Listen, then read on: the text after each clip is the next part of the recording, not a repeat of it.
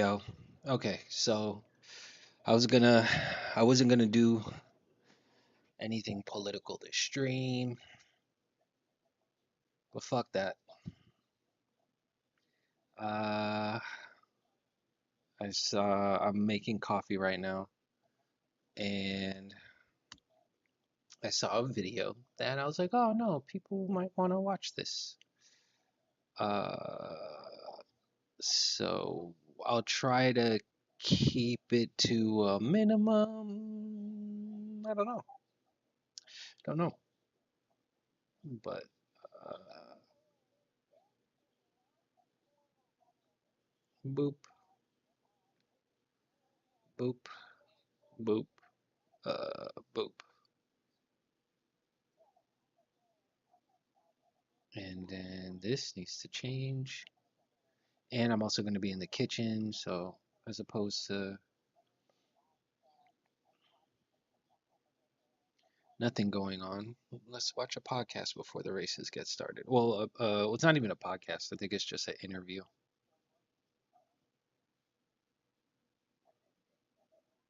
I have to finish this paper. I'm swamped. No one told me college would be so damp. Just get Grammarly.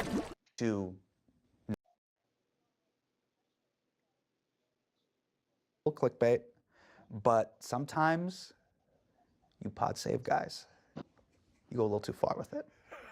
Okay? Well, sometimes. I'm gonna give you some of these thumbnail titles, and I need some answers. Okay? So these are the YouTube thumbnails. These are the YouTube thumbnails. Yeah, these are. And we gotta talk about this. This is Elijah's fault. All right. I call this Democratic Party fan fiction. Start with our first. I hate this in advance. Let's start with our first one. Okay, this is insane. How broke is Donald Trump? Now, in fairness, this video. Look how surprised I am. Yeah. What? Are you He kidding has me? no money. How? What? Where's all his money? The video, to be fair to you, was about something about he needed to make bail on something and whatever. Can we stop with this nonsense? Yeah. The man has huge buildings in New York City with his name on it. He flies around in jets. He's very rich. He's very rich. He's very rich. So stupid thumbnail. I'll take responsibility. Thank you. Thank you. Not gonna do that one again. Here's another thumbnail. Oh no. Is Fox News doomed?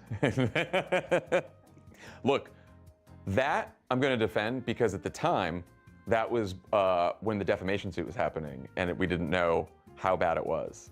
This one, John, I really want your genuine perspective on. Oh no. Could Trump go to jail? Oh, well see, I'm in my house, which means it was during the pandemic, which means it was probably after January 6th. But John, you really thought Donald Trump was gonna go to jail? After January 6th? We live in the United States of America. Presidents don't go to jail. That only happens in healthy democracies like Guatemala. There is no way. What did you think after January 6th? No, he was not going to be perp walked. Listen, man, like this does not happen in America. Like, I think that if the January 6th case had gone through, and he had done a whole trial and he was convicted, I think there was and wasn't running again, right? Like say he never decided to run again and become president. I think there's a chance you'd get some home confinement. No, I mean what I mean by like get an ankle bracelet. In all seriousness, in America, if you are incredibly wealthy and incredibly rich and powerful, you can appeal your way into never serving. Yeah, that's probably right. Long before any votes were counted in November, it was clear who would win the 2024 presidential election. Podcasters. Now they're calling it the podcast election. In some ways, this is like the podcast election. I mean, this is sort of a podcast election. Kind of the podcast election. We are now in the podcast election moment. No podcast was better positioned for this historic collision of politics and men who like to hear themselves talk than Pod Save America. Started by a small herd of former Obama staffers after Trump's first inauguration, Pod Save America was the one-stop shop for all your resistance needs. News recaps, interviews, workshops on organizing, fundraising for candidates, t-shirts, sweatshirts, hats, mugs, tote bags, bumper stickers, pins, yard signs, baby onesies, pet bandanas, band-aids, candles, fanny packs, their own brand of fucking coffee, clipboards, pens, water bottles, and socks. Seriously, are you guys a podcast or a fucking flea market? But by 2024, the resistance had stagnated, weighed down by its warehouses of unsold merch and a president who kept threatening to do 9/11. We're going to watch the debate, and then tomorrow I'm doing 9/11. And while we were all freaking out about Biden, the media landscape had completely shifted. A growing manosphere of brocasts had outbroed the PodSave Bros as the home of political discourse. So, to help me sort through all of this, I sat down with the PodSave founder, Jon Favreau, to talk about podcasting's influence on politics, the resistance on life support, and the question on everyone's mind who owns one of their Mother Earth is a MILF bucket hats. Why didn't Pod save America?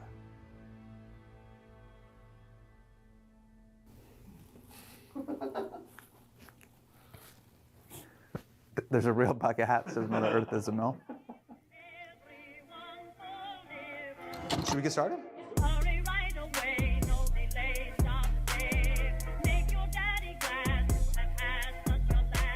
You guys are like a real company. We are a real company. You guys are real. We like to pretend. Yeah. We like to pretend. Before the interview, let's take care of some business. This episode is brought to you by ZipRecruiter. Go to this exclusive web address to try ZipRecruiter for free.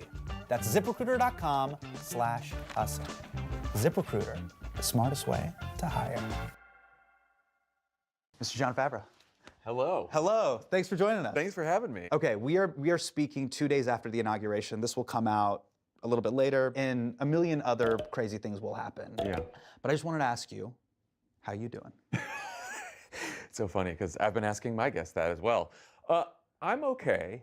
Yes. I decided that it took me about 43 years to figure this out, but I decided that there's no use in dooming about the future because that's not going to affect the outcome, right? Being nervous about what might happen under a second Trump presidency. So I'm just trying to take one day at a time.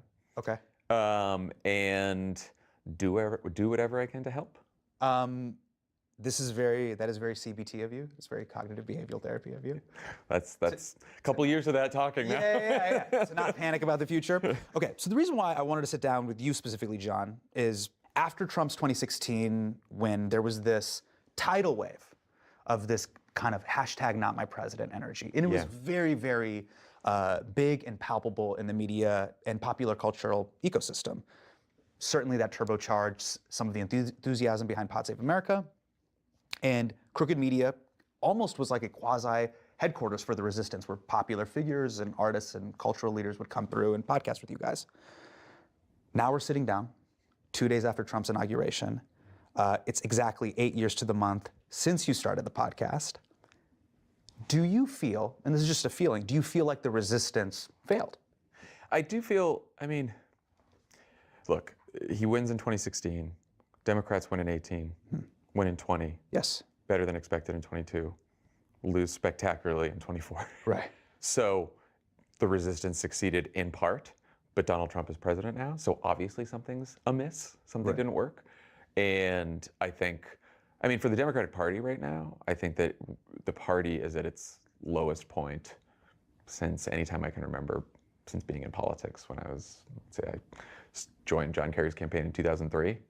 Wow, so you've been working in politics for 22 years now? Yes, I'm old now. You said, and you feel like this is the lowest? For the party, yeah, I think so. I think Donald Trump has more power now, and the Republican Party has more power now than they've had at any point in my lifetime. Partly because of not just the majorities in Congress, though they are slight in the House, the courts, the Supreme Court, and now the way that Trump is already wielding power as president. On the Pod Save America website, you describe it as, quote, a political podcast for people who aren't ready to give up or go insane. Yeah. Okay.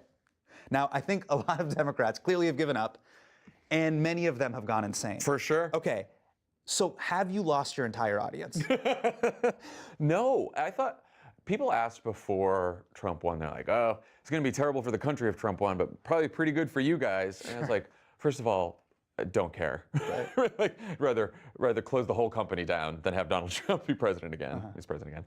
But second of all, I was like, look, I worried that this time around, and it still may be true, that people will feel so dejected and so much despair that they will just tune out altogether. And I think for some segment of the population that has happened. I think some people just wanted to take a break since the election. But our audience has stuck around. I think partly. What are the DMs like? Is it just like, is it people on Blue Sky that have snorted Adderall? Is it like desperate cries for help? What is the temperature? The temperature is a lot of people scared, looking for answers, angry. There's a lot of anger in the months after the election, and people just sort of wonder. It's a lot of people just like wandering around, sort of like, what do we do now? What happened? Like, I think people are still in shock. Okay, so those DMs. Yeah. The what do we do now? All lowercase question mark. How do you respond to that? You on some level are. You have a parasocial therapist relationship with your audience. So what do you tell them in those moments? I tell them that it is fine to give up if you want to give up, right? Giving up assures that the bad things will happen. It doesn't even give us a chance to stop it. And that's fine if you want, but also it's going to be really hard to outrun those bad things, even if you're not paying attention to politics. You might not care about politics, but politics cares about you. And it's going to affect you. And I think we've all seen that. Like for me, it really hit me that Donald Trump was going to be president again. It was a week before the inauguration. I live in Los Angeles, and the fires hit. And there was so much misinformation. There's so much anger. It was so hard to figure out what exactly to do, how to navigate the crisis. Should we evacuate? Should we not? Because our information systems are all a mess. And you've got Trump, talking about Gavin Newsom, and then you've got everyone mad at Newsom, and then people are mad at Karen Beck. And it was such a mess. And I'm like, oh yeah, this is what life in the Trump era is like. This is what we're going to get for the next 4 years. Because even in the most optimistic scenario that like Trump just does all of his corruption, makes a bunch of money, and we somehow get through the next 4 years, there are going to be disasters, there are going to be crises, because every president faces disasters and crises. And the question is, how do you respond in those moments? And I worry now that we do not, as a country, have the capacity to collectively respond and navigate crises in this political environment. As a byproduct of the disconnect that we have person to person, with communities, or algorithm to algorithm? Algorithm to algorithm for sure. And I think that what the algorithms have done is that they just further polarize the country. And so, and the other thing that's happened is, again, everything is politics now. Everything that happens in the world becomes politics. And that's probably always been the case, but there was a time when a wildfire or an earthquake or a hurricane would happen, and Republicans and Democrats, even though they were fighting like crazy, would at least outside of partisan. Yeah, it's like, let's just at least let this happen and take care of people. And now we saw it with Hurricane Helene, we saw it with the fires. Now it's just. Emmy-winning The Traitors is back for an all-new season. Here we go again. This game is torturous. Dude, if I were them, I'd be scared. Oh, I've missed this. We're off the rails. Okay.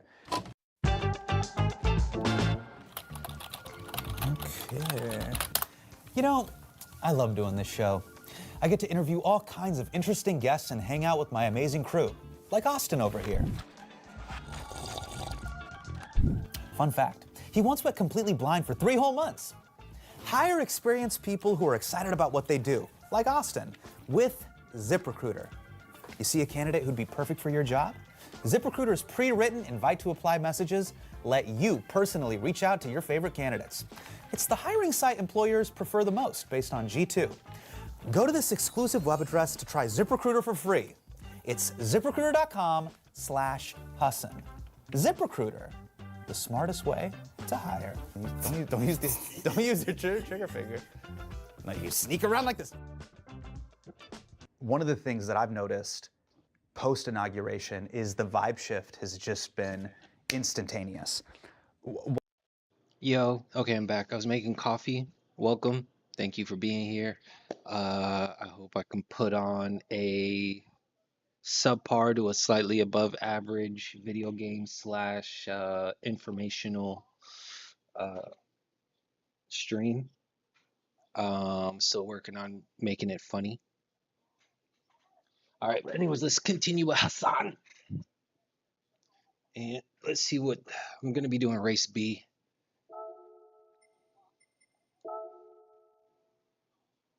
Why do you think Donald Trump is being culturally embraced in a way? I should also do the headphones because this microphone is crazy sensitive.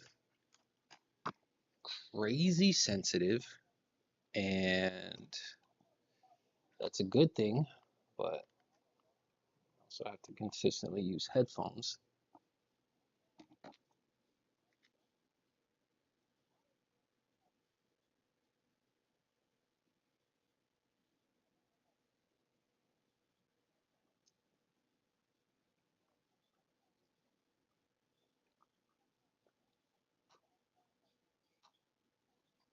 Sponsor me, Cafe Bustillo. I need it. Oh. All right.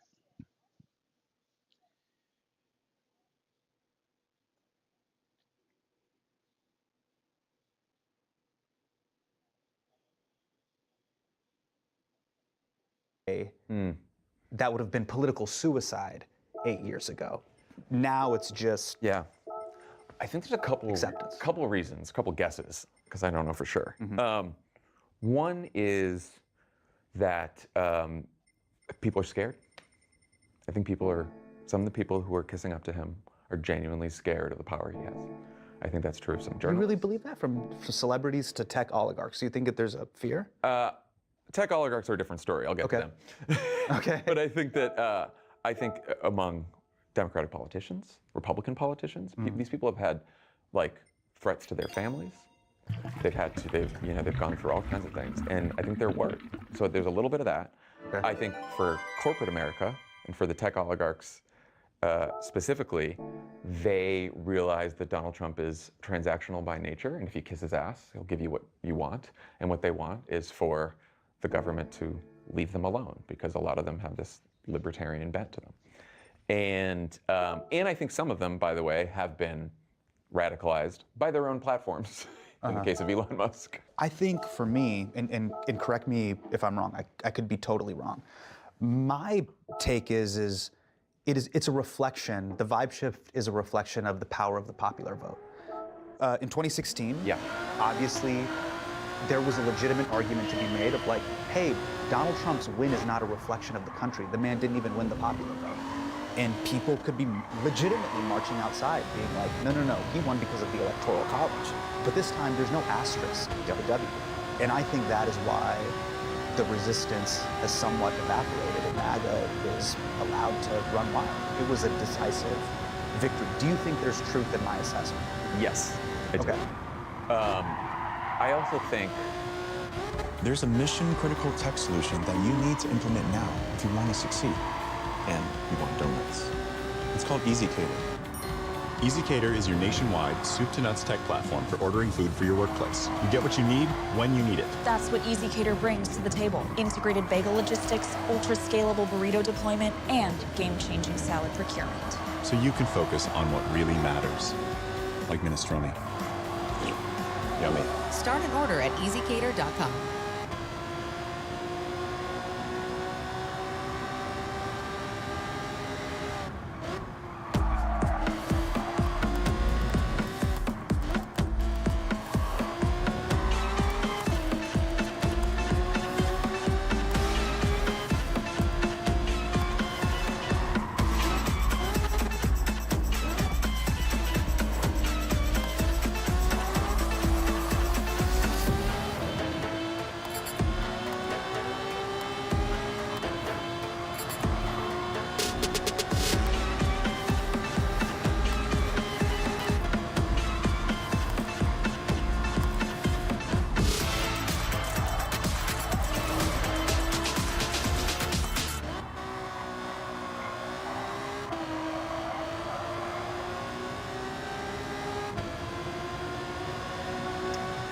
It's interesting. When he first won, it wasn't just like maybe he's not legitimate, but it was this idea that it was so close, right? And we blamed a million different, right? This was it was Russia, or it was Facebook, or Hillary didn't go to Wisconsin, or it was just racism, right? Or any of the other million of explanations. Now, if Kamala Harris had lost the election by like 5,000 votes in Wisconsin, I think not only would you see you'd see the resistance, like, you know, organized, march through the streets, all that kind of stuff. I think it would be even harder. It's clarifying what happened. At least this is how I see it. Got it. Like, I feel like this level of win, which is not a huge win, but like you said, it is a decisive win. Yeah. I think it is clarifying about where the country is. I said that before the election. I was like, if he wins, then we'll know something about it.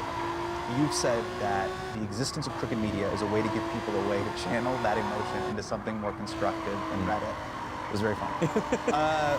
But the solution for Pod Save America, the direction that I'm seeing is vote for Democrats. You even have a political action wing that is apart as a way to fund candidates. But I've found something, and this is just from me traveling the country and performing for a wide variety of different audiences in different states. Yeah. The general public as a whole doesn't trust politicians as a whole. 100%. On either side, because they don't think that they represent them. And less so than at any time in recent history. Yeah, and I don't disagree with them. They feel like they represent their donors. So how is voting even harder for Democrats the answer? Yeah. It's not. It's part of what we want to do and what we've been trying to do, as well as just vote for Democrats, is having a conversation, being a place for a conversation and a debate about the future of the Democratic Party and what kind of Democratic candidates we want to elect, and focusing on primaries and what kind of party we want to be, what we want to stand for. And I think there's a healthy debate to be had. There's a lot of emotion around that, especially now. But I think that's critical, because I don't think, now, the reason we still say go vote Democrats is because it's, at the end of the day, when it's Democrats versus Donald Trump and his brand of Republicans, then it's a pretty easy choice, even if the Democrats are perfect and we don't like them that much. But ideally, we want to build a party that people want to be part of, and that people aren't just holding their nose and voting for the lesser of two evils, but actually excited to go vote for candidates. Like, that's the goal. But there's triage to do in the Trump era, right? Which is just like, we're gonna stop bad things from happening. But then another big project is, okay, how do we get out of this? How do we get out of this crisis so that we're, again, back to my earlier point, so that we're not winning elections by 10,000 votes in Wisconsin or 20,000 votes in Pennsylvania, right? Because, you know, if Kamala Harris squeaked by, right, this time around, and she was president right now, but the vote was really, really close, we'd still be in this crisis, I think. Would there, and this is just a blue sky philosophical question. Yeah. Would there be any fumble that the Democrats could do that would potentially lose you as a voter to go, or as a political commentator to go, you know what, in good conscience, I can't tell you that voting blue is the right thing to do? I think voting is about the outcome, right? And it is a binary choice in this country, because the way that our system is, it's two parties. People can start third parties, independent parties, great. It's just very hard to gain traction. Reforms like proportional representation, ranked choice voting, all this stuff would be great. Yeah. Again, we can't do any of this right now, because we have full Republican control, and they're all guilty to Trump, right? That's the only thing we have right now. So, in that environment, it is a binary choice. And if it is a choice between, let's say, the most annoying Democratic politician, right, who annoys me to no end. Okay. Who I don't. You can name names. A lot of them. There's a lot of them. We're just running. You know what? I can't pick is the problem. Okay, got it. And Donald Trump or Republicans, we're going to do the things we're now seeing them do, and we'll see them do it in the next 4 years. Okay. Of course, I'll vote for the Democrats because it's telling me about it, right? Gotcha. And so if Democrats suddenly just gave up all their values and started acting like Republicans, or acting like Donald Trump, then yeah, maybe I wouldn't vote for them then. But I'm always going to vote for the lesser of two evils, because I do think that the outcomes of elections matter. And I think there is a huge difference right now in whether Donald Trump and MAGA Republicans control Washington and have a lot of power, and Democrats do. Okay. You may be exhausted by reading these think pieces, but a lot of think pieces have been written about this was the election of podcasting. This was the podcasters' election. Sure was. Obviously, it played a big role to some extent in terms of viewership. You had Lex, Theo, Joe, Ben, you guys, Jordan Peterson, Mel Robbins. Shout out to Mel. Come on the pod. But if you actually just look at Lex, Theo, Joe, Ben, and Jordan, these 5 guys reached more people than MSNBC, Crooked Media, Late Night, certainly my podcast. Combined. What do you think about that? And do you think these think pieces are overstating how influential podcasters really are? Or are they overstating? It's impossible to overstate that. These are my top writing tips. Number 1, before you start writing any essay, I would recommend drafting 5 ideas out. So I like to create outlines to finally pick the best one. I actually really like using Grammarly's free AI tool, which has a brainstorming feature. Tip number 2 is to have a study space where you have snacks and drinks nearby. Helps make the writing process fun. My 3rd tip for start to finish essay writing is using Grammarly. Aside from using Grammarly to fix my spelling errors, I love using Grammarly's free AI features. One of my favorite tools is the fact that it can find gaps in my essay, so suggest things like counter arguments and also come up with conclusion ideas. Best of all, there's an auto citation feature that automatically generates citations, so you don't have to leave your browser. Sign up today to get Grammarly for free.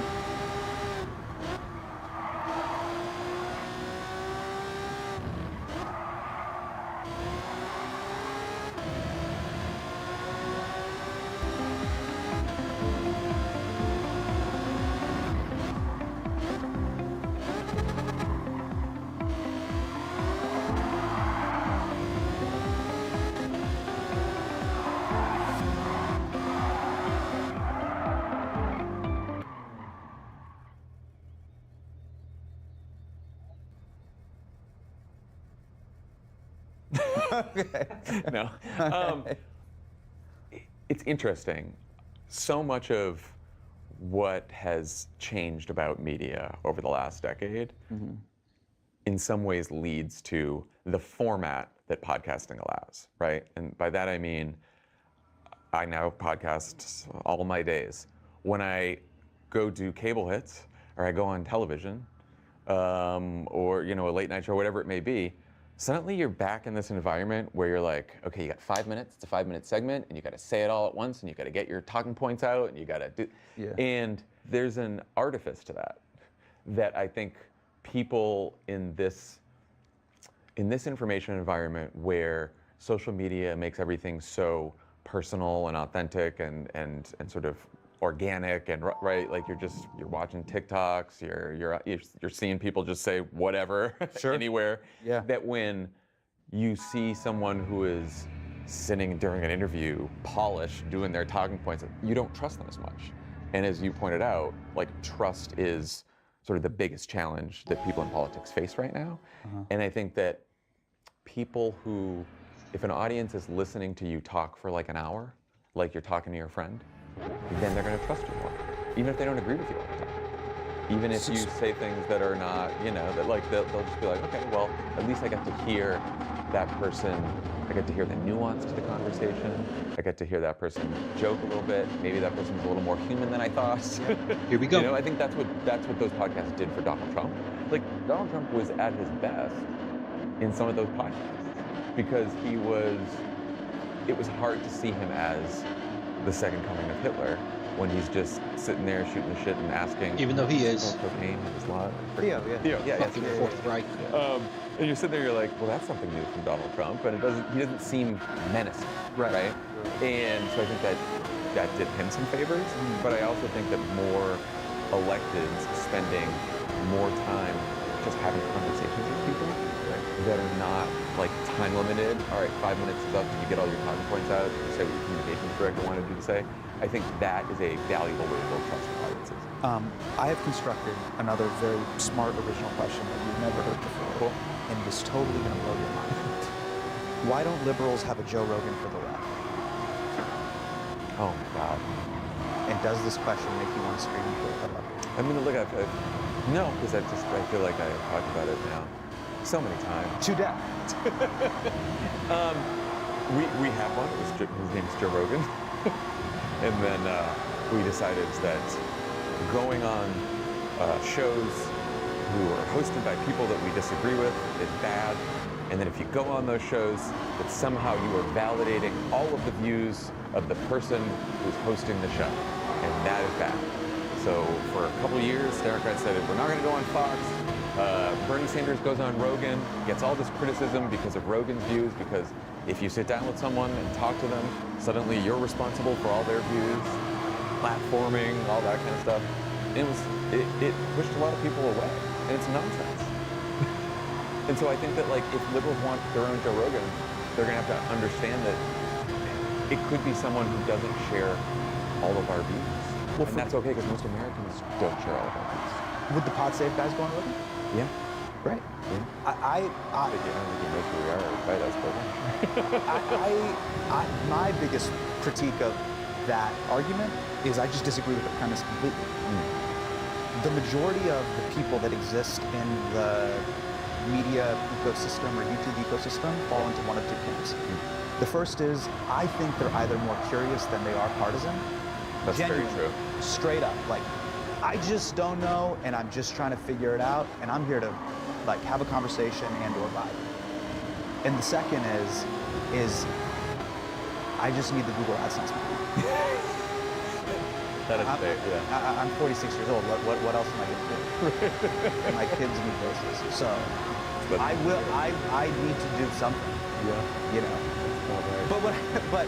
But to emphasize the first point is, that's what I legitimately think. When people get, there's these hard labels, I actually think it's counterproductive to, if the goal is to have like a really rich, robust conversational society where you try to talk about these issues in a meaningful way. It is the only way to move forward. It's the only way progress happens. Got it. And I think about this from the perspective of a political strategist, because I can never leave that part of me behind. But so I think about it from an organizing view. And the people I meet who have sort of like the best handle on politics and persuasion, whether they are far left, center right, are organizers. Because if you're an organizer, you have to go door to door, and you have to meet people in the community who have weird views that don't line up with, not just views that are opposed to your politics, but views that just don't make sense, right? You're very pro-choice, but you're, very pro-gun, or whatever it may be, right? This is like the median American voter has all kinds of views that are somewhat complex and sometimes contradictory. And in order to win elections, you have to persuade those people with some views you don't like or weird views to, come join your team. Yeah. Right now, there's a lot of liberal op-eds and columns about what the Democrats did wrong. But what did the Republicans do right? Donald Trump has figured out how to command people's attention in a way that I think no politician has in a long time. And I think that right-wing figures are also better than Obama. I was going to say, I think Obama's the last. It's hard to compare because it's such a different information environment, but I do think there's some similarities there in being able to command people's attention. I think Trump has done it in such a more intense way, because if you think about it, when he won in 16 and even in 15, then it was Twitter, right? He was tweeting all the time. His interfaces all the time. Right? And he didn't care if it was positive attention or negative attention, it was attention. And he knew that making himself the center of everything, there'd be negative polarization to that, and he'd have a lot of opposition, but also people know him, he felt comfortable with him, right? And now, I think what worked for him hasn't worked for a lot of other Republican politicians, partly because there's a big swath of this country that knows Donald Trump from Apprentice. He's a celebrity, right? He's a phenomenal TV person. And so they think, and I think that helps, because it's like, how bad can he be? He was the guy in my living room all the time, right? Right. And so I think they're very good at commanding attention. I think Democrats have not figured out quite how to do that. I also think that just from a tactical perspective, like Trump professionalized his campaign this time around in a way that he hadn't in prior campaigns. What do you mean by that? I think a lot of people who worked on Trump's campaign this time around were like real Republican operatives who had success, or like with like establishment Republicans. And I think because because the whole Republican Party is now a Trump party, he had a lot more talent to choose from this time around. So like Susie Wiles, his White House chief of staff, who was his campaign manager, is like very well respected in Florida and successful in Florida and respected by some Democrats in Florida, right? And so like these people knew what they were doing on Trump's campaign in a way that they hadn't before. It was more of a shit show in 2016. I also think that the Republicans spoke to the current cultural moment much better than Democrats.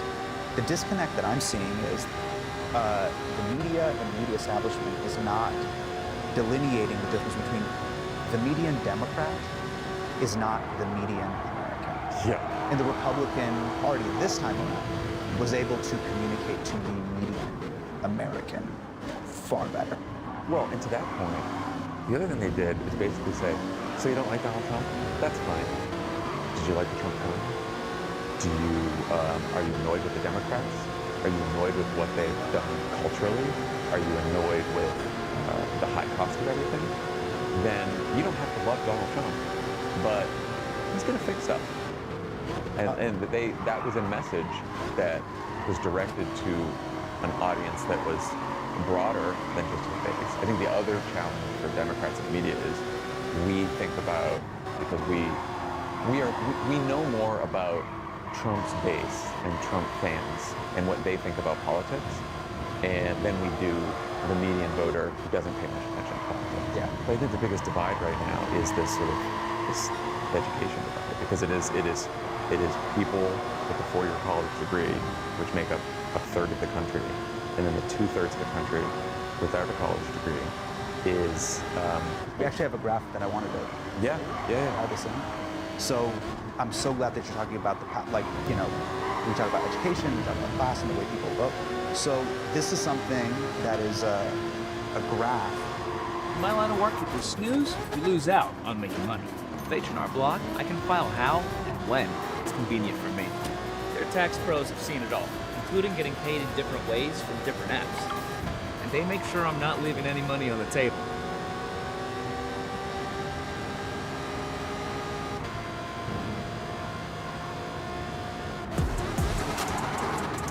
True vision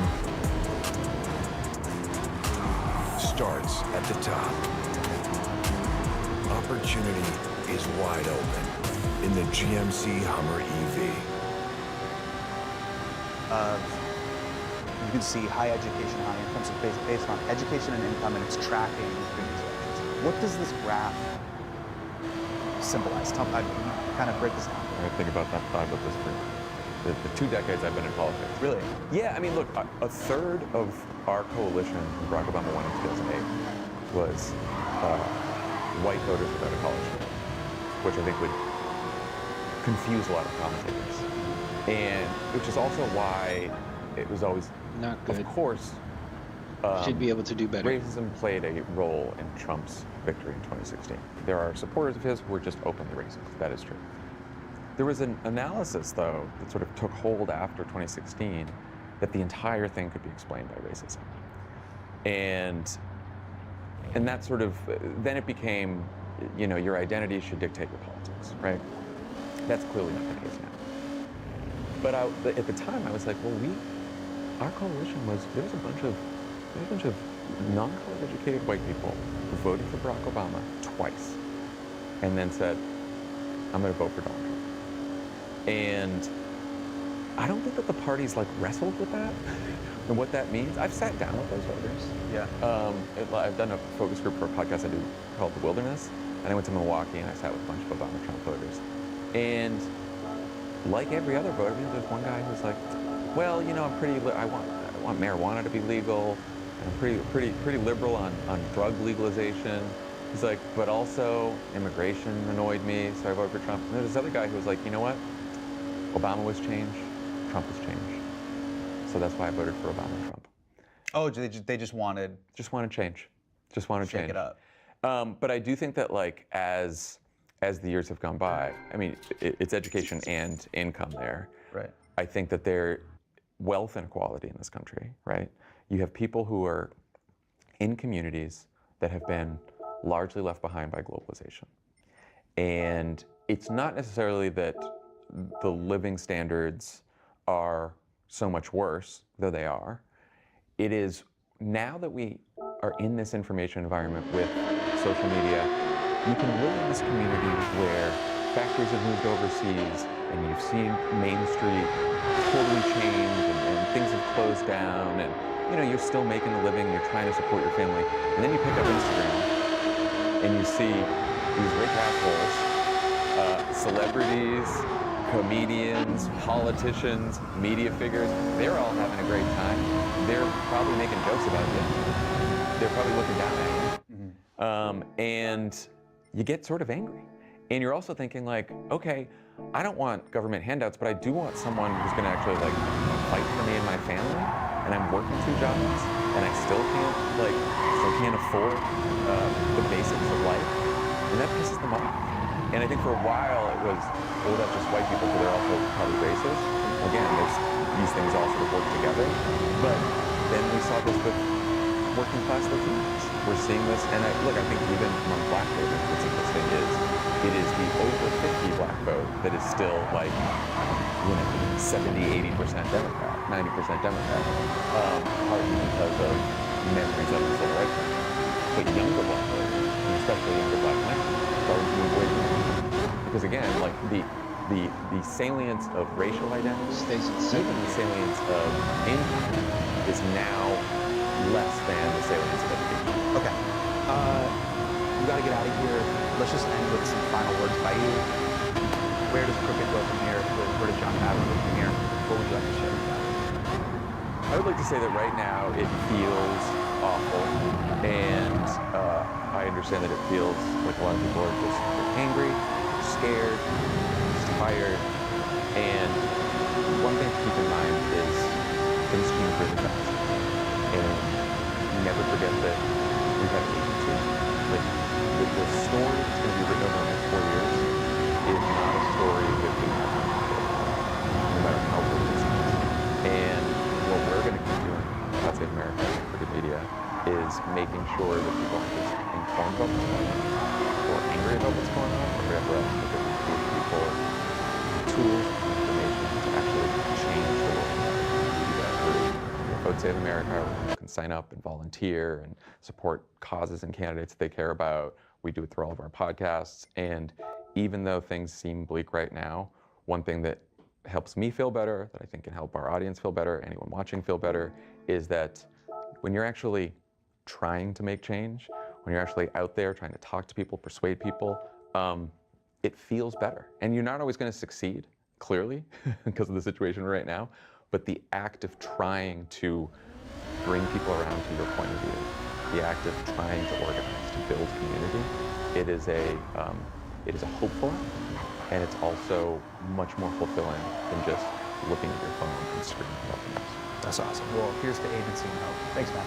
Thank you. This was great, It man. was fun. Thank It was you. really good. I love that. Great questions. All right. Great questions. Thanks for being on the show. Cool. Cool.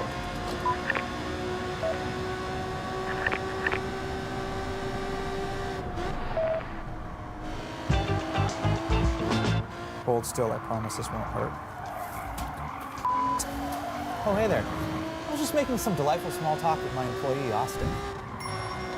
If you're doing what you love to do, there is nothing better than being surrounded by people who love it as much as you. And if you own your own business like me, you want to hire employees who love what they do too to boost the overall success of your business. Plus, make it a pretty great place to work. But how do you find passionate employees who are a good fit for all of your roles? ZipRecruiter. And right now, you can try it for free at ZipRecruiter.com/hustle. ZipRecruiter's powerful matching technology finds top talent fast and starts showing your job to qualified candidates immediately. It saves you time and money that you can't afford to waste, so you can hire experienced people right now who are excited about what they do with ZipRecruiter. 4 out of 5 employers who post on ZipRecruiter get a quality candidate within the first day. See for yourself. Go to this exclusive web address to try ZipRecruiter for free. It's ZipRecruiter.com/hustle. Again, that's ZipRecruiter.com/hustle. ZipRecruiter, the smartest way to hire. Oh! Shit.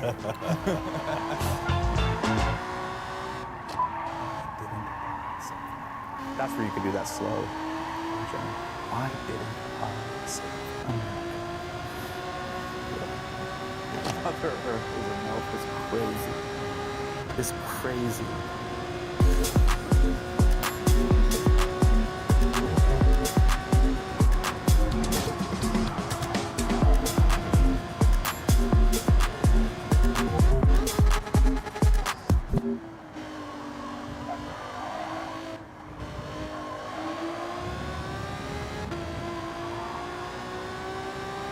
So the green squiggly line's going up. Up means good, right? No, up is bad. Really?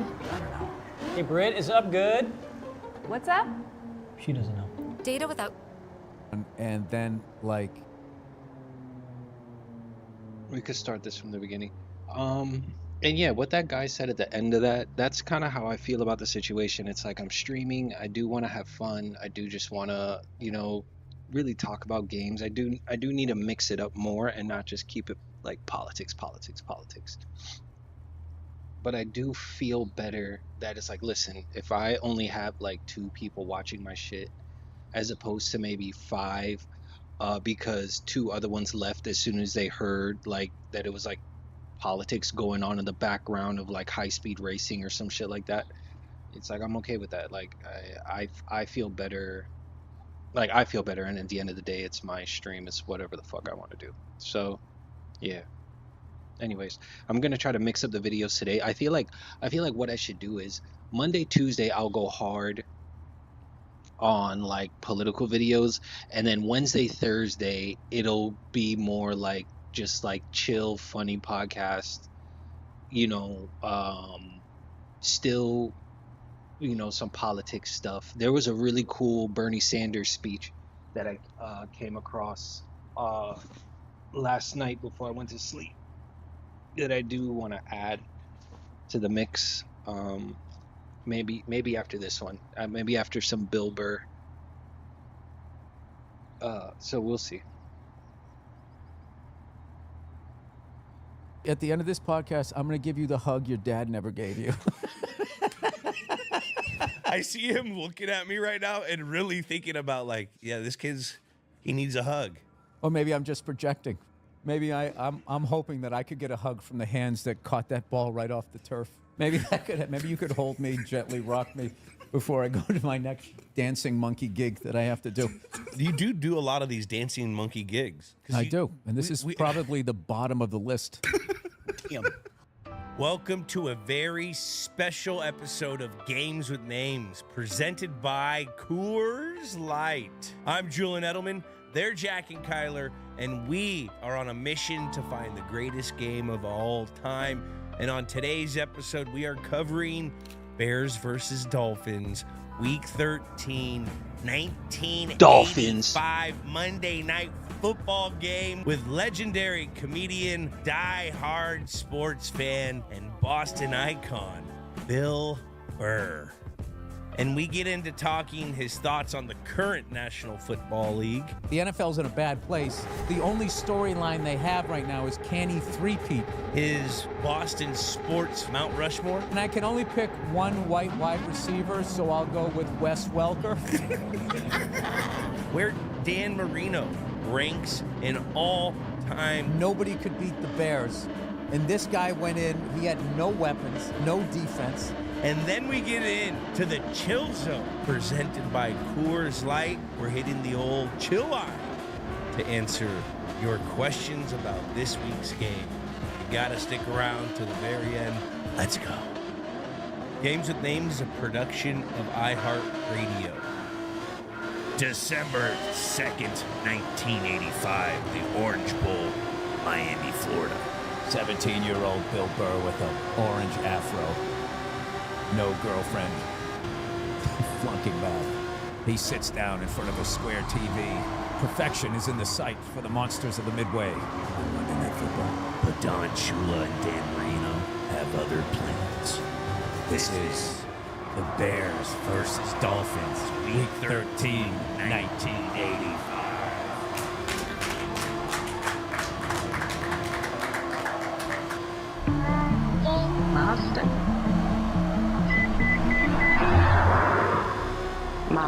Mazda CX-5. It's made to move you. Enjoy 0.9% APR for 36 months on the 2025 Mazda CX-5.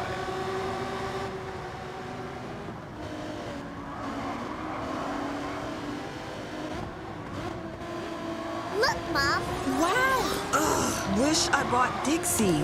These weak store brand plates turn hard work into heartbreak. Next time, get Dixie Ultra Plates. 3 times stronger than the leading store brand. Dixie, make it right. Welcome to Games with Names. Today we have a very special guest to talk about a very random game. How dare you? We're going to talk about the 1985 Week 13 Bears versus Dolphins Monday Night Football game with Bill Burr. And Bill, I have one question to ask you in one sentence. Okay. Why did you? Because after Dan Marino played, or during his career, he got all of this crap that he couldn't win the big one. And he had no weapons. He had no defense.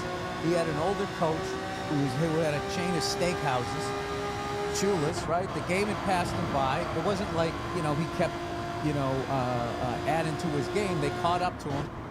The guy had no running back. He had nothing. He had no help, okay? And everybody was saying, like making it sound like this guy wasn't good. He's one of the greatest quarterbacks of all time who had no help. And in 1985, nobody could beat the Bears. And this guy went in with like a regular defense. Not only beat him, smoked him, 38-24. Dude, they were beating like the Cowboys, who were just perennial, Tom Landry, late in his career. They beat him like 44-0. I remember that on the cover of Sports Illustrated. And the what is it? The 46 defense, dude, was like mythical. By the 4th week of the season, and no one was going to stop these guys, and they were going to win the Super Bowl, which God knows they did against my Patriots. We were up 3-0, though. Tony Franklin. 3-0. Yep, and he went in and just straight up beat him. And I just always feel like one of the biggest curses in sports, there it is. I still remember that cover. And that was mind-blowing. That was mind-blowing that the Dallas Cowboys could get beat that bad at home. They absolutely destroyed them. But like one of the biggest curses in the NFL is to be a highly sought-after draft pick, right? Because you usually end up on a bad team. But then he lucked out going so late in the draft for reasons we're not going to discuss. But if you ever go to Pittsburgh, you can figure it out pretty quickly. I don't know Pittsburgh like that, but I can put one and one together. Yeah, you got around town. Now, Bill, is this the greatest game of all time? No. I figure everybody's gonna pick like you guys versus the Falcons or something like that. But like this is one of the most overlooked games of all time, and all of these like fat sports writers who were never picked in gym class, they can't wait for the dip in somebody's career. And their thing with him, well, we can't win the big one and blah blah blah, and they ignore this game. They ignore the people around. I remember, like, his running backs were like Delvin Williams during his career, Tony Nathan, Kareem Abdul-Jabbar, the football player. Swear to God. And he had Duper and Clayton, who were fantastic. They were really good. Fantastic. I don't know, but like the Dolphins had like the last 2 white cornerbacks in the league. They had like, who was it? Greg and Lyle and Kyle Blackwood or something like that. The Exciting Whites. Yes, there you go. Yeah, one was a strong safety. I don't know what the other guy was. Okay, you got all the names here. Fulton Walker, you remember the first guy to take a kickoff back in a Super Bowl. Don't remember that. But look at these names. Does any of these names, anybody here jump out at you like, oh my God? Dan Marino. Dan Marino. Don Shula. Look at that team. You're telling me this team beats the 85 Bears. They do, and why? Because the guys were at home with the champagne glasses trying to defeat the undefeated. The old Miami Dolphin guys, how they now you played this game professionally, right? I did. I tried. Okay, and so you just went with that ESPN take? I tried. Honestly, it was 85 degrees in Miami. Chicago's a cold weather team. I'm telling you, I gotta tell you, Bill, that's hard. Huh? That's fucking hard. What is hard? Look, do you see our record in fucking Miami in December? It's like owing like $1 million. Because when you go, because it was too hot out. Or because you guys went to South Beach the night before. You think we went to South Beach the night before with Bill Belichick? You think we went to Bill Belichick? Hot ass your team do. Every year I watch it with the Bruins and the Celtics. They come here, they go down to Anaheim, or they play the Clippers and the Lakers. They always lose one. There's always one night is always the party night, and then we're going to try against the Lakers. That's basically what it is. Yeah. If you saw the Celtics with the big three against the no-name Clippers, it was 50-50 that they were going to lose that game badly. I used to go to it every year because I can't stand Lakers fans, because I don't mind the upper deck ones, but the ones down low in the Staples Center, it's just mouth breathing. Mouth breathing morons. Just a bunch of old guys with like 18-year-old chicks. It's horrible. And then you go to Miami and it's the same thing. It's a bunch of 60-year-old guys dressed all in white linen like Hannibal Lecter when he's going to eat that guy at the end of the movie. And they're hanging out with like these 21-year-olds. And then you guys get down there and you're like, wow, what is this? Some wide-eyed kid from Kansas, wherever the fuck you're from. You can't handle it. You can't handle it. And you go down and what do? You lose money for guys like me. And I came here today for an apology. I'm sorry, Bill. I'm fucking. Well, can we discuss what's the greatest game of all time to you then? What is your greatest game of all time? I mean, how do you pick the greatest game of all time? This isn't like stand-up where you just go Richard Pryor and you're done. No. The greatest game of all time. I don't know. I'm an underdog guy, so I always like underrated stuff. Like one of the greatest fights I ever saw was Michael Dokes versus Evander Holyfield, and they never bring it up. I don't know why. It's an incredible fight. This game they never bring up. Or maybe I'm a contrarian. Maybe that's the way I keep people away, you know, when I don't let them in. You know? Like, you know how much I'm enjoying whatever the fuck this is between us? It's fantastic. This thing? If I had to sit even closer to you in your Suzanne Summers Reeboks, I would really be uncomfortable. Suzanne Summers? Those are men's sneakers? These are men's sneakers? Those are men's sneakers. That's what you guys are doing. That is the future of this country, that a man can walk around with borderline slippers. I know they have a stripe on the side of them. But these are the same shoes from like 1970. You were probably. Have you ever seen the ladies with leg warmers that wore them when I was growing up? No. You look like you should be doing this. This is a nurse. Okay, everybody. Now. Is this a nurse shoe to you? Huh? It's a nurse shoe. Are you calling? No, it's feminine. You're very progressive. You're wearing bracelets. I like this whole after football you. You know, this Did you have to sit on this your whole career and act like you like steaks? Huh? My daughter made that. Is that supposed to make me ease up on you? No, that's just literally the truth. You know what's the greatest thing about it? I have a 7-year-old daughter. I went in because I don't have a desk or anything because I'm an adult. So I was trying to write out something, so I sat down at a desk. Using school. The greatest thing about I'm a 7-year-old. There was cookie crumbs on top of the desk. It just fucking made me laugh. Like, these kids are so funny. They think that they're sneaking, and they always like the level of evidence that they leave. Kids and people who wax CEOs. It's just the level of like evidence that they leave around.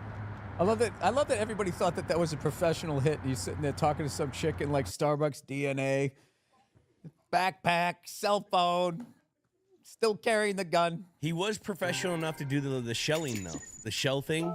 You know what I loved about him? I loved his belief. You know? That like he had a whole list, and it's like, all right, that's the first guy. Like he was just gonna go around like it was some Tom Cruise movie, and like somehow he was like the Bourne Identity. He was gonna be like, you know, Tokyo drifting around Sidious, like killing CEOs, and they weren't gonna catch him immediately. I mean, come on. Like if he just shot some shithead in the back, oh my God, what's going on with New York? And they would eventually got to it, but like the level that they went after that guy, the level, you can't have that. Money can't have money unless they make the call. You can't have some rando coming around deciding. He's not at the table. No. He's not with the Illuminati. He could be. Can I ask you a question? When you bring chicks over, you take out the guitar? No, that's actually playing. Kyler's. Oh, I thought that was yours. I really just picture. I'm a pianist. Dreamweaver. Or just serenade. It's after football. I need a new angle. I can't hit him with the stats anymore. No stats. So.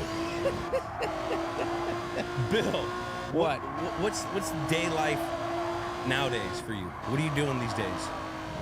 Well, I just scratched the rim on my car because I can't park new cars anymore. You sit so low in them. You know what kind of car? What kind of car do I have? I have a Jaguar because everybody has a BMW and a Mercedes, and I have kids, and I needed a back seat.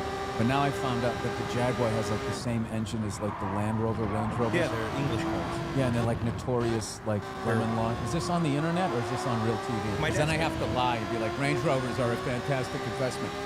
No, my mechanic already told me. He goes, no matter what you do with this car, it's junk by the time it's 100,000 miles. It already like overheated. It's annoying. You know what I mean? So I don't know what I'm gonna do. My dad's a mechanic, and the first thing he ever told me is never buy an English car. Yeah, what is the, you know? They just don't know. They're like the worst people on the planet. Because you take the Germans, like the English, not good with people. Not good with people, right? but great with machines. Great with machines. England just 0 for 2. 0 for 2, no brushing, no flossing. They got meat pies or something over there. What is their food? Chips and fish and chips? Other people? I don't know. They just kind of go around the world. Yeah. I do love when I go over and they go, "Boy, what's wrong with America?" It's like, well, you started it. The fuck you? This was your baby. You know what I mean? And you taught us how to treat people. That's what's going on with it. I don't put it all on them.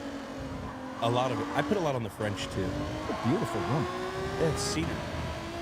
This is the age we're at right now. I just looked at your walls. It's a beautiful room. You got a little more excited. This is cedar. I know. Oh, is that? Should we have like a low sweater in here and like moths? It's actually really good with bugs. It is. Yeah, cedar wood is like really good with bugs. I think it doesn't allow bugs to live in it. I think it's more technical than that, but okay. Something like There's something about the wood. This is great. Don't you love when two dumb guys don't know what they're talking about? 100%. This is great. This is what people want to listen to. Well, let's go with it. Yeah. So there's something about they don't like the smell of it. I think there's something to do with the radiant. I don't know, but I just wanted to throw that word out there. I like radiant, and I totally bought it when you said it. Yeah. I was like, he knows what this means. I have no clue. I'm a dumb football player, Bill. Now I'm a stupid comic. I do shit jokes. Yeah, but I don't think, honestly, for me, I think comics are like some of the smartest people I've met. That's because you haven't hung out with us and you're romanticizing the art. No, I have hung out with a lot of comics. Next thing you're going to tell us we're sad clowns? No. They're so happy when they're on stage and then we just walk away, you know? No, there's definitely always something that has... I'm glad I was able to make your day more enjoyable. For all the young comedians out there, it's one of the biggest lies ever that if do you have enough fucking cameras? Jesus fucking Christ. Got you one, me doing one, like the national news. Oh, okay, this is me. Don't buy into that bullshit that if you're happy, you're not going to be funny. If you get married and I find love, you're not going to be funny. It isn't. It's an amazing thing, and it gives you a whole new way of viewing the world. And if you're funny, you're funny. That's what it is, right? Like if you somehow serenade the right woman, right, with that guitar, and you get married, does that mean you can't catch a football anymore? Does that mean you don't have the desire? I tell you right now, I literally didn't get in relationships during my career because I felt guys got softer when they had marriage. I saw it firsthand. You did. So they're saying that as far as your research goes. As far as my research goes, I get that because I felt that like I saw a couple guys that were, you know, I won't put no names out there, but they got married and it just felt like the main reason wasn't the main reason anymore. I tried to say something nice, and then you just come at me with facts. I can't argue that. I know, because then they'll be like, you got concussed again, Julian. And you're like, it's just a headache. And they're going, no. My hip. It's my hip. It's my hip. Okay, let's jump in. If Tommy says I can go, that means I can go. When are you going to listen to me? And then Bill calls you. Yeah, the game started like a week ago. Where the fuck are you? Did you see that recent one that Lawrence Taylor drove by Giant Stadium? You saw the lights on and he was like, oh, fuck, I have a game? Yeah. He showed up in the first quarter? He showed up late. They benched him for a series, and then he went out, and I think he had like 7 sacks. All right, I'm going to tell a story, okay? I don't feel like I'm talking out of school here because this is a funny story. So I'm doing Inside the NFL. Phil Simms is on the show, and Lawrence Taylor is coming in. So it's Phil, Chris Collinsworth, Lawrence Taylor, and me, right? I mean, one of those classic, like, what in the hell am I doing here, right? So Lawrence hasn't showed up yet. So Phil tells me a story. I go, I can't believe Lawrence Taylor's going to be here. I mean, that guy was just like, he literally changed the game. And I was just going on and on about it. He goes, you know what's funny about that guy? He goes, he didn't even know the names of the teams in the leagues. I go, get the fuck out of here. He goes, yeah. He goes, one time, he goes, we won some game. They were on the road, and they're on the team playing. They're all hyped. Lawrence is psyched, and Phil goes, hey, man, you know, if the Redskins lose, then we're going to be in first place in our division. And Lawrence goes, oh, yeah? He goes, who's in our division? And Phil goes, you don't know who's in our division? And he goes, man, I don't give a shit, right? And I'm thinking, like, that is the genius of his. I don't need extra information in my head. You have a different uniform than me. I'm going to ruin your day. So I thought it was a hilarious story. But as always, you know, you think maybe he put a little mustard on it or whatever. 10 minutes later, Lawrence Taylor comes walking in. Him and Phil both just start laughing, which was great. They just saw each other, they started laughing, they hugged and everything. You just know all the shit that they did back then. Who knows, right? So Lawrence sits down and he starts telling stories, right? They just start telling things. And in the middle of one story, he goes, we were down in New Orleans and we were playing the, and he goes, Phil, what's the name of that team in New Orleans? And he goes, the Saints. He goes, we playing the Saints. It was unbelievable. And then fat sports writers would say that, you know, they would say that he wasn't smart, he was blah, blah. It's like, that's like some Einstein shit. I'm wearing the same shit every day, so my brain doesn't, I only need to worry about, like, you know, you hear all those stories, how he would sleep through meetings and then get up and diagram the whole play, or they would ask him if it was okay. The guy is like a fucking savant. Genius. But the fact that he didn't even know, like the fact that he's almost like a housewife in the level that he doesn't know the names of the teams, yet he's the most alpha dominating player that I ever saw. But you know why he seems like he fell out of the sky is because his favorite player was Hollywood Henderson. Yeah. And he was like, Hollywood Henderson was the gap as far as the linebacking position between, like, you know, Dick Butkus in that era and him. He came and it looked like he was an alien. It was because, unfortunately, Hollywood Henderson had like substance abuse problems and it affected his career. But one of the greatest play, another underrated play, 1976, the Steelers are playing the Cowboys and the Steelers kick off. Guess who receives it? Hollywood Henderson. They had a linebacker receiving their kick in 1976. Like that just didn't happen. And he took it all the way down the field to like their 45, and Roy Jarella, their kicker, just sort of dove like that, and his linebacker knee hit his ribs. Broke him. Yeah, and fucked him up for the game. And it's a really hard game to watch if you're a Cowboys fan because they were running reverses. I think that's what it was. It was a reverse on the kickoff, and they were doing all of this shit. And then they got up, and then they just sat on the ball, and the Steelers kept playing, and then they came back and beat them. Man, how does it feel to be that old to remember a 1976 game that great? I watched it on YouTube. The first one I watched was 78. What's the first game you remember watching? Do you know? Some O.J. Simpson was playing in like the early 70s. Buffalo. And my dad screaming at the TV. Or something like my grandfather going, you know, these are the old days. He's like packing a pipe to smoke it inside. Was he Sherlock Holmes?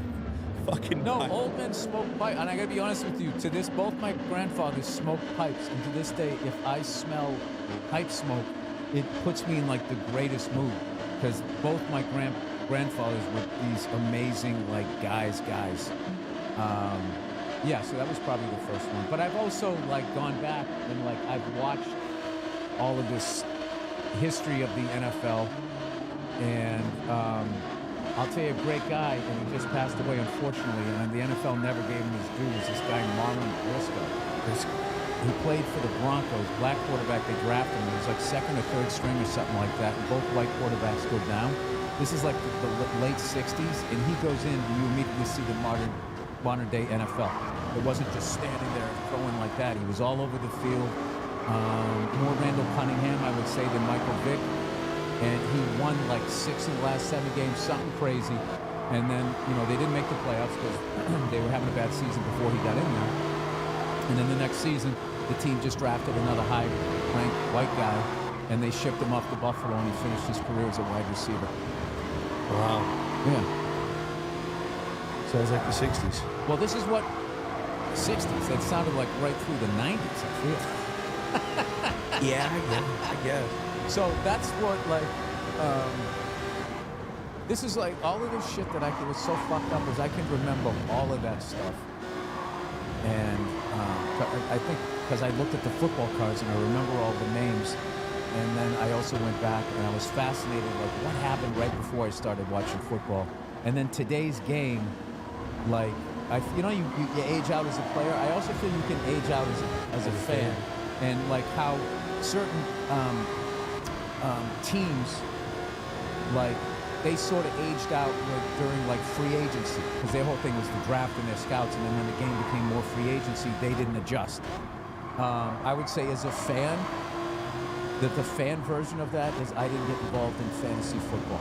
Yeah.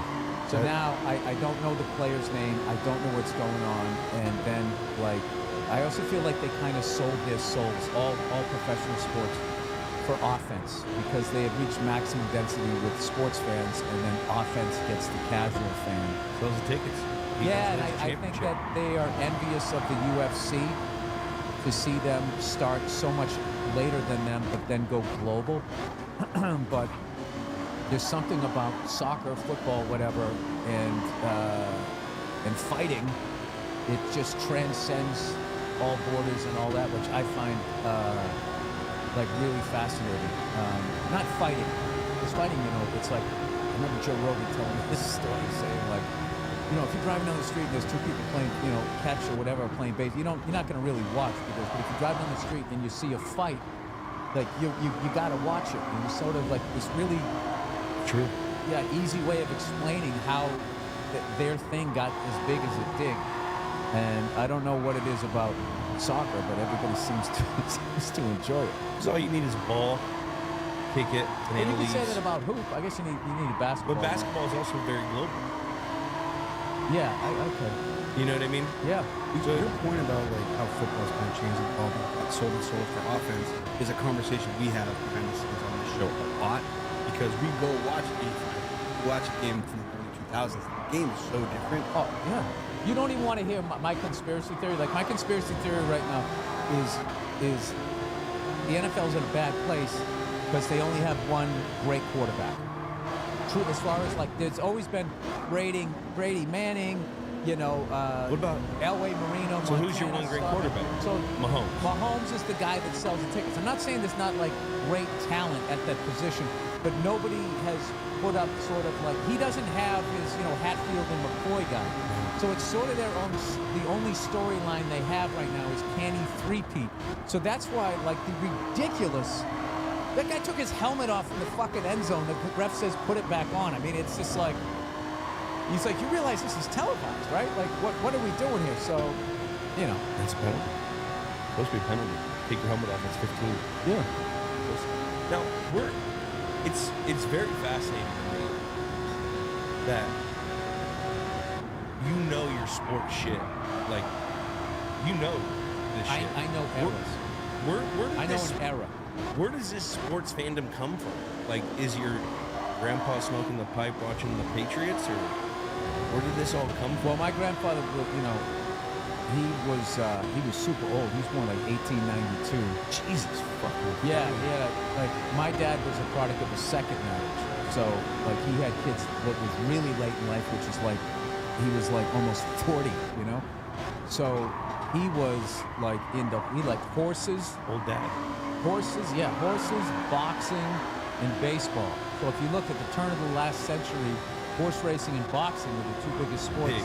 And then baseball came on. So he was living through that, and like, as far as like, having a cool car back then was like being able to handle a horse, having probably a stable full of horses. I don't know, that was like some man shit. So he was into that, and then he saw, Babe Ruth and all of that whole baseball thing come on, and like all of a sudden being able to listen to it on the radio and all of that. So he was kind of into the radio. And, he was like a classic older guy. Both of them, they were quiet. You know what I mean? And just, smoke the pipe, would have, a little 2 fingers, or whatever their drink was. Everybody had like their drink, and you smoked. and you look like you were 50 when you were 30. It was just like, that's just the way it was back then. But I remember I related to them. And I didn't know why, but now that I am an old man, I'm 50, 60. I'm fucking old, right? You look good. Yeah. I was saying the other day, 56 times 2 is dead. All right, so like... It is. It is. You can go to whatever personal trainer and they do your blood and be like, you're 56, but your fucking ankle is 38 with that dumb shit that they say to get you to keep coming back. It's like, no, it's 50. Everything on me is 56 years old. I may look better than the average 56-year-old, but, my heart has been beaten for, over half a century, so that is what it is. So... must be the avocados. Bill came here, immediately had to scarf down an avocado because he's on that Hollywood diet now. Yeah, I am not a Boston guy. Boston guy. That's the least Boston thing you've ever done. That's the first fucking thing I've ever done in front of you. No, I mean, I've met you once at the Comedy Store and then there. A couple other times, but yeah, I remember. All right, what's the most Boston thing I ever did? Make fun of your fucking stupid sneakers? That's a Boston thing. Even though they look like they're from fucking Southie. But, you know what? You can pull them on. Thank you. And that might be a compliment. That might be an insult. And doggone it, you should wear the sneakers that make you feel the prettiest. Are they that ugly? No, they're just really feminine. I just think I don't know what it is. There's just something about the soul. It's like that is not an active person. That's gum. That is the soul that lets somebody else drive.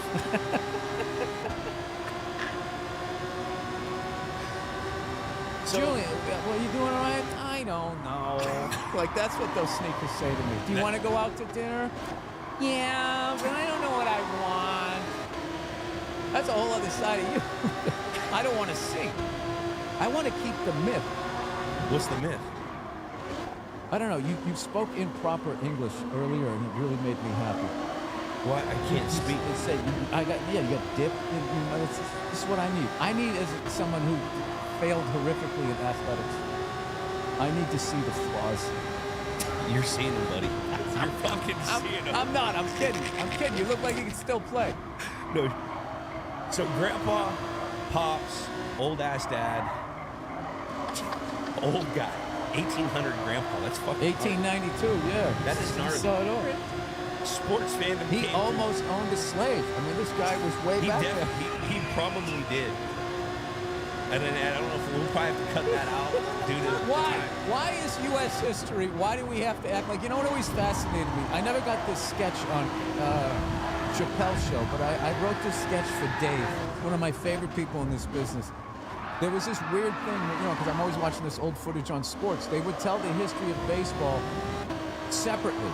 They would talk about in the 1950s. Oh boy, it was the golden age of baseball. And, Willie, Mickey, and the Duke, and I used to go to center field, and whoopie doopie, there was Duke Schneider, right? Or whatever. And then they had the other side, Jackie Robinson breaking the color barrier, and it was super ugly, and people throwing black cats on the field and saying all of this shit. But they told those two stories separately. You know what I mean? For some weird reason. So I wrote this sketch where Dave was watching like one of those Billy Crystal going to a Yankee game things and just fantasized, oh boy, I wish I played during the golden age of baseball. And then he went back, and of course, like it was like, and here we are, 1954, the golden age. And then, you come up to the place, get off the field, you black bastard. And there's the Mick. Oh, Mickey Mantle. And this duality of it struck me as funny. Never got it on, though. He would have killed that. He killed everything. Now, Billy Crystal, big Yankees guy. You ever meet him? I love Billy Crystal. And one City of the things, Slickers. I love that movie. And I also, underrated movie was Mr. Saturday Night. I didn't see it. I love that movie. And that movie very subtly is sort of a blueprint for a stand-up comedy career of some of the pitfalls that you can fall in. I haven't seen it in a while, but it's just like kind of getting carried away with your ego, dying on a hill, like that thing when he finally gets his show, and in his head he's like, don't say it. I want to what's with your fucking hair, whatever he said, and then he gets fired. The self-sabotage, I haven't seen it in a while, but like, having you got the girl, and then you're looking at other women. You just fucked the whole thing up. It was really I love that movie. I love that movie. So, and then also, you know, I used to watch him with Robin and Whoopi, the Comic Relief. I saw him all the way back on Soap, which you don't even remember, which was the late 70s. So I basically wasn't live. And then watched him hosting the Oscars. And I remember those. yeah, it was a cool thing as a wannabe comedian and then becoming a comedian, because they never gave comedies Oscars. There was sort of like this subtle thing, like, okay, so you actors are so goddamn great. How come you can't host your show? You need a comedian. And how many times he did it, the great job that he did with it. So I was a huge fan. And then he did a show with Josh Gad that only went a season. It was just, I still like a Phantom Limb. I wanted to see how it played out. And it was like, they were playing, he was playing this older entertainer, and he was this younger entertainer. For whatever reasons, their careers where they were at, they needed each other. And I mean, maybe it was too inside baseball, but it was absolutely brilliant, and it was so great. And it was, there's a few of those TV series that I watched. There was one on Showtime, The Brotherhood, and I think it was sort of loosely based on the Bulgars. What a wonderful world. Nerds Gummy Clusters. Unleash your senses. And that one went away. Now, you look at Billy Crystal. Sorry, I went off on a tangent. I know you really needed to regroup there. No, I did. But I was thinking, I completely didn't understand anything you just said. But yes, you did. Not really. Stop playing dumb. No, you're not a dumb guy. I'm pretty dumb. Listen, being able to figure out where to sit down in a zone with 22 people fucking running around. That's different. What happened to you as a child that you can't take a compliment? That you have to sort of hide behind this pillow? My dad never gave me one. Oh, you had one of those. Oh, definitely. Did you have to walk behind the station wagon with your cleats over your shoulder? Suburban, but yeah, we had the old '91 Bourbon. Everyone knew. Yeah, hey, catches. Yeah, you think you're something. Why don't you have none? Literally used to get grounded. You get out of my fucking car, you piece of shit. Dude, I had a crazy life like that, where I would get grounded if I didn't go 4 for 4 in baseball, basketball, turnovers. Dad would make me. My dad heard a story that, remember White Chocolate, Jason Williams, his dad tied his right hand to his behind his back and made him dribble with his left up and down the street. My dad used to make me do that. Like, my dad was psycho. You know, it's funny when I think about where were the moms during those eras? My mom was smoking cigarettes, watching we're kind of trailer trash. Yeah, mine was inside. Like, I know you're from Boston and I'm from California, even though you said I was from Kansas. But you just sound like you're from Kansas, and you're doing dip. You picked up a lot of bad habits. The intellect, the dip. Definitely. What's up, Kansas? I'll be there in a week. No, I'm kidding. Actually, bucket list. I want to go to Jayhawks basketball game. I somehow became a fan of this. Yeah, a long time ago. Was it the Field House? Whatever it was. Yeah. Why do you love sports? I still don't understand it. You know so much about this shit. Well, what else am I going to do? Watch CNN and Fox News and watch those guys lie? And then go do blow and fuck the same hookers after their show's done? Why would I sit there and watch that? So then I try to watch sports, and I'm trying to get away from all of this shit that I'm seeing. And now are they having baseball? Stand up for cancer. And everybody's crying about somebody who died from cancer. And no one's saying, well, they turned our food supply into poison. They don't bring that part up. You just hold a sign that says Larry, and you start crying. And I'm trying to watch a fucking baseball game. You're not going to do anything about the food supply. I don't want to see the people that you killed during a fucking game. So what's your Boston hierarchy of sports? Real shit.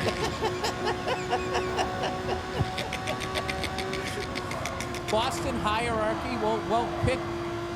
I'll give you my top 5. Top 5. And okay, you got to go Bill Russell. As far as the Celtics hierarchy, Bill Russell. That's the foundation. Probably Larry Bird in there. Listen, are you going to let me answer it? I don't know. You're just going to do it. I'm just gonna... Probably Larry Bird. You probably lived in Southie, and you stole cars, and you were good at math, and you said, how do you like them apples? Huh? Listen, I already was judging you because you were from Kansas, but the fact that you're from California. You know what's funny about Republicans is they love TV people. They will fucking. Where the fuck did that come from? Because I was just thinking, like the other day, it's like they keep electing the host of a reality show TV star, right? They like the host of The Apprentice. They like Schwarzenegger movies. Reagan. No, and then watching like Trump. I don't know what he's doing. He's like talking about national security with Dr. Phil. Yeah, have you seen his ratings? Now, how did it's like Trump is a little more fucking important. And then he replaced a warmonger with dementia. The joke I've been doing in my act is the last 3 presidential elections, we're picking presidents the way the Browns pick quarterbacks. We're in this vortex. We got to get out of it. And fortunately, somebody comes along and whacks a CEO and gives us a chance to breathe a little. So who's the Baker like, Mayfield? What are we doing? Huh? Who's the Baker Mayfield of presidents in that? I love fucking Baker Mayfield. I do too. That's what I'm saying. You know what? I love that. In the revolving door I love of that quarterbacks. Colin Cowherd has to stay up at night knowing he was wrong and can't get himself to admit it. And his desk is just going to keep getting bigger. I still have to go to a physical therapist looking up at him during those interviews I did on his show. Oh my God, look at that. Would you look at that? Ty Detmer, I can't even... They even drafted Corey Holcomb. He's in Wynn from the Brady draft? Yes, Spurgeon Wynn. Brady Quinn, Jake DeLong. Well, not DeLong from the Panthers. They got rid of him. He was a fucking baller. He almost beat us. Was not afraid of the Super Bowl even remote. Colt McCoy. Dude, they should get all of these guys together and sit around the biggest round table you could ever have, like a 47-person round table. And it's just called I Was Drafted #1 by the Browns. And you you talk about all the success you had at all levels leading up to that, and then you went to the Browns and nobody blocked. And now, for the rest of your life, you're going to a Dick's Sporting Goods and some man-titted fat fuck gets to say you sucked. Like, that's what you're signing up for. Baker won a playoff game for them. Okay, so what is my fascination with sport? It was an oasis. We were in the hierarchy of Boston. Oh, okay, all right. Bill Russell. Wait a second. Stop throwing fucking Bird in there. Everybody's going to say Bird. There's other... Matt Damon, Ben Affleck, fucking Mark Wahlberg. I'm a Bill Burr guy. Sorry. Joey Mack. All right, Bird. Will that get you to stop? Will that get you to stop? All right. Russell. You notice my posture. I'm going to be like laying flat by the end of this, crying about my childhood. Adams. So Ernie came in here and talked for 3 hours, and by the end he was like this, sleeping. All right. Well, there's 2 different lists. There's the people that I liked and then the best ever, okay? And some of them are on the same list. So, like, the best ever, you got to go Bird. Bill Russell, Bird. I'm going, like, Celtics right now. And that's it. I'm kidding. I'm too old to remember anybody past the fucking 90s. Then you got Bobby Orr, who even Wayne Gretzky, that's the greatest of all time. Cam Neely. Cam Neely, you want 50 goals and I beat the fuck out of your team? You know, that guy. And he owned the Canadians. When we couldn't beat the Canadians and we were all, oh my God, we're going to the Forum, we're going to lose. He would get a hat trick on Patrick Waugh, who changed the game. Before we move on Cam Neely, do you have a take on Ulf Samuelsson? Do I have a take on him? My only take on that guy is that whenever I hear Pittsburgh fans whining about what they did to Sidney Crosby in his career, it's like, you have Ulf Samuelsson in your ring of honor. Thank you. So, I mean, live by the sword, die by this. They also had Matt Cook. I mean, they like guys like that unless they're coming at them. So, I don't know. Whatever Ulf did, he had like a long career, but I mean, I don't think like going at somebody's knees. I don't think that, okay, so then what did that do for hockey? That took Cam Neely away, and then you're left with Ulf Samuelsson. So, like, I don't mind guys that play physical and that type of thing. There's guys that were on the line, like Claude Lemieux. All right? That guy did a lot of dirty shit, but he could play the game. So it's, I don't know. You know what? Fuck you for bringing his name up. All the fucking championships and shit. Western Mass, he's a fucking Pittsburgh fan. It's fucking stupid. Yeah, but Western Massachusetts, that's not even America. Forget about Massachusetts. That's just like people who can't find the Appalachian Trail. Look at his beard. You think he has running water in his house? No. I don't either. And then as far as Patriots, John Hanna, Andre Tippett. You got to go Steve Grogan, one of the greatest, toughest fucking guys. Grogan? Dude, Grogan played the last 5 years of his career wearing a neck brace. He looked like he just got into a car accident. And he played on AstroTurf, and he would hold that fucking ball until the camera would always go at the ball. You would just see him fly out of frame as the ball went like that way, and he would just get up. The guy just would get up. Yeah, he was. Oh my God, that naked bootleg on Monday Night Football, 50-yarders. Fucking white guy giving us all hope. We can run. I could make it. Stanley Morgan. There it is. He wore. First of all, he had the same genetics as Peyton Manning, where they just had extra neck. You know what I mean? Like usually the helmet fits the thing. I don't know what. You know. I don't think Peyton's that bright a guy, so he's always cheating on people. You know, the papers. I think that's why it happened. I'm just fucking with. I love Peyton, but the fucking guy. I did his show, and all he did was he was like, "Remember when Eli did this?" It's like, yeah, I do. I don't remember when you did it. He always does that. Oh my God, the cheating ass Colts. The fucking cheating ass Colts. Brilliant. Dude, you know what? I didn't realize how much I hated the Colts until I started doing the podcast with Gronk and seeing how much he hated the Colts. Dude, they are the biggest whining bitches that ever fucking. It's AFC Championship in? Runner-up? That's what they have.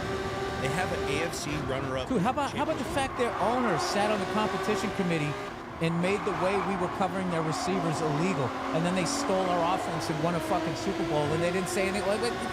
Which I don't give a fuck. It's a dirty game, but don't go around weighing a football. I mean, what the fuck? Same amount of their footballs. We're underinflated. And he hired this guy who said he was a scientist who wasn't. How about the fact that... I still fucking can't stand it. How about the fact that the owner of a losing team was allowed to conduct an independent investigation that was upheld by the NFL? Roger Goodell, that appetizer-eating fucking Fred Flintstone-looking fat... Okay, I get it. You got to protect your connections. I'm not a fan. I like Roger. The first thing Roger Goodell needs to do is buy a suit that fucking fits. All right? He always looks like he just ate a bunch of potato skids and that big dumb Fred Flintstone head. He should have been like, you're not conducting an independent investigation. I do that. You're not going to be. Who the fuck are you? And he went like, oh, yeah, this looks pretty good. Like, what the fuck? What was that? Quick question. Why do all comedians drink liquid death? I initially got into this shit because it's rather than being a plastic bottle, and you're so green friendly. I felt that. You ask questions and then you fucking interrupt. I never even got through my list.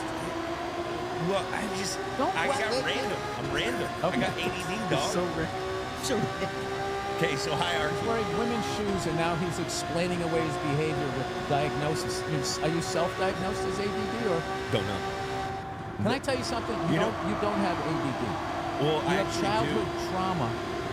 No, that if you actually sat still and you sat and thought about what a dick your dad was, that's me. My dad was a fucking. I don't know what happened to him with old pipe smoker. By the time I met him, he was fucking 90. I don't know what he did when he still his last couple of years in the league when he was 40. I don't know what he did to my dad, but we all paid for it. So like I literally cannot fucking sit still in my own house. I have to be doing. I'm playing the guitar. I'm over here. I'm fucking making an egg. I'm just like I'm all over the place. I'm right there with you. Yeah. But I got told a new bit in like third grade, principal brought my parents into the office and said, "Yeah, we recommend your son needs Ritalin." My dad almost fought. That's a good dad. He goes, "You ain't putting my kid on medicine." Yeah, Frank. Oh, Frank. You know what came up with Ritalin? Teachers who couldn't control a classroom. So they just started drugging class clowns. And that's the story that they don't want you to know. So, Russell, Bird. You can fact check that on the internet, where you can lie your ass off on your Wait, website. Grogan. John Hanna. John Hanna. Mike Haynes. Mike Haynes. Well, I'm still in Pat Patriot years.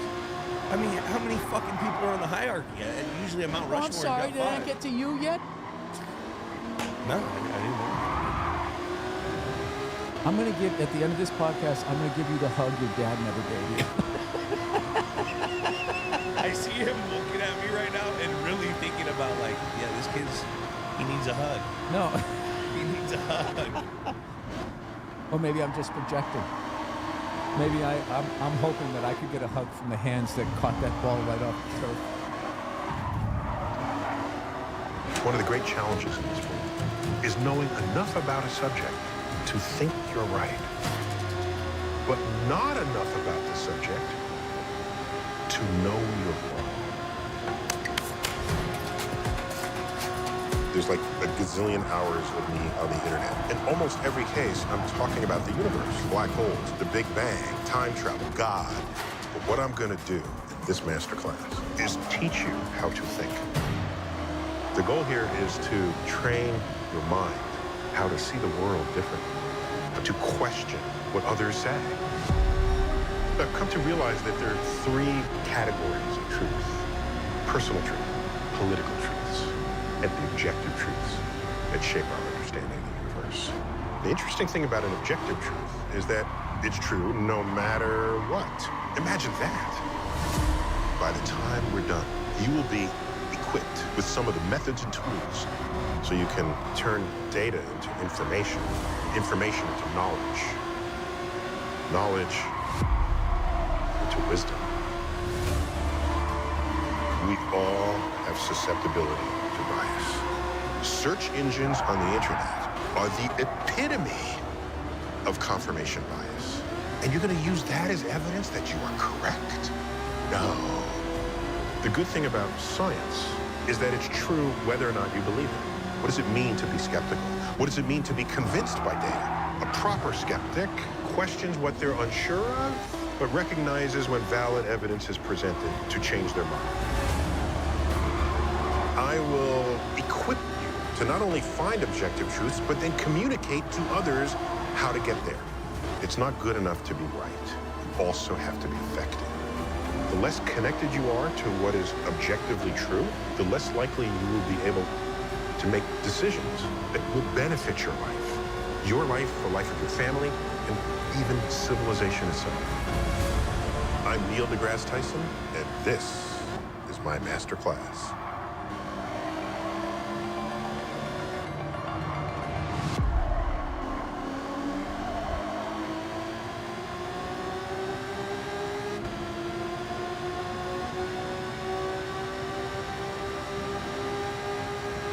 Maybe you could hold me, gently rock me before I go to my next dancing monkey gig that I have to do.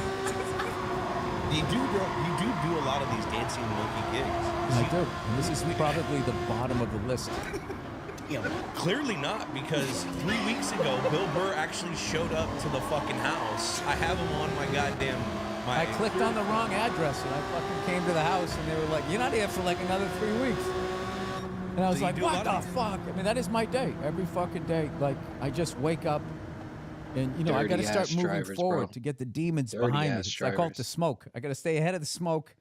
So I clicked on the wrong day and I ended up out here. How far away was where you're supposed to be? Other side of the, over there. It was what it was. And then I got there and it didn't matter. You know what I mean? I was like all stressed out. They're like, nah, it's fine. It's fine. It's like, so what are these times just arbitrary? Like, 10 o'clock, whenever you want to get here. Like, I don't like being late. You weren't. You were 10 minutes early here. Yeah. Well, I had to eat my avocado. Hold on 1 second. Okay, so we have the hierarchy of athlete. What's the hierarchy? I know, we never even got through it. Keep going. All right, so then I get to you guys. All right, Ben Coates. I love it. Tight. Russ Francis. I forgot Russ Francis. Coates was fucking good. Steve Nelson. Bill Lankitis, Leon Gray, Raymond Claiborne, Tim Fox, Ohio State. Oh, my God, that guy used to fucking hit people. Sam Cunningham. Come on. Stanley Morgan, I said him. Yeah, right? you said All right, Stanley. okay, now we're in Drew Bledsoe, Ben Coates, Curtis Martin. Bledsoe. You loved Bledsoe. Everyone loved Bledsoe. Teddy Dude, he made us legit. Teddy Bruschi, Willie McGinnis. Willie Mack. Love Willie Mack. Yeah, I mean, all of the fucking guys. All of the fucking guys. Now, And then, what about your sports? How Tom Brady. How does your fandom in sports go? Does it? And then I can only pick one white wide receiver, so I'll go with Wes Welker. Standard. I mean, we all can't be winners. Yeah. Julian Edelman. You're on the list, buddy. Thanks, buddy. I didn't forget about you. Can't. I don't care how much you ever fail me. I'll never make you get out of the car. Did have to walk home from a practice once because of that. There you go. And you know what's funny? You know what's funny about being brought up like that? Is then your idea of what being good and normal is just, a little east of how you grew up, and you don't realize you're until you meet somebody, hopefully, that grew up in a good family. Like I remember one of my brothers, right, got into it with a girlfriend, and he was going off on her, and she goes, "Stop yelling at me," and he goes, "I'm not yelling. This is yelling." That's what he did, and she had never heard that. I hear that all the time that I yell. I don't think I agree with that. I'm not yelling. I just speak loud. My problem is when someone is taking advantage of me, I have an inability to express my feelings without using the F word.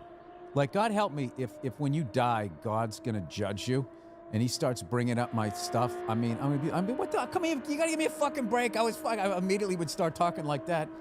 Back into a corner, I go F word. Some people start swinging, I don't. I go F word. F-bombs. F-bombs.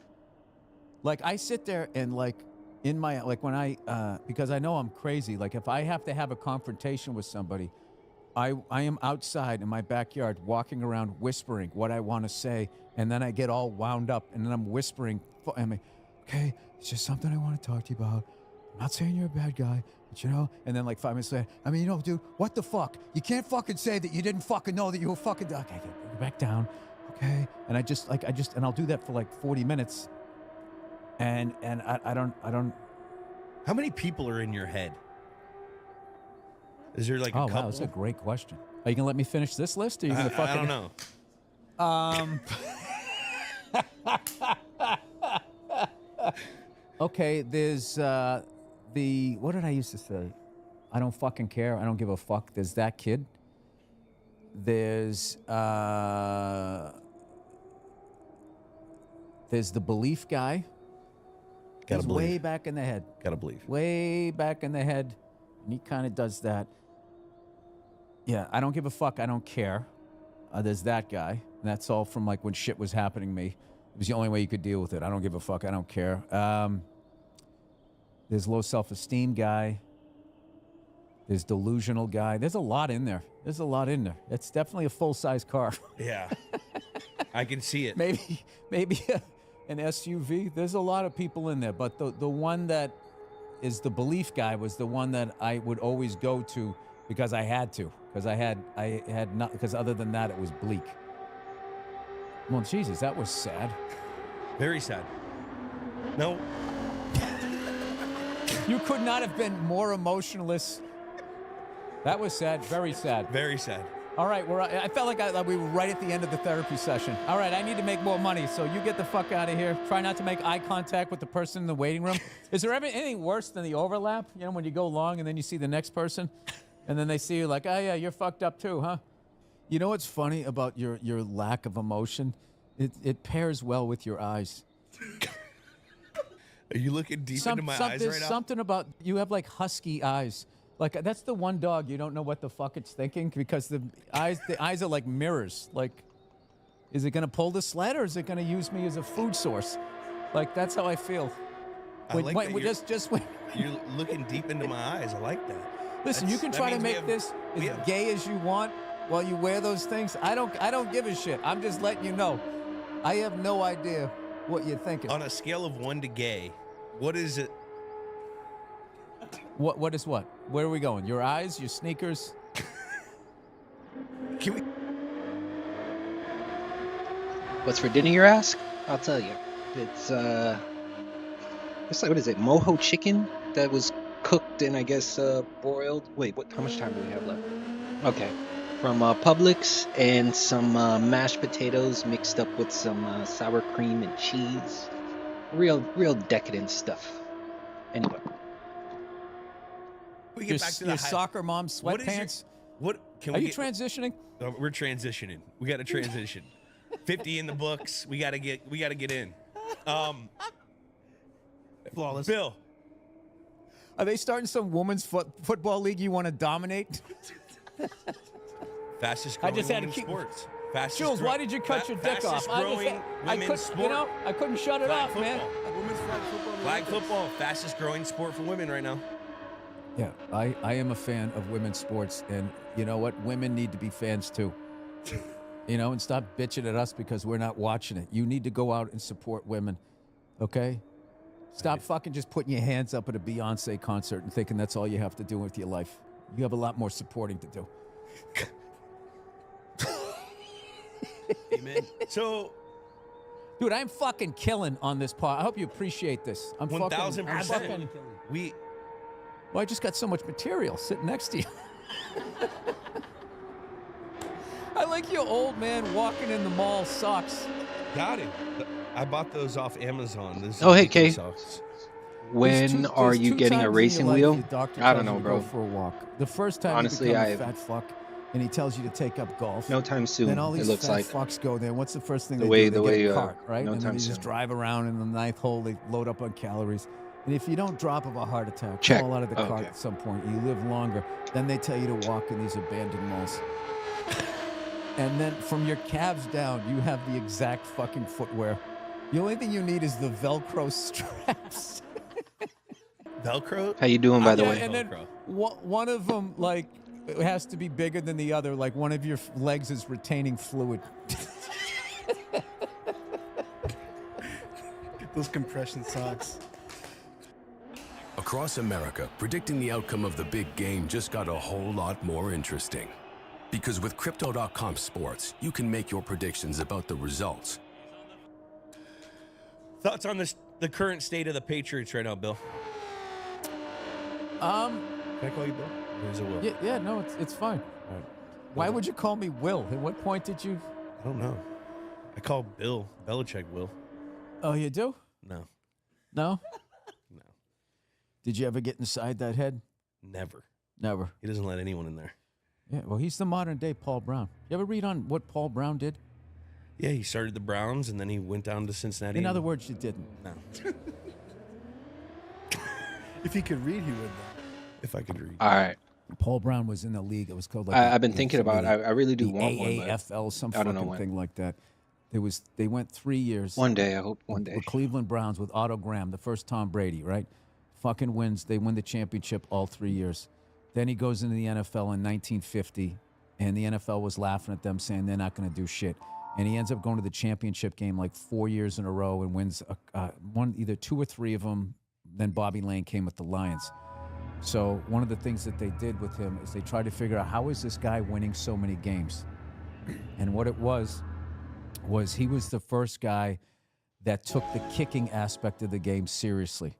And he had a field goal kicker. What the fuck was it? It was an offensive lineman, of course, and he was kicking straight on. What the? Oh. Yeah, what was his name? Yeah. And this guy was lights out. Lou Groza? Lou Groza. Lou the Toe Groza. There you go. So, and they were winning all of these games by 3 points and 2 points and everything. So he was the guy that it was him realizing that was important and that could be a competitive advantage. That, oh my God, how did I leave off Adam Vinatieri? Oh. Is he in the Hall of Fame yet? Maybe That's this year. fucking ridiculous. Okay. That guy is first ballot, no question Hall of Famer. Adam Vinatieri. Apologies. He probably shut this podcast off. Nah. Walking around. They're never gonna acknowledge us kickers. Is that how kickers sound? I was a Gostkowski guy. Who's that? Oh, is that the guy who was kind of fat? That was our kicker for my home. Staniskowski. No. Gostkowski. Steve Gostkowski. Oh, I think so. I listen. You get to a certain age, you can't remember kickers. I'm at that age. I get it. I can't remember a lot of You know who I like? Remember Reggie Roby for the Dolphins? Oh my God. Who was the guy that had the block foot? My dad always talked about him. Dempsey. Dempsey. Yeah. Tom Dempsey. Remember he had the Tom block Dempsey, foot? yeah. Yeah, he beat the Lions. That's why the Lions, they got him in the Super Bowl, man. I mean, it's just like, they've been losing for almost 70 years. Since 70 years. I hope so too. Thank you. Yeah. And they've lost to everybody. I got first place yesterday. Man, it's always tough when football is over. And that Monday after the big game, brutal. But Coors Light is stepping up to make it a little better. They've created a literal case of the Mondays with their limited time Mondays Light packaging. It's the best way to take the edge off one of the roughest Mondays of the year. I've got to say, Coors Light has been my go-to for years. One of my favorite moments, my buddies and I were having a Sunday barbecue when the grill ran out of propane. Classic. Instead of stressing, we switched it up. Ordered pizza, cracking I gotta open go. a cold You got Coors that Light game? made the whole Dude, thing way fuck more off. fun. And those blue mountains on the can, that's how you know It's only as PC. cold as the Rockies. Now they're bringing that same mountain cold refreshment to brighten up your Monday. Monday's Light 12-packs are available for purchase nationwide. So now you can grab one and make that first day of the week just a little more chill. This year, choose chill on one of the worst Mondays of the year. Learn more about Monday's Light at CoorsLight.com/Mondays. That's CoorsLight.com/Mondays. Celebrate responsibly. Coors Brewing Company, Golden, Colorado. Beer. No eye contact. No, I have to think. I can't make eye contact. Oh, when you think? Yeah. Well, let's work You're on that. intimidating. No, let's work on that. Let's work on that. You have some nice blue eyes, too. Stare into my eyes and explain the 4-minute offense. You should have called my bluff because I wouldn't be able to handle that. Because when he looks at you long enough, you can smell the mint of his fucking chew. Huh? His hairy Gantz gold bandit. Copenhagen, hey. Do you know how bad I want to try that, but I know I shouldn't. You shouldn't. Yeah. You throw up right away. You can handle it. I like that reverse psychology. No, I'm telling you. Dude, you know what you guys should do? You can't Have him handle it. just at the end of this podcast, smash cut to me puking in his backyard, and then just gone, told you, dude, I told you.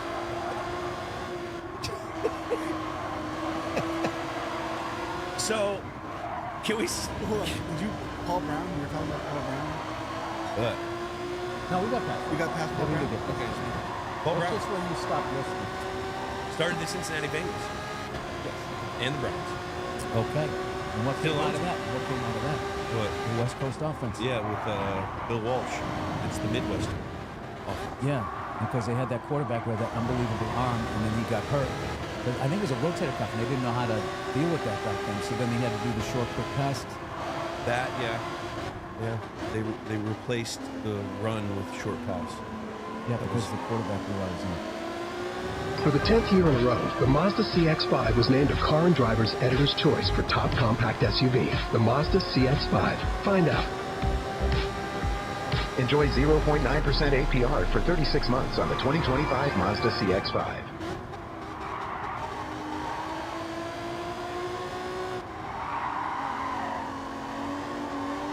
That was it? That's what it was. The guy, Bill Walsh, to his dying day, said whoever the fuck that guy was the greatest talent he ever saw at quarterback. Yeah. And that might, I don't know if that was a dig with him in Montana, I don't know what. That's what he said. And then he was next in line when Paul Brown stepped down. But Paul Brown, for whatever reason, thought that Bill Walsh had some mental issues. And not only did he pass over him, he sort of motherfucked him around the league. Yeah. So then he went to San Diego, became like a receivers and quarterbacks coach. Then went to Stanford, rebuilt his career, and ironically enough, 81 plays the Bengals in the Super Bowl. And they said, do you feel, is this anything extra special because it's the Bengals? And he said no. And in the first play they called was some classic razzle-dazzle Paul Brown shit from the 1950s. That was his fuck you to him. And then he won it. How fucking... that's one of my favorite ones as far as, people not believing in you and then coming back and rubbing their nose in it. Yeah. Crazy. No, because I just thought about when I was a kid. I want you guys to do a compilation of his underwhelmed responses. Yeah, no, cool. I thought about it. You had an astronaut on here yet talking about walking on the moon? We That's actually dope. had rocket scientist, Maddie Patricia. No, I was thinking about Bill Walsh. I actually, when I was a kid, because I grew up in the Bay Area, I was rehabbing my back. I broke my back in high school from overuse stress fracture. And I was rehabbing. And your dad. Okay, go ahead. Well, that's 300 cuts a night. When you're taking 300 batting practice swings a night, wear out. Jesus. You ever read Andre Agassi's book? No. Open? Dude, it's forget about a sports read. book. It's you can read. Not really. Sit in the backyard, get yourself some dip, right? You can listen to it. That's what I You do. know what they have now for adults? They have people that read you a story. It is. Once upon a time, my name was Andre Agassi. The amazing thing about that guy is he didn't even want to play tennis. His dad decided he was going to be a tennis player. And not only does he become a professional tennis player, he becomes one of the greats of all time and one of a handful of people to win on all three surfaces. Play the grass in the parking lot, right? And it's one of the most incredible books I read because it's like, Open Championship. And then also he's like totally just saying that you just don't feel like there's one lie in the book. It's amazing. That and Steve Gorman's book about being the drummer in the Black Crows. You get like 3 pages into that book, you're like, this band's not getting back together. Yeah. I gotta check that out. I've watched some shit on Andre Agassi. He was all on like drugs and shit too, right? Wasn't he like he got it into like crack? I don't know, remember that part of the book. I'm pretty sure. I just remember as a bald guy, when he started. But he had great hair at the start. No, and then he went bald. He went bald early. Yeah. But he had long hair. Yeah, but he was like super hairy. Yeah. He was like super hairy. So those super hairy guys. That's why you like him. Yeah. No, so he was saying he had a piece. He was wearing a piece and he was playing in this big match and he was sweating so much. He was worried it was going to come off and it fucked him up. Like, he just talks about everything. He was on TV wearing a fucking toupee with the most epic mullet anybody had ever seen, and all these chicks loved him. And so much of his brand at that point was because I think early on in his career, he was like the sex symbol, all the ones that the chicks liked, but he hadn't won anything big yet. So that was all, the man tit guys were giving him shit about that. So if that thing came, oh my God, I mean, he never would have, like, first of all, that would have been all the sponsorship. I mean, I wonder if you can recover from it. Yeah, I think that's just because you're bald, you're probably insecure about it. Dude, okay, no, once you shave your head, you don't give a fuck. You know what's great about this haircut? I'm always ready to go. Always. All you do is throw a shirt on. People think I took a shower. I haven't showered in weeks. Do you shine it? Huh? How come it's so shiny? Do you put a Because lotion on it's there? super white, because I have superior genes. But it is, like, how often do you shave it? When I said that, I go, this is going to go one of two ways. They're either going to laugh at that joke or get really silent, like, oh, Jesus, Bill, you really are from Massachusetts.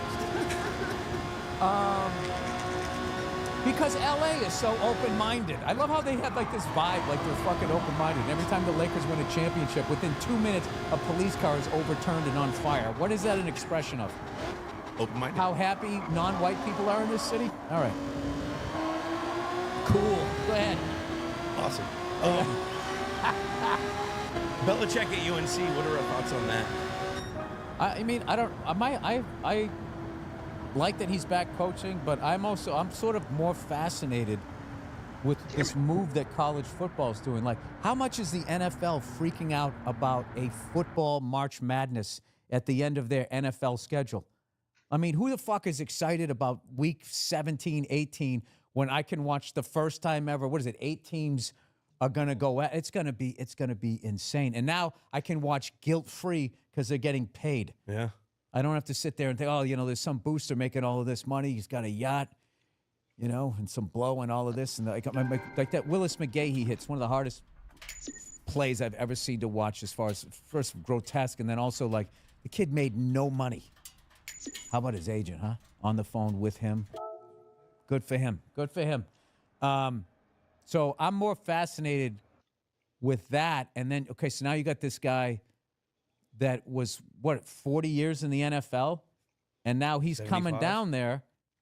And I think, am I crazy? I think a lot of college coaches haven't had to deal with players getting paid.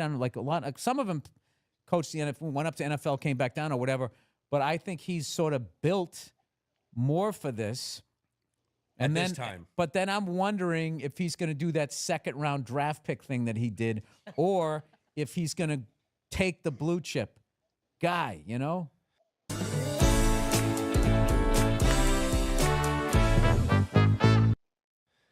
You know, it's going to be interesting because I've thought about this. You look at free agency in the NFL, that's now transfer portal. You look at the draft, that's high school. But the draft, you have to draft guys in like recruiting a guy in high school, you get full reign. So him being able to scout guys for his scheme at an endless supply, when it's really coming down to money now, and it's just about how you're going to handle your roster of money, I think he's going to do pretty good. It's pro football now. I'm going to go out literally pro football now. Right. I'm going to go on a limb and say UNC has never won a college football championship. They've always been a basketball. They've had Lawrence Taylor, though. They had some stars. Julius Peppers, Mac Brown coach. That was not the question, Western Mass. Come on, West Mass. Get your shit right. Jesus Christ. Fuck. We're coming to the end here. I'm just fucking with you, dude. It's okay. The fact that you came at me so nice, like, why would you do that? Now I feel bad that I said that. All right. When we built this show, I was like, man, Bill Burr could be this show. Yeah, we wanted Bill Burr on this show so bad. Jules is usually better at being an Well, that's why I showed up a month early. I heard the buzz around Hollywood. We wanted you, man. You know what? Bill Burr already has a podcast. You know what we should pitch him? Another podcast. Another podcast. Another one. We launched the second one No with national Jules and titles, Gronk. I love that one. You like it? I love that one. It's fun. I just like hearing you guys, like, I don't know. Talk. Yeah, I know, but like some of the shit that comes out about guys you didn't want to play against, what you were going through during the game, or just all of that stuff. It's. I think that's why I love the Mannings. Just it's so funny to just see them now as fans watching the game, but like the psycho level that they're watching it on is. I don't know. That's what was always like the magic in the broadcast booth. You had a guy who went to, journalism. Yeah. Had a command of the English language, and then you'd bring in a former player and he could add, like, color. Yeah, that used to work. Now where do we go? Bull Belichick. We didn't finish that. We haven't finished like maybe 80%. Oh, and I didn't finish. I also invested in this company. Full disclosure. Full disclosure. I invested in this company. Yeah, Water Wars. Oh, you did? This Water Wars. Oh, yeah?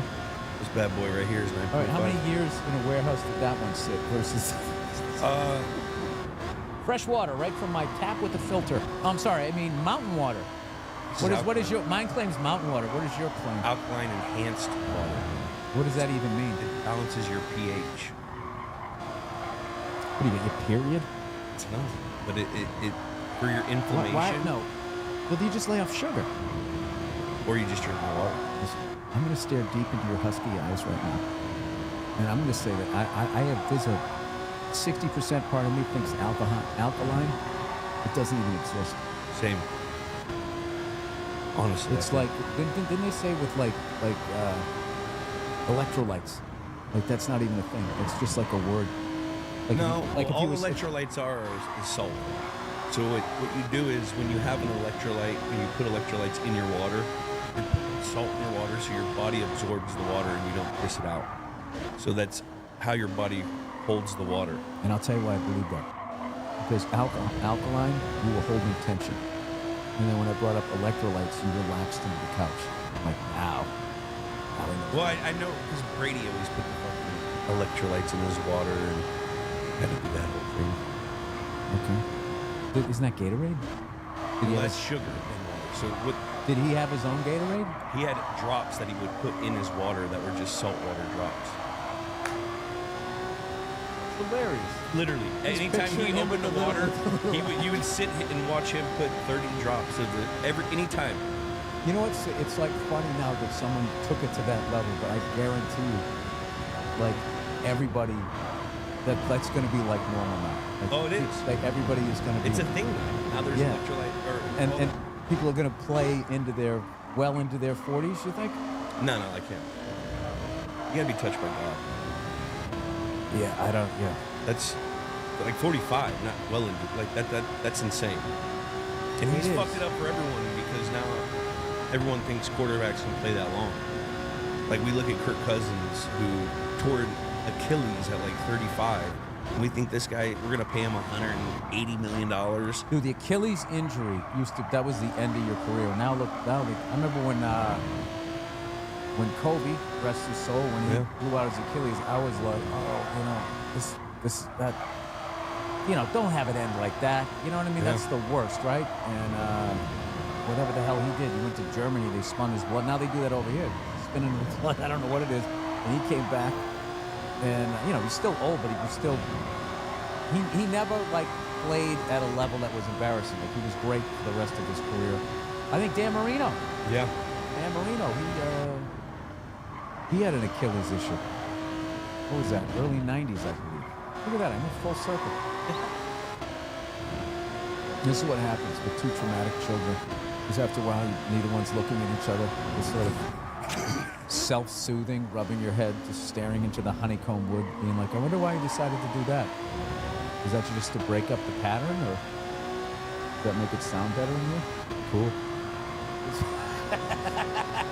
Let's get into this segment. Hold on, before we move on from Bill Belichick, we found out through that Bill Belichick's an avid drummer. Did you know that? No. He's a huge drummer. Was toured with Bon Jovi in the off season.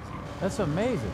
You think you and Belichick could do a duet drumming thing together? A duet? We usually get drum off. Or drum off. Duet, you got to be really good because you got to be playing the exact. Yeah, that would be fascinating to watch him play drums. That'd be fascinating to watch. It'd be funny if he too. if he just let it all go. It's like making like a stank face, and all of a sudden, oh my God, there's a personality in there. Yeah. I'm just picturing him like, God, it's 7/8 time.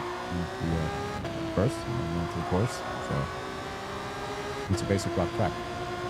Bill, what do you think about the next song you're about to play? Oh, we're on to it. It's like this song, It's another song, and this one's a couple seconds shorter, but we're still going to give it just as much as we did on the previous song. Right. People never understood that he knew, I'm not giving you any bulletin board material. Like, that's what he was doing. So then the sports writers would attack him for having no personality and all of that crap. And it's just like, no, he's making your job difficult. You have to work. Yeah. And then they love the guy like Rex Ryan. Like, I'm not going up there to kiss their rings. Doing that dumb shit. You know what? I think the article just wrote itself. So we would literally, we would have a guy. We had a guy came in every year to teach us on how to handle the media and deflect. It was the guy who had to handle all the questions after 9/11 for the fucking White House. He would come in and teach us on how to deflect. That must have been the quickest job interview ever. What's your background on this? 9/11. All right. Tell everybody out there to go home. We got our guy. I think he was a Navy admiral. I forgot his name, and I know him. He's a good. I feel bad, but yeah. So we would have this guy come teach us, and it's pretty crazy if you listen to when coaches and players talk to the media. They'll literally give you game plans. Like when a coach says, Coach, what do you got to do this week to win the game? Well, we got to run the football, and we got to do good. So you know that they're going to be trying to emphasize. I always just thought that has to be a misdirection. Like, they got to be saying, like... They could, but a lot of the times, they do what they say. And Bill was always like, I'm not saying anything to give them anything, so that's why it came Why didn't he just say that to him? Like, listen, I'm not this monotone. I just know what you guys are doing, and you're going to give the other team a competitive advantage.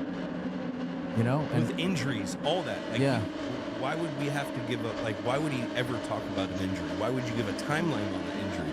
That's why whenever we had an injury, he'd always say, just worry about what you got to do to get that done. Because you go out there and you say, oh, we're back in 4 weeks. After you sprain an ankle, and then it takes 5 weeks, and you're getting more questions. Well, was there a setback? Or if you come back early, when you give a timeline, it fucks everything up. So that's why you're going to get hammered with questions. Hammered more. So that's why you always were coy whenever. Yeah, they're not your friends. No. That's. Red Baron deep dish. It's so single, but we're gonna share it.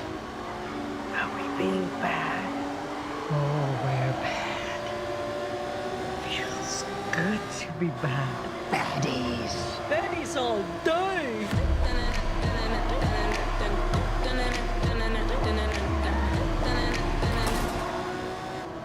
Red Baron deep dish singles. Pizza this good is meant to be shared.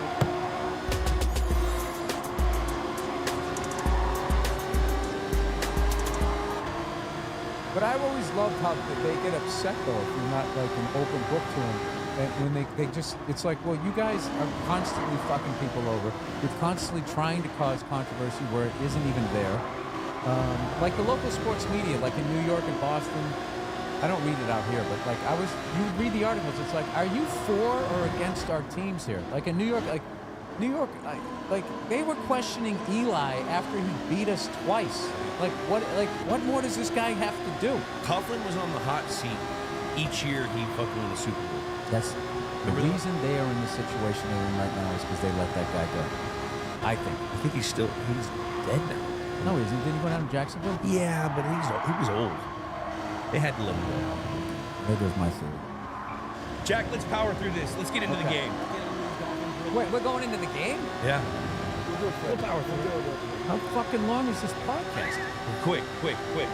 Dolphins are coming off a beat down to the Niners in Super Bowl 19, 12-4. This is Don Shula, Dan Marino, Dwight Stevenson, some Hall of Famers on this team.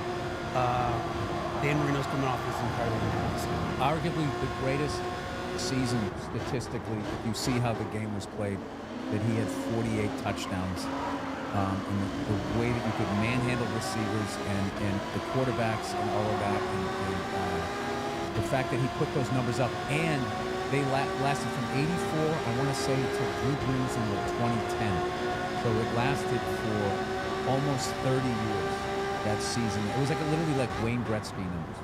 Yeah, but I also have a take on those elite seasons of the past, like the Bear.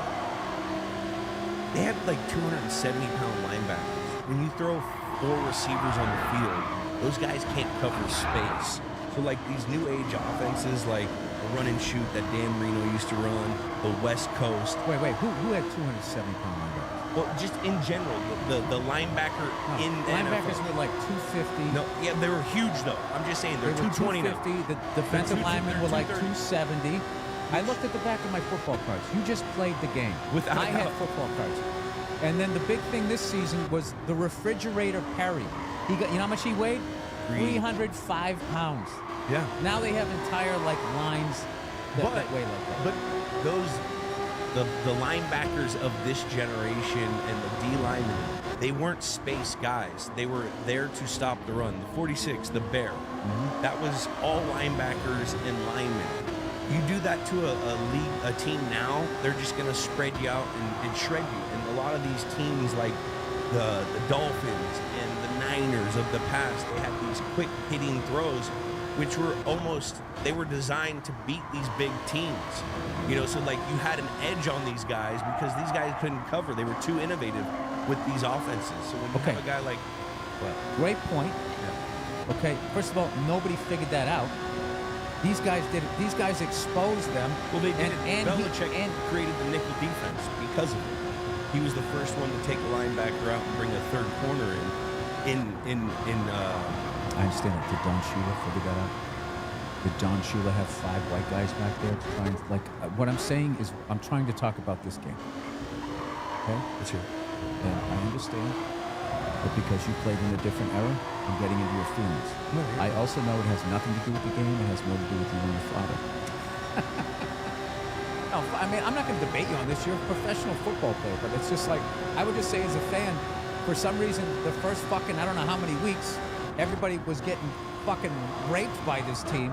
And he came in and he wasn't dinking and dunking down the field. He was he was fucking unloading on these people. And like I said, when you look at their defense, you know, look at the fucking names on this roster. I'm not shitting on these guys, but this is not like, oh my God, they had this guy, they had that guy, they had that guy. Their whole team was basically, the Dolphins, I'm saying, was Marino, Clayton, and Duper. And they just, they were like unstoppable against this defense that allegedly nobody could beat. So, I don't know. And then the fact also that he saved the undefeated, their undefeated season. Yeah. I'll tell you what sucks is the AFC Championship game that year was the Patriots versus the Dolphins. We go down to the Orange Bowl. We hadn't won there in forever. And it's the worst thing ever is we beat them. As great as a Patriots fan, it led to the worst Super Bowl ever. And it could have been the rematch. It could have been the rematch. And I got to tell you, oh my God, if Dan Marino goes in and he beats him again, he beats this fucking unbeatable thing twice. I mean, I don't know. It's just, there's a, I call it the greatest games that never happened. Yeah. We covered that game with Gary Gunn. It was awesome. Oh, the Orange Championship game. Patriots kicked the shit out of the Oh, Brian Holloway, brick by brick, crying afterwards. I went to the airport after both those games when we beat the Raiders. Went down to Providence. We want to talk pre-9/11. Bunch of drunk Patriot fans on the tarmac. We just opened the door. We were standing. And you remember those things where the pickup trucks with the stairs would drive up to the plane? Yeah. We had commandeered one of those. I didn't get on it, but there was people who had gone all the way to the top. It was a fucking shit show. And these guys had to, there was no security. They had to walk through all the fans. I still remember Julius Adams, rest his soul, came walking by. He had this brown leather jacket on. Somebody behind me went bam, bam, bam on his shoulder just after he played football. And he turned around and gave me a death stare. I was like, who's that guy? Who's that guy? And we went down there. After the Raiders game, there was probably a couple hundred people. After the Dolphins game, dude, there was like 1,000 people. And I'm sure they've redone the airport. It's Providence. They'd fly into Providence. Yeah. They do. Yeah, you'd see and dude, we were on, the fucking plane was pulling in, and we had to like clear out like it was the end of some cartoon or something. You know, those are some of the coolest things when the fans would do that. Like when we'd come home we came home after beating the Kansas City Chiefs in 18. We get back at like 3 in the morning, 4 in the morning, because you leave right after the game. Right. When we got there was probably 10,000 fans just chilling. And you can't do it like you said on the tarmac or anything, but they would chill outside the gate. And that's like the coolest thing. Oh, yeah. When the fucking, the community's out there, 4 in the morning, fucking going to the Super Bowl. Yeah. I remember seeing Tony Eason. I got to shake him hand. He had a members-only jacket, which was the shit in '85. Still, he came back. They're back. Yeah, no, they are. I hate when shit's like in style and everybody wants it, and then the second it's out of style, everybody acted like they didn't want it or they didn't have one of those things. I don't know why. Skinny jeans. Adobe Acrobat AI Assistant helps me build trust with clients. With AI Assistant, I can find contract details quickly. Having all of this together helps position myself as an expert, and it gives me that confidence to talk to clients. Reese's has big news.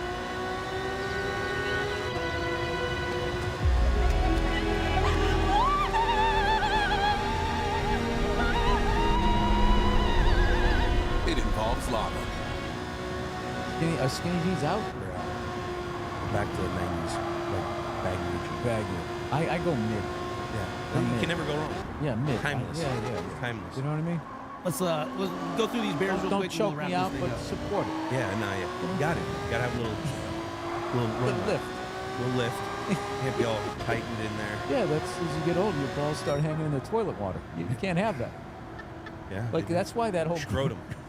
It's a lot longer. Speaking of the long ball, Dan Marino was airing it out this game. Segue of the year, baby. Oh, man. Tossing it all over the yard. The 4-6 defense didn't matter. The 3-4 didn't matter. Dan came out, was bombing them. Nat Moore, we talked about Mark Duper, all those guys. Putting up the first touchdown on and I got a this clean Haunted race. Bears defense in Hell 13 yeah. quarters right out of the gate. 31-10 at the half.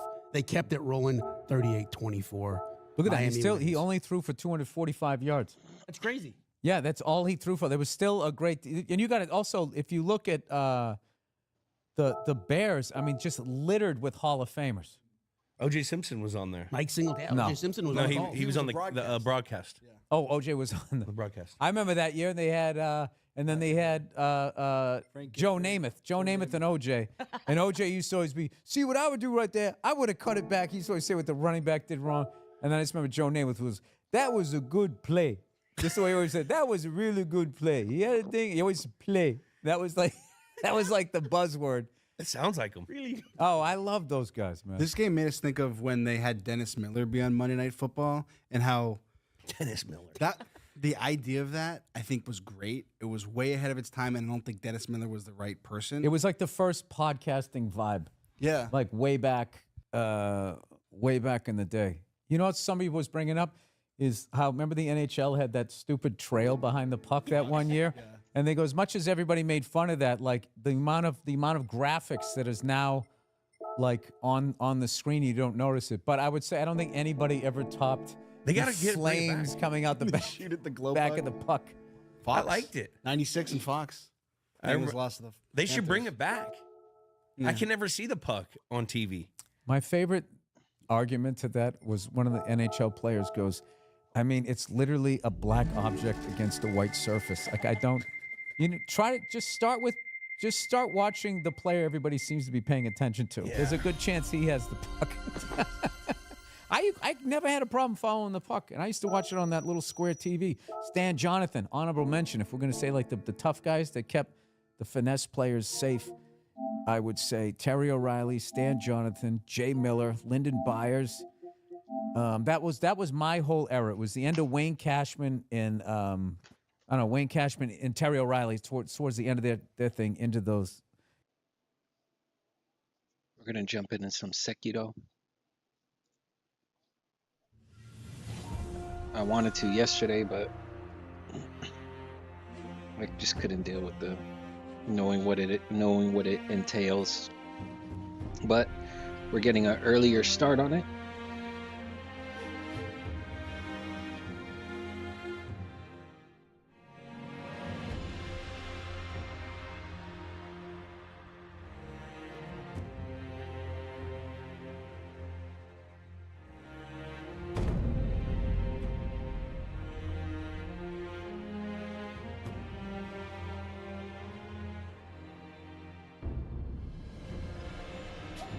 So I should be able to endure the repetitiveness a little bit more. Well, endure. Finishing death blow. Some rare, very powerful enemies require an additional finisher death blow in order to be defeated. The finish can only be... Alright.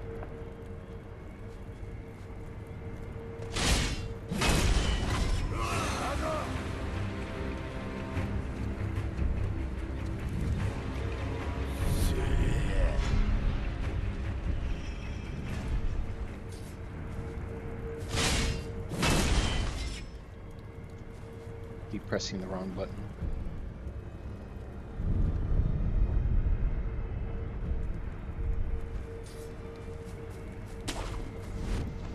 There we go.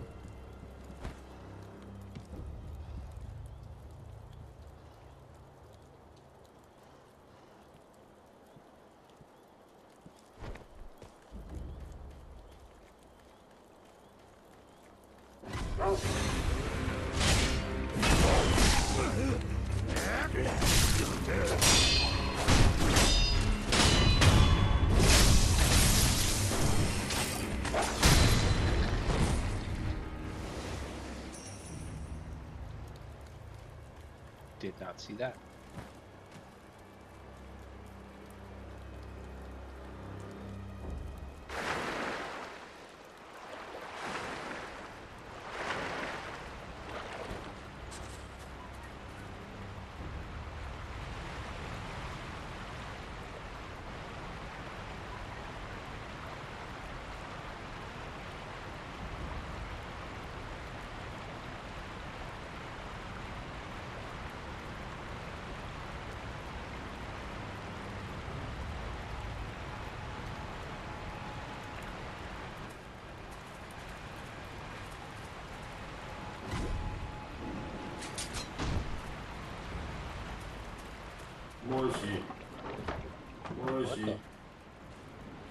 お主、恋の鱗を知らんかい。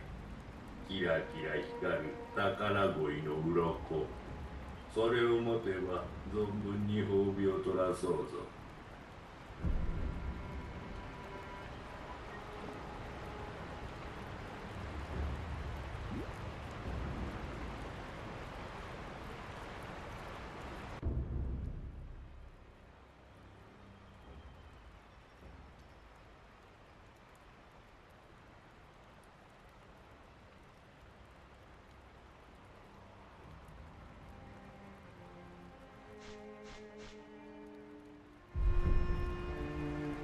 今度は鱗持っておいでや。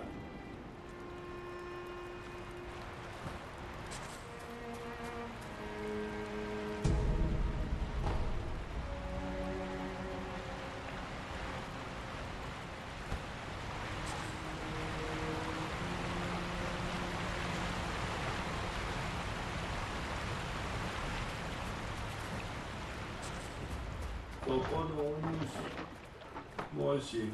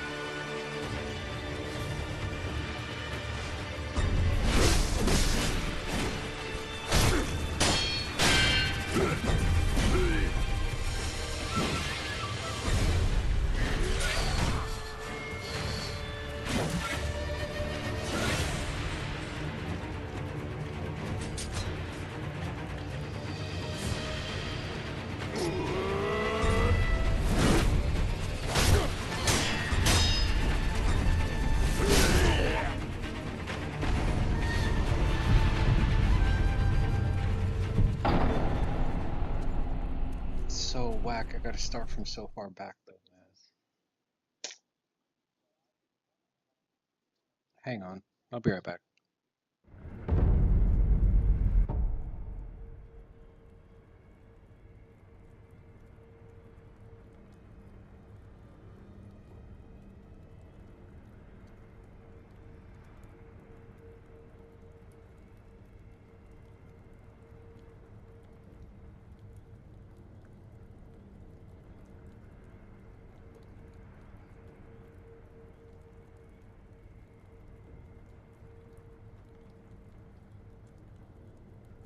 Cam Neely era, Ray Bork and all of that. And that was my favorite ever. Going to see hockey in the Boston Garden, and they had all these great, the old arenas. Yeah. Those basketball and hockey arenas, you were like on top of the game. But I found out now, obviously with luxury boxes, it makes them bigger. But the upper decks, they can't have that steep a grade anymore because it's too dangerous, because people are too fucking fat.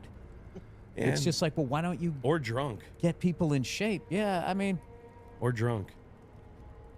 I had talked at Dylan's funeral on the 21st of December about... I got one. Did you guys ever see that guy at the Reds game? That fucking guy is yoked, and he reaches for a foul ball in the upper deck, and he goes all the way over, and with one arm, like, hung on. I do remember that. Remember that? Oh, my yes. God. He would have died, and he would have fucking broke the back of whoever he landed on. That would have been... I wonder how many deaths have been in the stadiums of like that. Somebody fell off the back of the Patriots Stadium and died. Monday Night Football. Before they had the fence up there. Yeah. He fucking fell off the back. There he is. Look at that guy. If you see the video, he is like in such like 80s shape. Like his torso, I mean, he could have fought like a bear. What a guy. Let's name the game. All right. What do you think this is? I've had a great time, by the way. Are you? Yeah, no, I'm having a great time. I'm just doing what I do. I'm just being a dick. Well, I like it. You like it? Okay, cool. All right. Name the game. Miami on a Monday. Monday night in Miami. The greatest Monday night game. Monday night Marino. Marino torches the Bears. Dan dismantles the Bears. Dan and Duper dismantled the Bears. Or do you have a name? Monday Night Marino. That kind of flows. Monday Night Marino. Dan destroys the Bears. All right, let's score the game. Yeah, Monday Night Marino. Like that. Score the game. Is this the greatest game of all time? Let's score it. Stakes 0 to 10. Decimals okay, Bill. The stakes of this game. Week 14, 85 Bears, undefeated. Yeah, this is... I'm not going to lie to you. I picked a, kind of went with the Jaguar of... This is actually a really good game. It's a good game. Fucking great game. And this is a great stake because this is the undefeated franchise that's playing the team that could potentially go undefeated. I get it. You guys want to go hot topic. I picked an indie band here. So I would say the stakes as far as Dan Marino's legacy and me being able to shut down everybody in a sports bar, I give it a 10. But as far as overall, in the pantheon of greatest games of all time, the fact that it's not even a playoff game, I would say 3. Ooh, 3. Okay. That's well, by the because way, no, we love that you picked this game. We love when people show up with real games. We love that. Oh, you did? Well, you guys have been shitting on it. Well, Jules just can't ask a question. Yeah. Listen, Jules has been through a lot. ADD has gotten me today. It's not I say it every time I have like a comedian or an actor on here. There's a sadness to him behind those husky eyes. I've been here for 10 years, Bill. I know. There is. There is a sadness. You know something?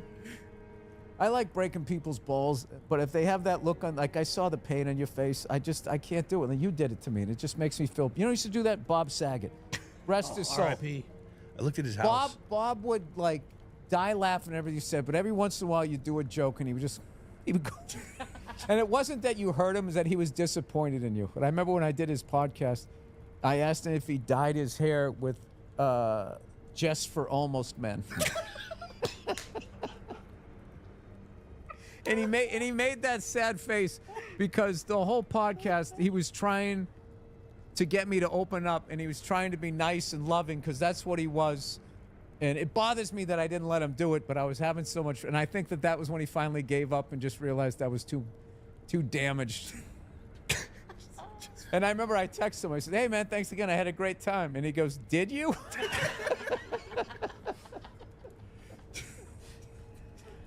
I still can't believe he's gone, man. I loved him so much. Yeah, he was the best. He would have been a great guest. Instead, you ended up with me.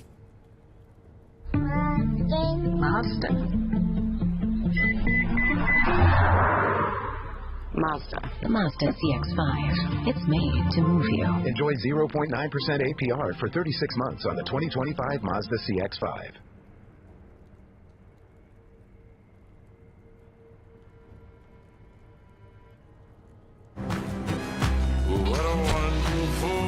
Nerds Gummy Clusters. Unleash your senses. Wouldn't have it any other way. I'm going to go with a 5.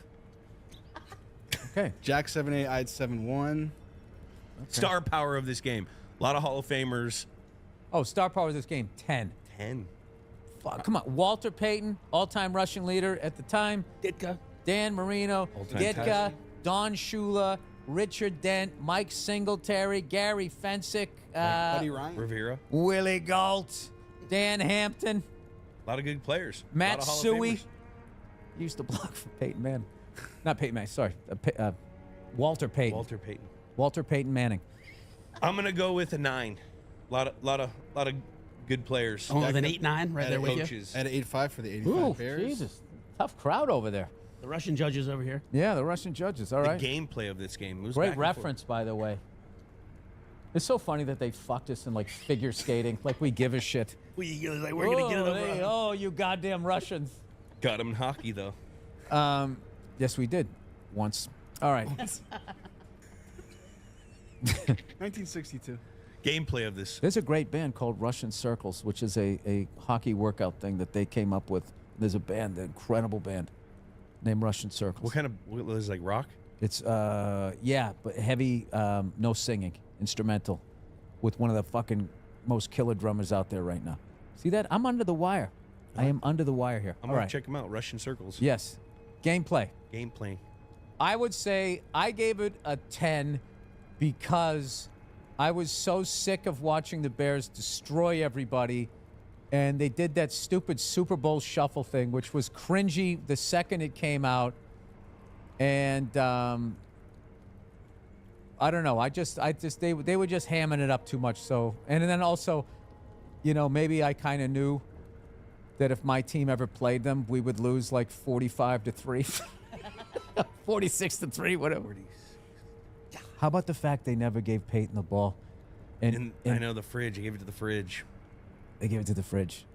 Listen, Mike Ditka got, you know, he got knocked around a lot back in the day. That's sad. So maybe he just forgot for half a second. Yeah. You know what's a weird era in Mike Ditka is when he had the blonde highlights. Dude, he did have the blonde highlights. Dude, he looked like a fucking coke dealer. He had that He looked like the cop that would shake you down, take your drugs, and now you work for me. That's what he looked like when he first started coaching. When he had the blonde highlights, and then he just had the total brown mustache. I loved him, dude. That guy was scary at home. Just in an interview. Fucking Ditka. Remember when he was doing that? Next question. And he was staring at me. When he just had fucking had it enough. Like, I just can't imagine being that much of a man and then having to sit across from those sports writers and like, well, what about in the third quarter? How come you ran it instead of passed it? And he's just like, I want to twist your fucking head off. Or maybe I'm projecting. All right. I'm going to go with the gameplay of 7. 7, okay. Jack had 7-7. I had a 6.9. Name of the game, the Monday Night That's Marino. a good name. I give this game a 10. Oh, the name of the game is a 10. I just love this game. Love it. I'm going to go with 8. 8. You know what I see with I your went with an numbers? 8-1. I see respect. Yeah. That's what I like. It's Jack had A1. I had Well, you know, 7-9. it's intimidating to come here. You know, one of the great wide receivers of all time, flanker, whatever they called you. Slot. Even though I had more catches on the outside. But whatever. 7.81. Dude, how about that touchdown pass you threw? Yeah. Yeah, you know. Dola. That was fun. Did your dad give it up when you did that? My dad's... You could have let him more. No, my dad's my biggest fan I know, now. I'm but joking. when I was a kid, he was tough. Tough motherfucker. I did what I had to do to get you where I wanted you to be. I mean, to make your dreams come true. No, he goes, you know what? I look back on how I parented you, and I think I should have been thrown in jail. He said that a couple times. Oh, dude. I mean, you can't ask anything more than that. All right. So this game is 38th overall. It is just ahead of Elway versus Montana, 1994 Week 7, Chiefs versus Broncos. We did with Eric Stone Street, I believe, and then the 2021 SEC Championship UGA versus Bama. Yeah, that's where it lands. Super Bowl 21 is the 39th best game of all time. That's interesting. Well, what do you got the best? Little Patriots heavy. Yeah, Little Patriots heavy. Can I tell you what game everybody loved that I fucking hated? Which game? Was that Chiefs-Bills playoff game where 13 neither seconds? defense could Oh, yeah. stop. Yes. I was like, what am I 13 seconds. What am I watching? I had the same exact feeling. You talk about Yeah, it's the like modern this isn't era football, football anymore. This is like I'm watching somebody Basketball. play a video game. 7-on-7. Why? What do you know? I Plays know. fucking The defense. NBA's anymore. they'll listen. The NBA's at this weird time. It's the greatest shooters of all time, but it looks like a shoot around. They're just running from the 3-point arc to It the looks like three-point. horse. Yeah, it's weird, but I mean, but I will say, I will never stop being amazed that some 7-foot guy can drain a three now. Like that was one of those things. Like you hope that happened once a year, or just for whatever reason, garbage time. You'd have that backup white center would be. He would put it up, and if that thing went in, people would talk about it for a week. We would be in like study class, study hall or whatever, just being like, I know, but what about when fucking, Rick Roby hit that fucking 3-pointer against the Kansas City Kings way back in the day? I'm not saying that happened. I forget who did it, but like. Or like Manute Bol, would do stuff like that. Now it happens all the time. So there's this weird thing where I think the talent is the greatest it's ever been. And I don't buy into that shit like, oh, these kids today, they're soft, they couldn't play in another era. It's like they would play differently. And the guys from your era would play this way if that's how the game is being played. Like that whole thing that LeBron couldn't, I mean, he's basically a defensive lineman playing hoop. Like I look at him and he would be like Anthony Mason that could score 50. If he played on those early 90s Knicks teams, whew. Yeah, it just, time always, the athlete will always get better just from information, studying. Like, it used to be a folklore on how Jerry Rice used to train. Now, I can go on Instagram and watch my favorite football player. There's women crossfitting at that level. For the ones who get it done, the most important part is the one you need now. And the best partner is the one who can deliver. That's why millions of maintenance and repair pros trust Grainger, because we have professional-grade supplies for every industry, even hard-to-find products. And we have same-day pickup and next-day delivery on most orders. But most importantly, we have an unwavering commitment to help keep you up and running. Call, click Grainger.com, or just stop by. Grainger, for the ones who get it done.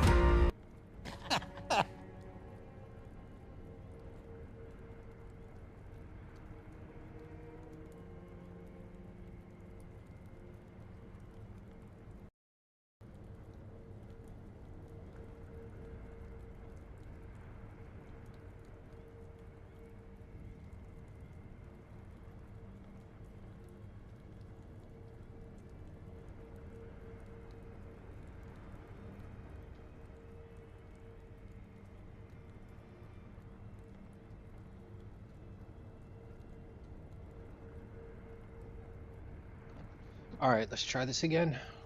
Oy, oy, oy.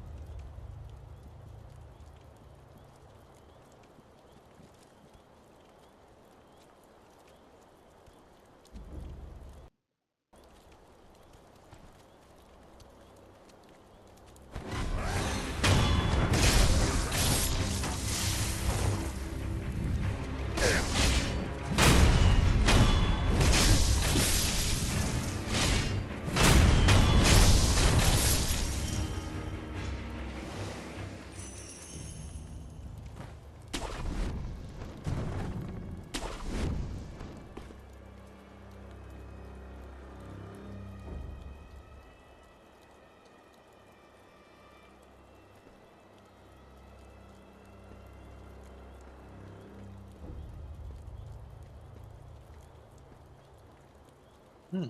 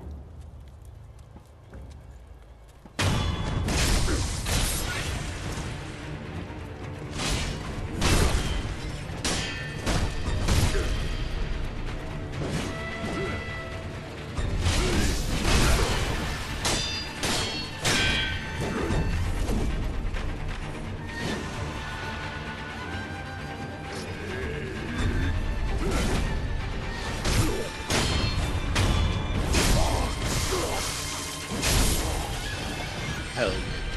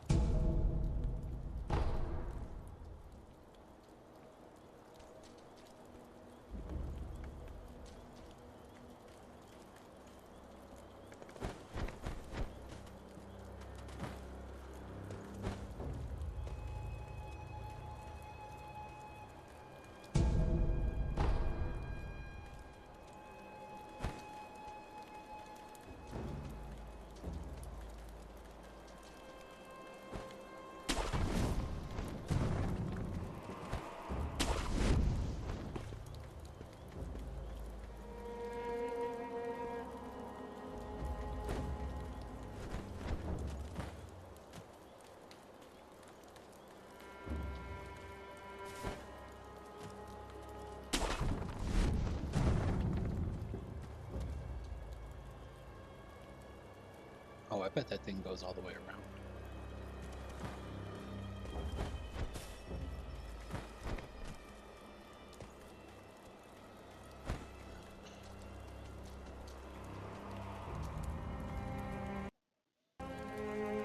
Okay.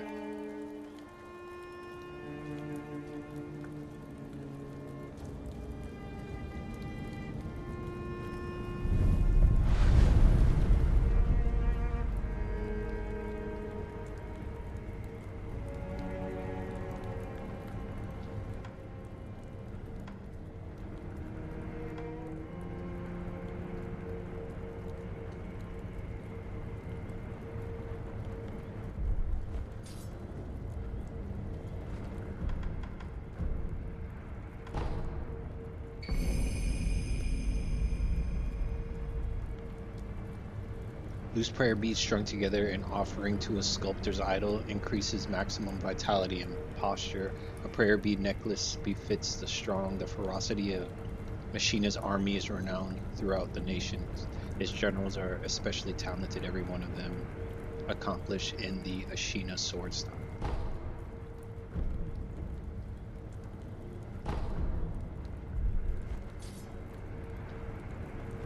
Can I do it again?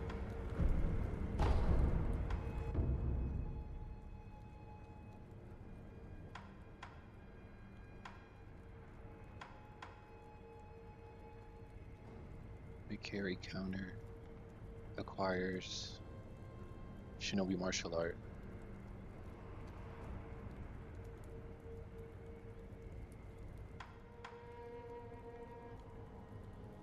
Midair allows one to guard against or deflect enemy attacks in midair. Guns and other projectiles deal additional damage to airborne targets, and this technique can serve to prevent that damage. A shinobi is not shot down so easily.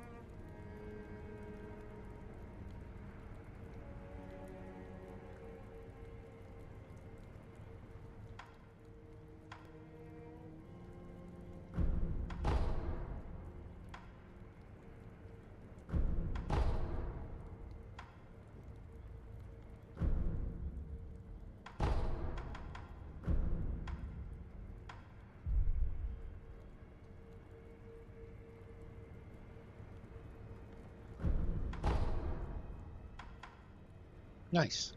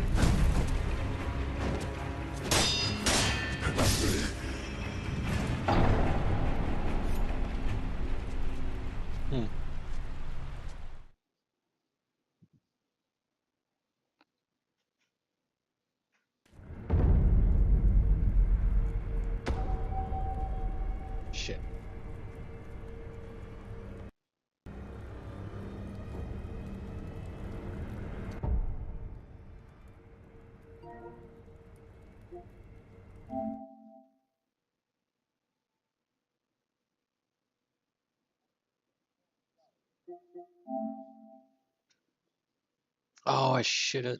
I guess it saved it. I mean, make sure it saved it.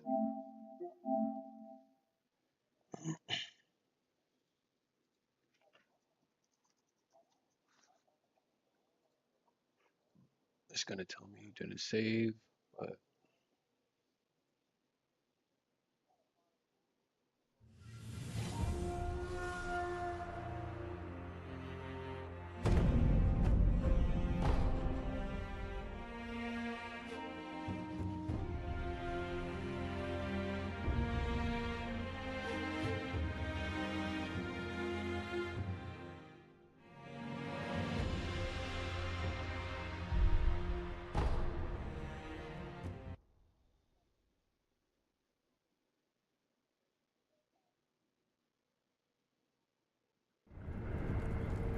okay, yeah, it does save it.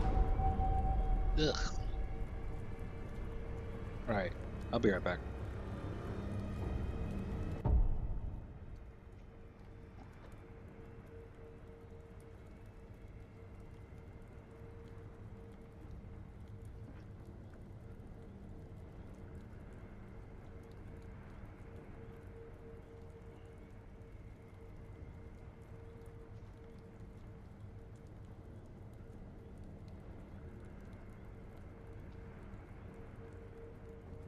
Yeah, that's what they do. It's like, all right, but then like everything becomes possible. Like you remember who's that guy in the Giants who made that ridiculous catch like that? OBJ. Now, Odell. yeah, now like Everyone does it. because they.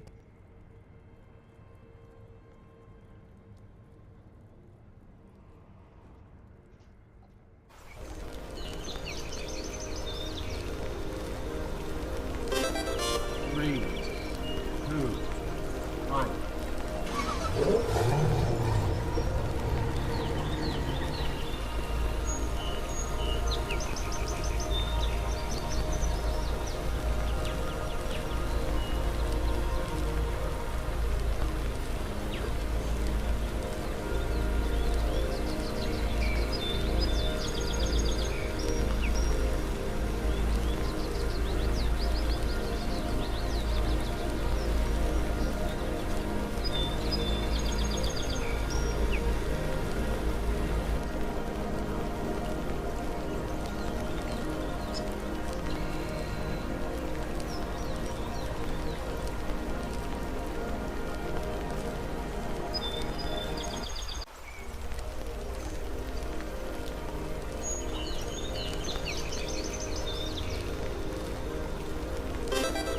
Three, two, one.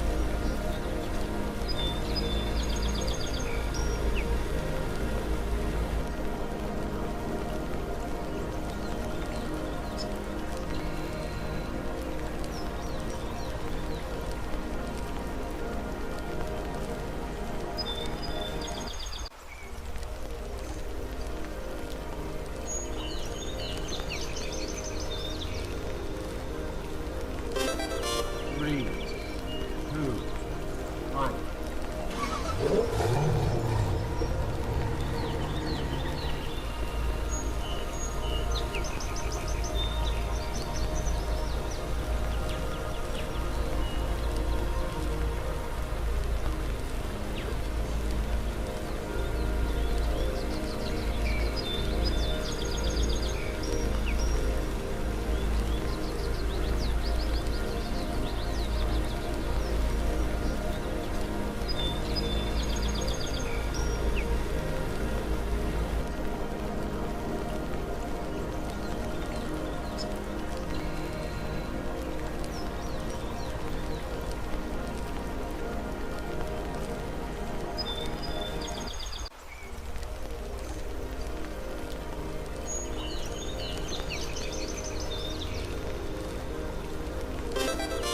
3, 2,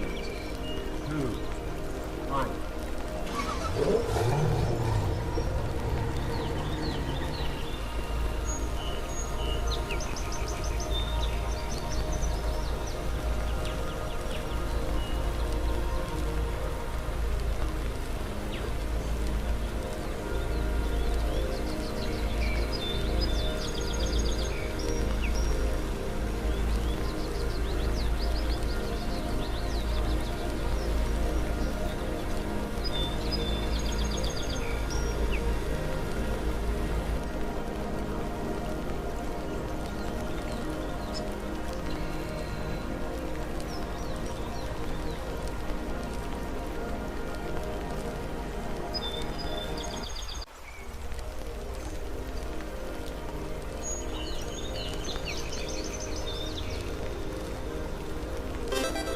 Three, 2, 1.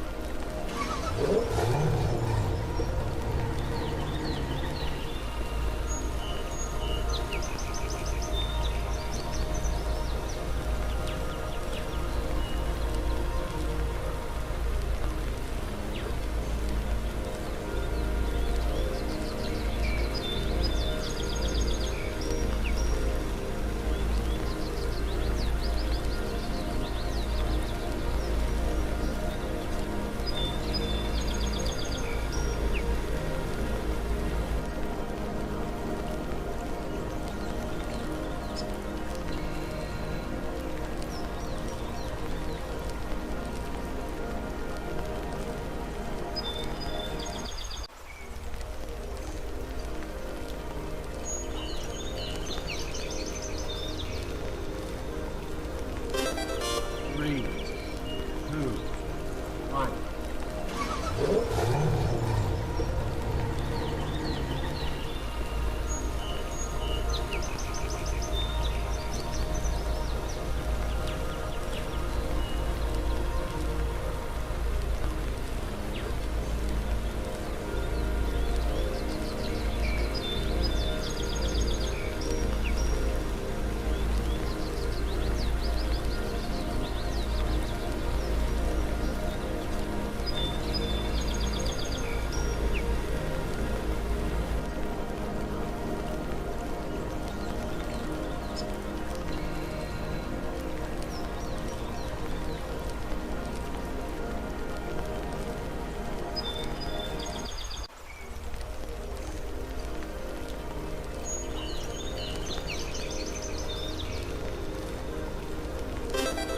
Three, 2, 1.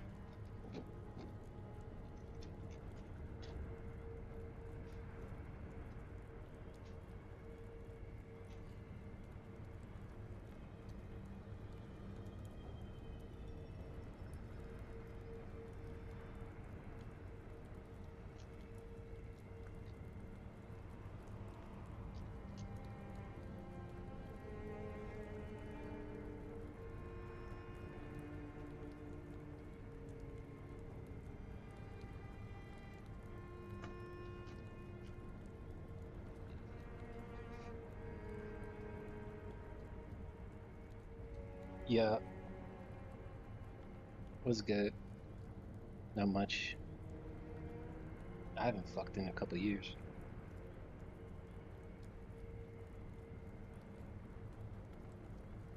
Huh? Mm-hmm. Yeah, it is tough. Whack as fuck. It is what it is.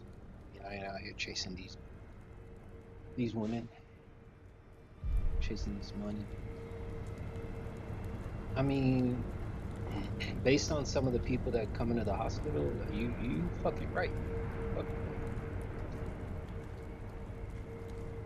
I give everybody the same face though, because like sometimes when they check in, it's like they're scared to kind of write what the chief complaint is, but it's you know what it is. So it's like you read it. I don't even make eye contact again with them when I read it. As I read it, I'll be like, okay, I just write it and I judge him quietly in my mind.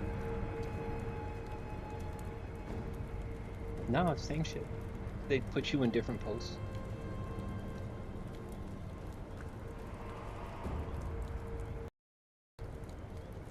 Nah, yeah, I'm not doing the truck life. Hopefully, I'm never doing the truck life again.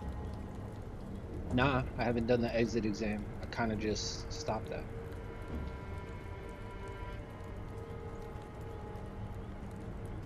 I mean, it's whatever. Because you know what else I have to do because of this bitch ass Governor DeSantis? I had to take a history class and I have to do a American history test. Yes, yes. Not even for nursing, just for school in general. Like if you start school after like 2020 or some bullshit like that, you have to take a history class and do like a standardized history test. This bitch ass governor put this stupid ass law in place. You feel me? So not only do I have to study for my fucking nursing exam, I gotta study for this stupid ass history test. Fuck all this shit.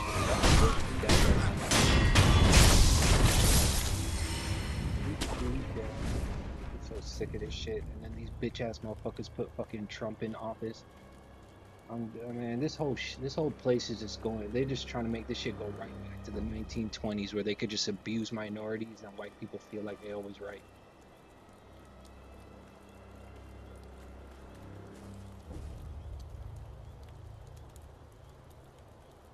Right?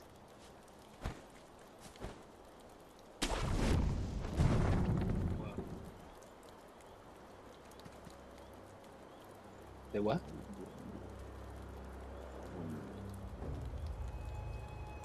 Huh?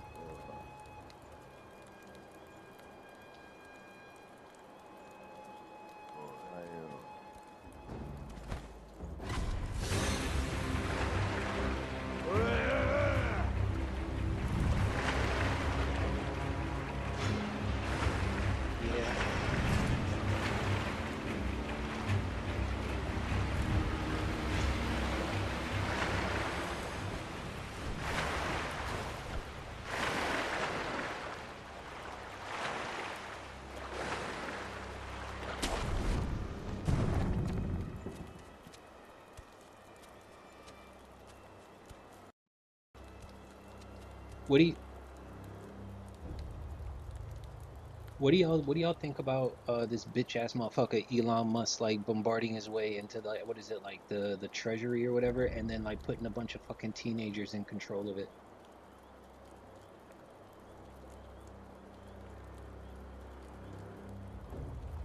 Yeah.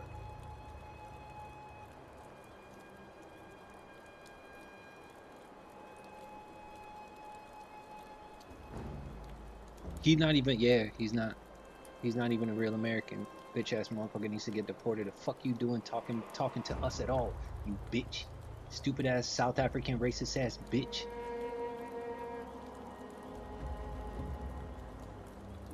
Yeah.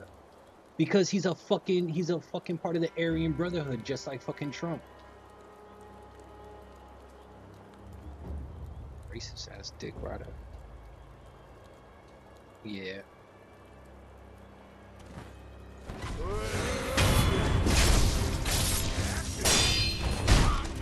but he's not one of the cool autistics. He's one of the dumbass autistics. I know some cool autistic people. They cool as fuck. Elon ain't one of them. He one of them fucking sociopathic, racist, bitch-ass autistics.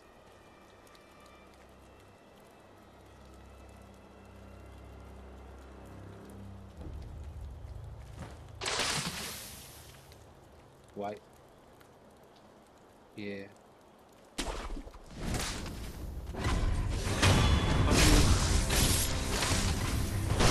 I mean, they just getting money. Yeah, they just.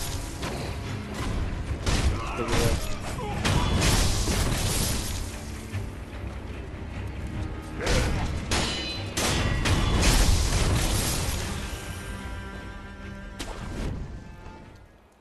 I didn't see that.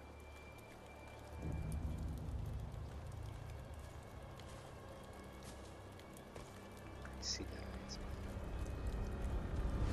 It's just so it's just so disappointing. And then these motherfuckers like, oh yeah, we just want change. We want to change it up.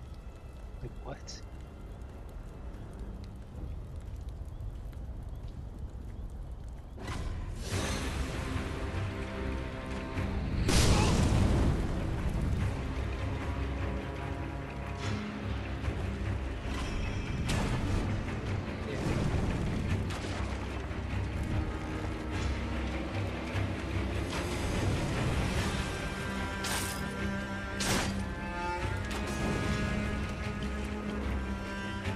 Yeah.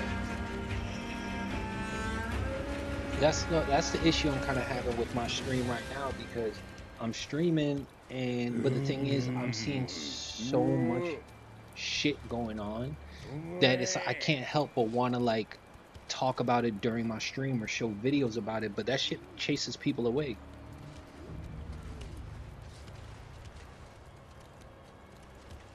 But that's what they want.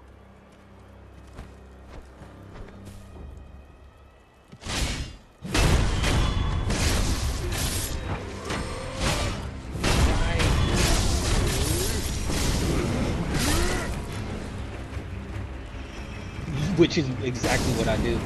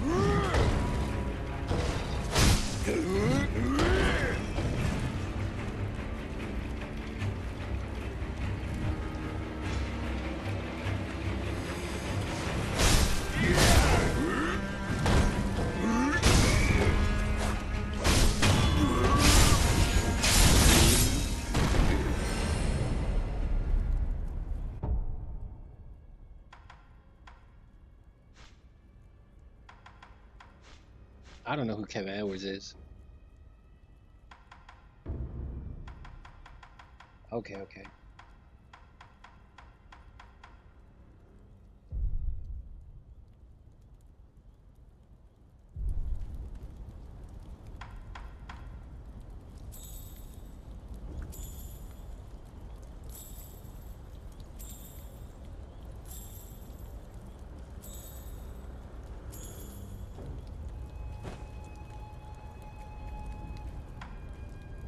Yeah, but like that's what I was doing. Cause so what I started doing was I would like I don't know if you saw it on my stream yesterday, but it's like I have my stream going, but then I'll have like a YouTube video playing in the bottom right corner.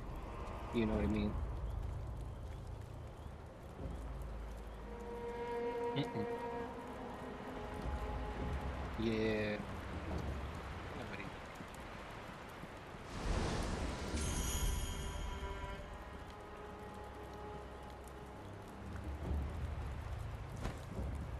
But guess who owns it? Bezos. And guess who's in the pocket of Trump? I mean, you can. They don't really care like that.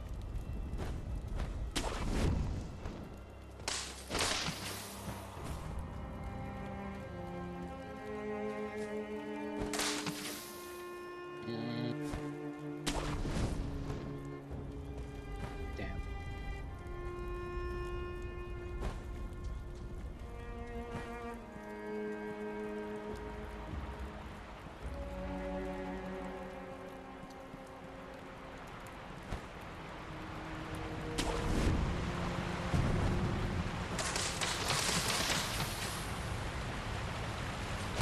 Yeah, I never. Yeah, because yeah, no, I don't reach anybody really. I'm pretty sure I chased away the couple people that were trying to watch me because I was talking about politics too much.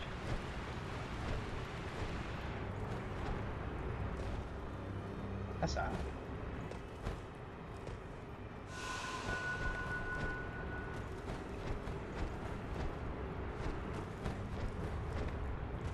Yeah.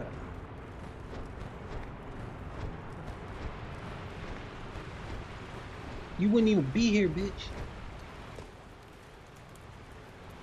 Yeah. You know, even because you know how like now that Trump's elected, like all these racist pieces of shit feel like, you know what I mean? They feel like they control more shit now. Like my parents, like my mom is telling my dad when he goes on the road to like be careful now because of like his accent and shit. Motherfuckers may start to like press him just because.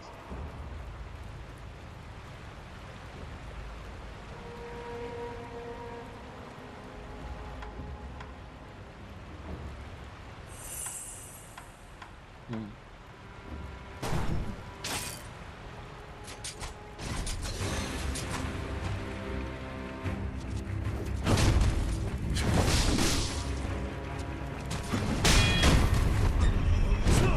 Yeah. Yeah. If you want to talk, yes.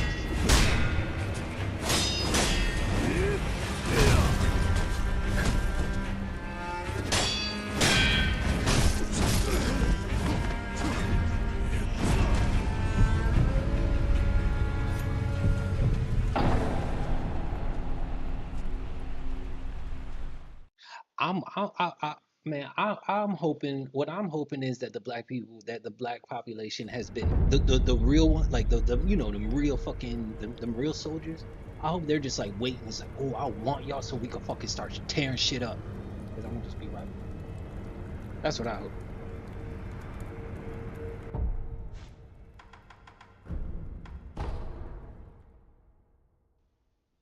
Yeah, yeah. Our parents' generation was probably like the last. Because our parents kind of made us kind of soft, but our parents were like, "Isn't your dad? Didn't your dad see Vietnam?"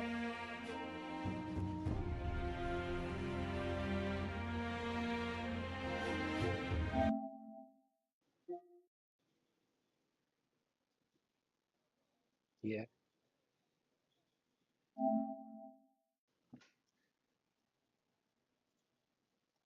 I think social media had something to do with it. A lot of the podcasts I've been watching, they've been talking about how social media has really done a great job of ripping us apart.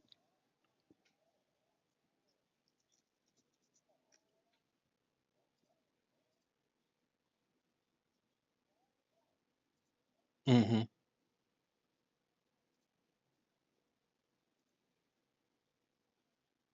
Nah, none of that. But yeah, but the thing is, it's you want to know what? It's a lot of these like racist ass people that are trying to like, because what were they doing in Texas? They were trying to like whitewash like American history because they said like their kids were feeling too guilty about the past and shit like that. It's like, no, y'all need to know what the fuck y'all did.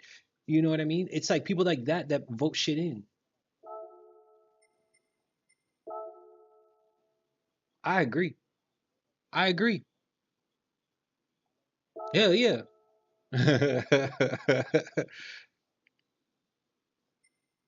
Yeah.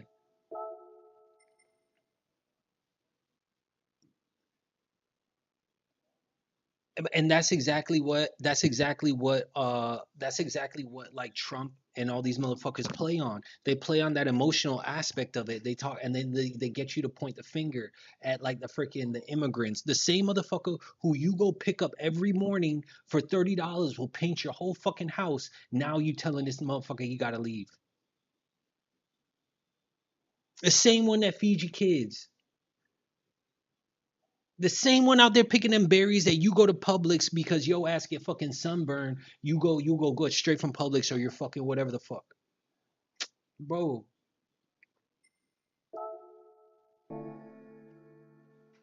One of these motherfuckers on like what was it, like the Fox News or some shit like that, as they were talking about deporting Mexicans, the bitch ass motherfucker was eating a taco. Bro.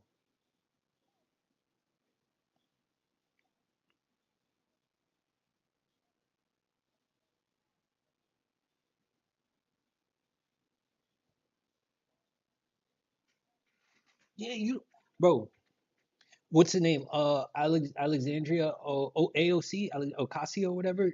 She had this like an hour and a half long not even a podcast, because she wasn't really talking to nobody. She was just telling us like what to do now, like how we should be moving now. And she was like, man, you don't got to show these motherfuckers shit until them ICE motherfuckers show you a documentation that's signed by a judge. You know what I mean? You don't got to show these motherfuckers shit, man. Do not make it easy for them. You know how like criminals say like we ain't gonna make it easy for the cops. I mean, make them motherfuckers do their job. You know what I mean? Do your job, bitch. I'm not just gonna give you shit. Yeah, yeah. Make their ass work. You know what I mean? Fuck you, man. You know what they told me at my job? They were like, oh yeah, like what did they say? If ICE comes just like, I don't know. I can't even remember what they said. Honestly, I don't even think they finished what they said, but they were just talking about, oh yeah, be careful because I guess ICE can possibly like come into our like hospital now for whatever the fuck reason.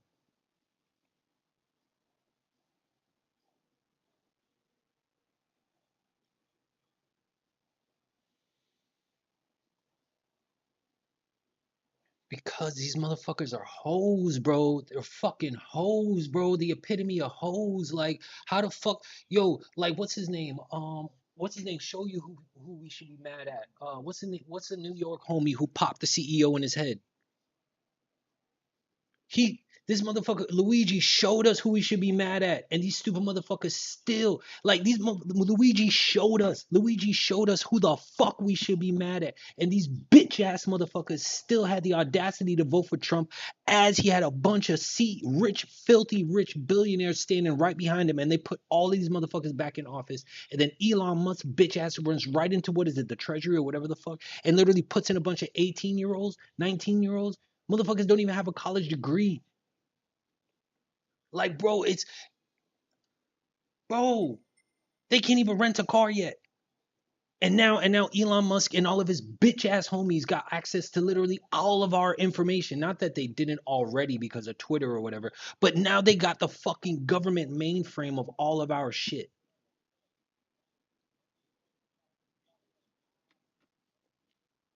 Bro,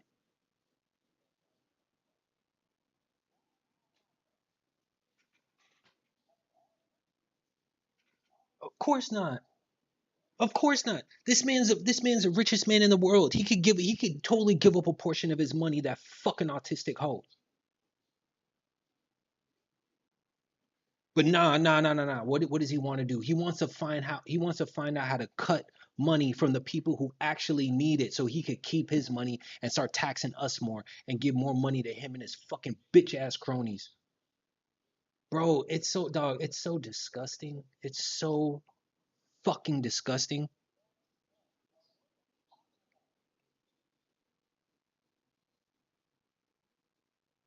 Yes. Yes. We have Bane. We have Bane. And guess who gave up Bane? A bitch ass motherfucker that works at McDonald's.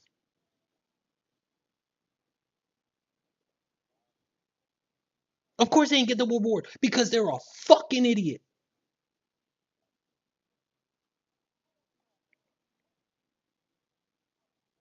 I hope their family disowns them. Whoever turned in Luigi, I hope their family disowns them. I hope when they got home and I hope they had a smile on their face. So go, guess what I did? I hope when he or she told the family what they did, I hope the whole family looked at him like, you stupid bitch ass motherfucker. Take your dumb ass back to McDonald's and just work. Just don't come home. Just send us a paycheck and stay your stupid ass at McDonald's because that's all you deserve. You stupid bitch ass motherfucker. Like, bro, this motherfucker think, bro. Ugh, man. Oh my god, bro. Like it's so and honestly, this motherfucker when he did the Sig Heil, and motherfuckers are trying to act like, oh yeah, he didn't mean to do that. Bitch, you are a multi-billionaire. You know how to send fucking rockets into space, but you don't know what a Sig Heil is? You're from South Africa.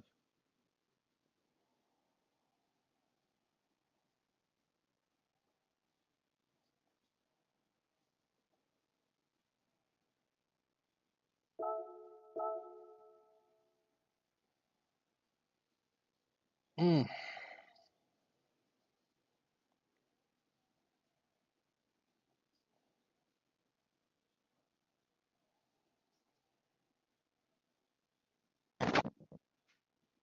Mhm.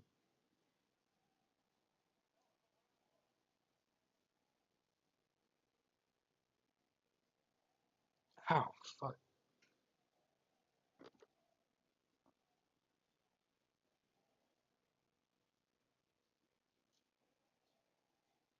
This motherfucker did the Sig Heil in front of everybody, and people are trying to explain it away. Oh, he didn't really do that. He didn't really mean it. What?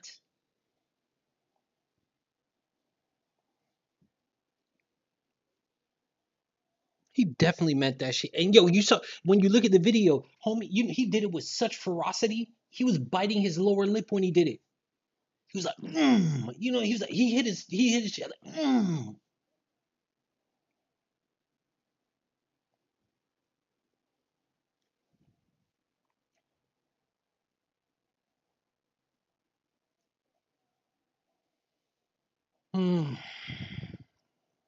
Yeah. Huh? I mean, it's not that I want to worry about it, but you just don't know what these hoes are gonna do now. You just don't know what they're gonna fucking do.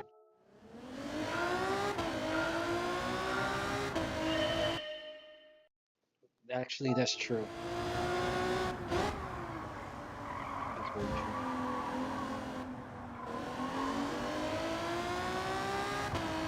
Yeah.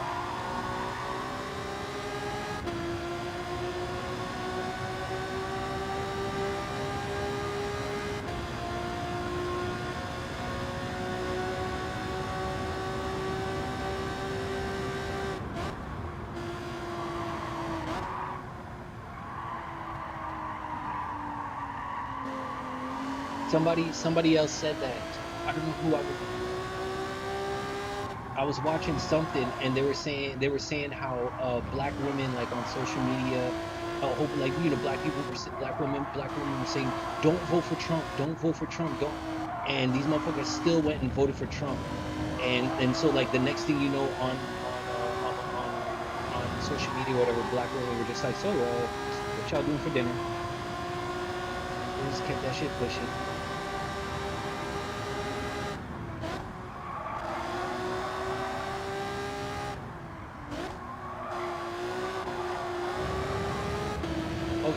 Yeah. Wait, Caitlin Clark? Wait, the 3-point shooter? She like Trump? Oh. Oh.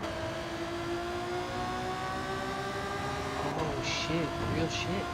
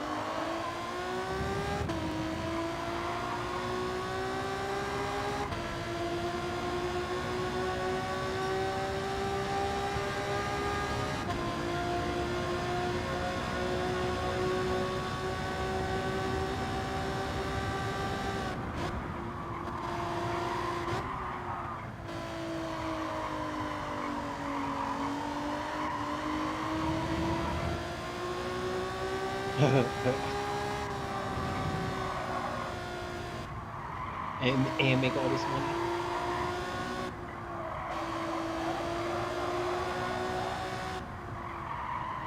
And go up against grown men. Go up against grown men who really know how to hurt you.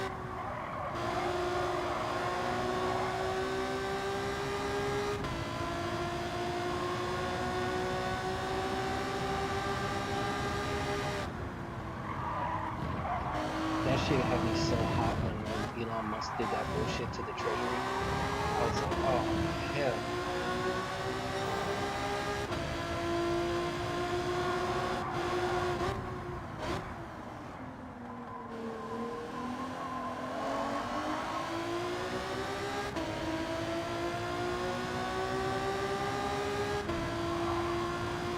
Did you guys already file your taxes? I haven't filed mine yet.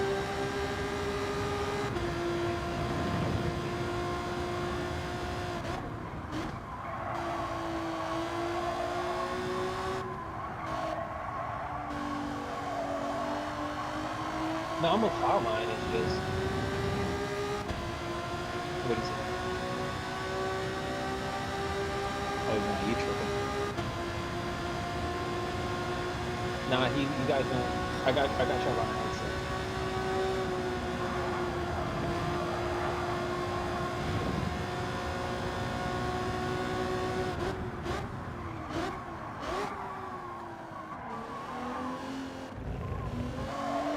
You better figure that shit out. But at the same time, bullshit too sometimes.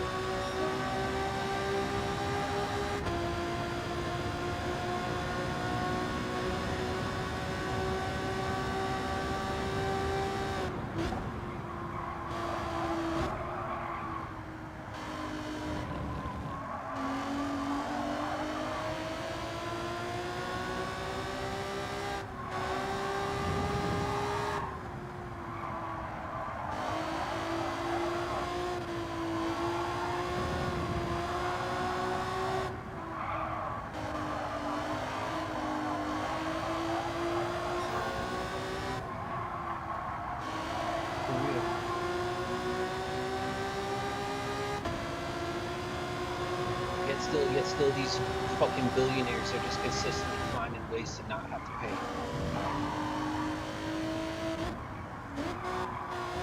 Bro, like, yo, how much better would our healthcare be if these fucking billionaires paid what they're supposed to?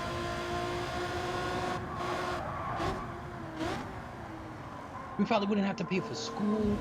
They'd probably be able to give us a monthly paycheck.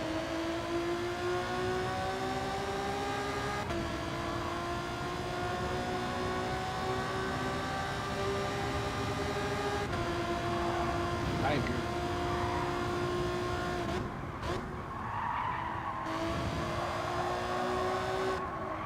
Nah, I knew it was fucked with a super yacht. Like, when you heard of, what was it? The super yacht went down like 2 years ago. Yeah, and bro, yeah, like 2 years ago, like off the coast of fucking Italy or France or some shit like that. You know, there's a bunch of this whatever, you know what I mean? So the fuck you doing on a, you're not satisfied with a yacht? You need a super yacht?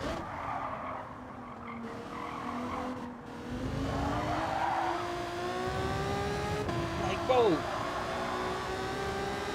it's like a super yacht. Like, a yacht's not enough. Having a nice yacht is not enough.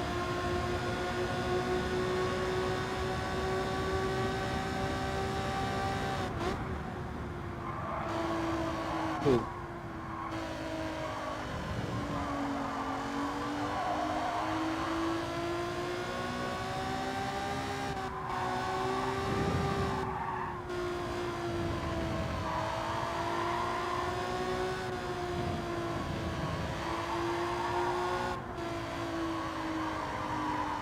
Oh, hell yeah. Oh, wait, they're going after Jaden Smith?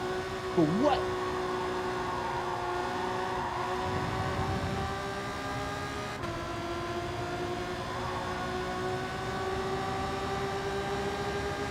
This man's been helping.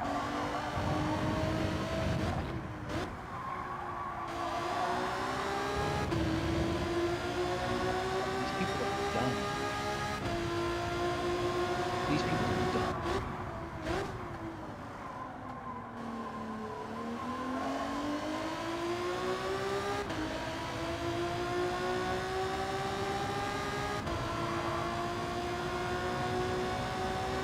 Kanye West, I stopped rocking with him when he started sucking Trump's dick.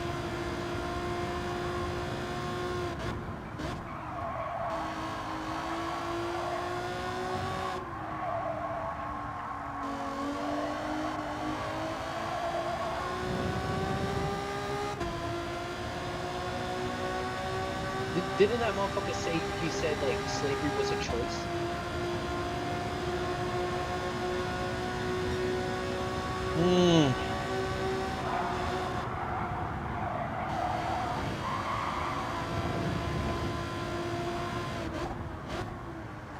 Like running away.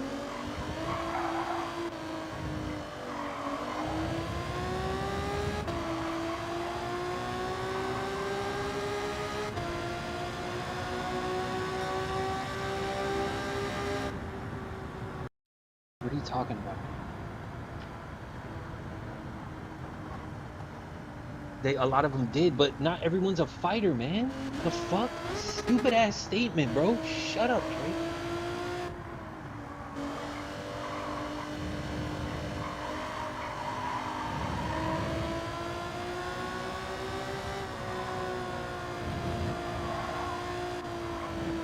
And Dre, you say that now, Dre, as big as you are, you think you would fight?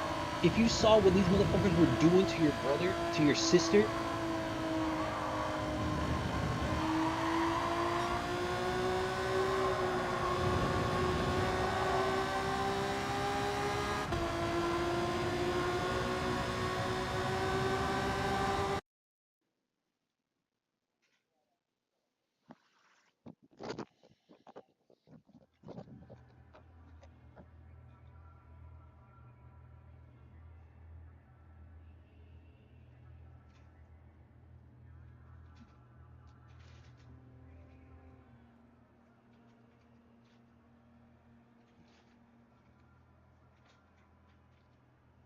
No, they systematically found ways to try to break people's mind. Like there's books. There were books on these evil sadistic motherfuckers wrote books on how to break people's mind. These people found ways to like, yeah, nah, of course not. Mm-hmm.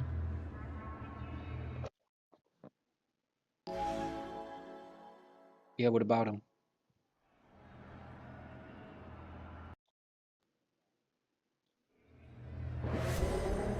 I mean, they're not. I mean, if they're coming over here, they're coming here because this place is supposedly the land of opportunity.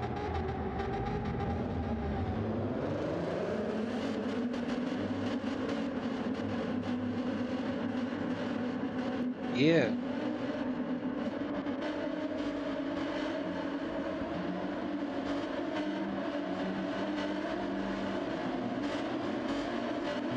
Yeah. They voted a female as their president.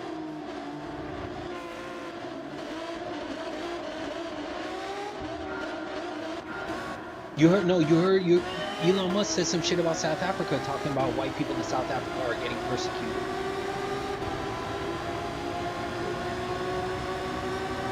Yeah, yes, yes, yes, yes.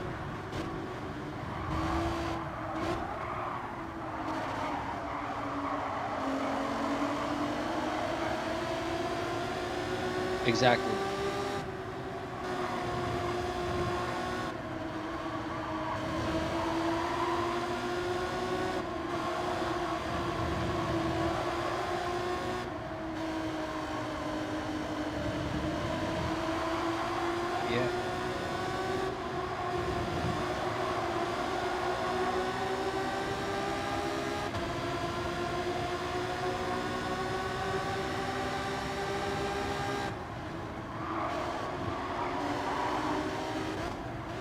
Malcolm X, Marcus Garvey.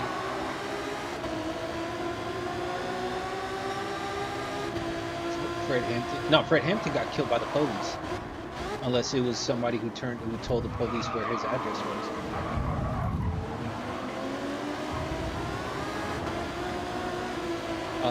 No, I didn't see that movie.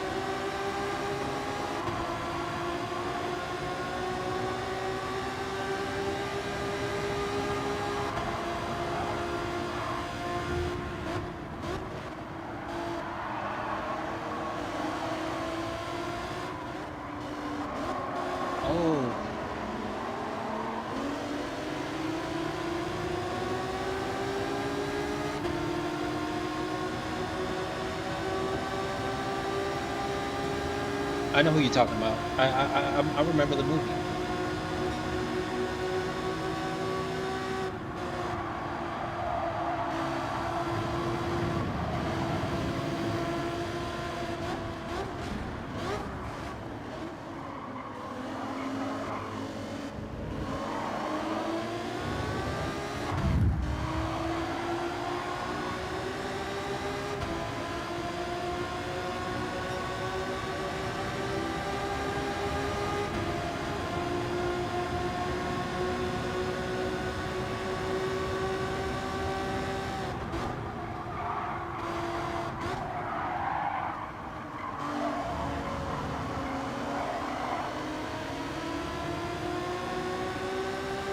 It's horrible. Yeah, I heard it kind of flopped. Like I didn't hear that it flopped, but I heard it was getting promoted, and then it came out, and then nobody talked about it no more. But I think people like I think people like what's his name so much that I just didn't really hear any kind of negative comments on it.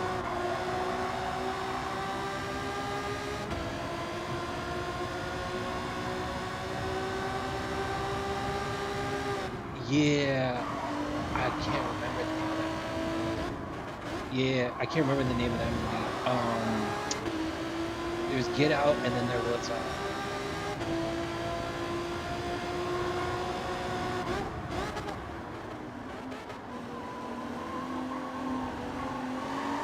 trying to remember the name of it.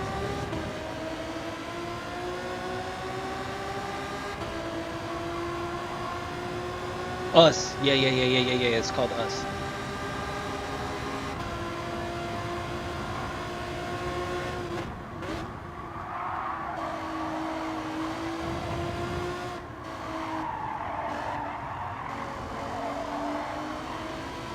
If Us was real life, I would prefer the clone of Elon Musk over the bitch ass one we got now. I promise you. You feel me? So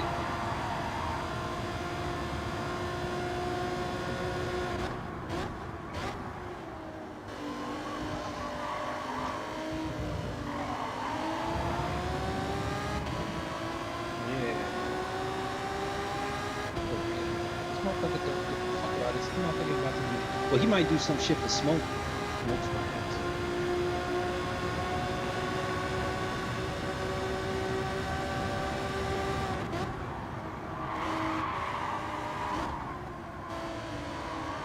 I can see that happening as well. Like, bro, why is he even like, bro? We did not elect this bitch. What the fuck is he doing with our information?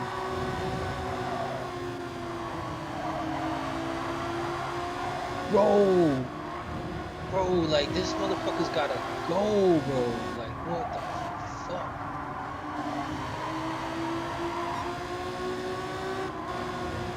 For real?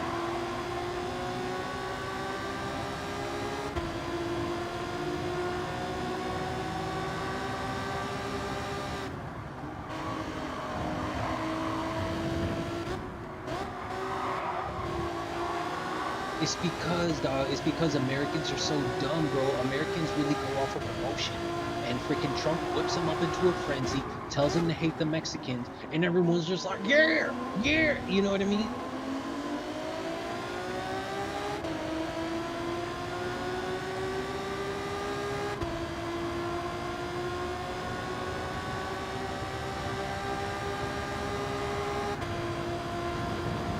Bro.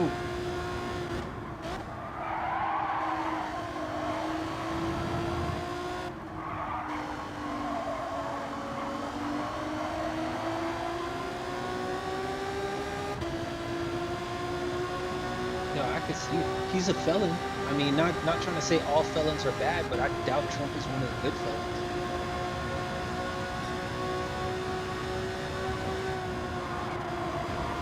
Yeah.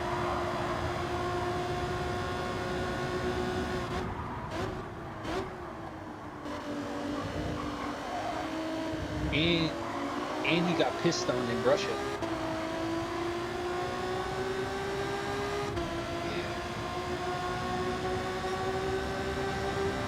I mean, I'm not one to king shame, but you know what I mean? Be open with it. Stop hiding, bitch. Just let us know, man. Show us a video.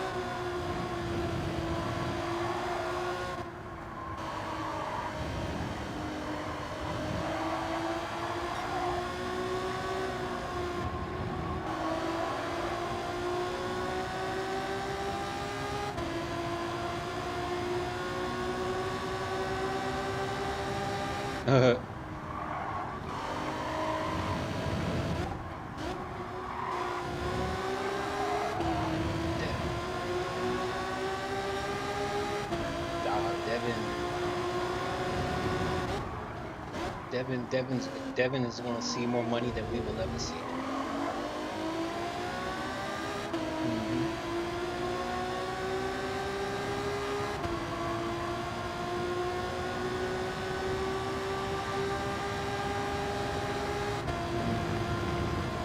There was another girl I know. She went into porn too. She was from middle school, but you know, whatever, man. Get your money however you can, man. Get your money and secure your shit. And honestly, I feel like there's nothing.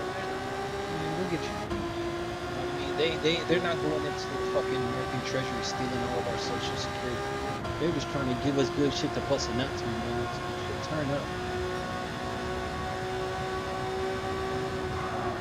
I wouldn't give a fuck. Is she covering my bills and she's paying for shit for me and helping me? I don't give a fuck. Fuck.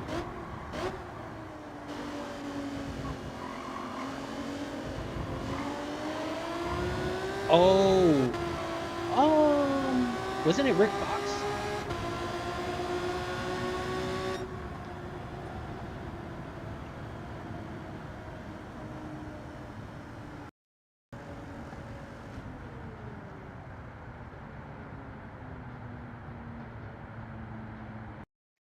Yeah. Oh my God.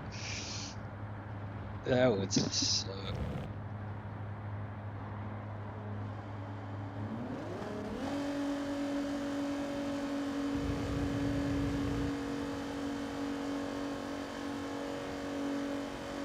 Yep.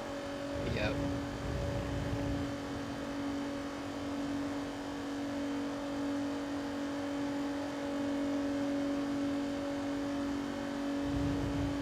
Wait, the NBA player? Oh yeah. And he was tripping on it. Bro.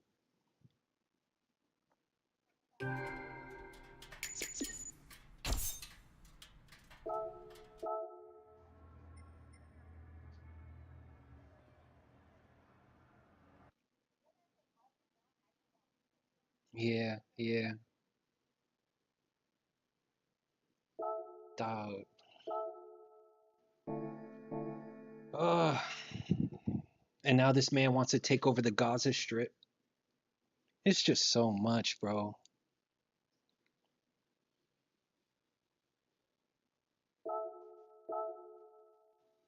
Nah, I didn't see that.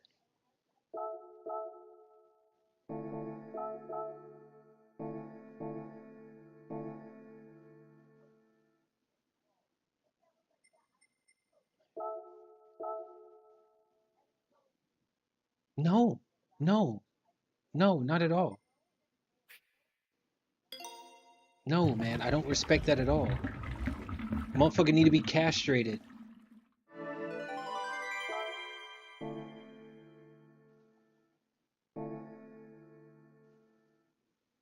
And letting that bitch. I don't give a fuck. Bro. Nah, I hate people. I hate people that say that. Oh, well, at least he's honest. Like, shut the fuck up. Shut the fuck up with that shit, bro.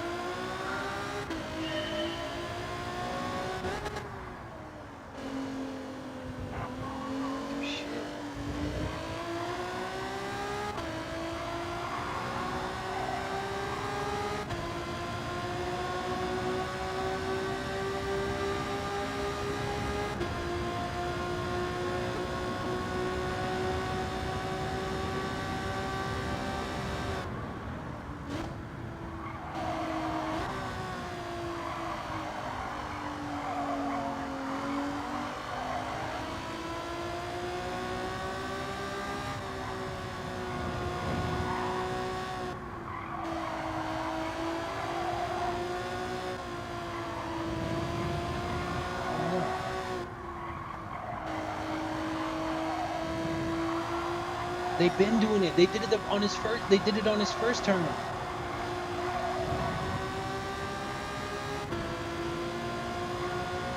Oh, we had Kamala. Oh my God, bro, Dre.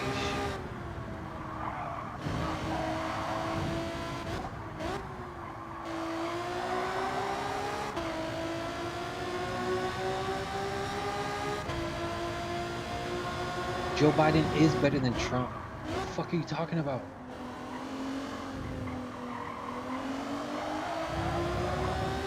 Like, bro, that's what I'm saying. People are so dumb when it comes to this shit, bro.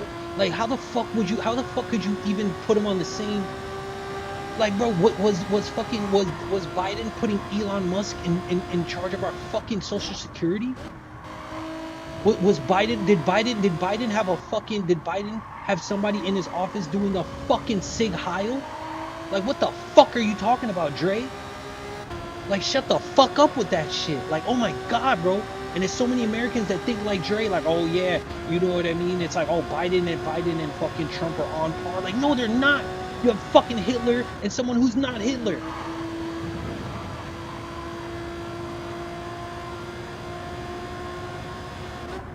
Yeah, man. Like, what the fuck?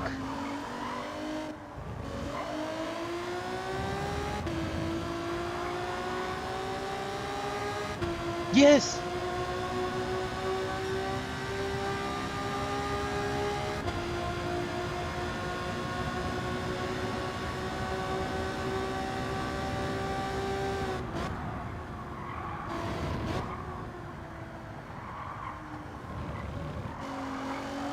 Well, they matter. You know that's the funniest thing, Dre. Because guess what? You matter to them. That's the dumbest thing. That's one thing I really hate is when America. Oh yeah, it don't matter. Get off. Them motherfuckers is thinking about you. Don't think about them as much as you want to. For real. And they're getting richer and richer, but you're somehow paying more in taxes, and you wondering what the fuck is going. Oh, but it don't matter to me. It don't matter to me. You're fucking. One of the first things this nigga did, one of the first things this dumbass did was fucking make prescription drugs more expensive. The first thing he did, oh nah, whoever's in office, it don't matter. It don't matter. Like, bro.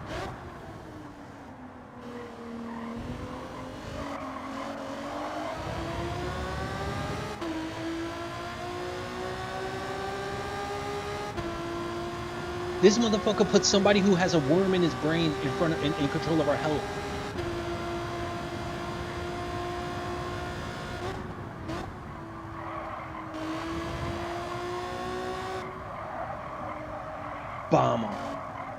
Bomber, nigga.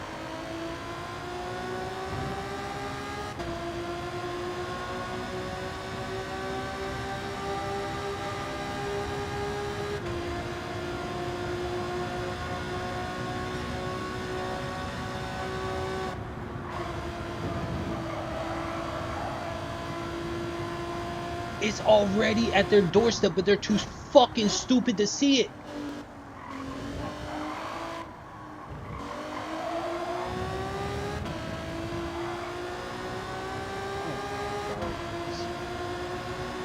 It's disturbing.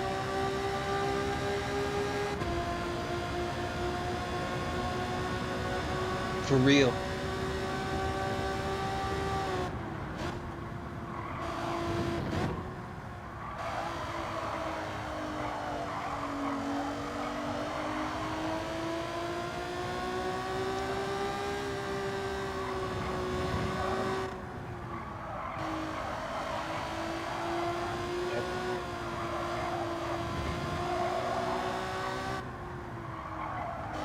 Of course I voted, bitch. I've never not voted ever since I had the opportunity to vote. And I always vote black or the closest thing to black. For real. Actually, I don't think I voted this midterm election. I was kind of caught up just in like the turmoil of my life. I might have missed it. But I always vote in the big one.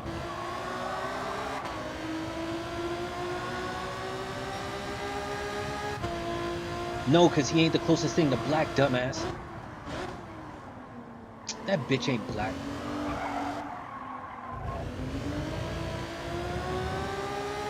Dog.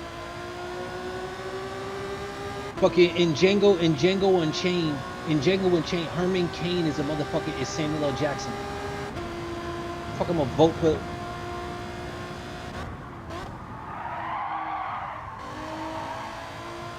No, I ain't vote for no bitch-ass Herman Cain. Yes, he did. Yes, he did. Yes. And then he died from it. Yes.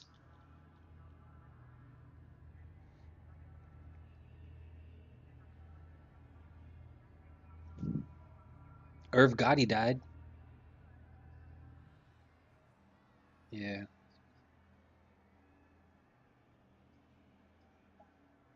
That's what he's saying? Fucking God. He don't stop.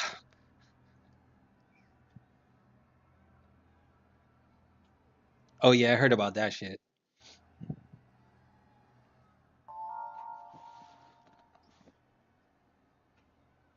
No, he did not.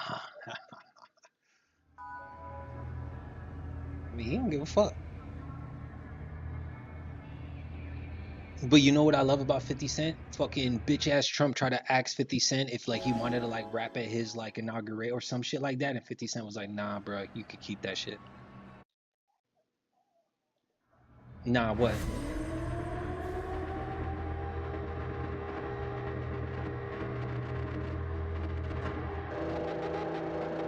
Good.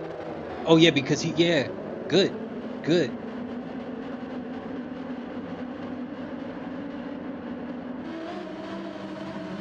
Yeah. Dumbass Nelly.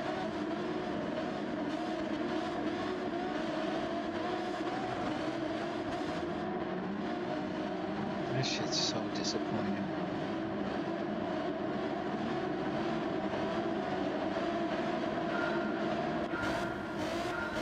Nah, I didn't see that.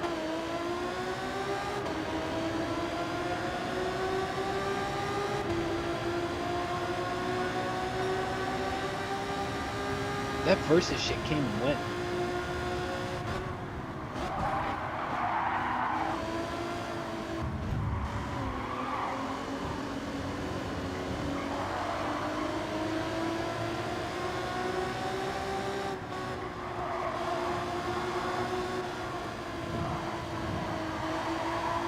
For real. The best one was Jeezy and Gucci.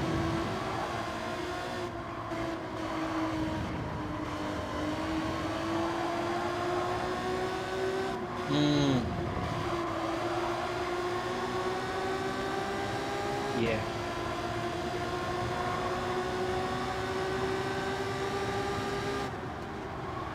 That one was good.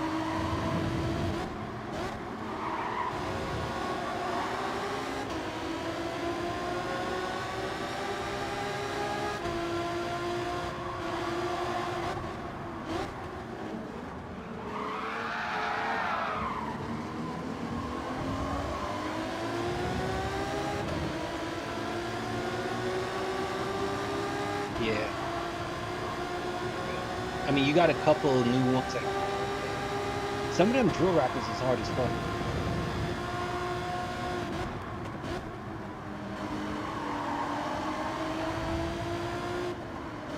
Like, yeah.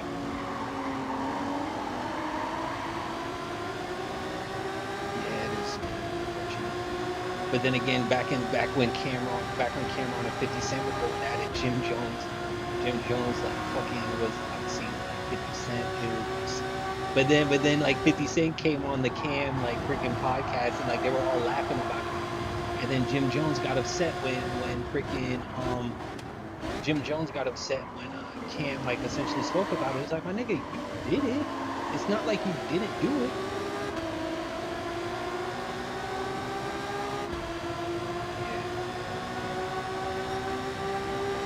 You're doing well. Yeah, him and Mason. Hell yeah.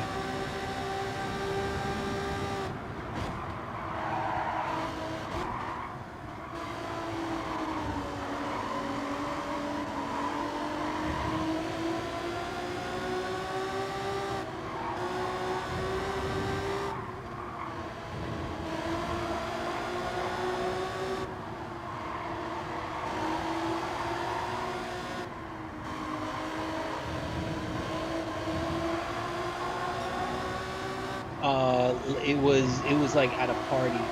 Yeah, at Takeoff. It was like at like a party in Texas. Shit got hectic. I mean, it wasn't him that pulled the trigger. I think it was like over a dice game or some shit.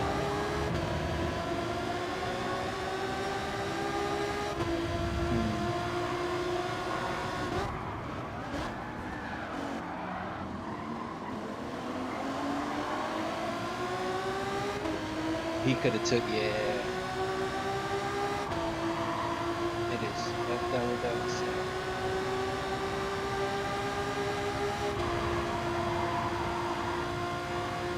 For real.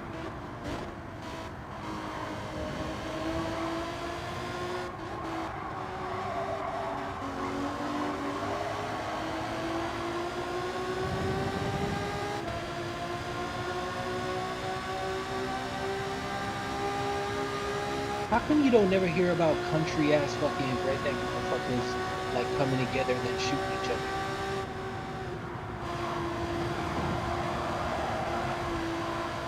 Does it happen though? Like, could we find it? Smoke, have you heard about anything like that? Like what? Can you give me an example?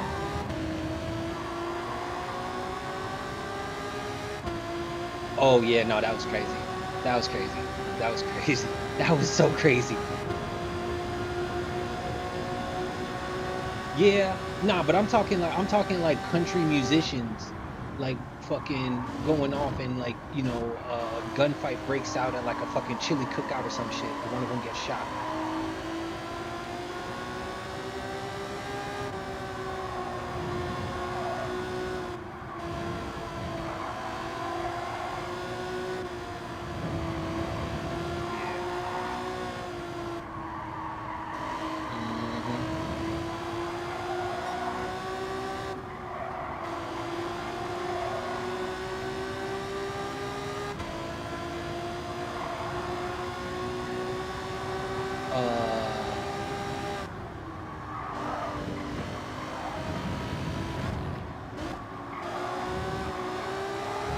He was a center for Detroit.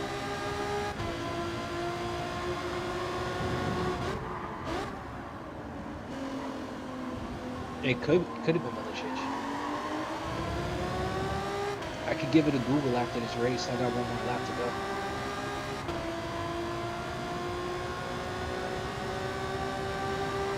Man, all this shit we talking about, bro. CJ, I've been told you we need to monetize this shit so we can tell our bosses, you know. You know what? Oh. I can't.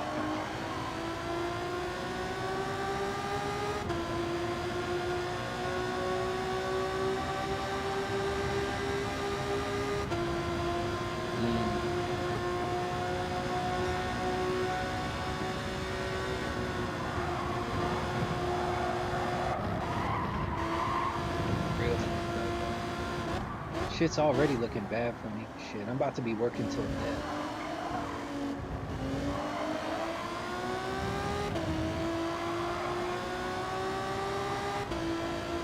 Shut up, Mister. I don't give a fuck. It don't matter. What? Like, what the fuck you care? Like, you don't give it. It don't matter. It ain't gonna affect you anyway.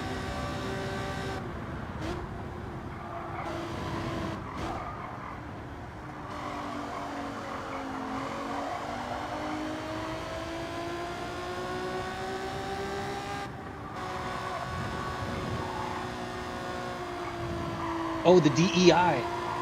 Yeah. Yeah.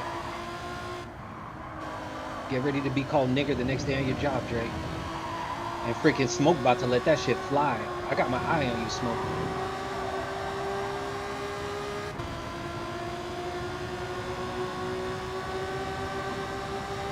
Can't do shit about it.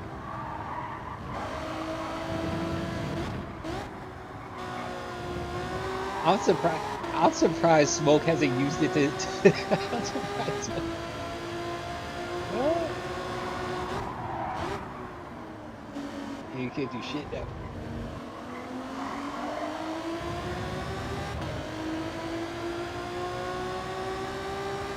Nah, they could. You could. Yeah, you used to be able to do a lot more. You used to be able to do a lot more. They got rid of all of that.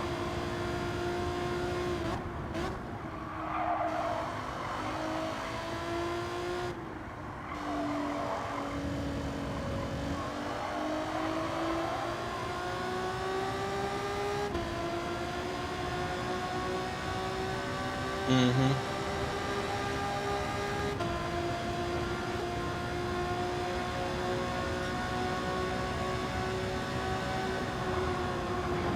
You'd be surprised what these motherfuckers will do. You'll be surprised what people will do, like if they feel like they can get away with it. You'll be really surprised though.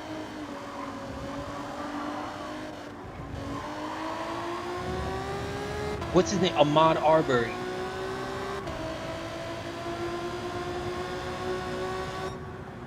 Yes. Yes. Trayvon Martin. Trayvon Martin would have been like 30. I think it was yesterday. Yesterday was his birthday. Huh?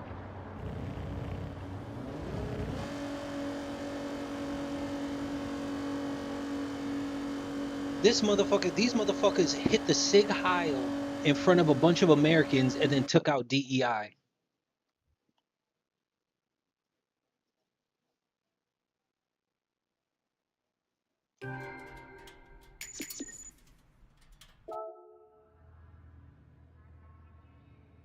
Mm-hmm. Mm-hmm.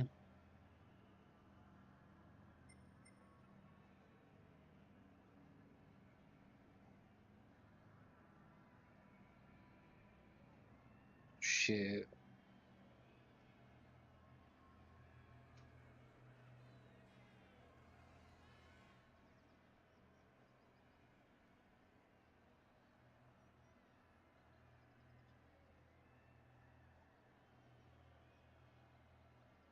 Put that motherfucker in the pit. Tell that bitch it puts the lotion on the skin.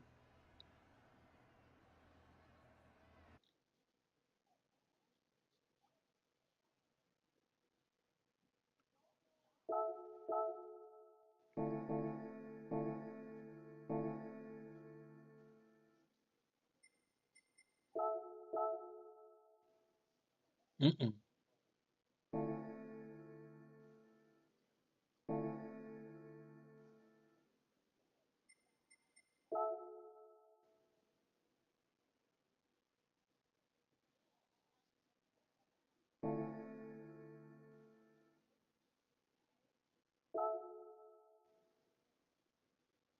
Cause he a bitch, bro. He a straight bitch.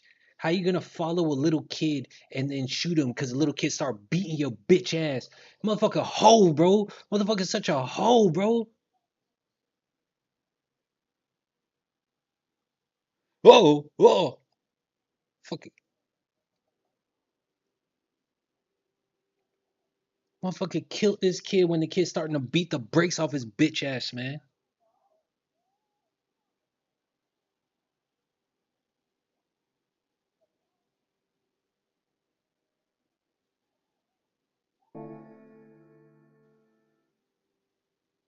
I think they did, yeah.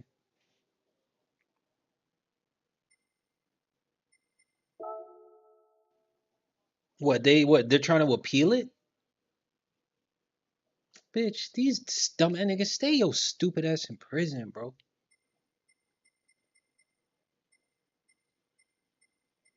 You killed a fucking black man jogging and you don't feel like you did nothing wrong. And these hoes voted this bitch ass nigga in the office. Like, that shit is just so crazy to me, bro. It's so crazy to me.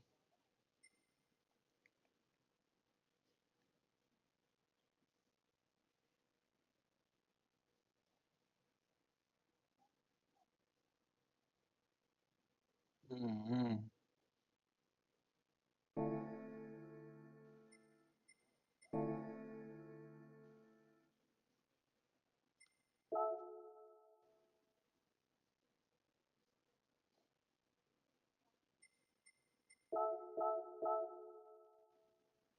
Nah, they were one thing they said that I kind of agreed with was when like what's the name, Charlemagne the God and all of them were saying like, bro, what the fuck are y'all doing shaking this man's hand? What the fuck are y'all doing even showing up to the inauguration? He didn't show up to y'all's. What the fuck are y'all doing showing up to his? I wonder, yo, freaking Michelle did it the best. Michelle's like, fuck that bitch, nigga. I'm staying home and I'm fucking, I'm, yo, bro. Michelle she would have won. But at the same time, I couldn't understand why she's tired of that spotlight because, there's a lot, I ain't dealing with that shit. You know what I mean? Kamala would have been just fine, bro. But these dumb ass people, bro. These people are so fucking stupid, bro. Huh? I'm not good at convincing. I'm just good at calling you dumb. I can't persuade you. I could just be like, nigga, you dumb. Yeah. That was a bad decision, dumbass. Stupid as fuck. I hate you. And I'll move on with my life, but I'm not good at convincing people.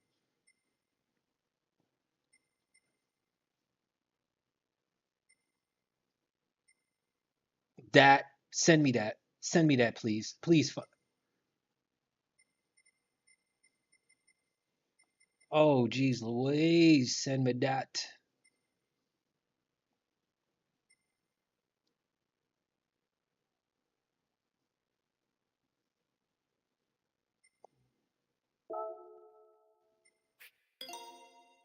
What, you mean online or the story mode?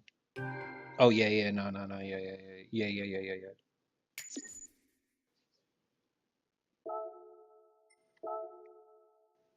It's funny you're playing San Andreas. I'm watching a streamer play San Andreas right now. Huh? I'd wa- I, You don't stream. You stream? You full of shit. You stream on what? What do you stream, Andre? Because I would totally follow you and watch you. Huh? I'm not gonna watch your OnlyFans, Dre. I'm not gonna watch your OnlyFans. But more power to you. More power to you. And I hope you make a ton of money showing everybody your dick as you playing San Andreas. I really do. I really hope the best for you and your OnlyFans. I really do hope you make it. Bro, bro, hell yeah.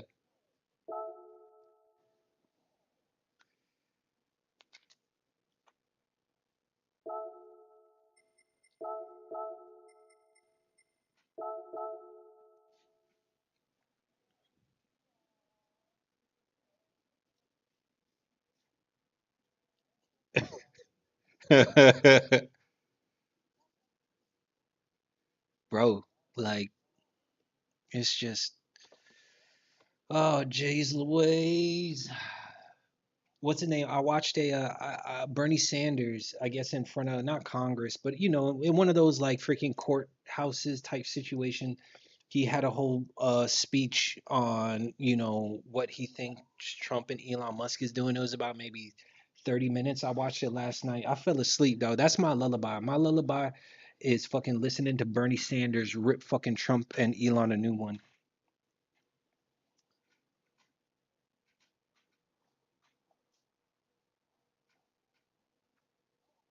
You know what? I regret not voting for Bernie. I do regret that. Yeah, and I'm pretty sure I told you that it was a dumb idea. You should have voted for Hillary. She has a better chance. You're wasting a vote. But the more I think, or the more I just see what's going on, and the more I listen to Bernie, and just and more aware, I realize Bernie probably was the better decision. Yeah, Bernie was the realer one, for real, for real.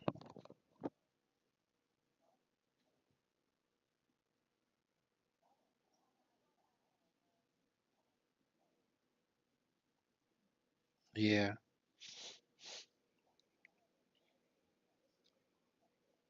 bro, Trump's wife don't give a fuck about that nigga. Hell yeah, hell yeah, bro. I f-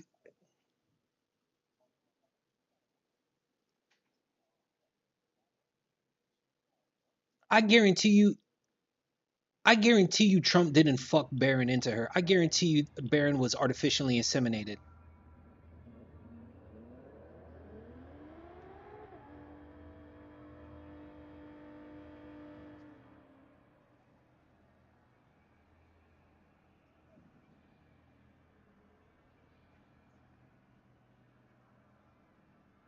Fucking what was her name? Ivanka or whatever. She was like, put your shit in a cup over there and I'll see what I can do with it. Put your shit in a cup over there. She ain't do none of that shit, bro. She ain't suck homie's dick in years.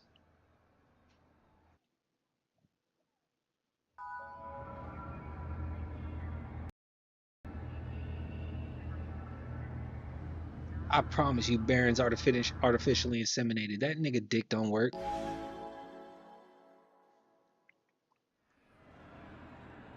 To who? Trump? Trump? I think Trump was older than Biden, or I think they're the same age.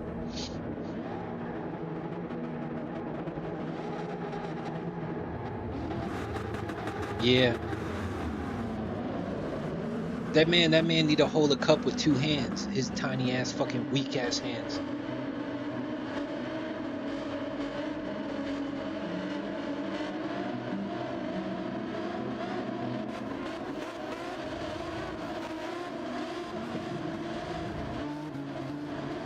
Yeah, they do.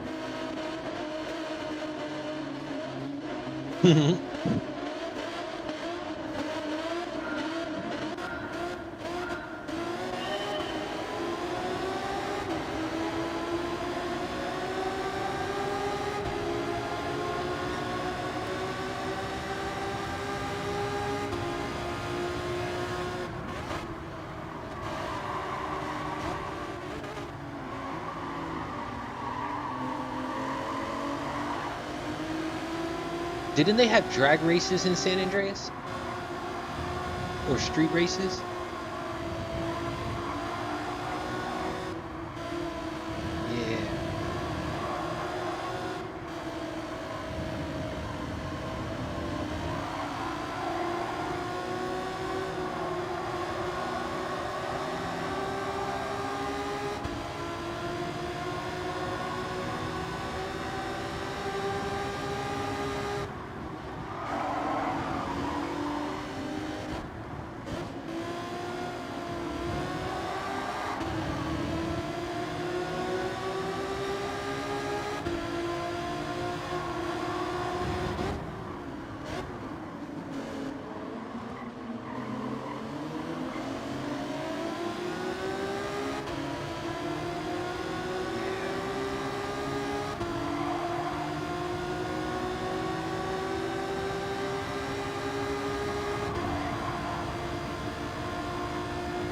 Yes.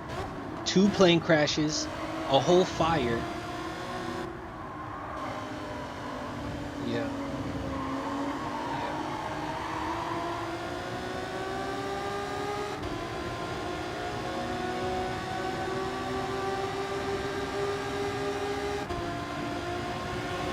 When did this happen?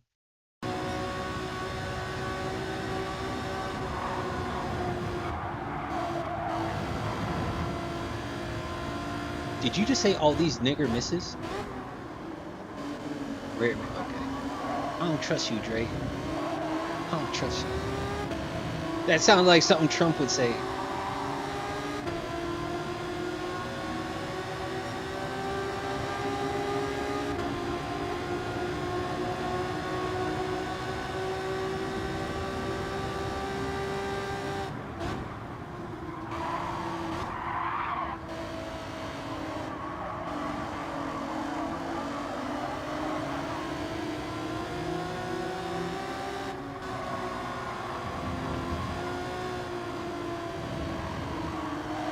But he kind of is. He kind of is. Like, yo, nobody still said shit about Elon Musk doing what he did last weekend.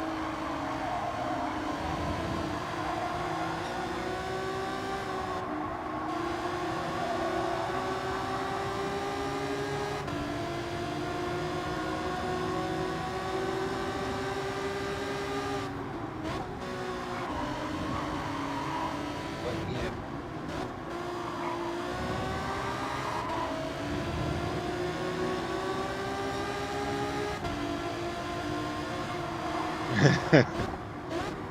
Bro, like, I don't know what these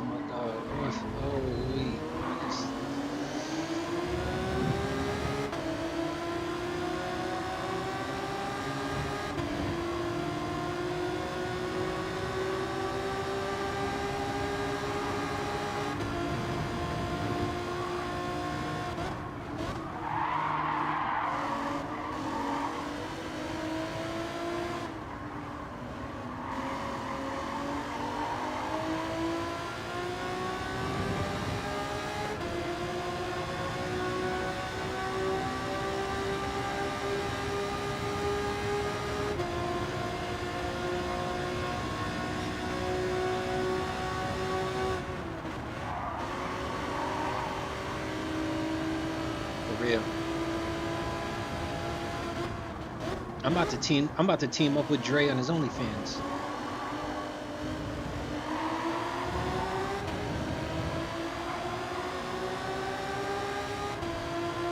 Cause they got Luka. What more do you need? Luka and LeBron? Wait, how many more years is LeBron gonna play?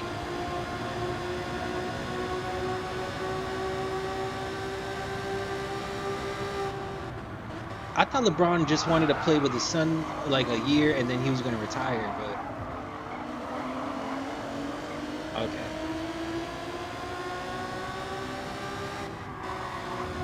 Not that I want him to retire. I mean, go play as long as you want. I don't give a fuck. I just thought he was gonna be like, my nigga still. But then again, he's so healthy and he's still killing it. So shit. How many points did he average? Did he average this season?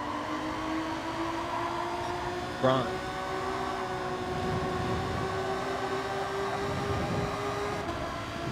Nothing's changed, bro. Nothing's changed, bro.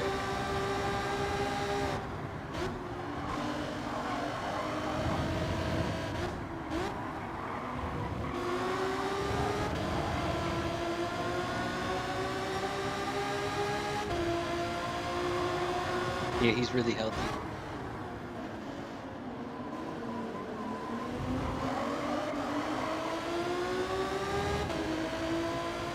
Whatever, bro. Yeah.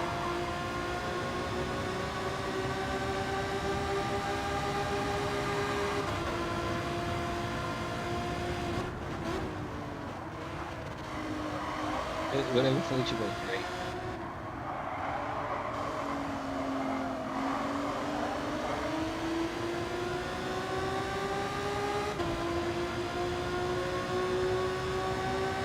I don't even want to call. I'm okay.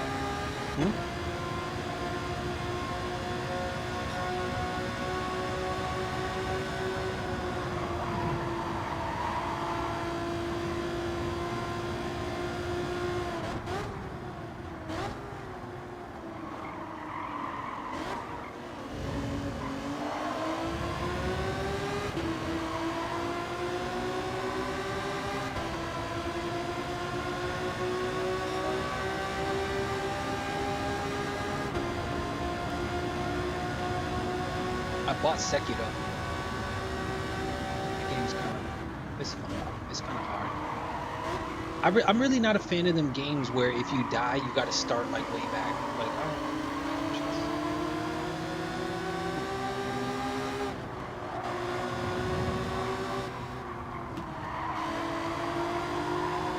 Yeah, I beat The Last of Us, but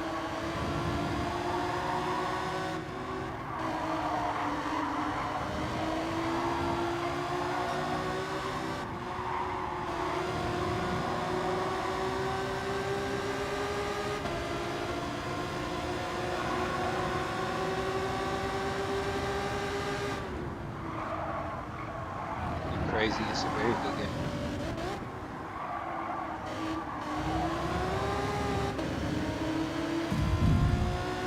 Cause you scared with your heart beating foot. You scared.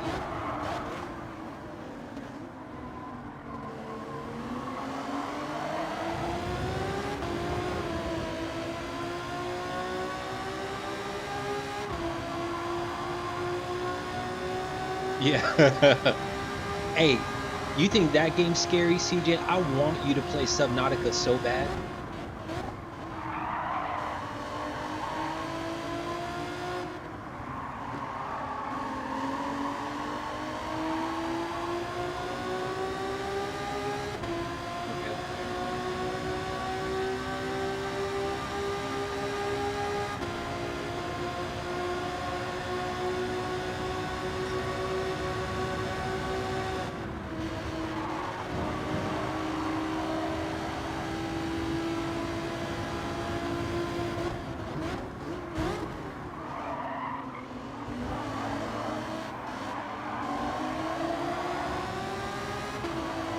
You do like it?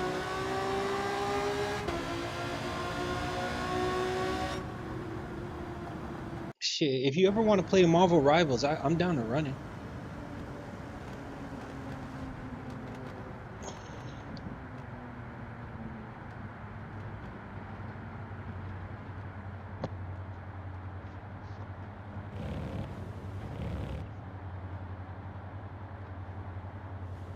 Yeah, they're doing it real fast. They're adding a lot of them real fast.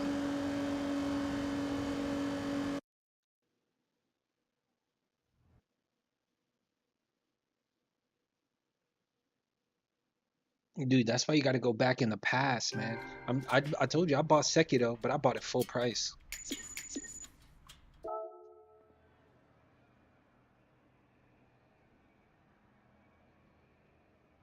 Mm-hmm. And you haven't done, CJ, you know what else you still haven't done? You haven't done Cyberpunk.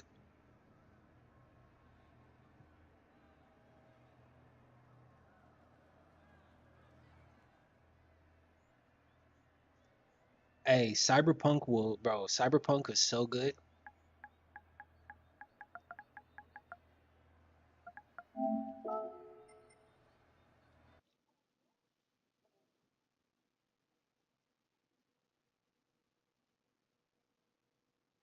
The Quarry, yeah.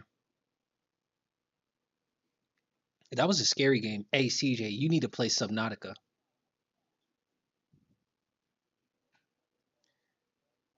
Cause I remember one time I was playing it and you were telling me about this other survival game that's not as scary called come on, tell me the name of it. I know you remember the name of it. It's like, yes. Is it Stranded? It's like, but you're on an island type shit and you got to build a boat and everything.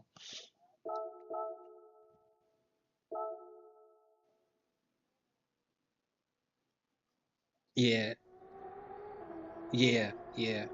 Subnautica is scary. Subnautica sucks, bro.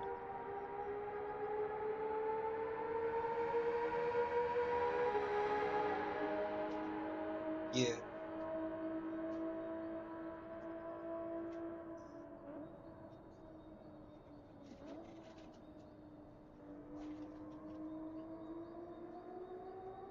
Now in Subnautica, bro, in Subnautica you don't get weapons. There are no weapons in Subnautica.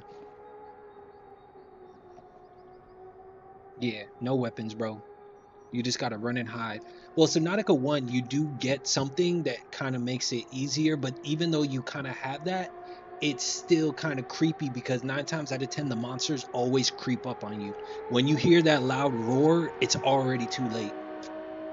Like, bro, that shit.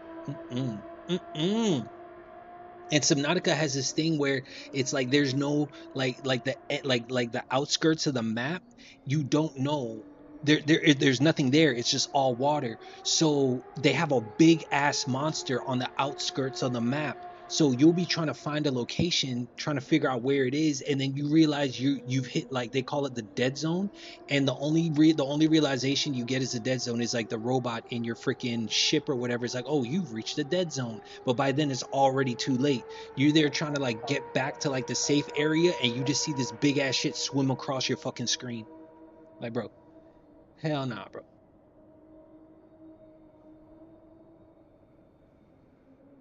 Nah.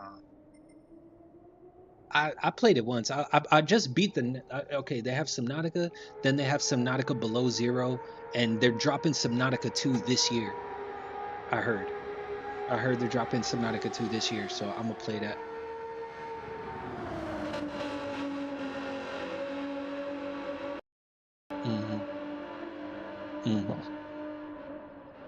Yeah, perfect example, Grand Theft Auto.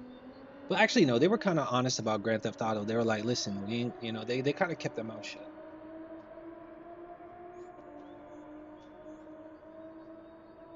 Oh yeah.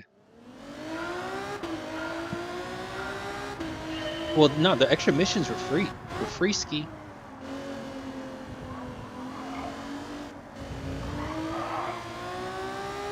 But I think they're gonna be charging. You gotta pay for the social club. Suck my dick.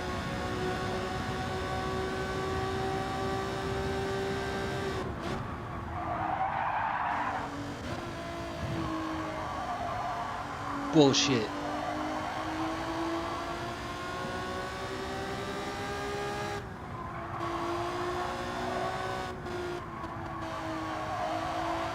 They built up so much hype, like, bro, they better, bro, when it drops, there better not be no issues with it.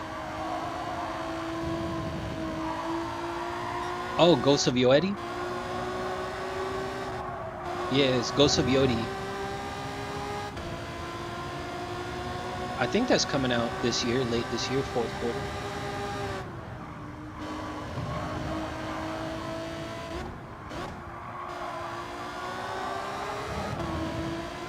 Yeah, no, I'm done paying. They're one of the only gaming franchises that you can kind of like, that it's gonna be good. Yeah, they're gonna deliver. But the question is, are they gonna charge us an arm and a leg for it? Because I heard it'd be $100.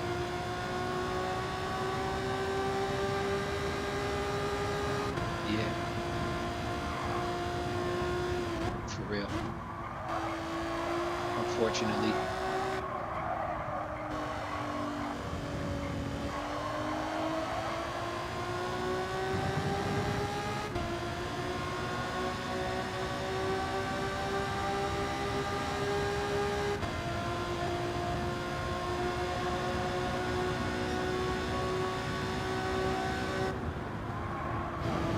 Oh hell yeah.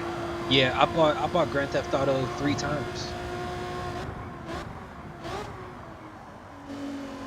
And then let's not even talk about the whole role-playing aspect they have online. That shit took it to a whole nother level. 5M. Yeah. Nah, role-playing is where it's at, bro. Honestly, role-playing is...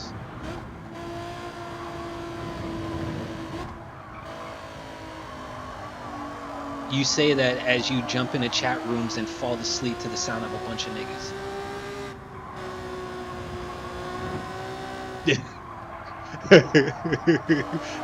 He feels comfortable in you. You feel...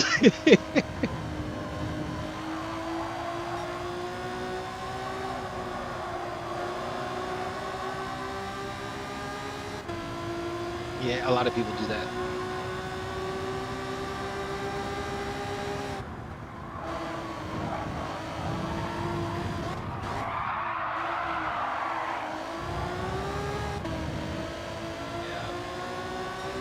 Adulthood.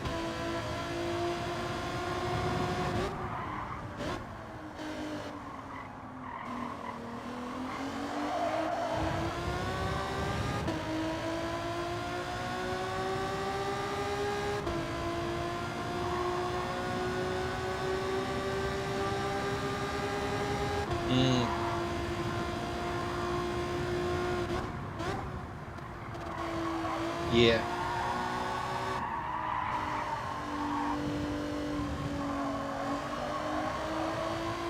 Right. Nice.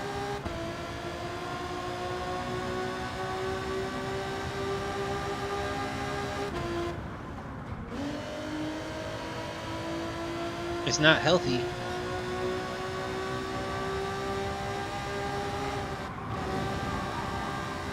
Yeah.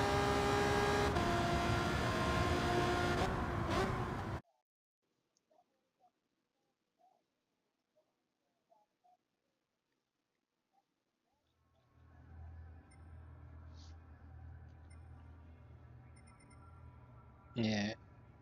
Since I got well, that's why I stay up all night, because it's like, okay, fuck it, I'm gonna sleep all day in order to get actual rest, but then I'm gonna be up all night. You know what I mean? Which is why I stream all night long.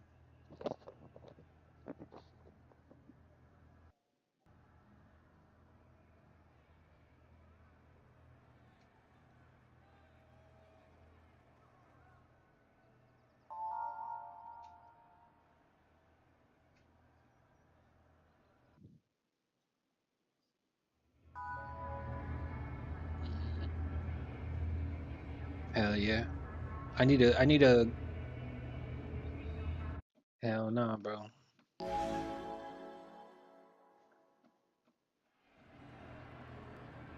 Nah, never that.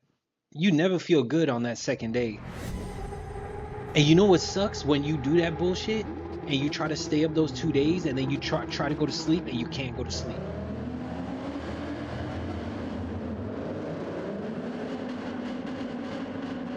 That, yes. I feel so bad for the people that do that overnight shit, but then it's like, instead of going home and being able to just go to sleep, you know, like I can't, they gotta go now, take the kids to school, make sure they got their breakfast and lunch and shit. It's just like, oh, good God. Shit. I know. And there's probably so much love in that house. Hell yeah. Sounds like a great day.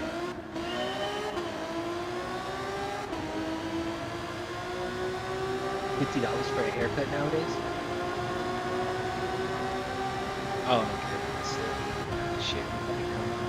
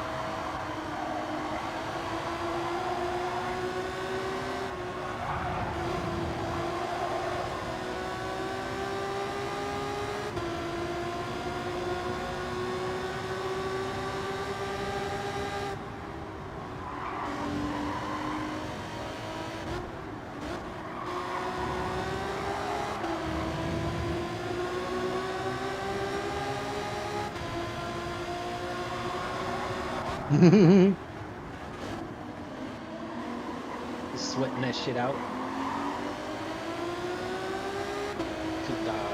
The same reason why Trump and Elon Musk is our president. Motherfuckers are dumb and can't accept reality.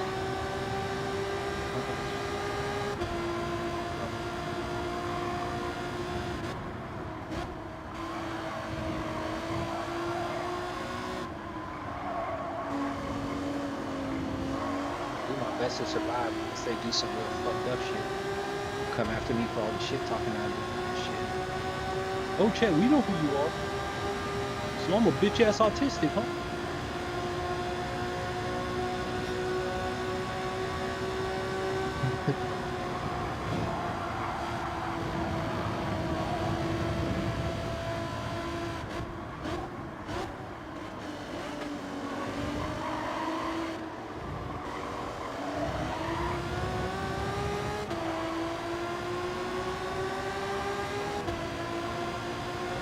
Yeah.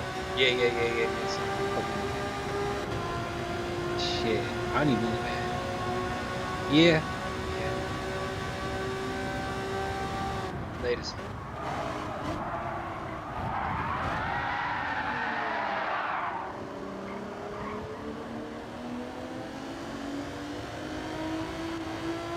Yeah.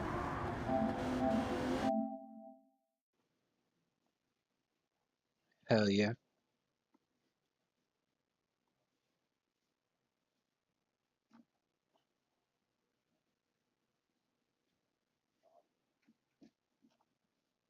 For real.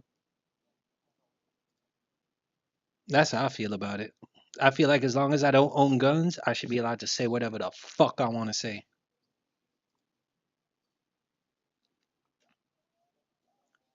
Facts. Facts. No, what you saying is facts. Facts.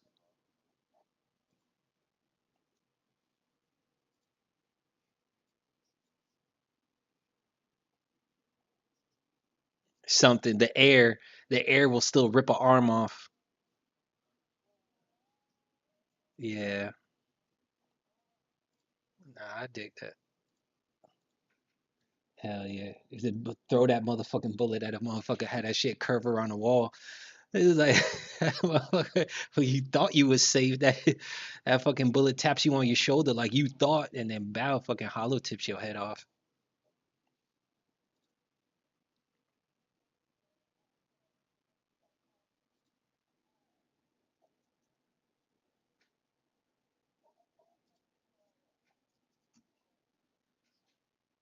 That's something. Like, what the fuck? Hey, yo, Hayden, what they do, fool?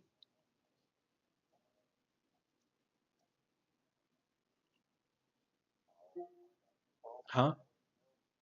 Wait, what? Yeah, man.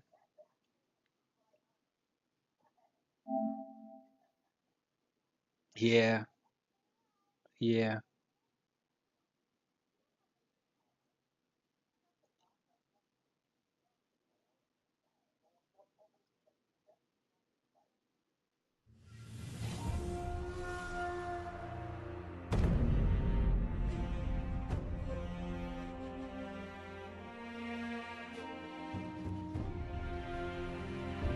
A lot of people think that shit was planned.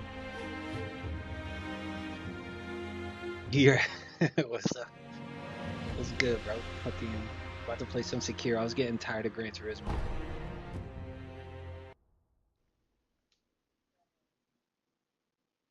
He hit that shit. He bit his lower lip as he hit that shit. Wait, what'd he say? What? Oh, yeah. I mean, I hope so too. Shoot, it's just I hope so too. Andre, I'm on edge because this shit did put me on edge as well. It's like, bro, when that motherfucker hit the Nazi salute and motherfuckers try to explain it away, I was like, oh fuck nah, man.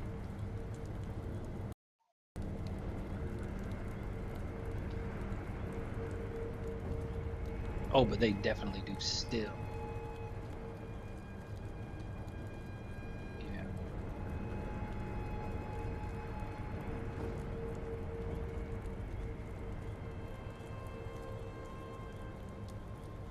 Hmm?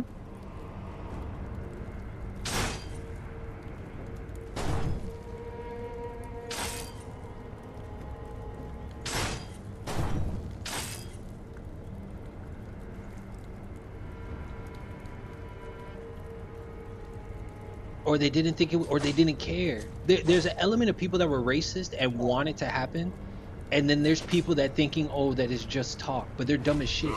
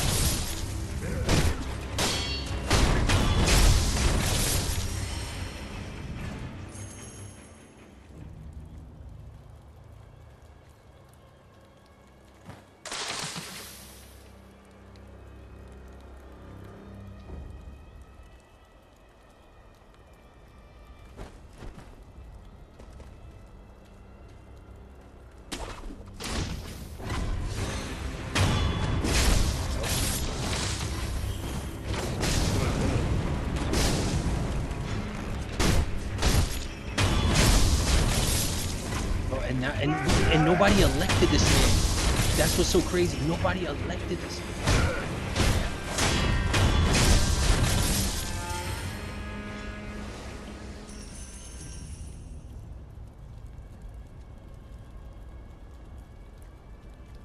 No, no, that's hilarious though.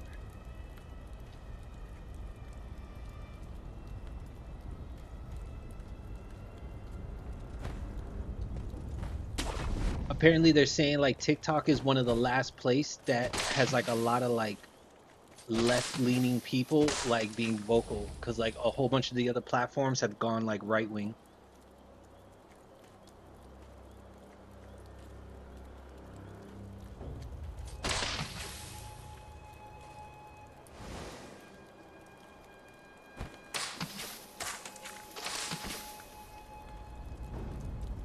Muting.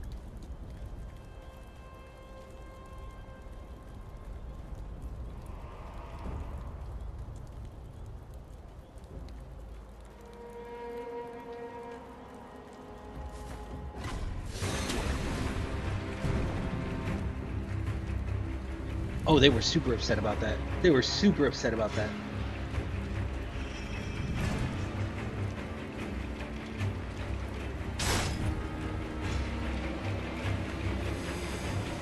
Yeah.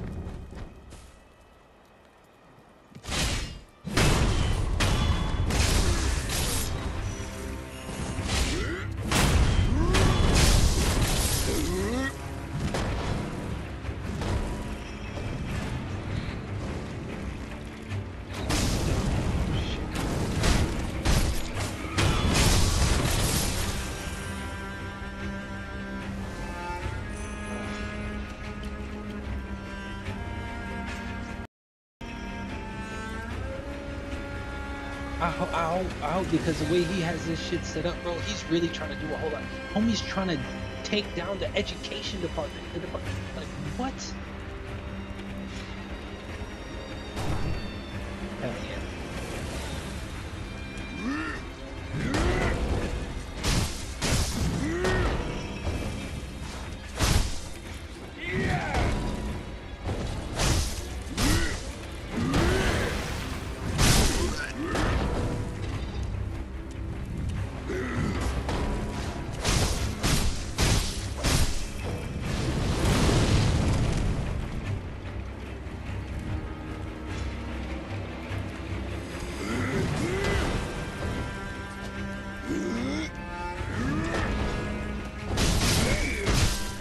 Yes.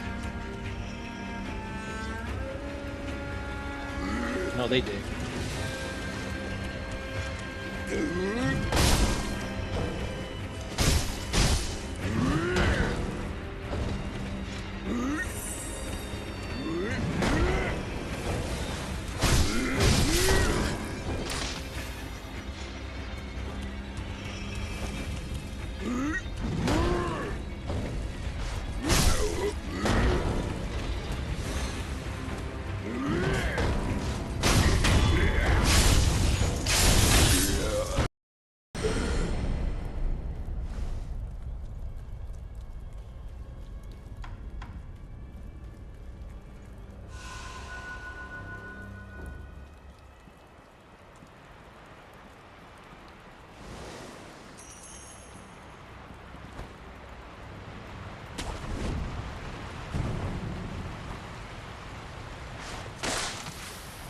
Yeah, and let's not forget about Jim Crow.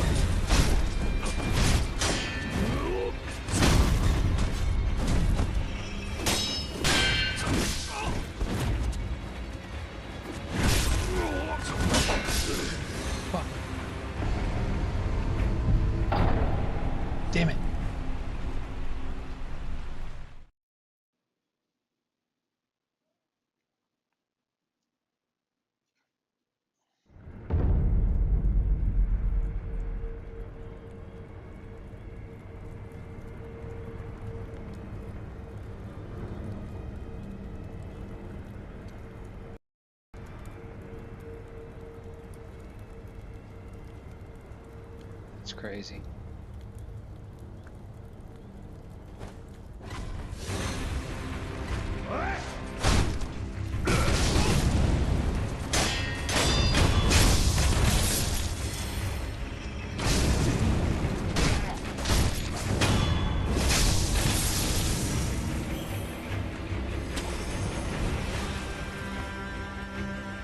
You know what's crazy about Lake Lanier? I used the jet skis at Lake Lanier. Yeah, I've been there. Mm-hmm.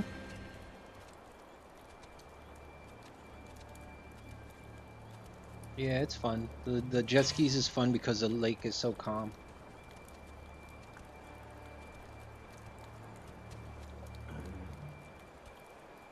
No, I didn't know that until right now. Mm-mm.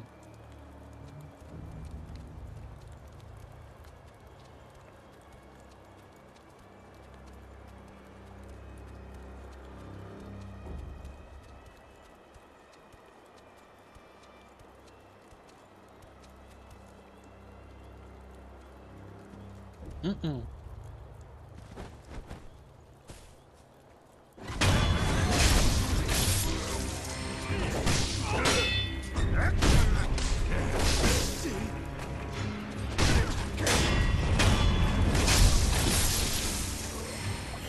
I'll watch it. I'll watch that.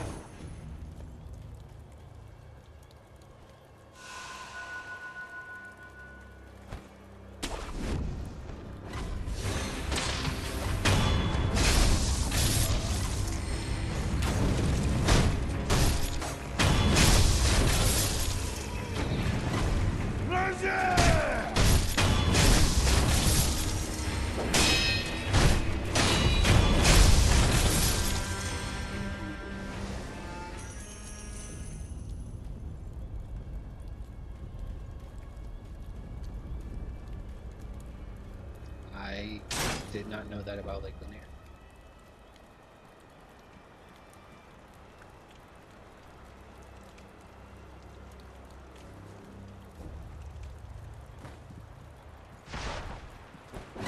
And they took it away exactly.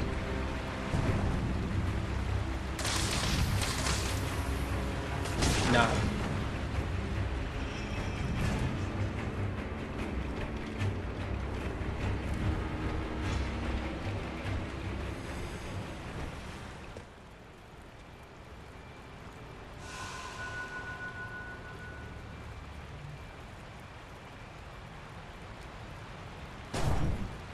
No, I didn't know that.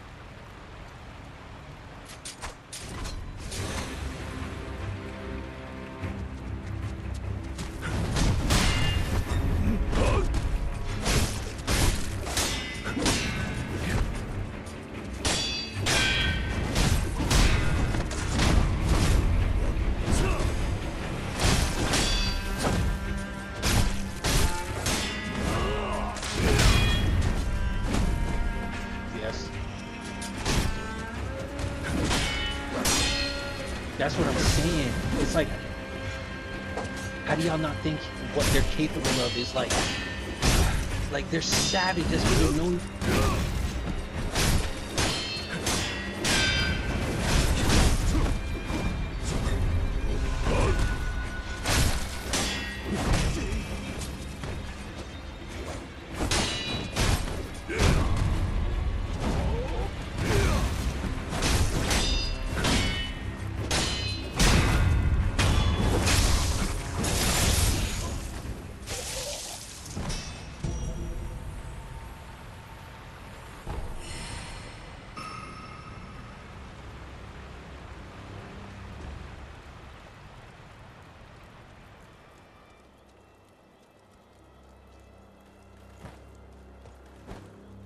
Dog, that dog, like, and he put a bunch of bro.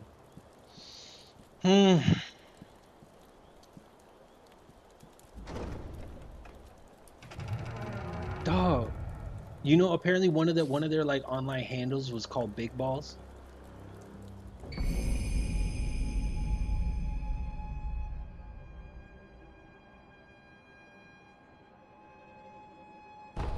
Yeah, yeah. Big balls. And he was upset. He was upset that everybody that they put their names out online. He felt some kind of way about it. Like, bitch, you're a government official. We are allowed to know who the fuck you are, dumbass. The fuck, you're gonna know all of our tax shit. You're gonna have all of our tax shit, and we don't get to know your first and last name and everything about you, bitch. Dog. Yeah, they should be afraid, cause we will.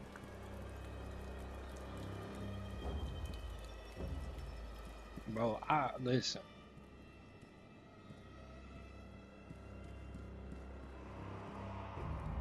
Bro, listen. I'm streaming right now, so I need to be careful what I say. I don't really like to delete my streams because I put in a lot of hours, so I don't really like to, you know what I mean? But that's that's how they. I need to go until something quick. Yo, I don't see freaking Katana Prime streaming really.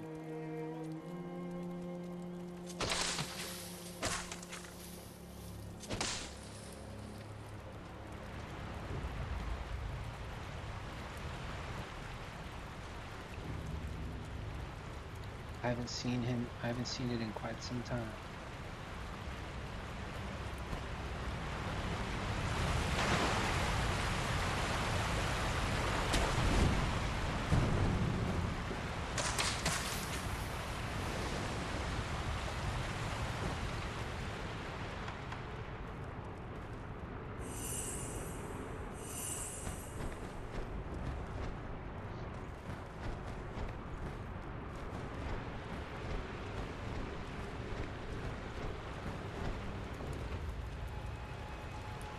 What do you mean? Why?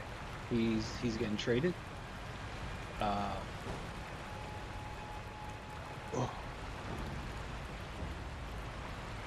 Yeah, Jimmy. I didn't know that Jimmy was. I didn't know that Jimmy was going through it like that.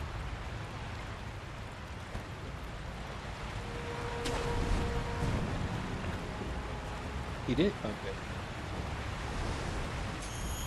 Yeah, he looked strange.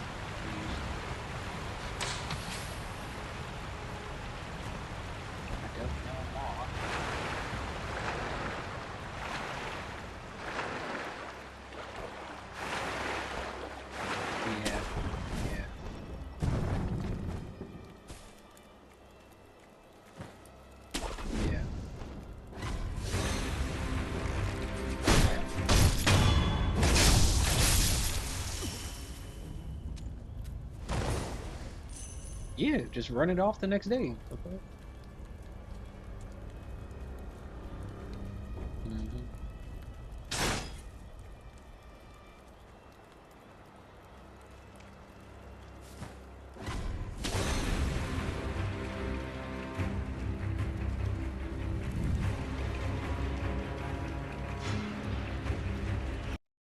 They had a buy one get one free chunky Chips Ahoy. I already fucked up one pack. I only got maybe a sleeve and a half of the last pack. Can you imagine there's an egg shortage and motherfuckers are blaming like all kinds of shit just accepting the fact that the bird flu is what killed off a whole bunch of the bird flu is bad, and bro.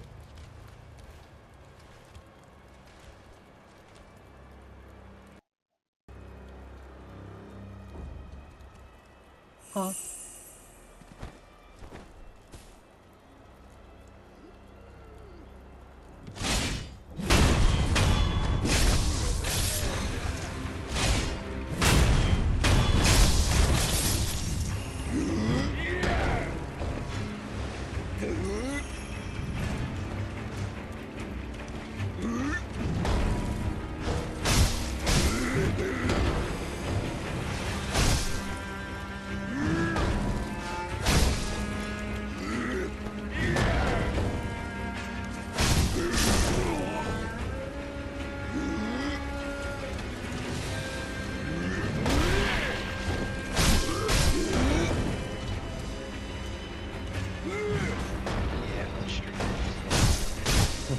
That'll be a no for me, dog. That's why I love him. I gotta drop a line somewhere. My parents are already upset with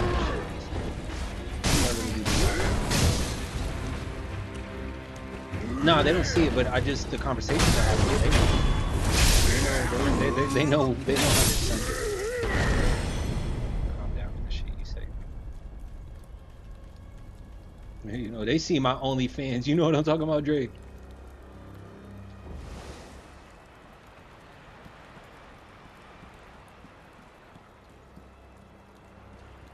Yeah, for real.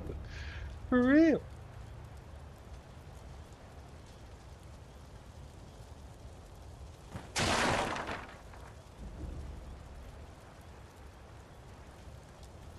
Wait, if they're gonna, were there prostitutes in Grand Theft Auto 5?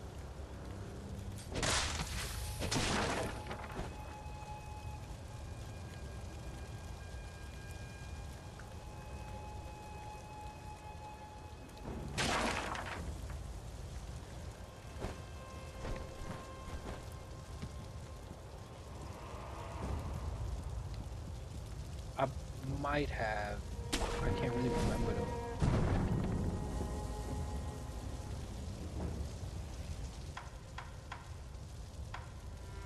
Oh yeah. I did get busy, and then I got my money back the good old-fashioned way.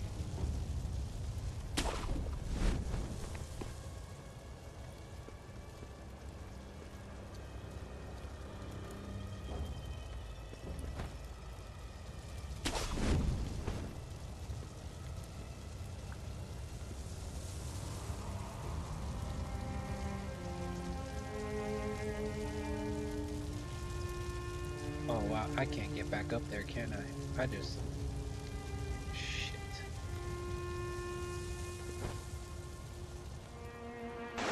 Oh, shit.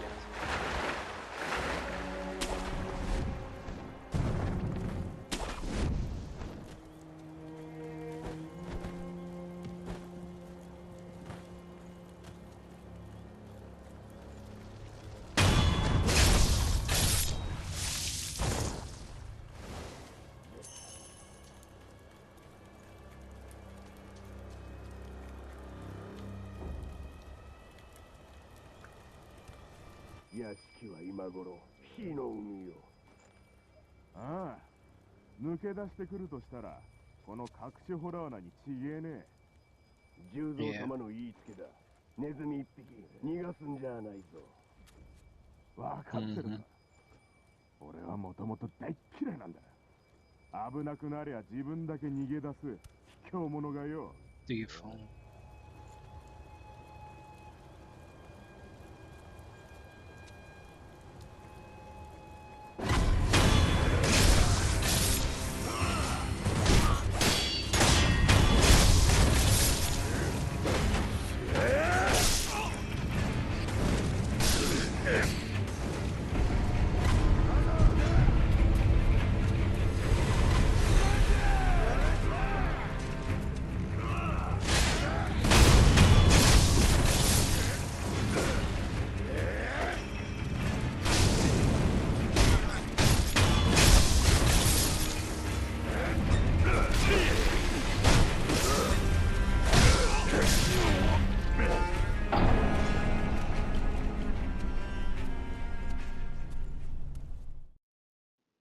Yep.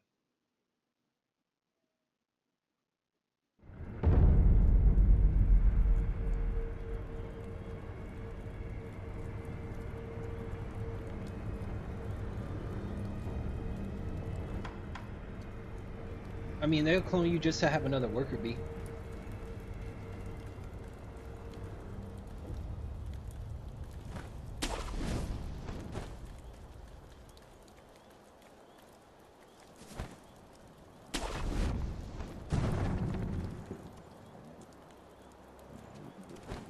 Nah, Dre's 6 foot. They'll fuck the shit out of him. Nah, they'll just train him up. Cause remember, they clone you. You're gonna be a baby. They just train you up from baby.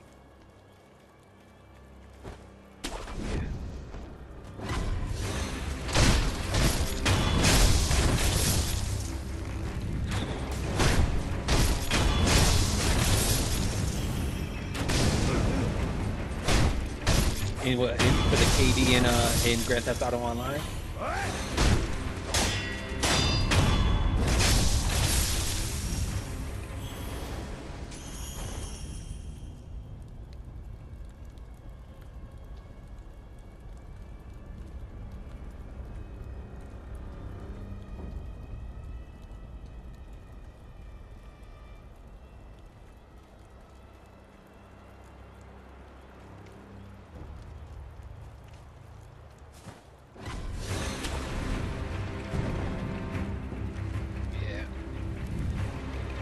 Nobody even plays that shit. Well, the people that play PC, they don't. I mean, they turn that shit into a whole fucking soap opera. The motherfuckers got lovers. Oh yeah, they got the cops and yeah, they got get there. They got. But people like watching it. Oh, they definitely had a come up during the pandemic.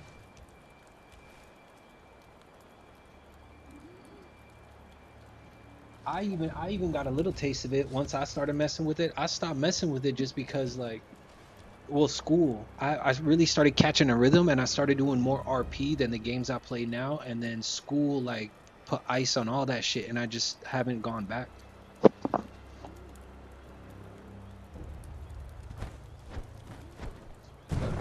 That's exactly what it fucking does. It just fucking takes your soul. But school ain't the way it should be. School should be so much different than what it is.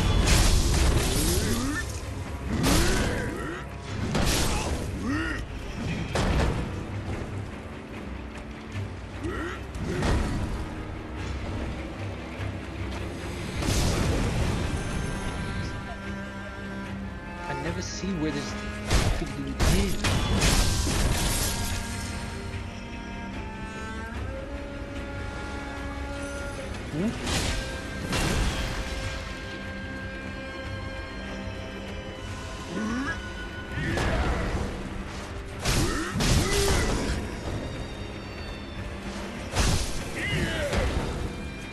Oh yeah, and then they took him out. Yeah, they used to have.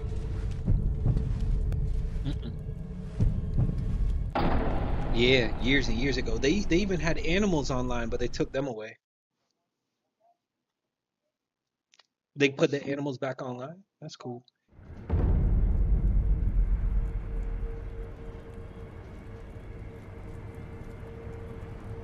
Yeah, because people were glitching, finding ways to make money. Hell yeah.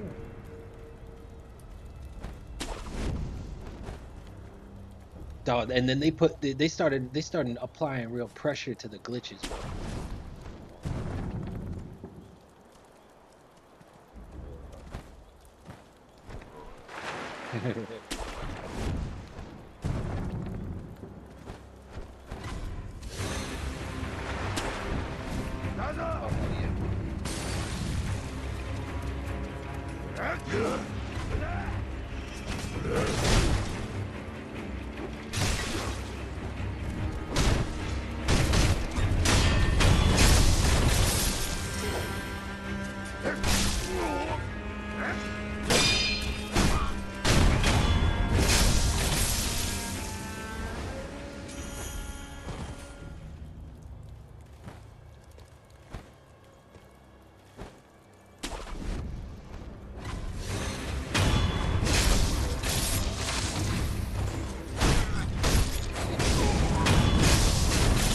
You gotta wake up early? Oh,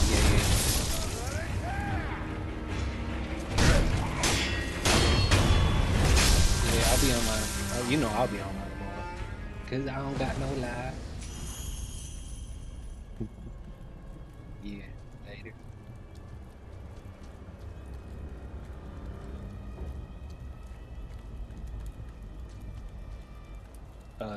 No, you're not.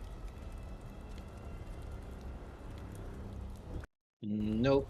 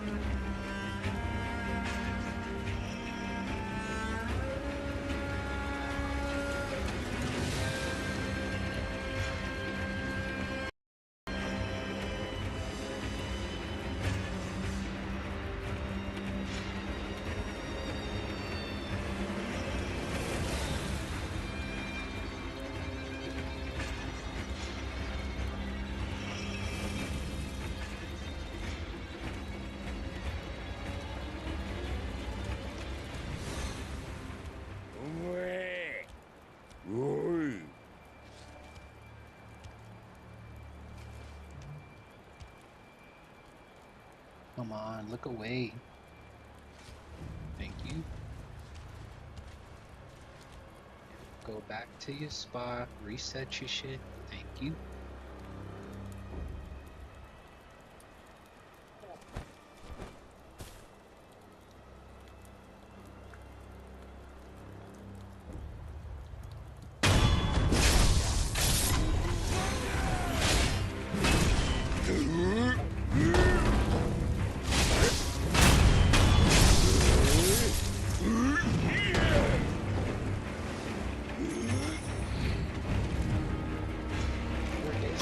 Where does it come from?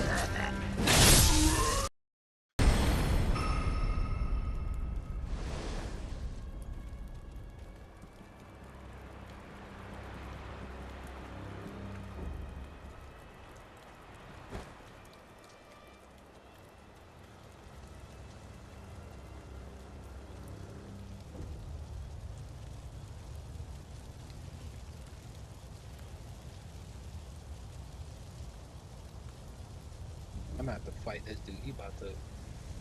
Oh, ooh, I wish I could save right here.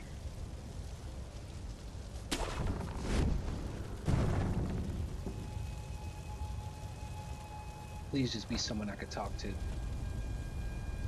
Give me good advice. This dude is too big and there's too much fire right here.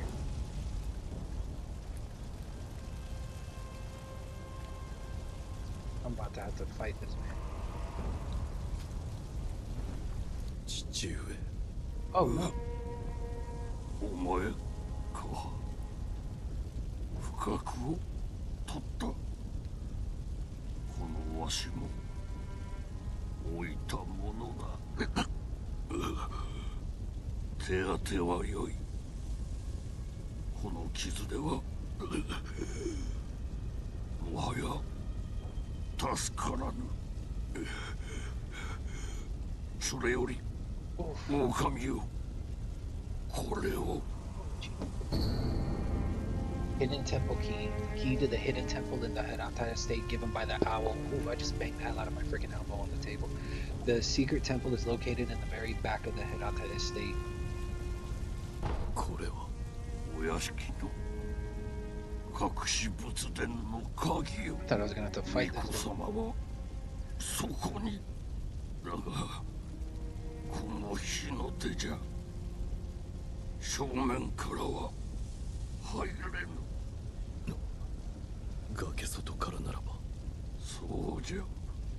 あちらから外へ出て崖沿いに進み、霊園から回り込め。さすれば抜け道が。わかりました。狼よ、忍びの掟は忘れておらぬな。はい。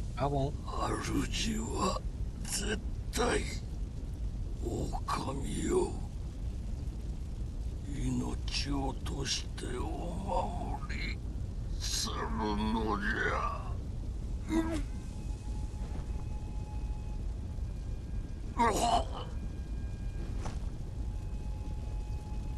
父上。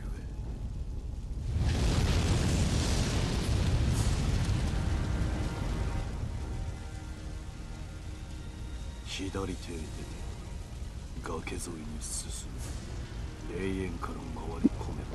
Nowhere to go. I was just there. お任せください、父上。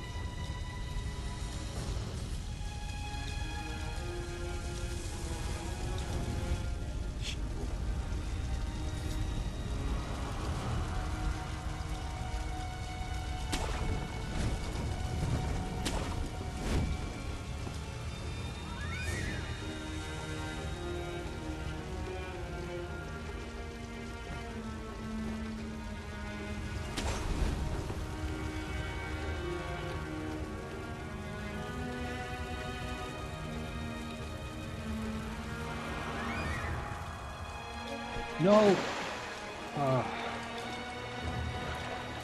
Damn it.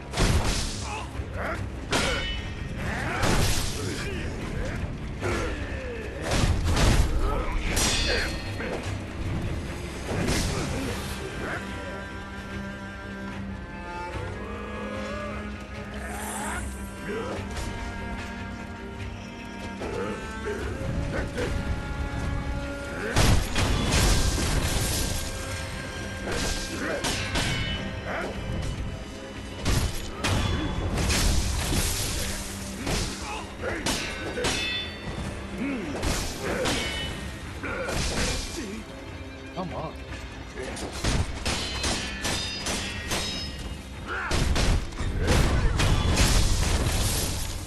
Jeez Louise, bro.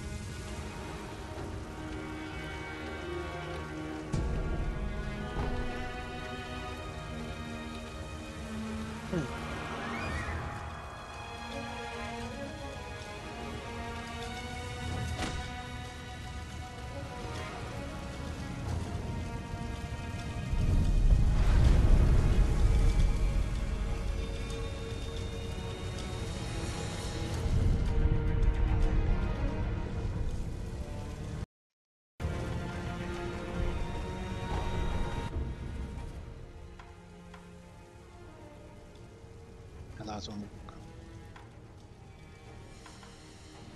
action acquires like increases the damage inflicted to posture upon executing this.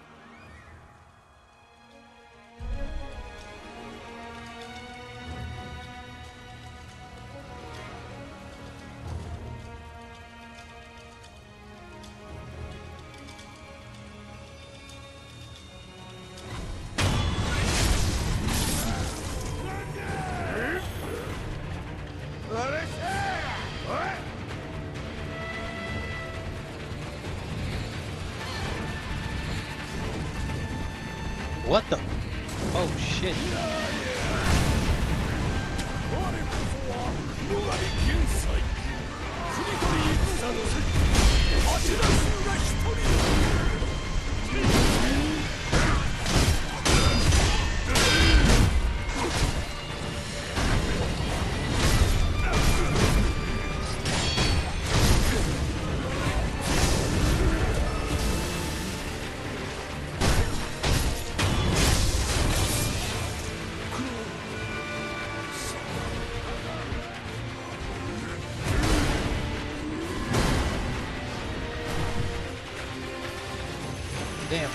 Damn, I didn't want him to die.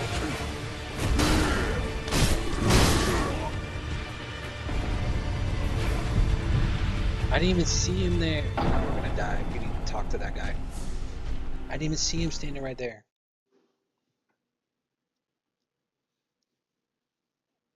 Hold up one sec, I'll be right back.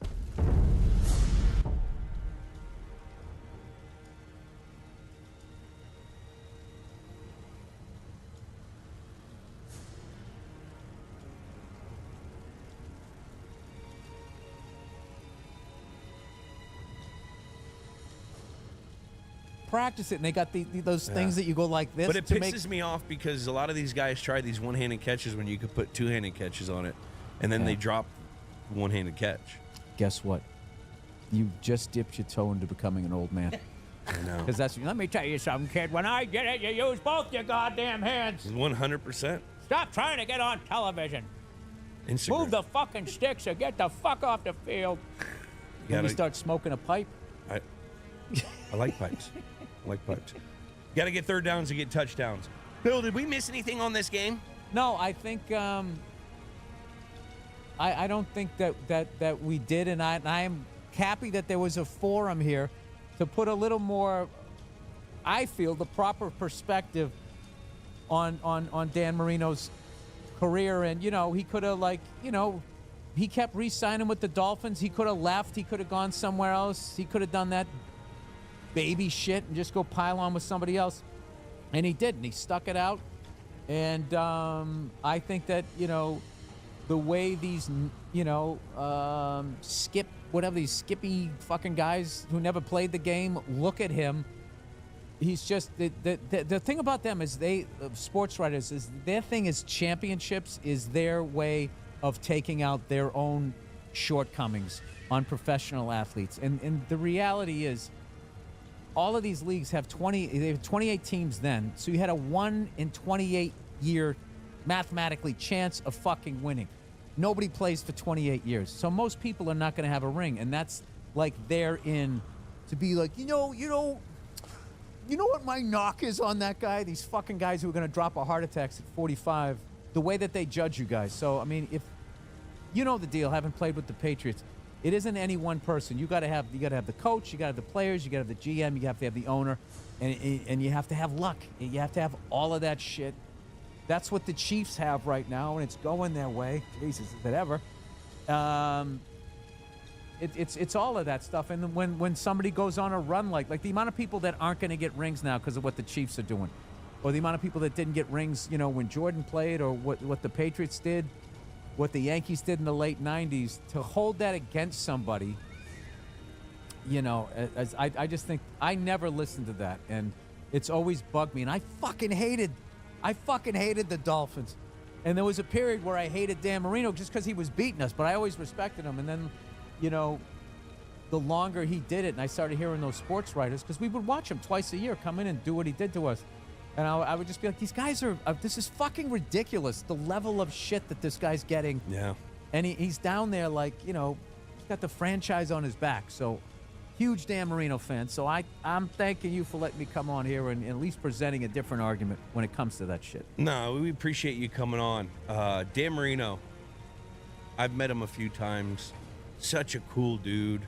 He doesn't get the respect that he, if he were to play it nowadays, I mean, he'd be like a 6,000-yard quarterback. I actually got to say that to him at a benefit. You did? And he was like, "Oh, I don't know about that." I go, he fucking threw for 4,800 yards when that He was dipping documentary too on when him. I met him. When we were hanging out at the Super Bowl, we were at a cool restaurant in Vegas. saw him. He had a dip in with a cool sport coat on. What about his release? Quickest release. Arm goes up, ball comes out. That's what his dad said. Dude, it looks like they sped up the film. He just goes. It's like a machine.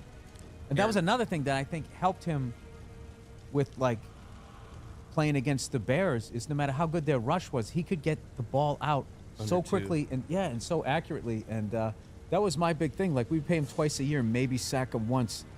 And when we finally did, I would like run up the TV like, just so building up, like, fuck. Every time you thought you had the guy, wow, it was always complete. All right, I'm starting to hate him again, thinking about him playing the Patriots. Hey. Hey.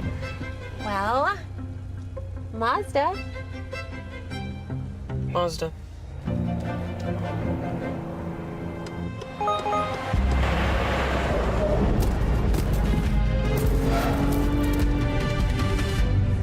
Mazda. The 3-row Mazda CX-90. It's made to move you. Take advantage of this exceptional offer at your local Mazda dealer.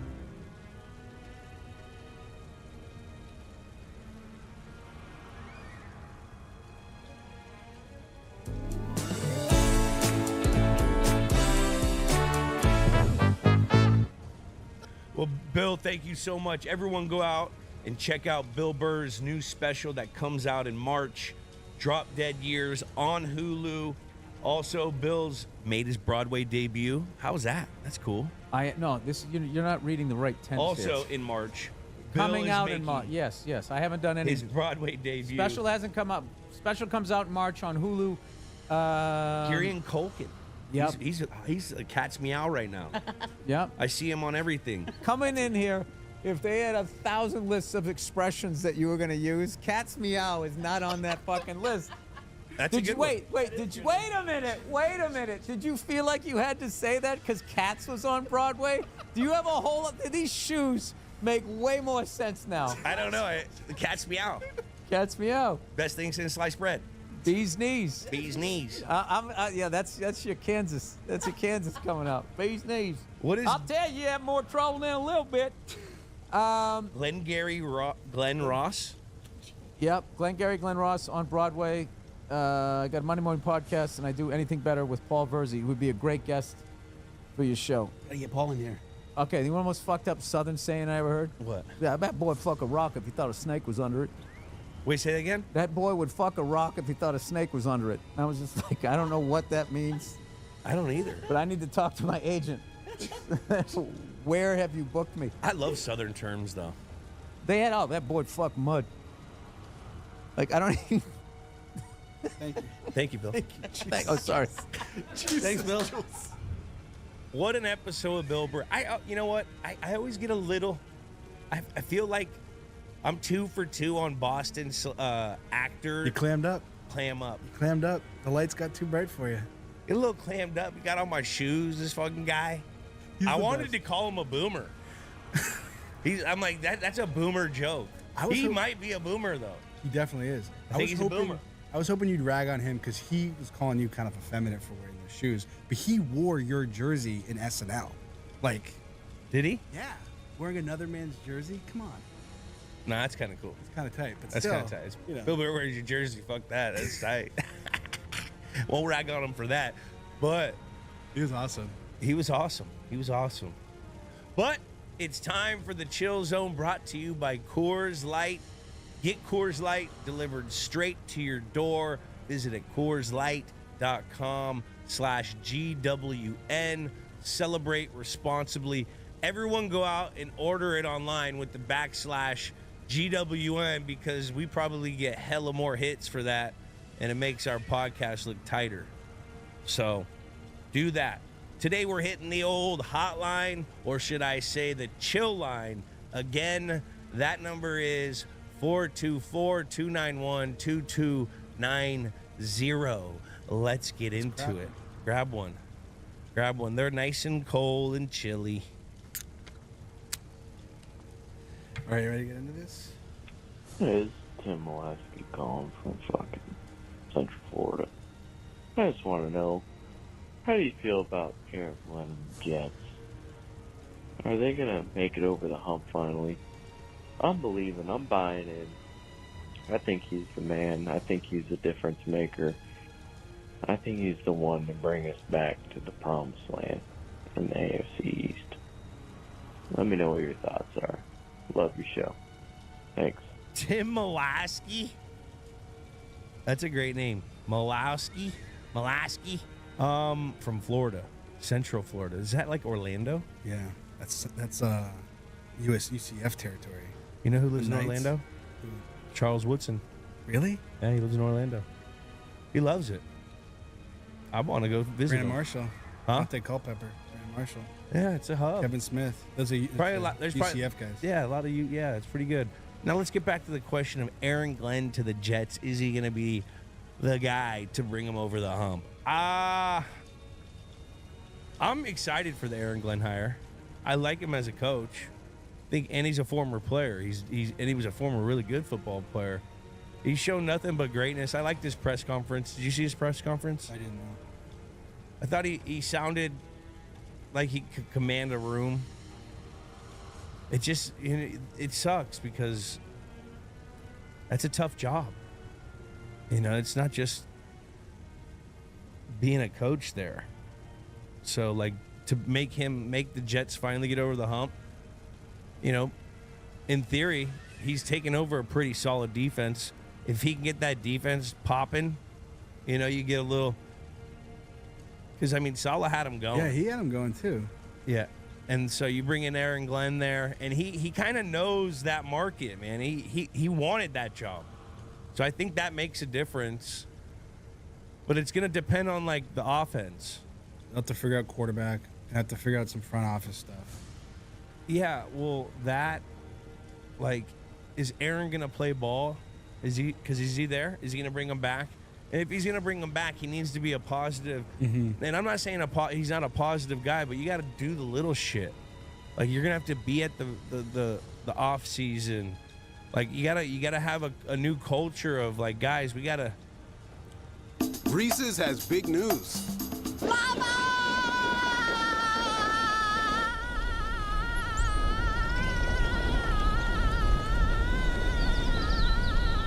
It involves lava.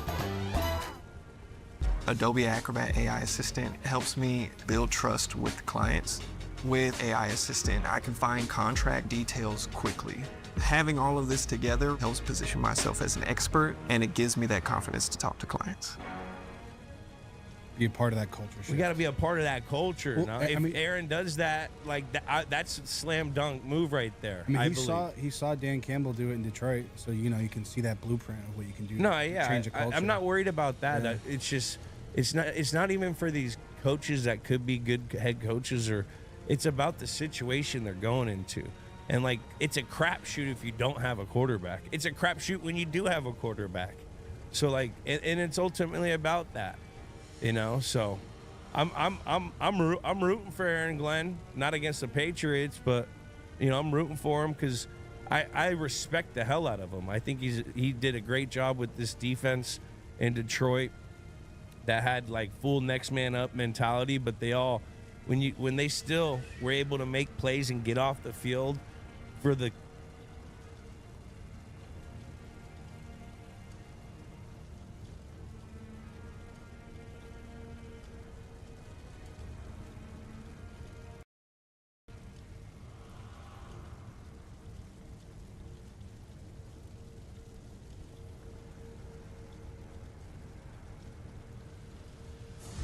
Okay.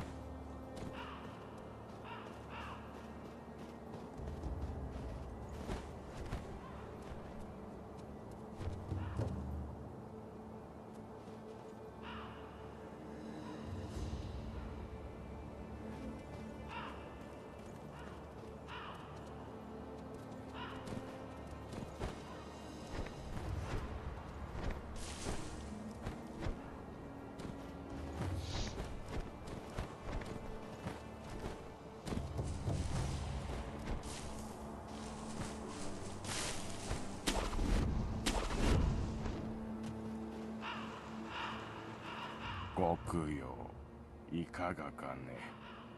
供養。さよう。死者たちのご冥福のため品を売っておる。見たところあんたも随分と殺しておるな。ご供養していきなされよ。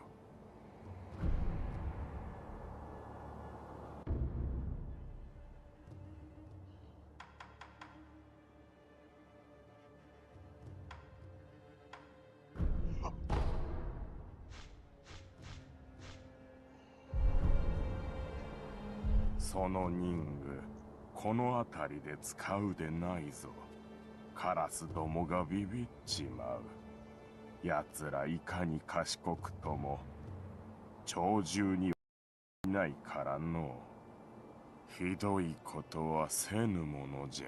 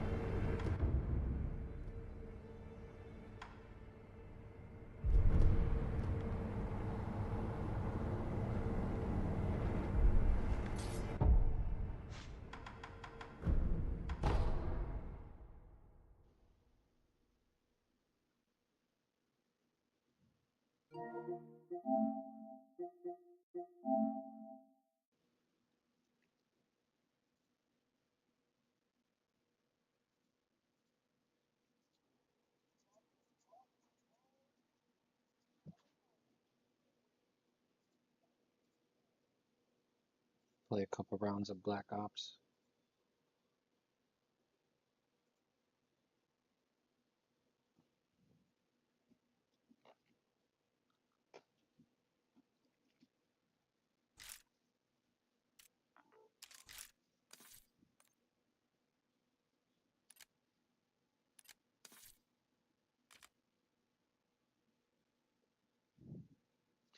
Just a couple rounds.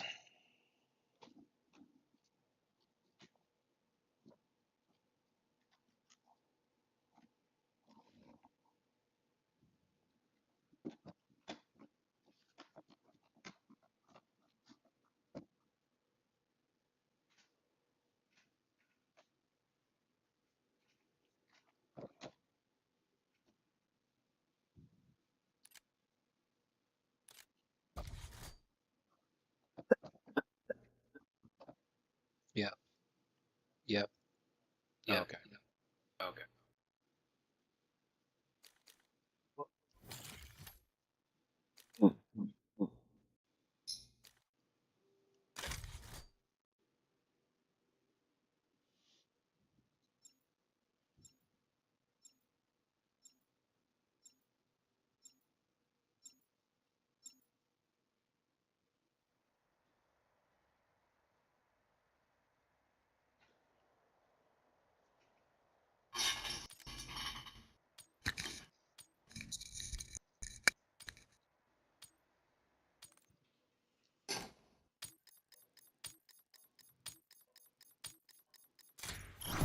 stop team deathmatch.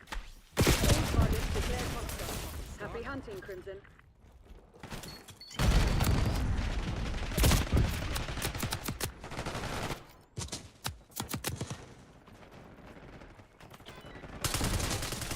Hostile sight.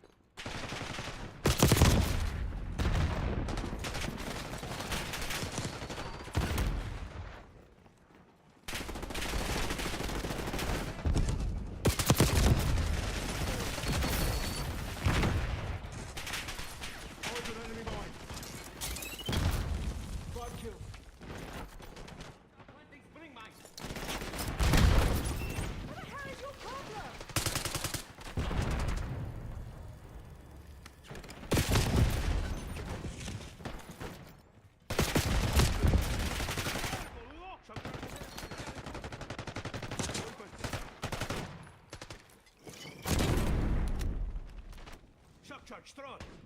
Enemies destroying the trophy system.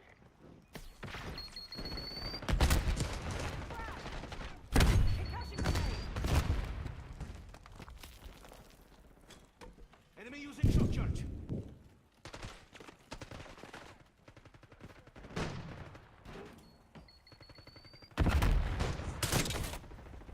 Enemy using shotgun.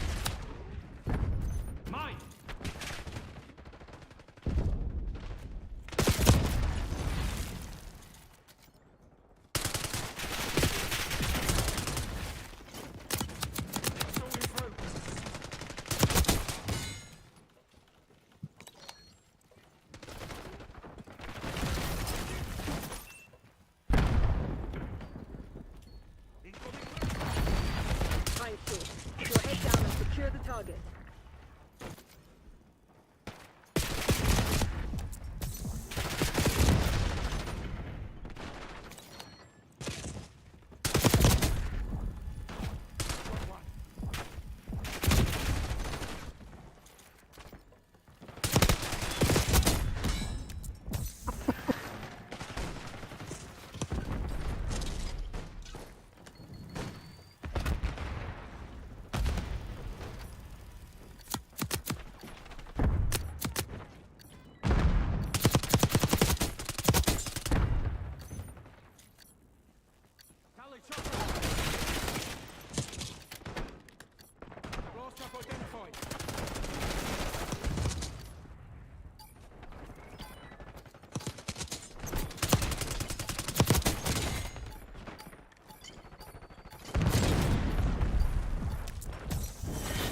Underwhelming effort, Crimson.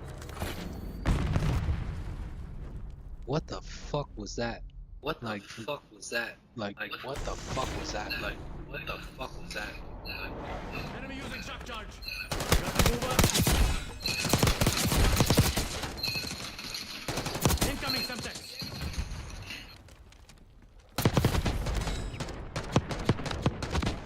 Bye-bye.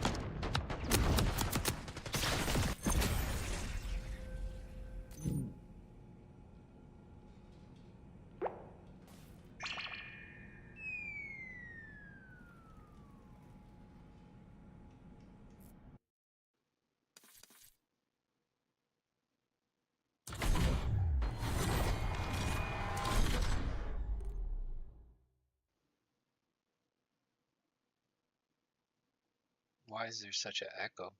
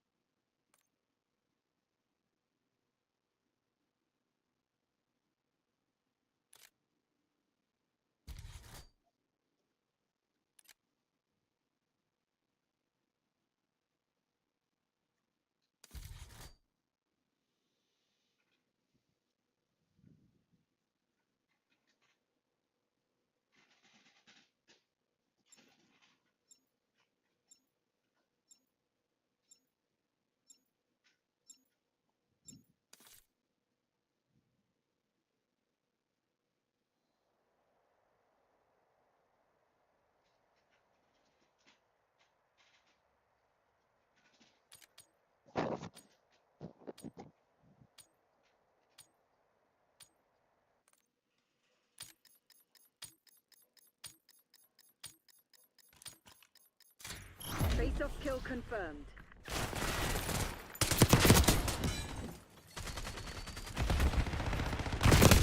They've taken the lead.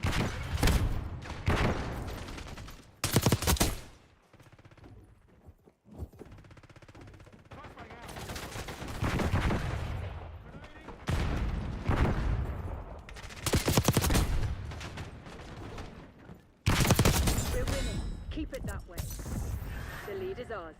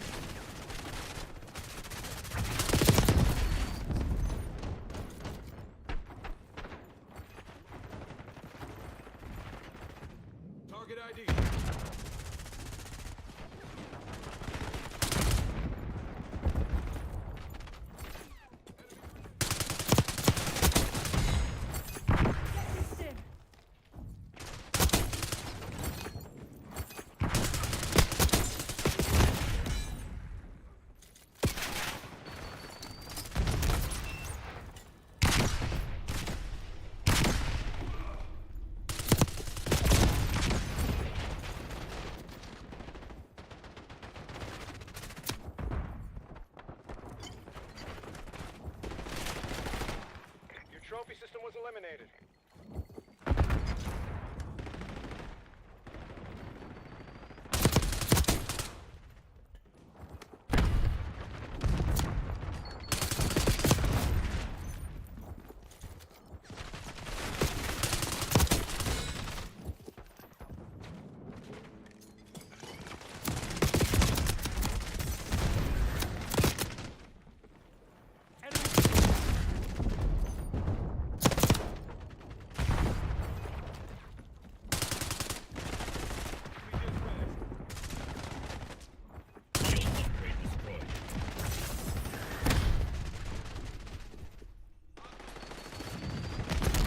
Bro, can like somebody else drop a trophy system? It's like, dog, like,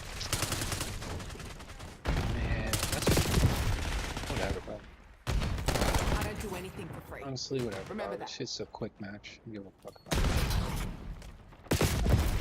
As long as my KD's in the fucking positive, I could really give a fuck.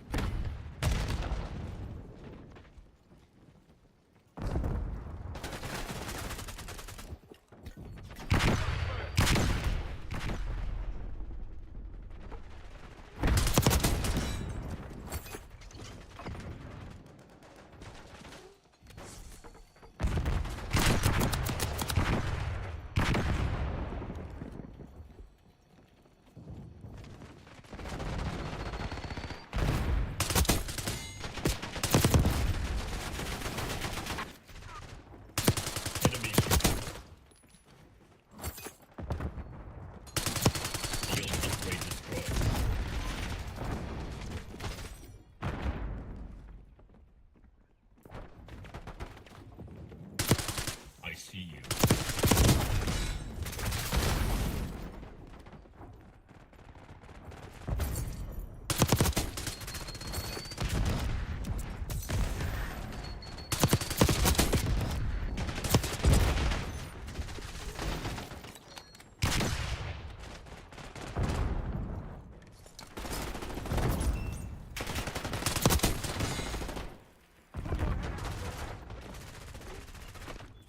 Hostile sighted.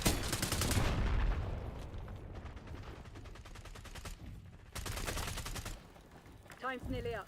Close it down.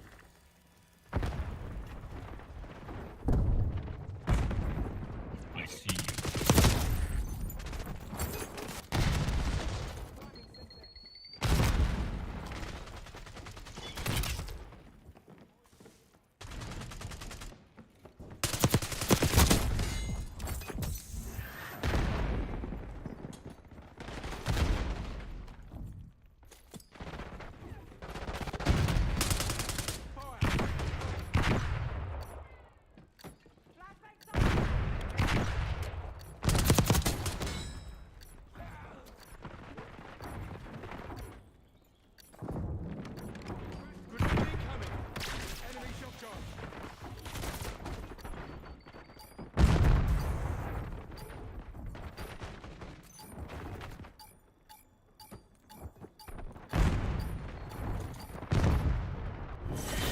The CIA against a handful of goddamn criminals, and this is the best you can do. Shit.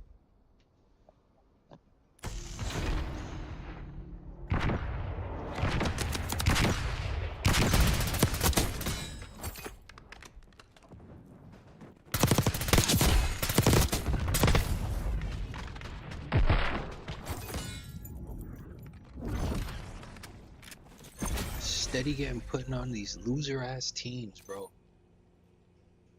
Shut up, bro. Get better, kid. I'm good enough. I'm in the top 3. Suck my dick.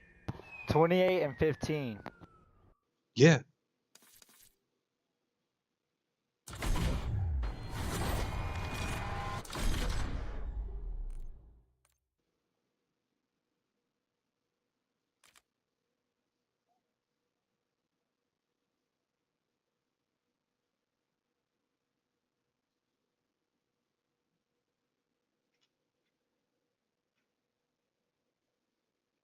Dumbass.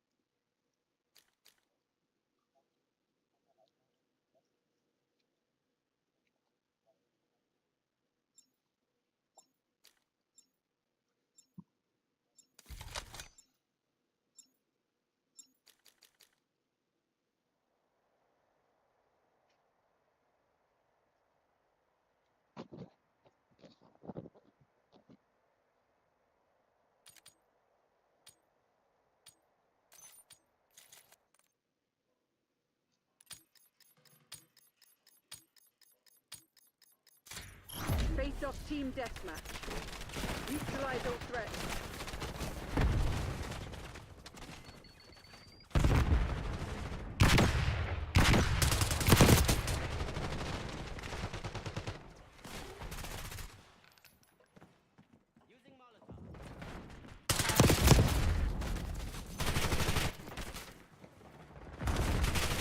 We've taken the lead. Stay on task.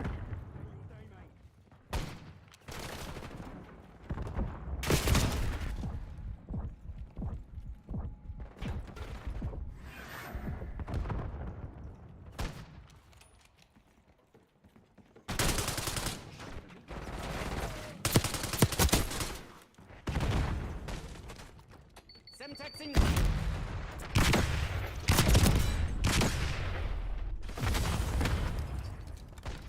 Confirmed.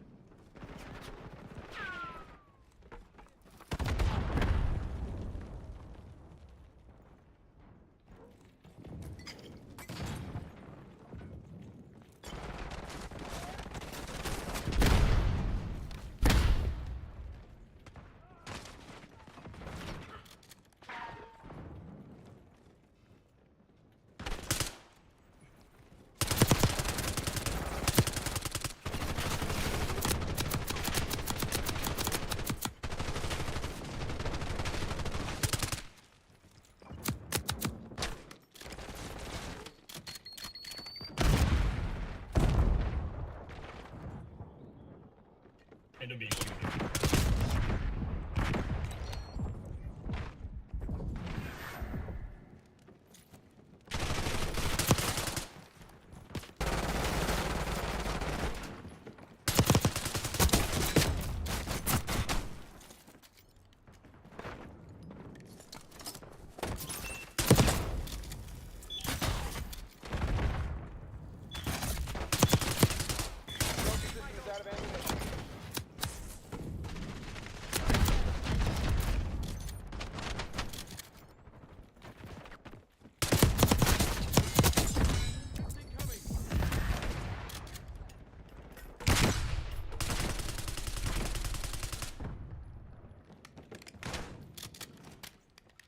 They're right where we want them. Finish the job.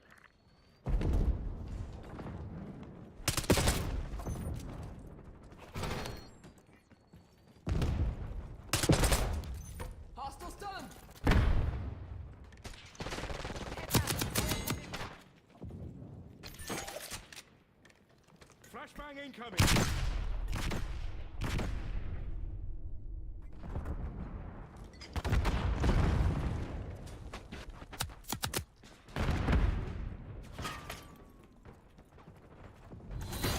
They never stood a chance. Proceed to extract them.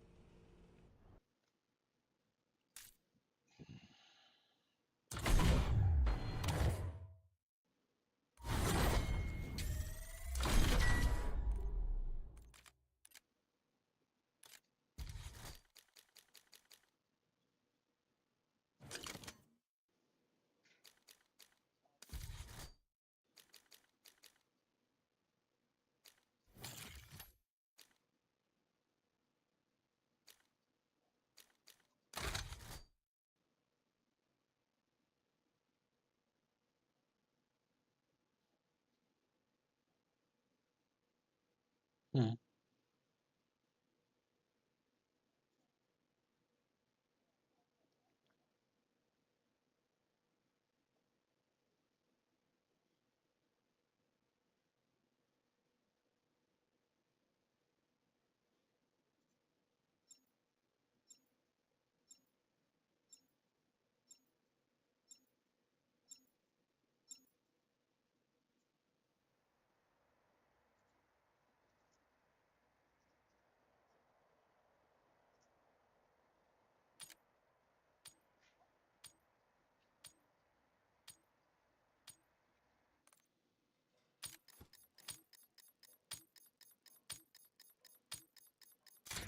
Face-off domination. Capturing this objective. Secure the objective.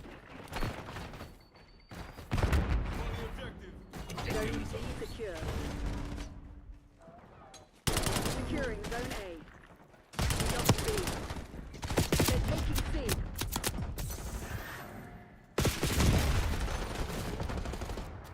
Securing B. Losing A.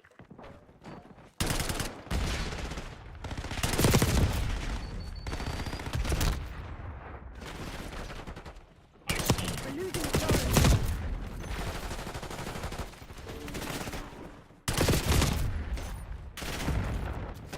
Taking Bravo underway. Hostiles retain the lead. They're taking C. Taking B.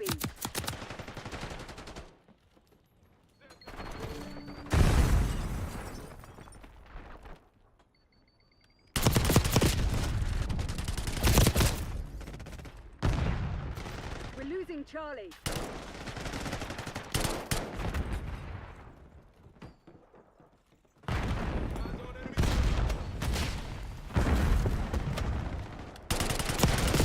Taking Alpha.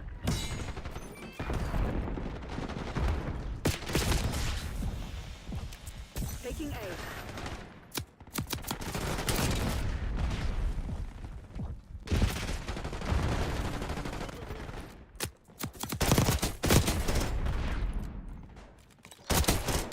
Controlling Bravo. They're taking C.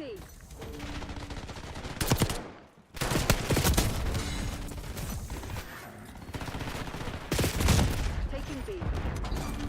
B secured.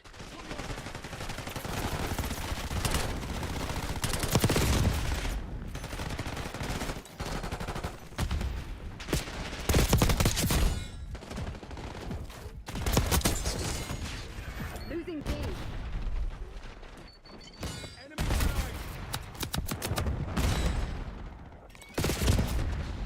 Bravo lost.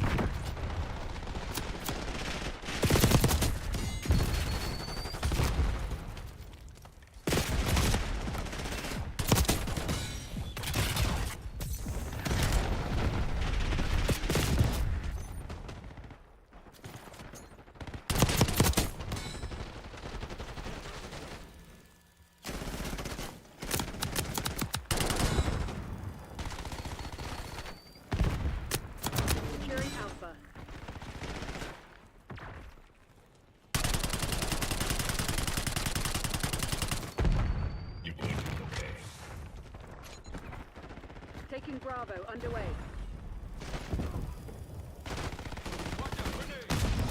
Securing B. You know, if there was more than one trophy system, that would probably help us a lot with all the shit they're throwing at us. Whatever. We're losing Charlie. Bravo is ours.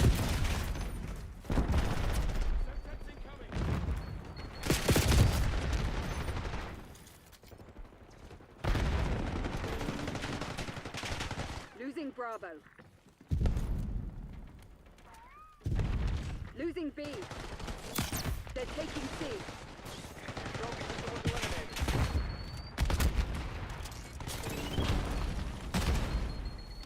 We're losing Charlie.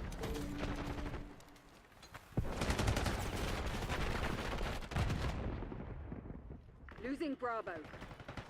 They're taking C. We lost Charlie. Losing B. Securing zone A.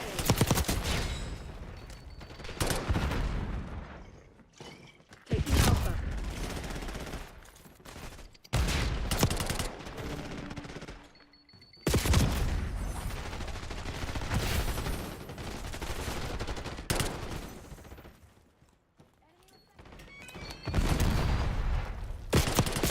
Taking A.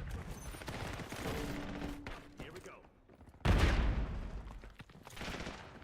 Losing Bravo.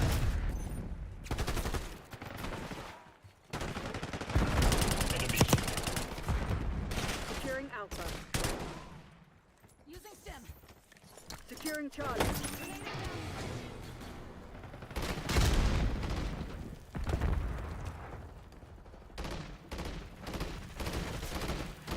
Locking down Charlie.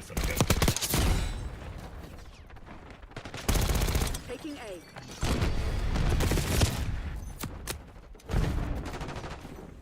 Locking down all zones. Oh my.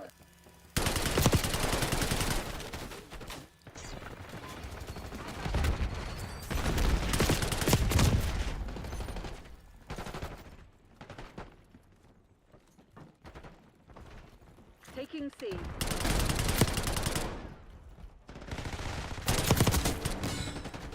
Taking Alpha. Hostile Semtex. Controlling Bravo. Securing Zone A. Taking Bravo underway. Securing Alpha. Locked down.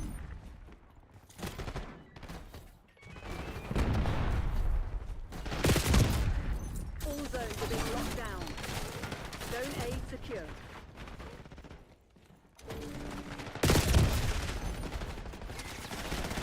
We're losing Alpha. Getting outplayed, Crimson One. Step it up. Enemy blast trap. We lost A.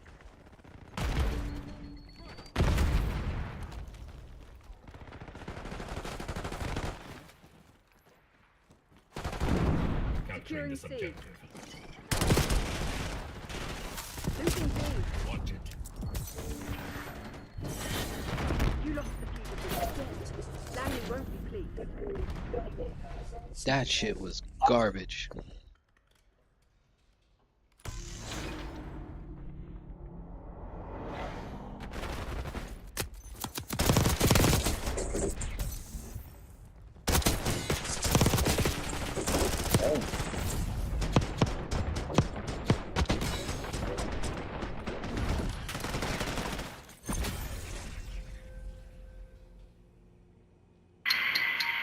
Yeah.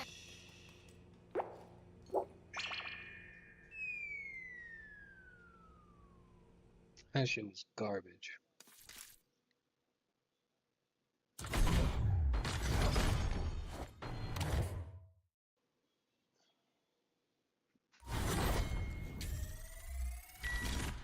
Straight garbage.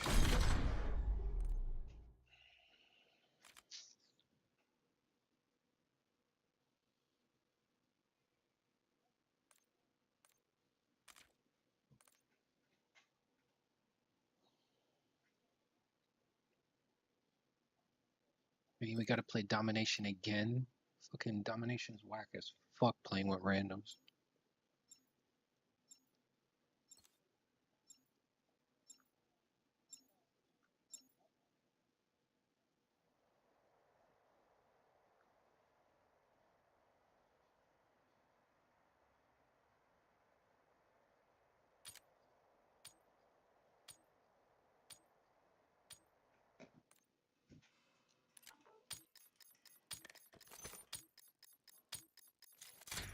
Face off domination. Pacify the AO, kill team. Controlling Bravo. We control Zone C. We've claimed the advantage, now hold it.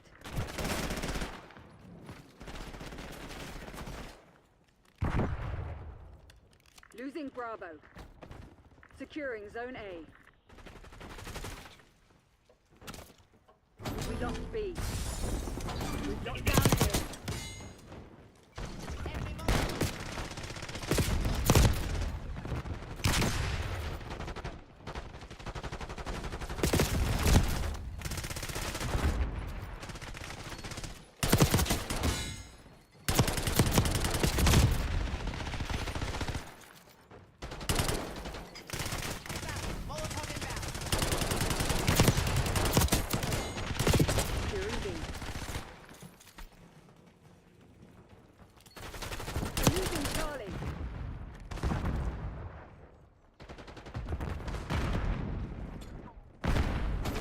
C.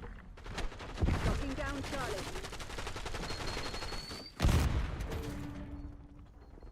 Charlie secured.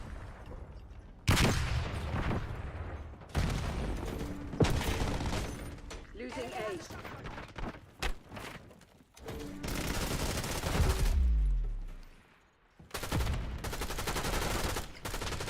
Lost Alpha. Taking Alpha.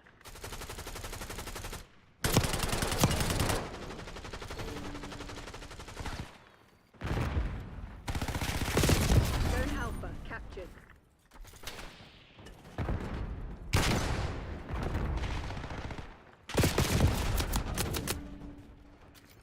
They're taking C.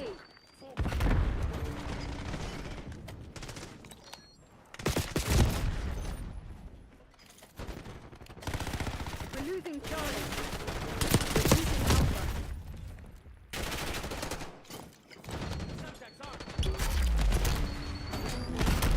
We've lost Charlie. Taking B.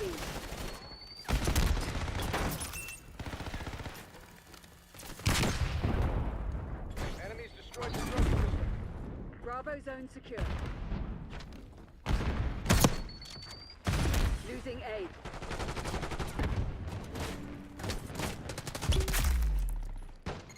Taking C. We lost A. Taking A.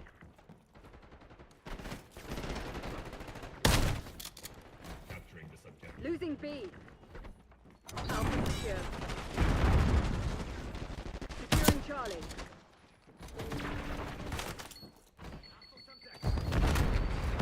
Bravo locked. Zone Charlie locked down. They're taking C.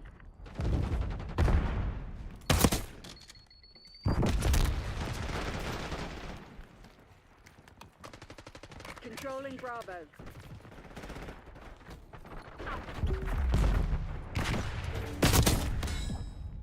We're losing Charlie. All objectives locked down. Hold the enemy back. We're losing Alpha. Losing Bravo. Losing A.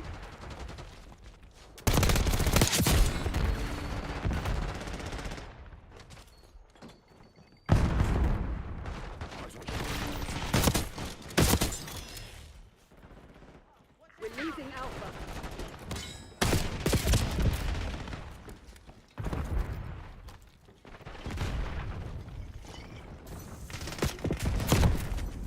Losing A. They're taking C.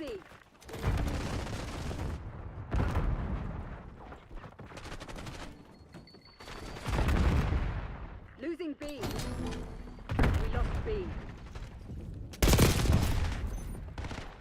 Taking B. We're losing Alpha. We're losing Charlie. All locations locked down. Dig in and hold them. We locked C. Losing A. Securing C. Lost Alpha. Losing Bravo. Losing B.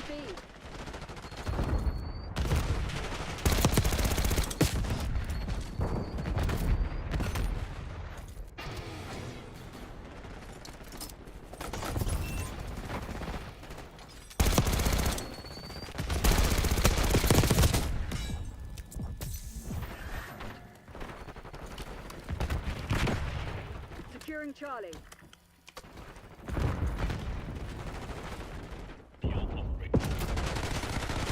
Securing Alpha. Zone C secure.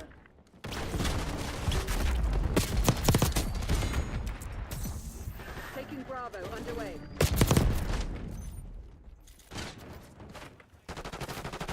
Trophy system was eliminated.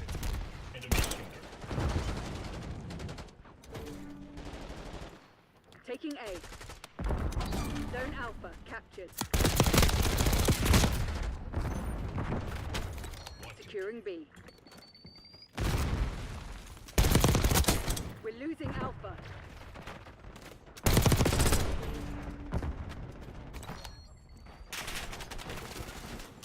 They're taking C. Losing A.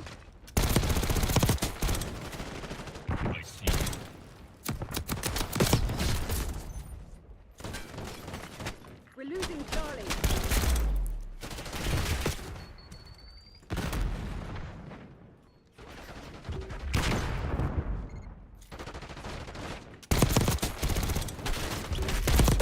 They're taking C.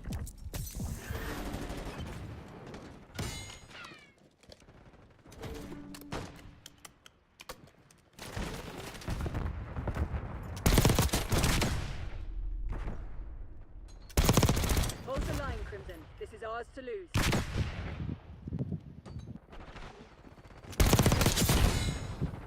Taking Bravo underway.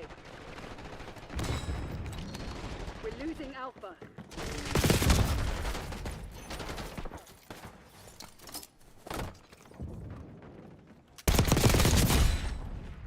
Losing A.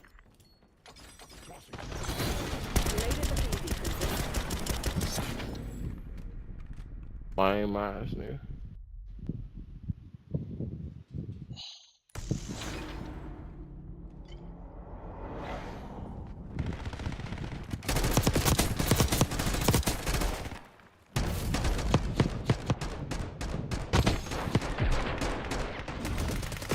Ramming Semtex.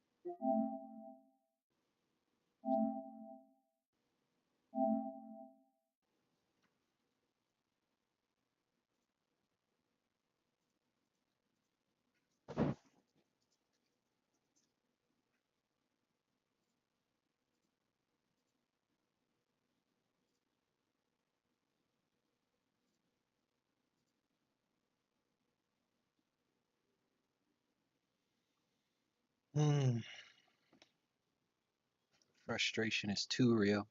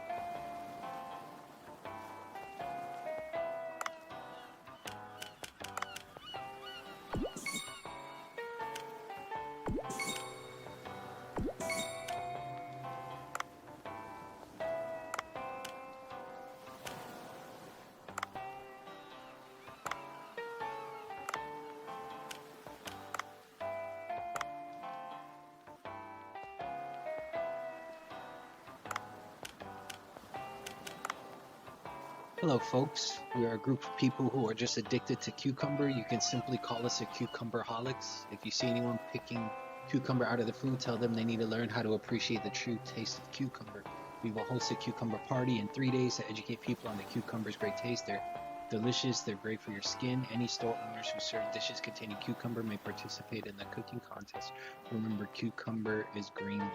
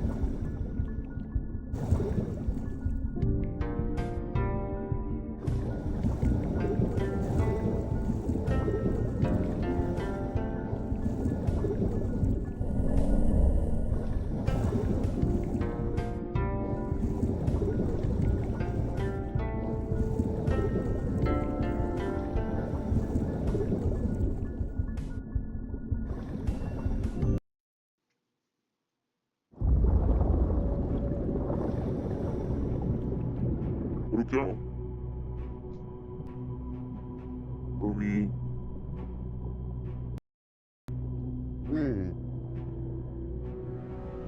그렇죠? 야.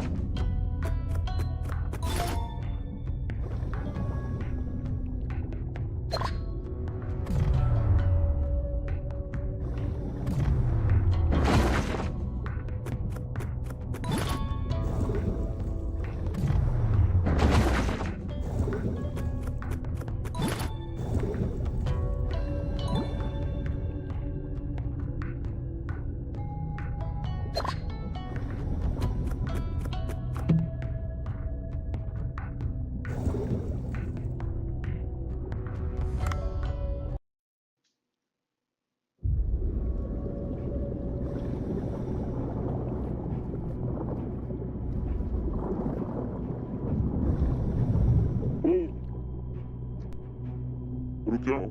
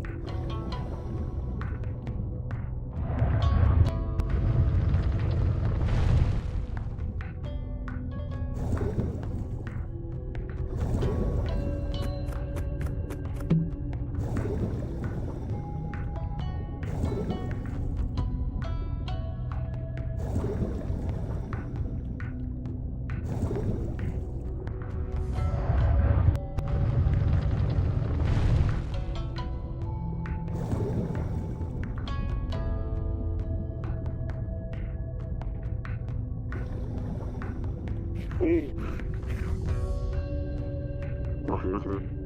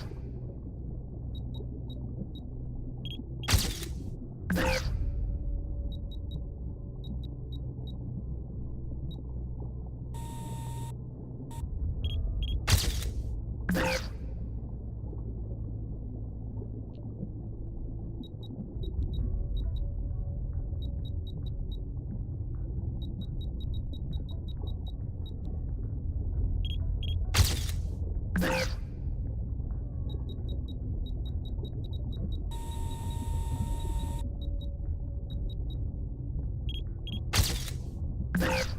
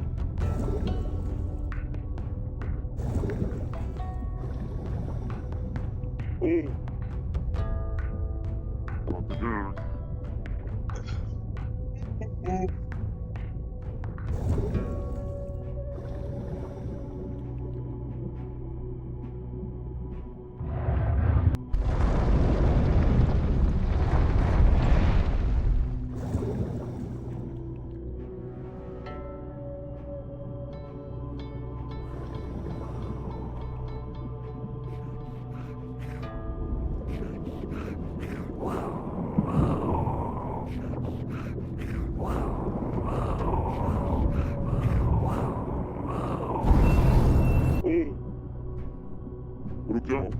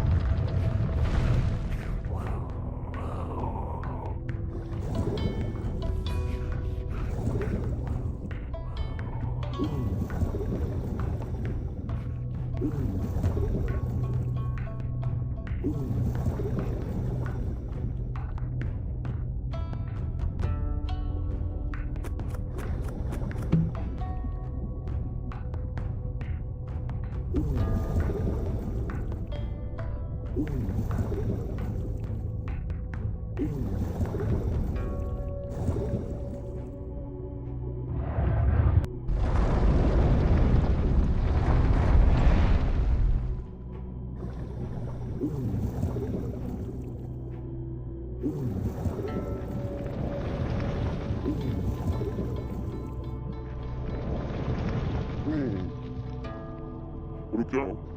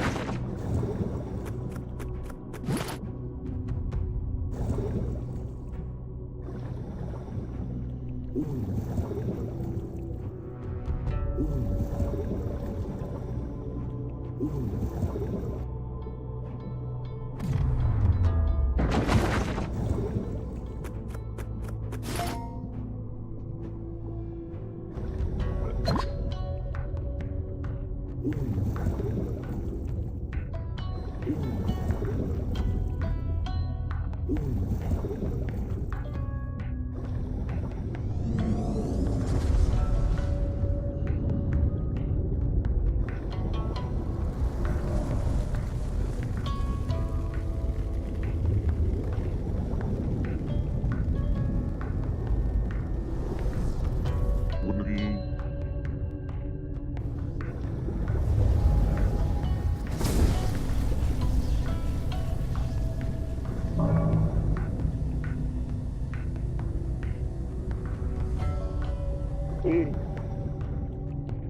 그렇게 하고.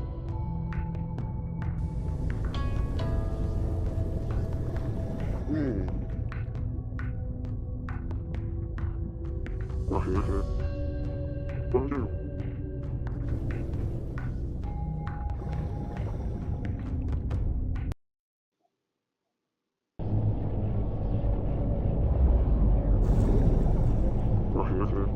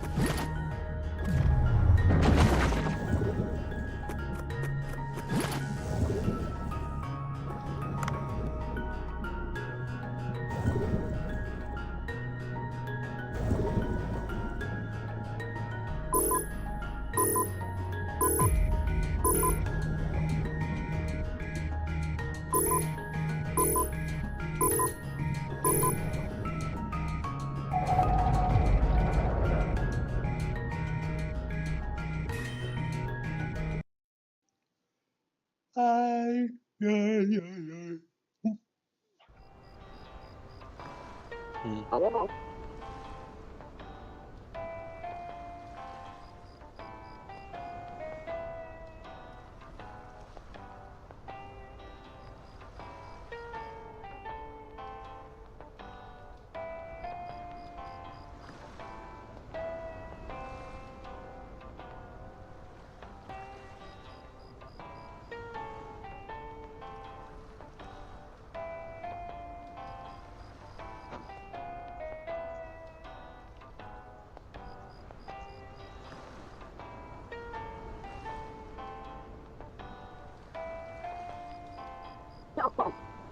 오늘이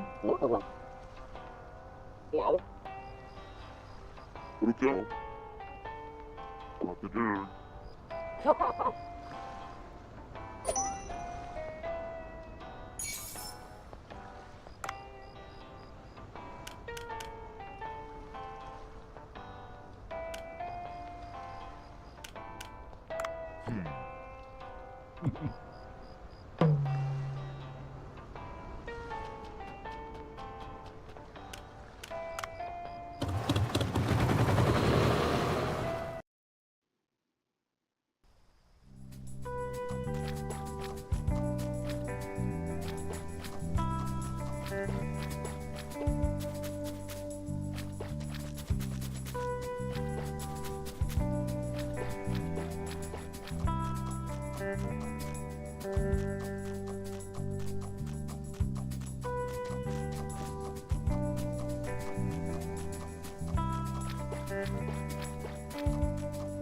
Oh my goodness.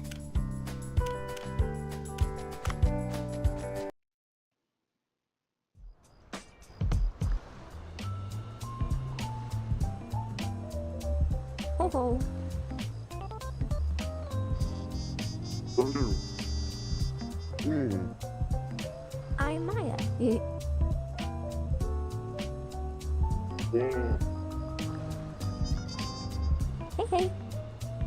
Oh. Hi. 그렇죠. Did she? 그렇지.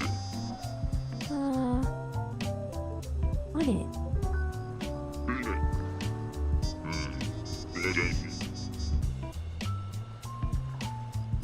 확실하. Did she? 그냥. Yes.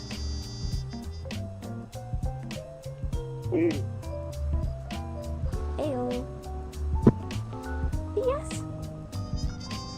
이요. Whoopee. 그래. BHM. 그래. Hey. Hi.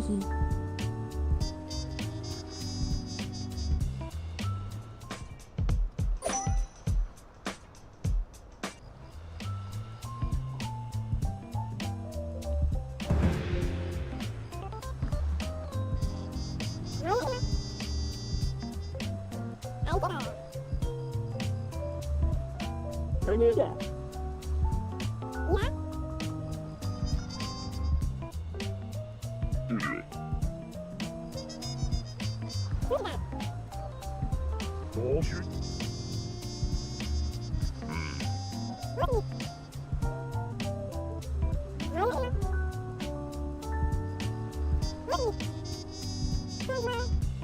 이요. Yuga. Come on. You want?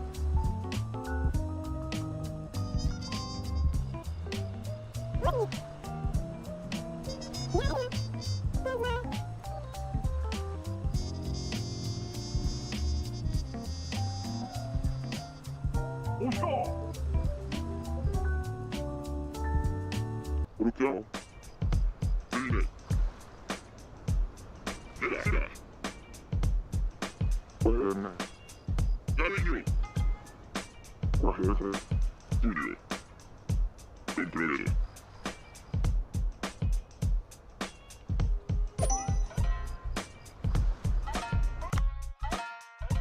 I'll be right back.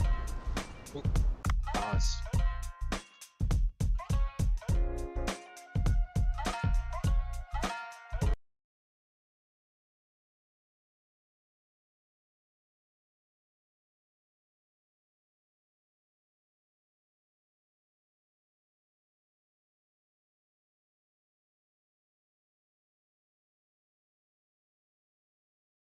Consistent part of the year with all those different players. I mean, that's something to do.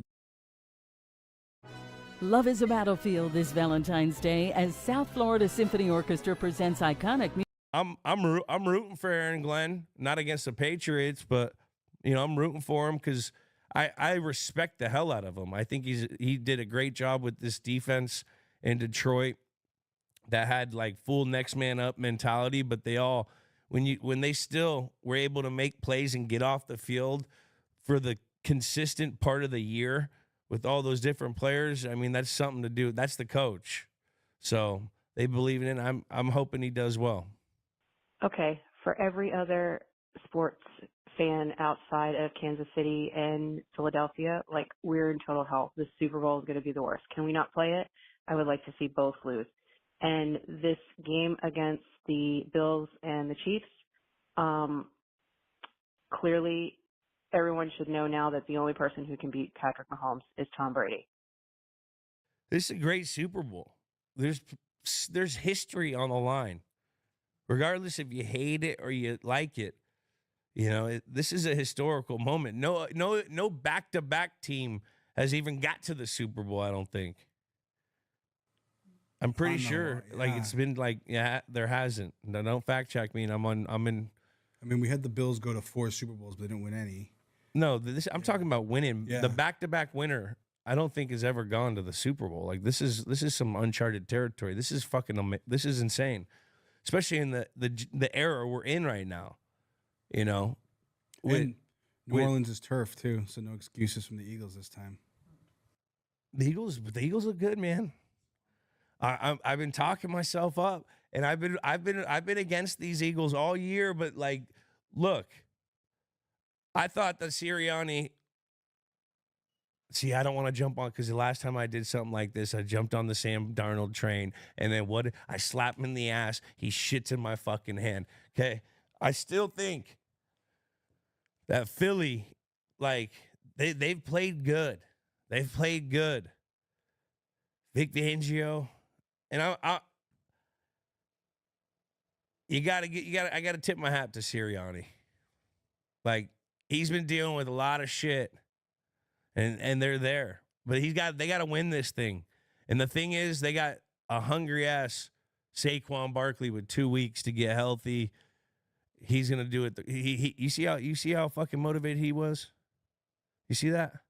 This is gonna be a good Super Bowl. You know, for all the shit that Nick Sirianni has gotten, he's been a coach for 3 years and has been to the Super Bowl in 2 of those years. Hey, what's up, guys? My name's Edgar Carrera from Yakima, Washington, home of Cooper Kupp. Quick question for you guys. Do you think if Patrick Mahomes three-peats in this Super Bowl, that they would be considered better than the 2014 to 2018 New England Patriots? Let us know. Go Hawks. Yeah, they probably would. Yeah, back to back to back. Yeah, they've got 4 Super Bowls in a short-ass time. You got to, hey. I mean, you got to tip your cap.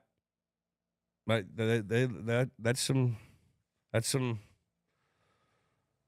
you become big dog. You're the big dogs. They're big dog. Unprecedented. 3 years in a row would be insane. I don't like saying it, but it's the truth. You know, that's big dog. They got work to do for the whole Patriots experience, but the second dynasty. Yep. They big dogs right now, dog. Hey, guys, it's Alan, your guy from the old Nut House Nation. Hey, listen, there's a lot of negativity out there around this Super Bowl. You know, the Chiefs getting pushed through, and I don't know, the Eagles rematch, blah blah blah, viewership down. Listen, let's take a step back and just be happy. Happy we got football. Happy we got a game. Happy we can sit around, crack a Coors Light, eat some wings, get some pizza, hang out with friends, family, your dog, your, you know, if you're a cat guy, that's cool too. Whatever, we're happy for you. I agree with Let's that. just be happy we got some mother effing football, and that's it. All right, love you, bye. I agree. It's a great message, Donald. That's happiness. Someone asked me, what's your happy place? What's your answer? I went into thinking like Happy Gilmore. You know, like the joke, no, but mine was my dog and Lily's practicing shooting goals and smoking them every time, like 100 for 100 in my happy place. While Rocky's being a good dog and not going after the ball, he's just sitting there jumping up, celebrating like a well-trained dog.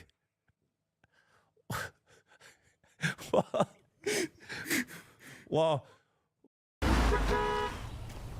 Hey, Dad. Hey, So, Mazda? Mazda.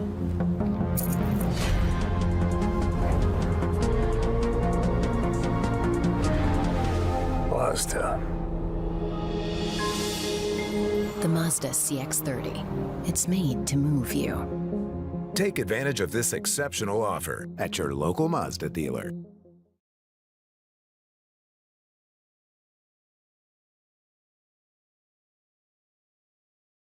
Well, I'm sitting back in a lawn chair watching with I think I got 2 kettlebells and I'm just doing sets of random sumo squats. You're working out in your happy place.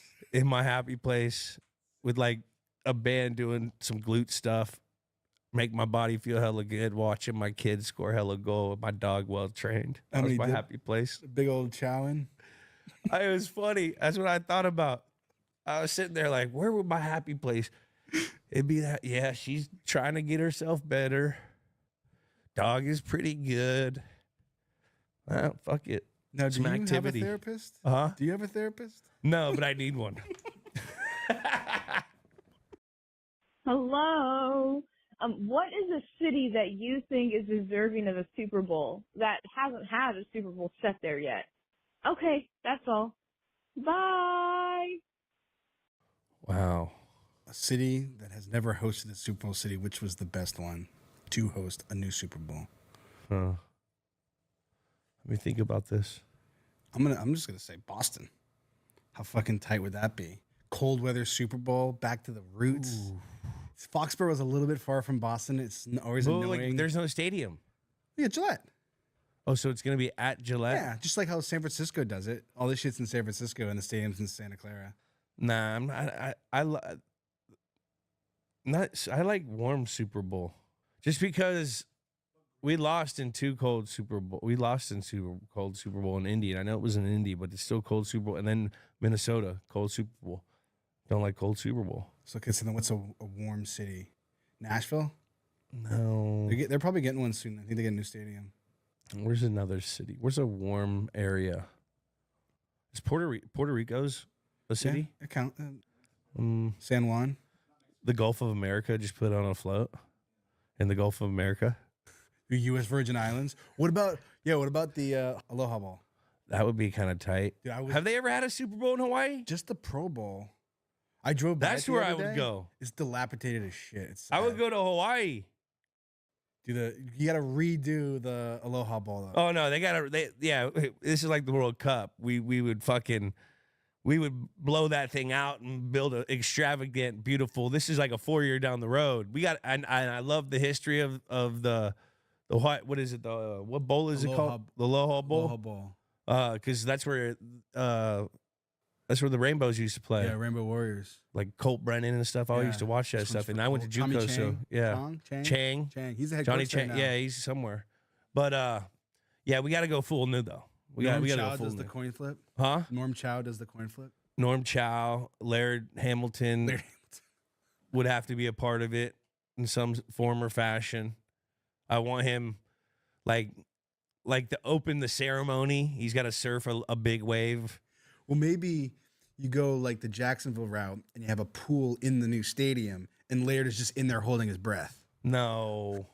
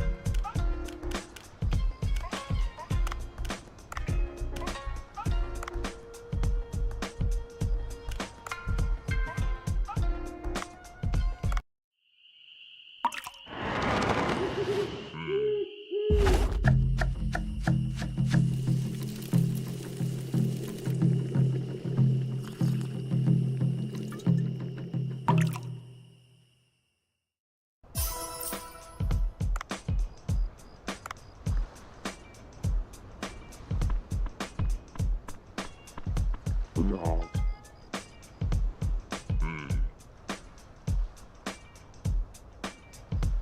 Beat it.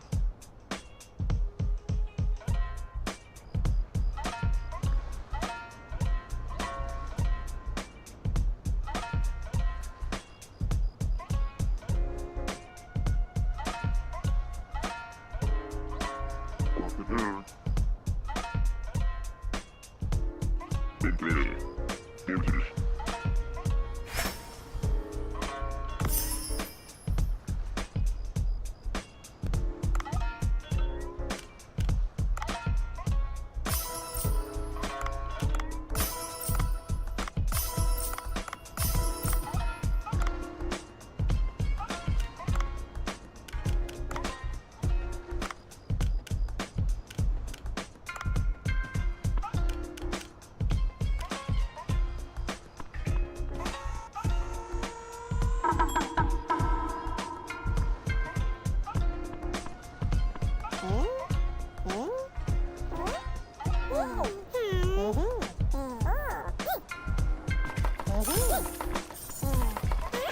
This. This. This. This. This. This. This. This. This.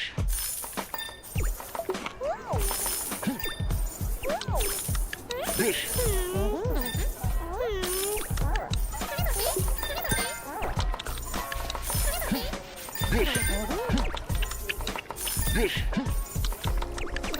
This.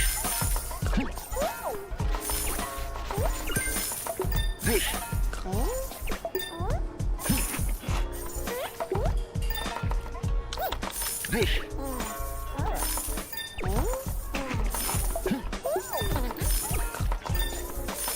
This. This. This.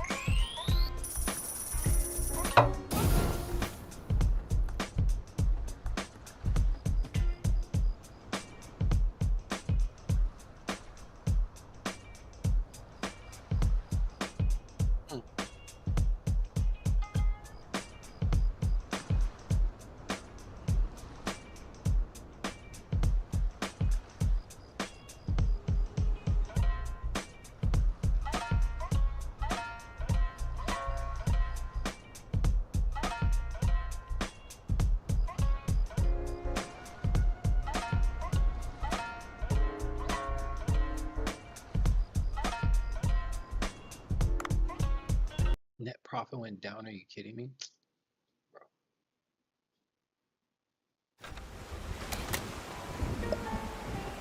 Oof.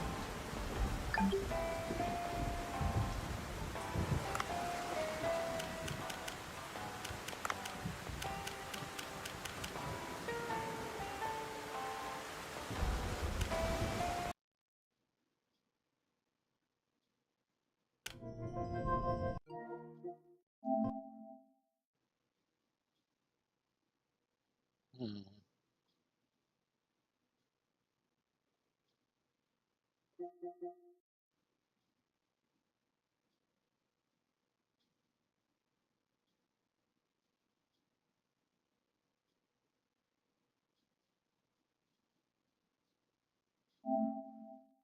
Ugh.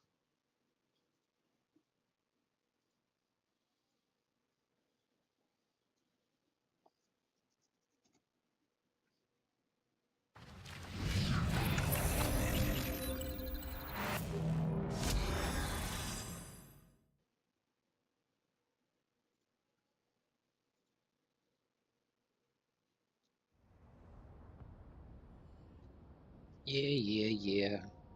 Sure, sure. Don't care. Hurry up. Yep.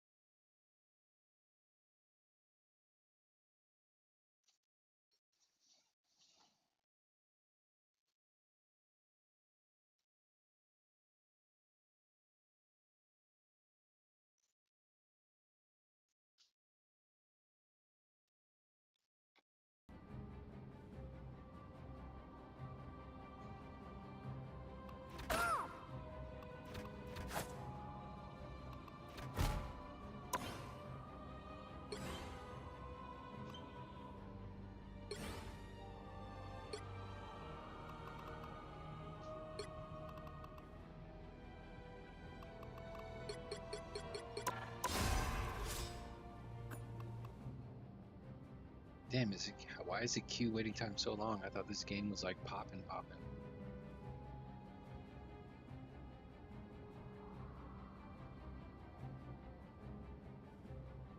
3 minutes for a game is crazy.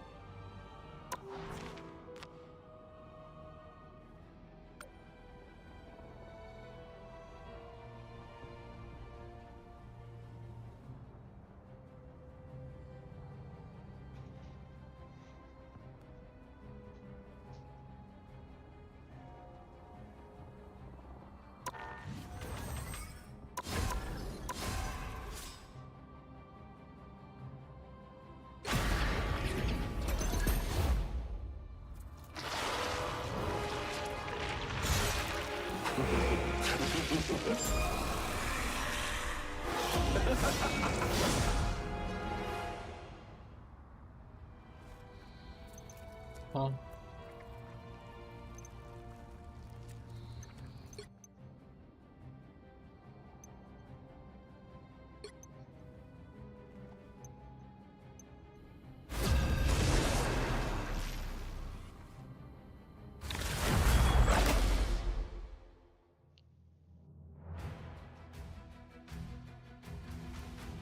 You'll need a top-notch team to win this one. Open your eyes. Reality is but an illusion.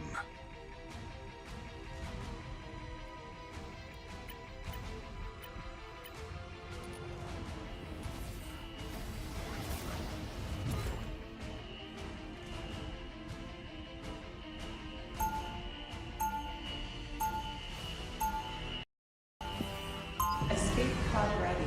Opening escape capsule.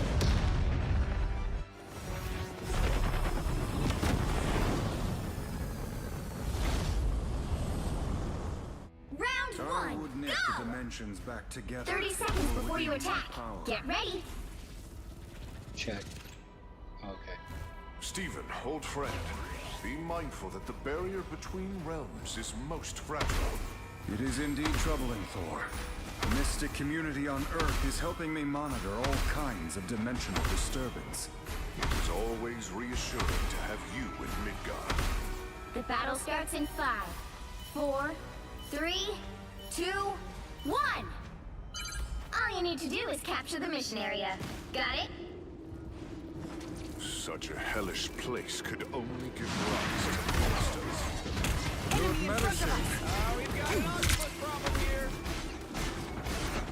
A little help, please. Got your back.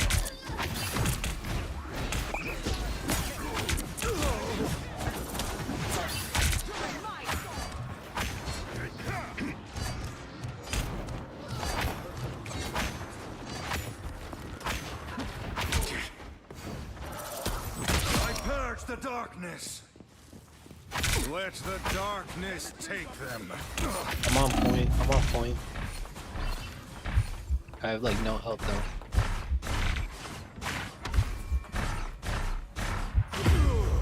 I'm down.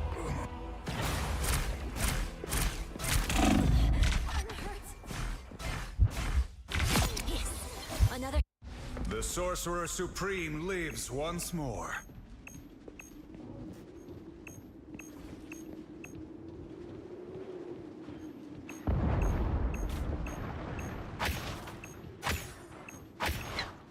Stand down! Alas, it seems needful. I am strengthened for battle. I'm back on point. Namor should be ashamed.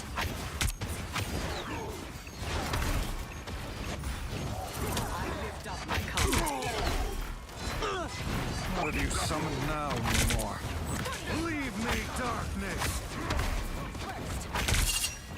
You're mine! I got rid of their Hulk.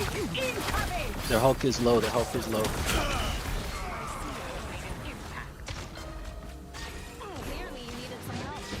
Alright, everyone try to stay behind my shield. Try to not get spread out. From one storm to another. I feel like it's kind of pointless. Help get that vehicle to its destination. I am strengthened for battle. Hulk on the left.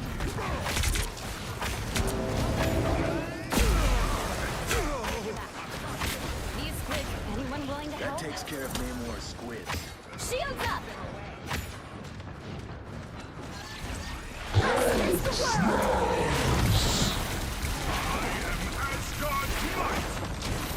They're on your tail!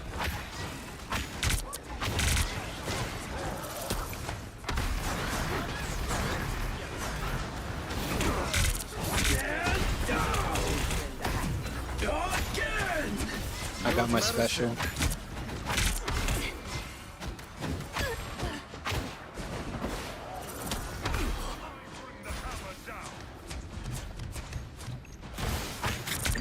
Creatures return to the seas at once. Enemy in front of us. Underground? Oh, that is my secret. I am ready to put on a show! Out, dark magic. 气贯长龙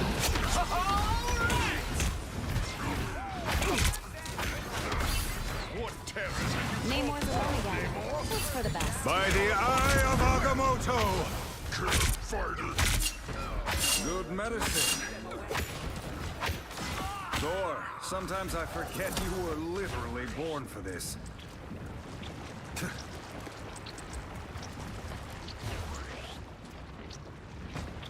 I'm opening a portal. What am I? Invisible?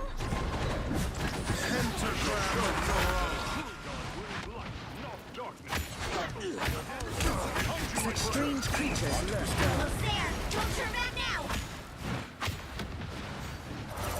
Two major adversaries gather. Heavenly fury! Hurricane incoming!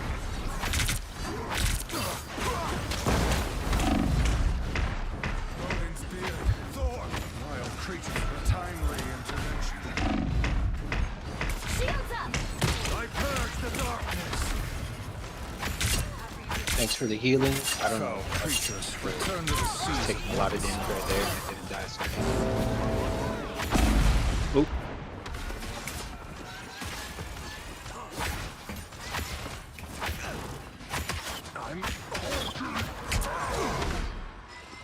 Ready? Let's get this to the planet's core. The vehicle reached a checkpoint. Keep up the momentum. Health is back.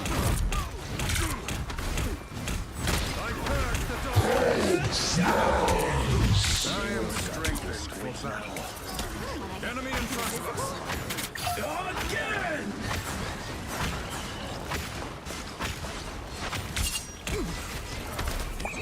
Namor's alone again. Hope for the best.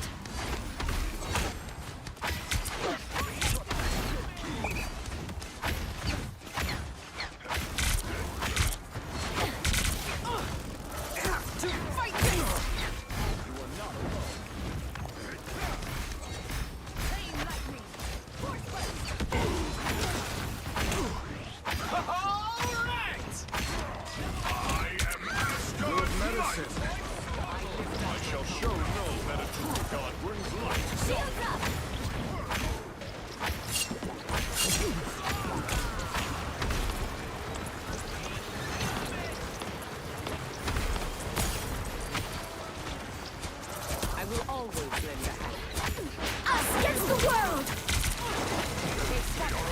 I am ready to put on a show!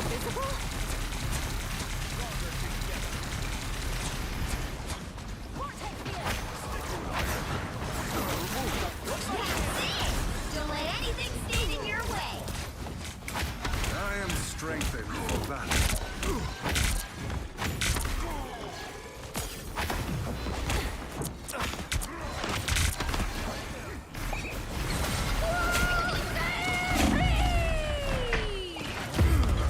I'm down. My time to shine! I'm down. Double KO! By the shades of the coming back. Seraphim, I return. Only 60 seconds left. Get that And I vehicle got my moving special. If nobody died. Ooh, shit. Nobody died, nobody died, nobody died. Alright, we could all just... By the eye of Agamotto! Of course you needed help. Oh, jeez. I purge the darkness. Down to 30 seconds.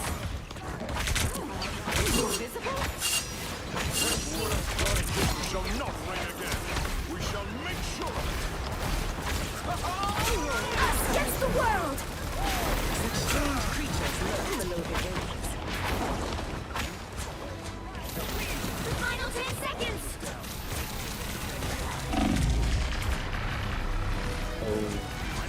Such newfound power.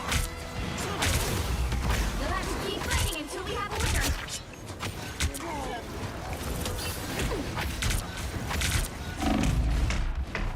Ooh, really low health. Down.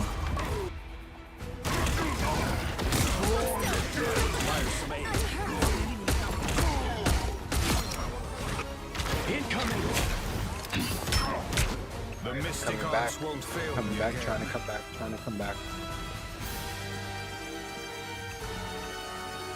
I'm opening a portal. The current score is 2-0. Time to switch things up, including which side you're on. Open your eyes. Reality is but an illusion. The right heroes could make all the difference. Round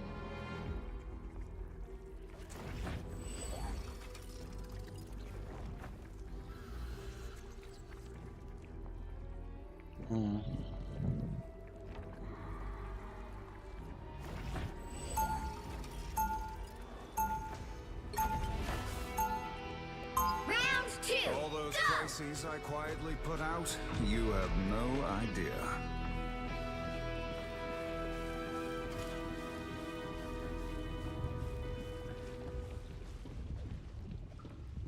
They'll be coming in 30 seconds. Stay strong. I'm opening a portal. You're a famous pop star, right?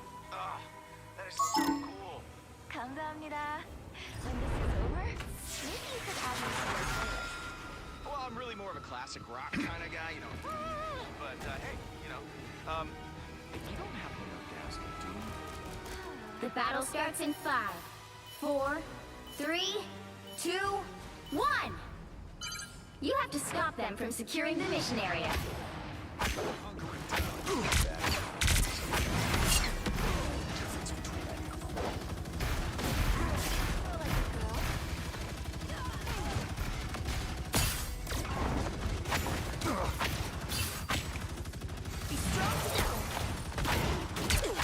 Some help.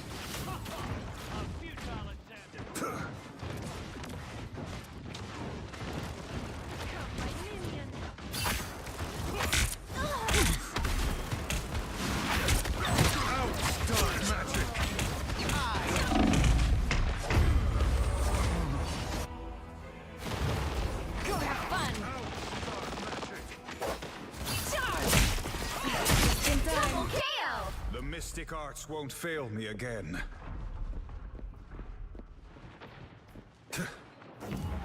I like the cold. They look like they mean business.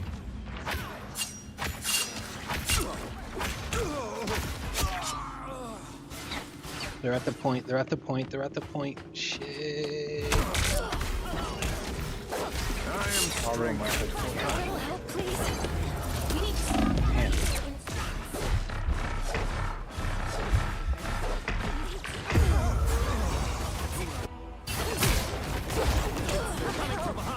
I think I need to change. Doctor Strange is just Hands not are going to shaking cut it, again. it looks like. If not Doctor Strange, then let's try Venom. We are done chasing spiders. We have bigger enemies to conquer. Yes, that feels better.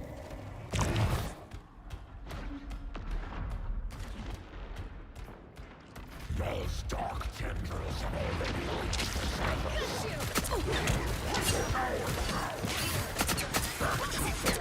Better stop that vehicle.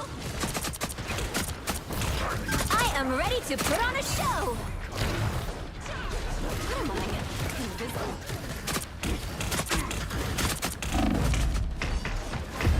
There's still a chance to stop them. Double KO. That's 3. You can't get rid of us so easy. It's the grand finale. They hit a checkpoint. Now might be a good time to stop them. Shields up. Let me return the favor.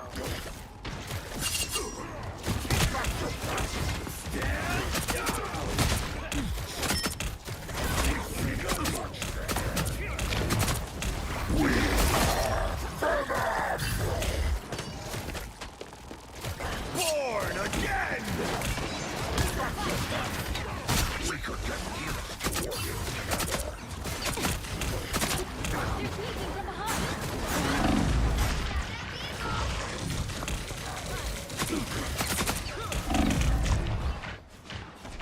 I'm doing this my way!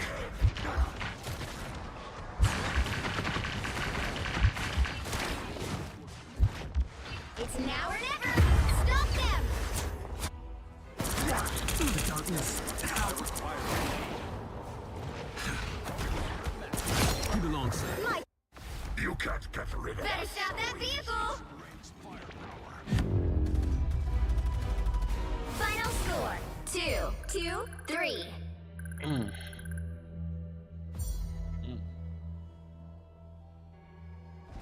Well, you can't expect to win them all.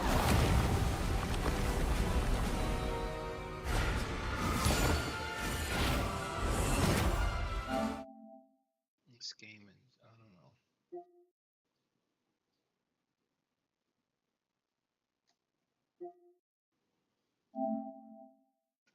Let's just get back to some good old-fashioned racing.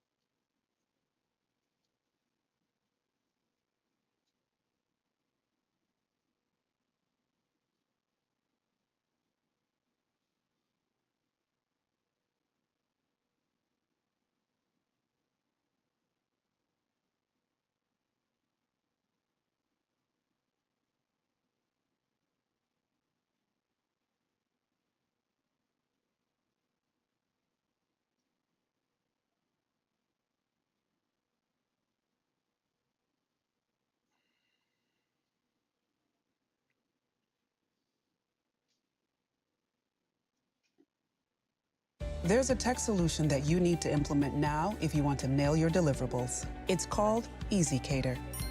EasyCater. Hey, I'm Dex Flame, and my girlfriend is kind of like Bigfoot. She doesn't exist. And that's why I'm looking for love. And I like to go for walks, I like to go to movies, I like to do the simple things, and I'm looking for someone who likes the same. Come say hi to me if you ever see me walking around Hollywood, LA, or I have social media or an email, and feel free to contact me.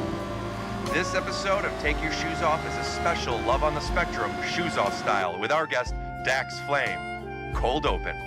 Scoot doo, blabbity blue, scoot dee. Oh yeah.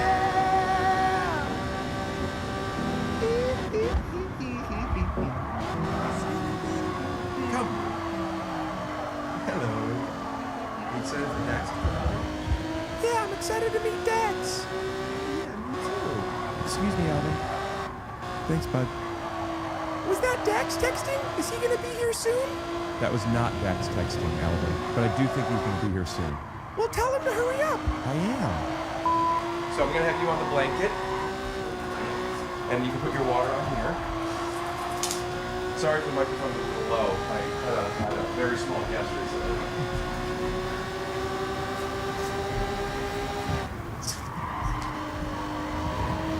Sorry if the microphone's low. I had a really small guest recently. Hey, I'm going to focus you. You want to look at the camera for me? Or go where you're going to be? Oh, great. Yeah, you're going to like that. Have you seen Men's Warehouse commercial? Where they go, you're going to like the way you look, I guarantee it? Oh, okay. So I see you brought your own drink. Fair to say that there's nothing you want me to get you to drink? Yeah, I'm okay. What's that big gold thing? You can see this? Yes. Nothing?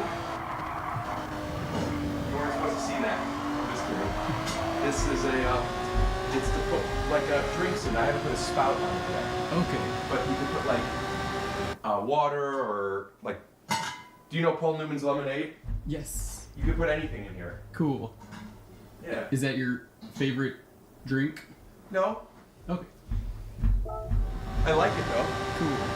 And it's something I've had a lot of. Cool. Should I put this anywhere closer or something? What do you?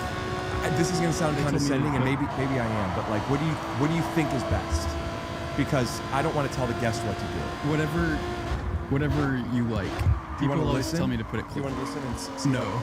You don't want to listen? You don't like the sound of your voice in headphones? Mm-mm.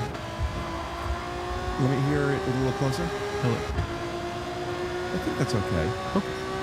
Sometimes we get a little feedback if it's not close enough, and then Matt has to do a little extra work on the mix. Cool. No, not cool. Okay. I don't want him to have to work that much harder. Yeah. Mind if I come close to you?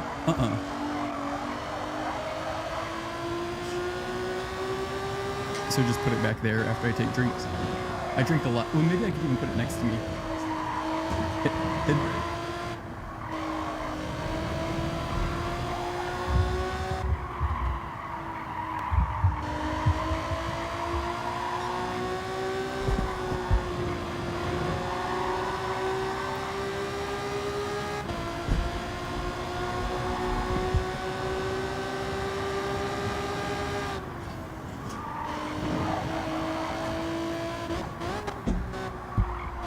So will you edit out that part? This episode is sponsored by Helix Sleep. And if you want a good night's sleep, not just for you, but for about 500 purses, go to helixsleep.com/Kaiso for 20% off site-wide and 2 free dream pillows with a mattress purchase. That's helixsleep.com/Kaiso for 20% off site-wide plus 2 free dream pillows with mattress purchase. helixsleep.com/Kaiso.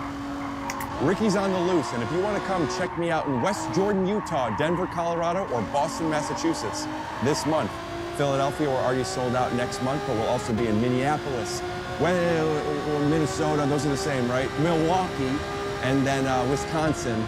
Listen, here, stay right there framing-wise, and take a look at this.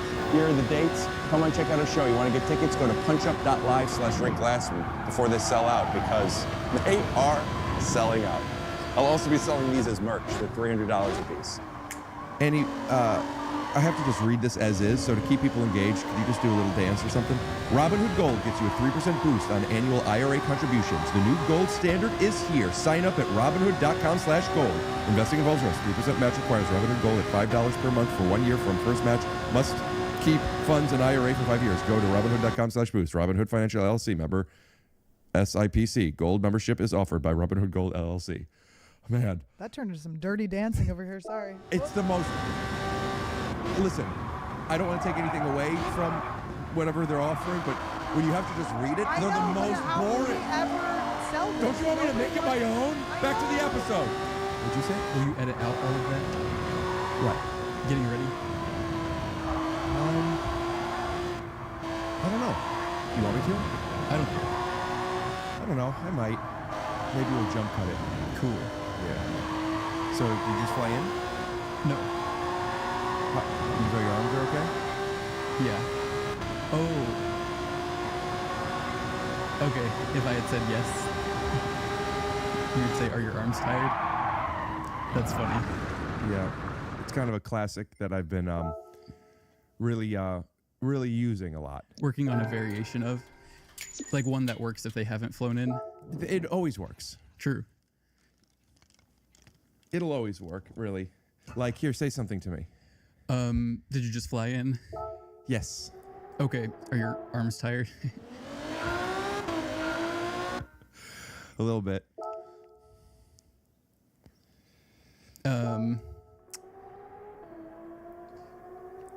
Do you want to ask me and then I say something? Yeah. You said you drink a lot of water. Yes. Are your arms tired? Okay. Okay, so you're saying, are your arms tired always works? Yeah. Well, what did you think? Maybe I'm not taking your direction right. What were you meaning? I thought you meant that the airplane joke works regardless of if someone's flown in or not. Right.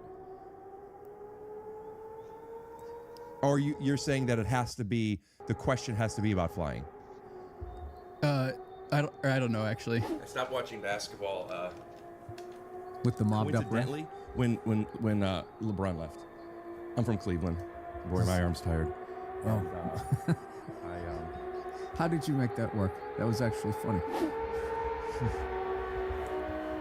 Did you just grab your water because you thought I was going to steal it? No, because I wanted to take a drink. That's kind of like when if like there's a woman walking down the street and there's a guy that looks a little suspicious and she walks by and he walks by her and then she clutches her purse and then the guy goes, "Did you think I was going to steal your purse?" And then she goes, No, I was just getting my phone out. Okay, yeah. And he would say, "And boy, are my arms tired," and they would laugh. That's like, it's just a way to break the ice. Okay.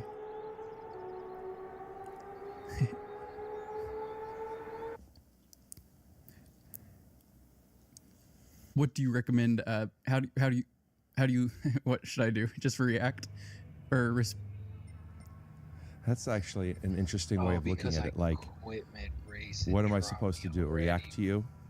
Or just talk? I guess I'll just talk. Yeah, I was thinking maybe because you don't have a podcast. Nope. And I do. And I do it all the time. So I was thinking maybe you might want to try to see what it would be like if you had a podcast. Okay. And I could be your guest. Okay. Do you want to try it? Yes. Well, my idea for a podcast is to order a pizza and then talk to the person while we wait. And then when the pizza gets here, we try to do something to make that person, the delivery driver, happy, and then talk while we eat. But we can just pretend that part. But that was the only podcast idea I've ever had. You pretend what part? We could pretend the pizza aspect. We don't have to do that since it's not. Yeah. So, okay. So, welcome to the Pizza Party Podcast. Here we go!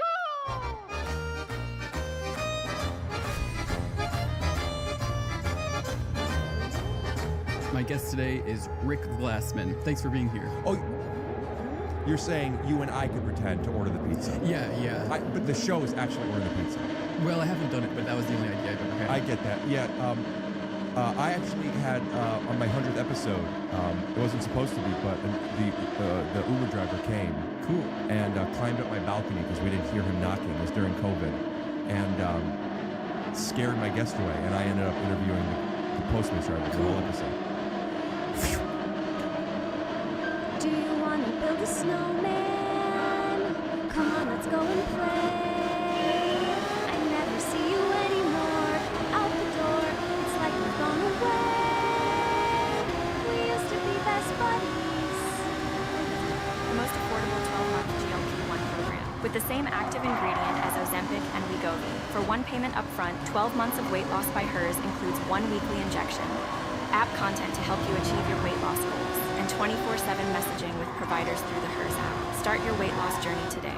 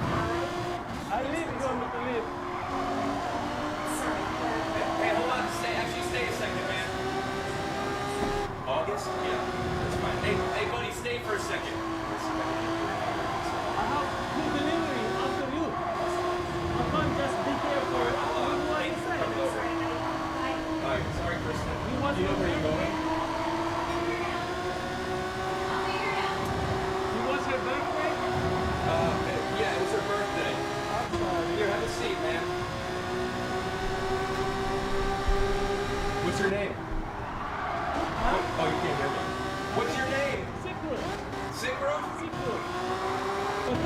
you seen Frozen? And we're back. Okay. So And then when you do it, are you going to chew the pizza while you're having the conversation? Maybe it would just end once the pizza's there. Let's try it. So, welcome to the Pizza Party Podcast. My guest today is Rick Glassman. What's up? You might know him from doing stand-up comedy or from the Take Your Shoes Off podcast. Yeah. And so today, we're going to talk about just whatever makes you happy. But first, what's your favorite kind of pizza? I don't eat cheese. Oh, okay. We'll get a dairy-free one. And then we'll cut that out. Why? Boring. You saying cut the ordering out is boring, or it's boring because I say no cheese? I think that would be boring. So if I ever made a podcast like that, I would cut that out. Oh, I love ordering. I think ordering food is really fun. Well, I think I would enjoy that. Leave a comment if y'all want to see that in future episodes. Tell us if you like content like this. This is my podcast, so I should be the one doing that. Do it again?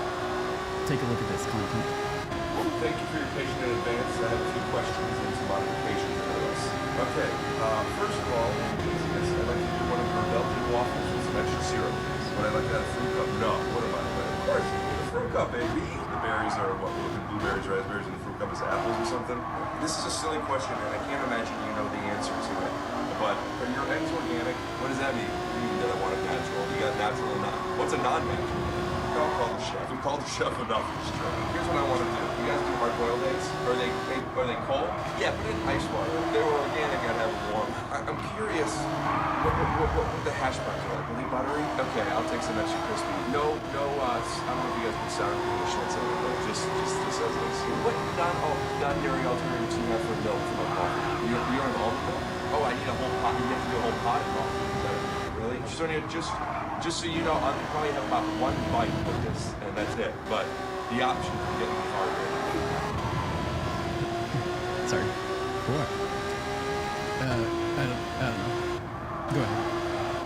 It's your podcast. Okay.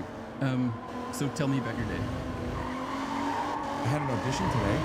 Cool. What for? It's a show called The Neighborhood. Awesome. With Cedric the Entertainer and Let's take a look at the trailer. The show, do you have the rights to it or something? Let's take a look at the poster. Okay. And Max Greenfield and Cedric the Entertainer? Yeah. Do you like... Are they both stand-up comedians? Cedric is. Max is not. And you know Max is a comedian. He's a comedic actor. Okay. There's Cedric the Entertainer started as a stand-up comedian. Cool. Sometimes I forget which one, Max or Cedric, is a comedian, but then I remember just think of their last name. Entertainer. Okay. Yeah. So what kind of jokes does Cedric tell versus the type of jokes you tell? And then tell us about how you started doing stand-up. Cedric, have you seen Kings of Comedy? No. The Kings of Comedy, it's with Cedric the Entertainer, Bernie Mac, D.L. Hughley, and Steve Harvey. So here's some clips of that, or if it's royalty, here's some pictures of them. Well, it is royalty. I mean, they're literally the Kings of Comedy. Royalty free or whatever. Oh. If it's not royalty free. Right, no, they're kings. So, but that's funny, sorry.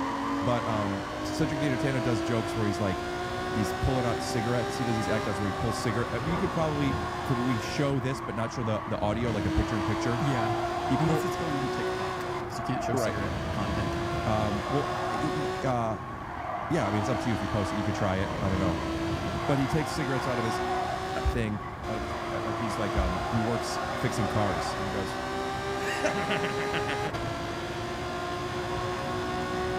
And then he does act outs where the cigarette is hanging from his lip the whole time. You don't know how. It's like... Can you explain that? Is that okay if I ask that? Yeah, it's like not something that I would do. Only because I don't, like, I can't be funny that way. He's so funny. He's like a good physical comedian? Yeah. And, like, does act outs? Yeah. Okay. And then you don't do act outs? I do, but I don't do, like, that kind of stuff. I do act outs that are more, like, me or situations I found myself in or that I can relate to. He's playing this character that is this guy that's fixing cars and smoking cigarettes and stuff. That sounds fun. So he'll do, like, a character That's like a mechanic? Yeah. Okay. You've never seen it, huh? No. I've definitely seen him, but I've never seen his comedy. It's really good. That was one of those stand-up, it was like a stand-up special that was a movie. Like, I saw it in the theaters. Cool. Yeah. And, do you know Bernie Mac stuff? That show. The Bernie Mac show. Yeah. Stand-up. I ain't scared of you motherfuckers.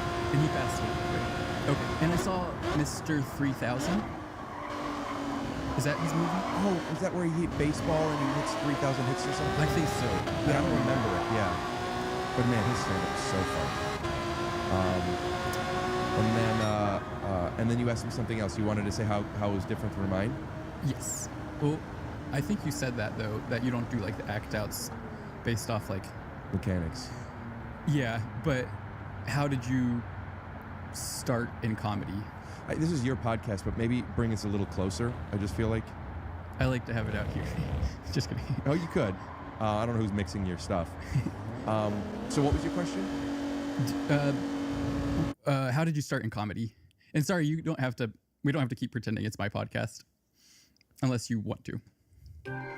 I do kind of like it. Okay. Well then, yeah, how did you start in comedy?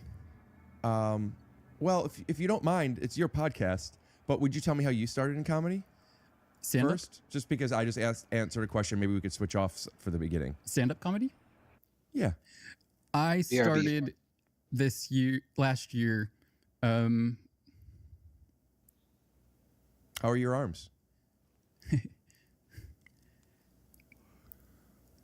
I started doing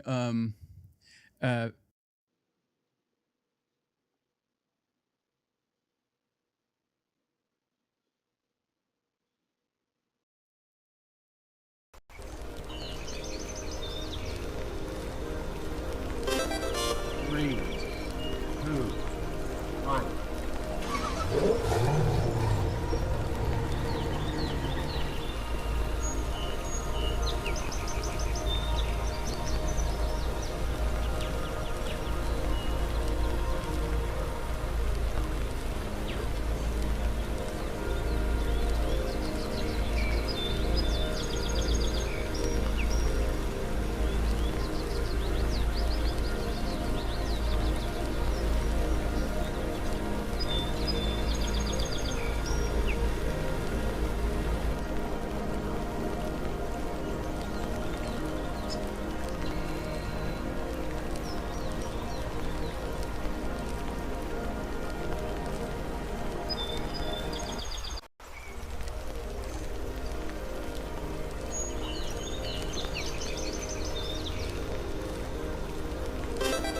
Three, two, one.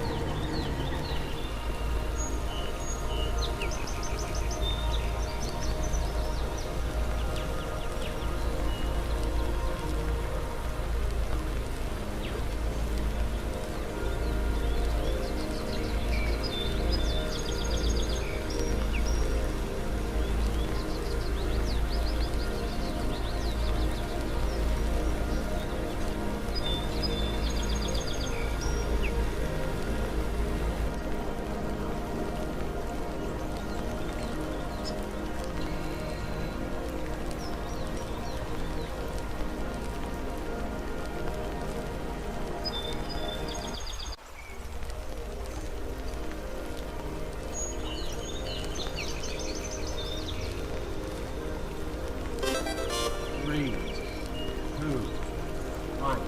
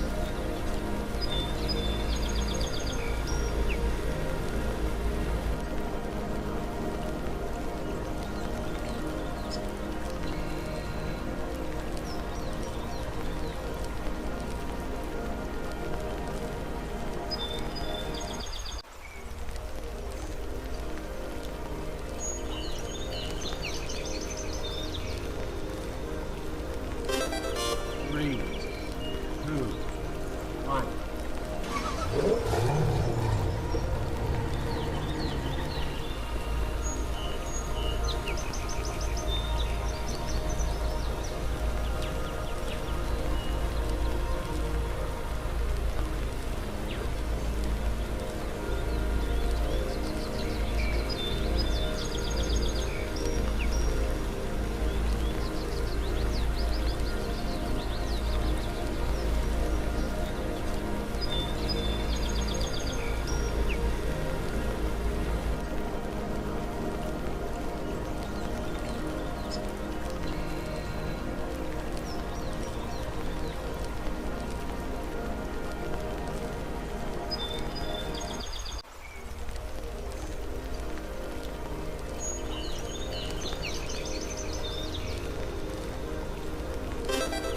Three, 2, 1.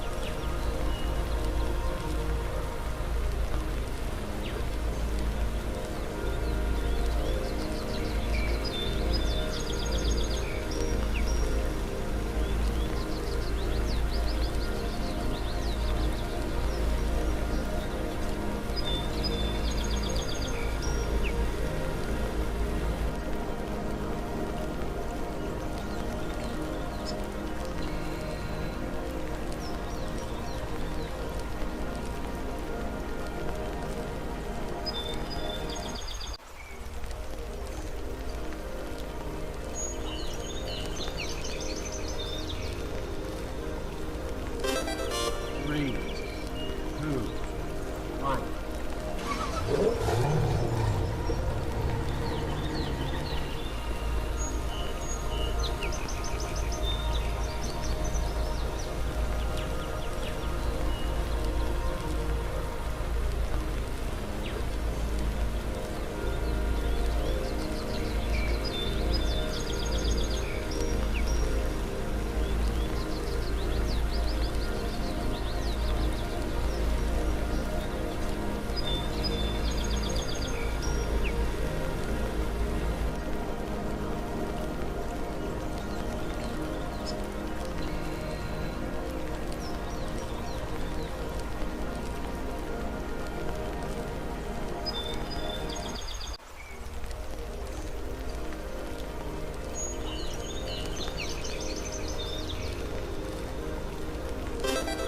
Three, 2, 1.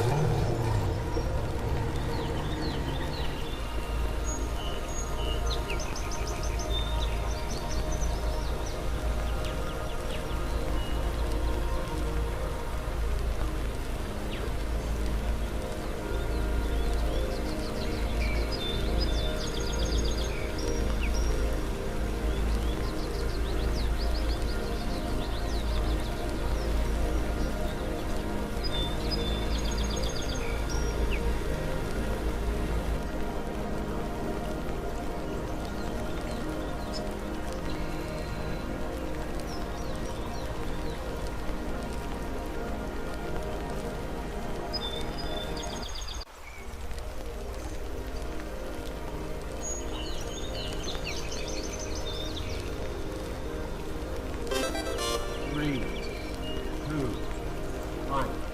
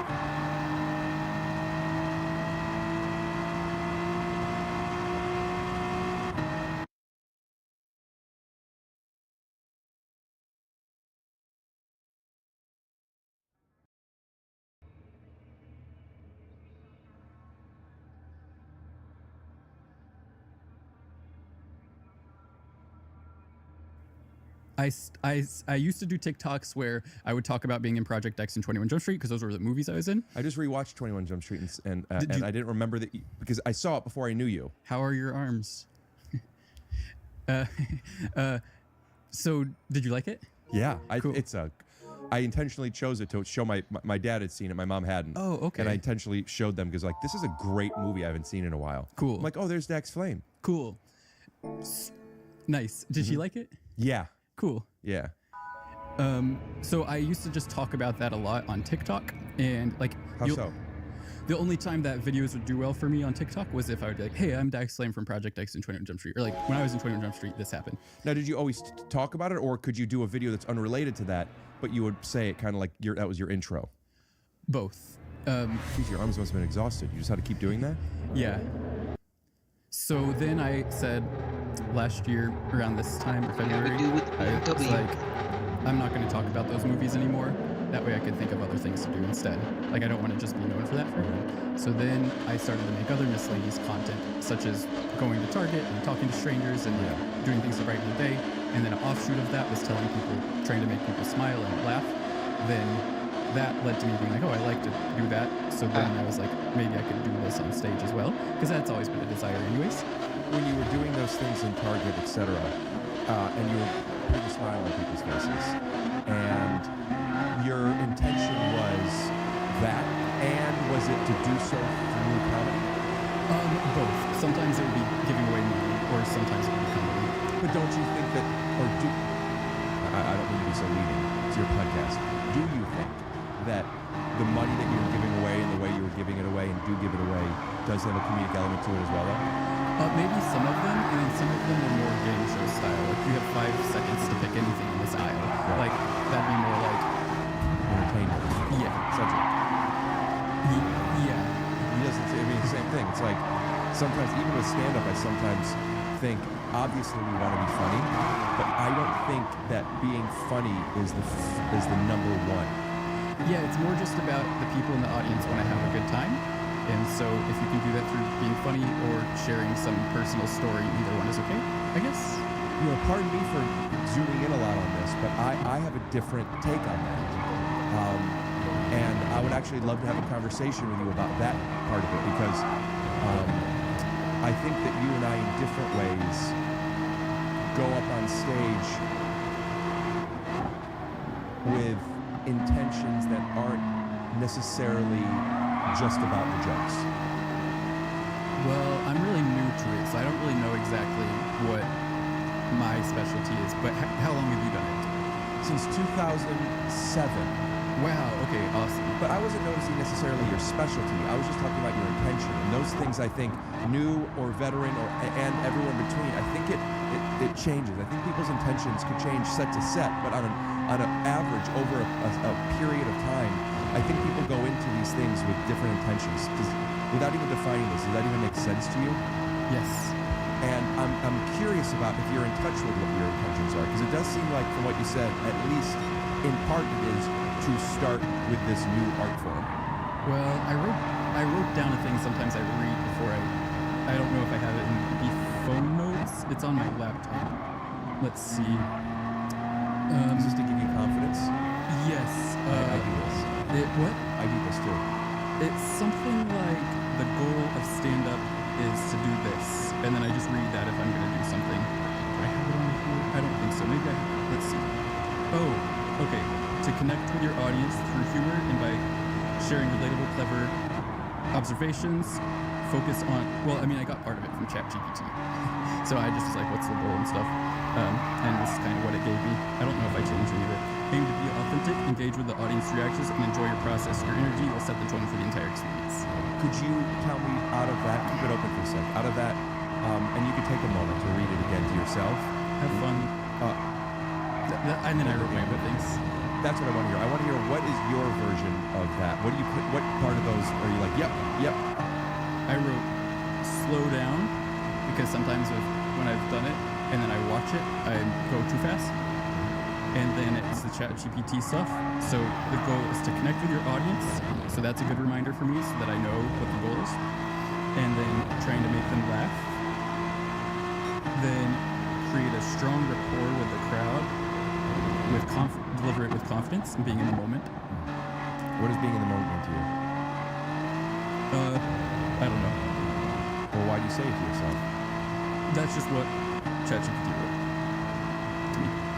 Pardon me for challenging you right now, but I'd love for you to think about it and think about like what does being in the moment mean to you, because on stage it means to not rush.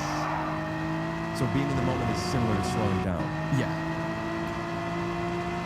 I think of being in the moment and synonymously being present as not being in my head and just being here and whatever is. So do you talk a lot about stand-up on here? Like, does your audience, is there a lot of the stand-up crowd? I have episodes where I talk a lot about stand-up. I have episodes where I don't talk about stand-up at all. Cool. And then, if it's fair to say, sometimes in the middle. Okay. Why'd you take your headphones off? Well, I only put them on to check our levels. Cool. And when the guest is not wearing them, I typically don't. Cool. Yeah. Similar vibe. Kind of like when people are like when you have a coffee, which I don't even drink coffee anymore, or haven't for over a year. But like it's nice to when somebody else is drinking a coffee too. Okay. Let's take a look at Rick's favorite stand-up clip of his. Oh, something just came in my mind that has nothing to do with this, but I want to tell you. I'm at a hotel today and doing my thing, and then there's a 4% service charge, and I asked the manager, I said, I want you to know that I'm not here to complain, there's no subtext to this, I'm genuinely curious why I'm paying 4%. What is this for? And he said, you're paying for things for the employees like their outfits. And I said, why am I paying for their outfits? And I'm really, I just don't get it. And he goes, yeah, man, I don't know. And I go, you're charging me. And a waiter was coming by, and I said, fantastic aprons. And he laughed. And I said to the guy walking by who didn't know the joke, I go, they're on me. And I felt like, you know what? That was a fun I grew, I think, I tried something, and I felt like I walked away from that feeling like, I'm the fucking man. You know? That's not necessarily my favorite stand-up clip, but I just started my first official tour, Ricky's on the Loose. If you want to check out a show, you can go to here are my dates. But that was just a clip from one of my recent shows. Cool. Yeah. Nice job. Thanks. So, I want to talk more about intention and going on stage. Yeah.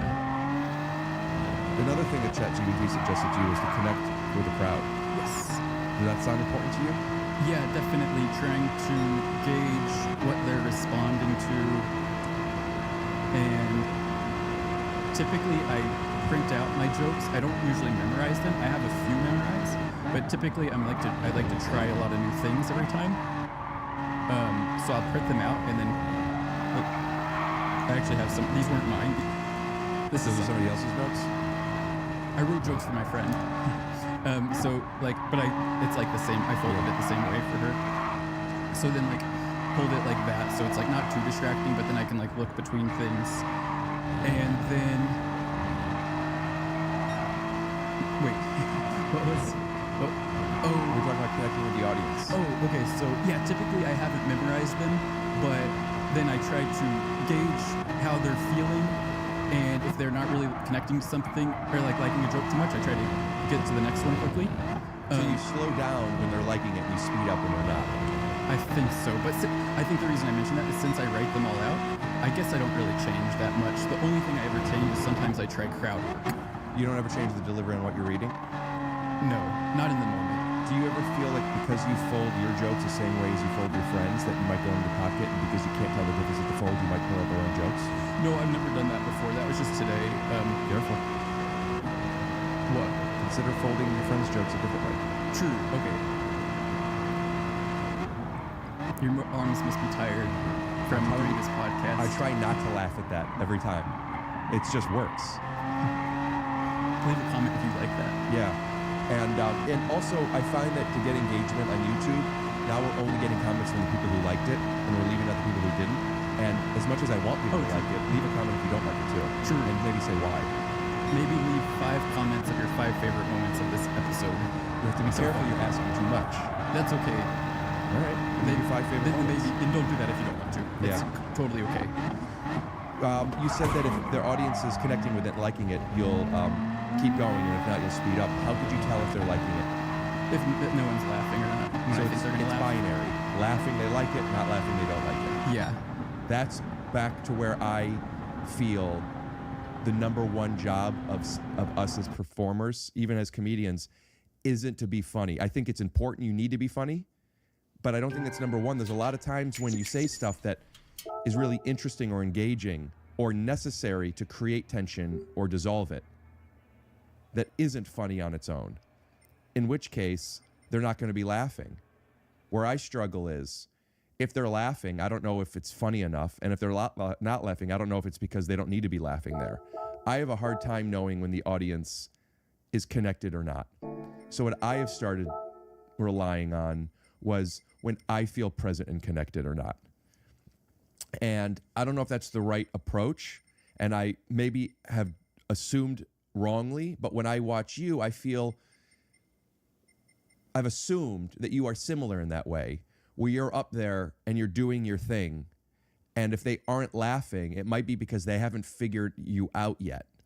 But it doesn't mean that what you're doing isn't the right. It's like going up a roller coaster, and so you could go down it. Mm. Does that connect with you at all? Or you just don't like it? When they're not laughing, you don't like it, and you speed up. I think I just don't like it. I think, but I mean, I don't mind because I'm new to it relatively. Now it's been maybe close to a year that I've done it. February will be a year. Well, since I started doing TikToks consistently, I think I did my first stand-up set in maybe it would have been April or something. So maybe like 8 months. Okay. So I can't remember what I was saying, but yeah, maybe I don't like it, but I also don't mind it because I know I'm new to it. So it's okay. I expect that some of them will not get laughs. You have a very specific way of communicating and feel and vibe. I don't want to, nor is it my place to diagnose anything of yours, but are there any obstacles that you had as a kid that you have overcome and or that are still obstacles for you socializing with other people? Maybe, I don't know. Yeah, I don't know. Are you comfortable talking about this part of it? Sure. Because I really like talking about how different people with different perspectives, and which are one category, and then people, how they communicate and how they receive other people is another hand. And sometimes like those two molecules connect to make certain like elements. And I'm just curious about yours. Yeah. I think that I'm a lot better at understanding people in general and stuff. I think that from 18 or 20 or something, I don't know, for a couple of years, I would just stay in hostels a lot because I was traveling a lot. And so I think that traveling around the what? Everywhere. For what? Fun, I guess. You made a little money and then you just wanted to travel? After I did those movies, I just traveled a lot and stayed in hostels. And I feel like I just kind of learned how to strike up conversations a lot easier because you're just always around a lot of people, and I enjoyed that. Eliminate all threats. And I think that doing comedy in the past year, I've been or actually that might be switching. Yeah, that might be switching gears. I just had a thought about that though. Switch gears. That has been fun because I think previously the content I've made has been a lot more documentary style or game show, that various types of entertaining, and it's been fun to try to explore just trying, like, whether it's physical comedy, stand-up comedy, sketch type stuff. Yeah, I think a lot of your TikToks and short form material would fall into the category of sketch, even the game show stuff. Okay. It's like these are, you set up a game, you play that game, you play a version of yourself, and you involve people who are relatively unsuspecting. Versus you on stage by yourself, performing to an audience of people. But I'm also curious about like you, you the funny person and the performer, and you the person that's not necessarily doing it for a sketch or for an audience. Now, granted, we have cameras on us now, but at least the way I feel, I'm still having an intimate conversation with you, and I'm curious and interested to know how you feel you are received by other people, and if you think that you have a good gauge on how people receive you. I think so. I think that people find me to be nice and fun to talk to, and I think that I'm very understanding. That's what I like to try to be. Yeah, just try to be easy. But that's you of other people. I'm asking other people of you. Oh, okay. Does that make sense? Or I think they feel very understood by me. So like people will sometimes if I just meet strangers, they'll tell me like very deep secrets. Right. Yeah. Previously, I guess these days I hang out in my apartment a lot, and like, but I used to just talk to strangers a lot. To get their secrets. Yeah. Hostels and their secrets. What? Hostels and their secrets? Yeah. You were saying in hostels and getting their secrets. Yeah. How would you say that other people? How would you say that other people would describe your comedy? Feel free to pass over that question. I don't know how I would answer that. Well,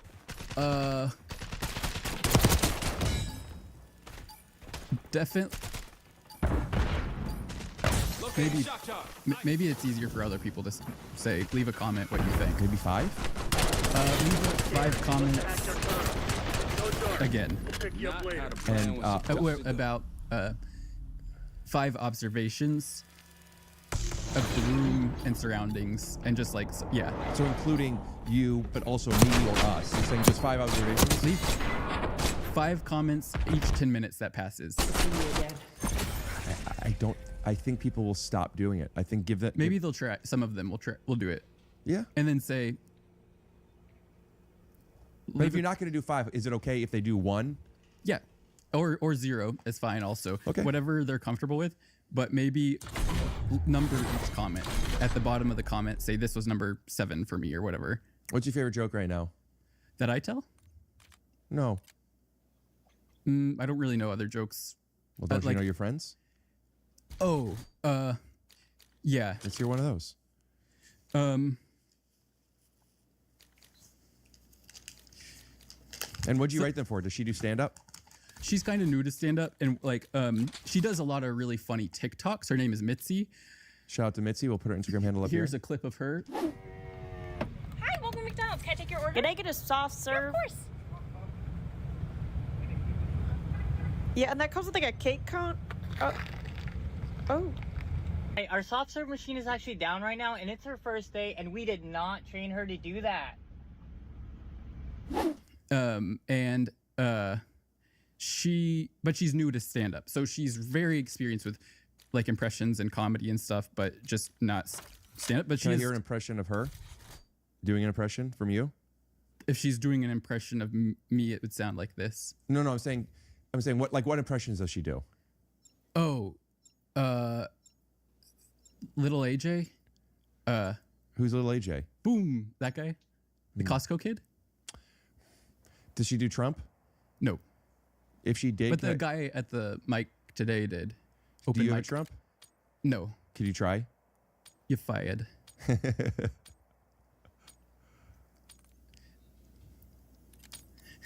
Can you? I'm really bad at impressions. You're fired. I can't do them. Can you try more? You're fired. It's the best firing you've ever had. Everyone's talking about the firing. They think, oh my God, this fire, it was fantastic. I can't. I know how bad it is. Can you say? What else does he say that's like the go-to? The line, the audience, the people at there was so many people there. There was more people than I've ever seen, more people than ever been. Yeah, I can't do it. What about, do you do anyone? I could do. I did a Mark Zuckerberg one yesterday. Let me hear it. Well, I posted. It wasn't very good, but people just comment that I remind them of him sometimes. So I was like, that would be just like a funny thing to do, of like embrace that rather than being like, I don't like that. Sure. Let me hear.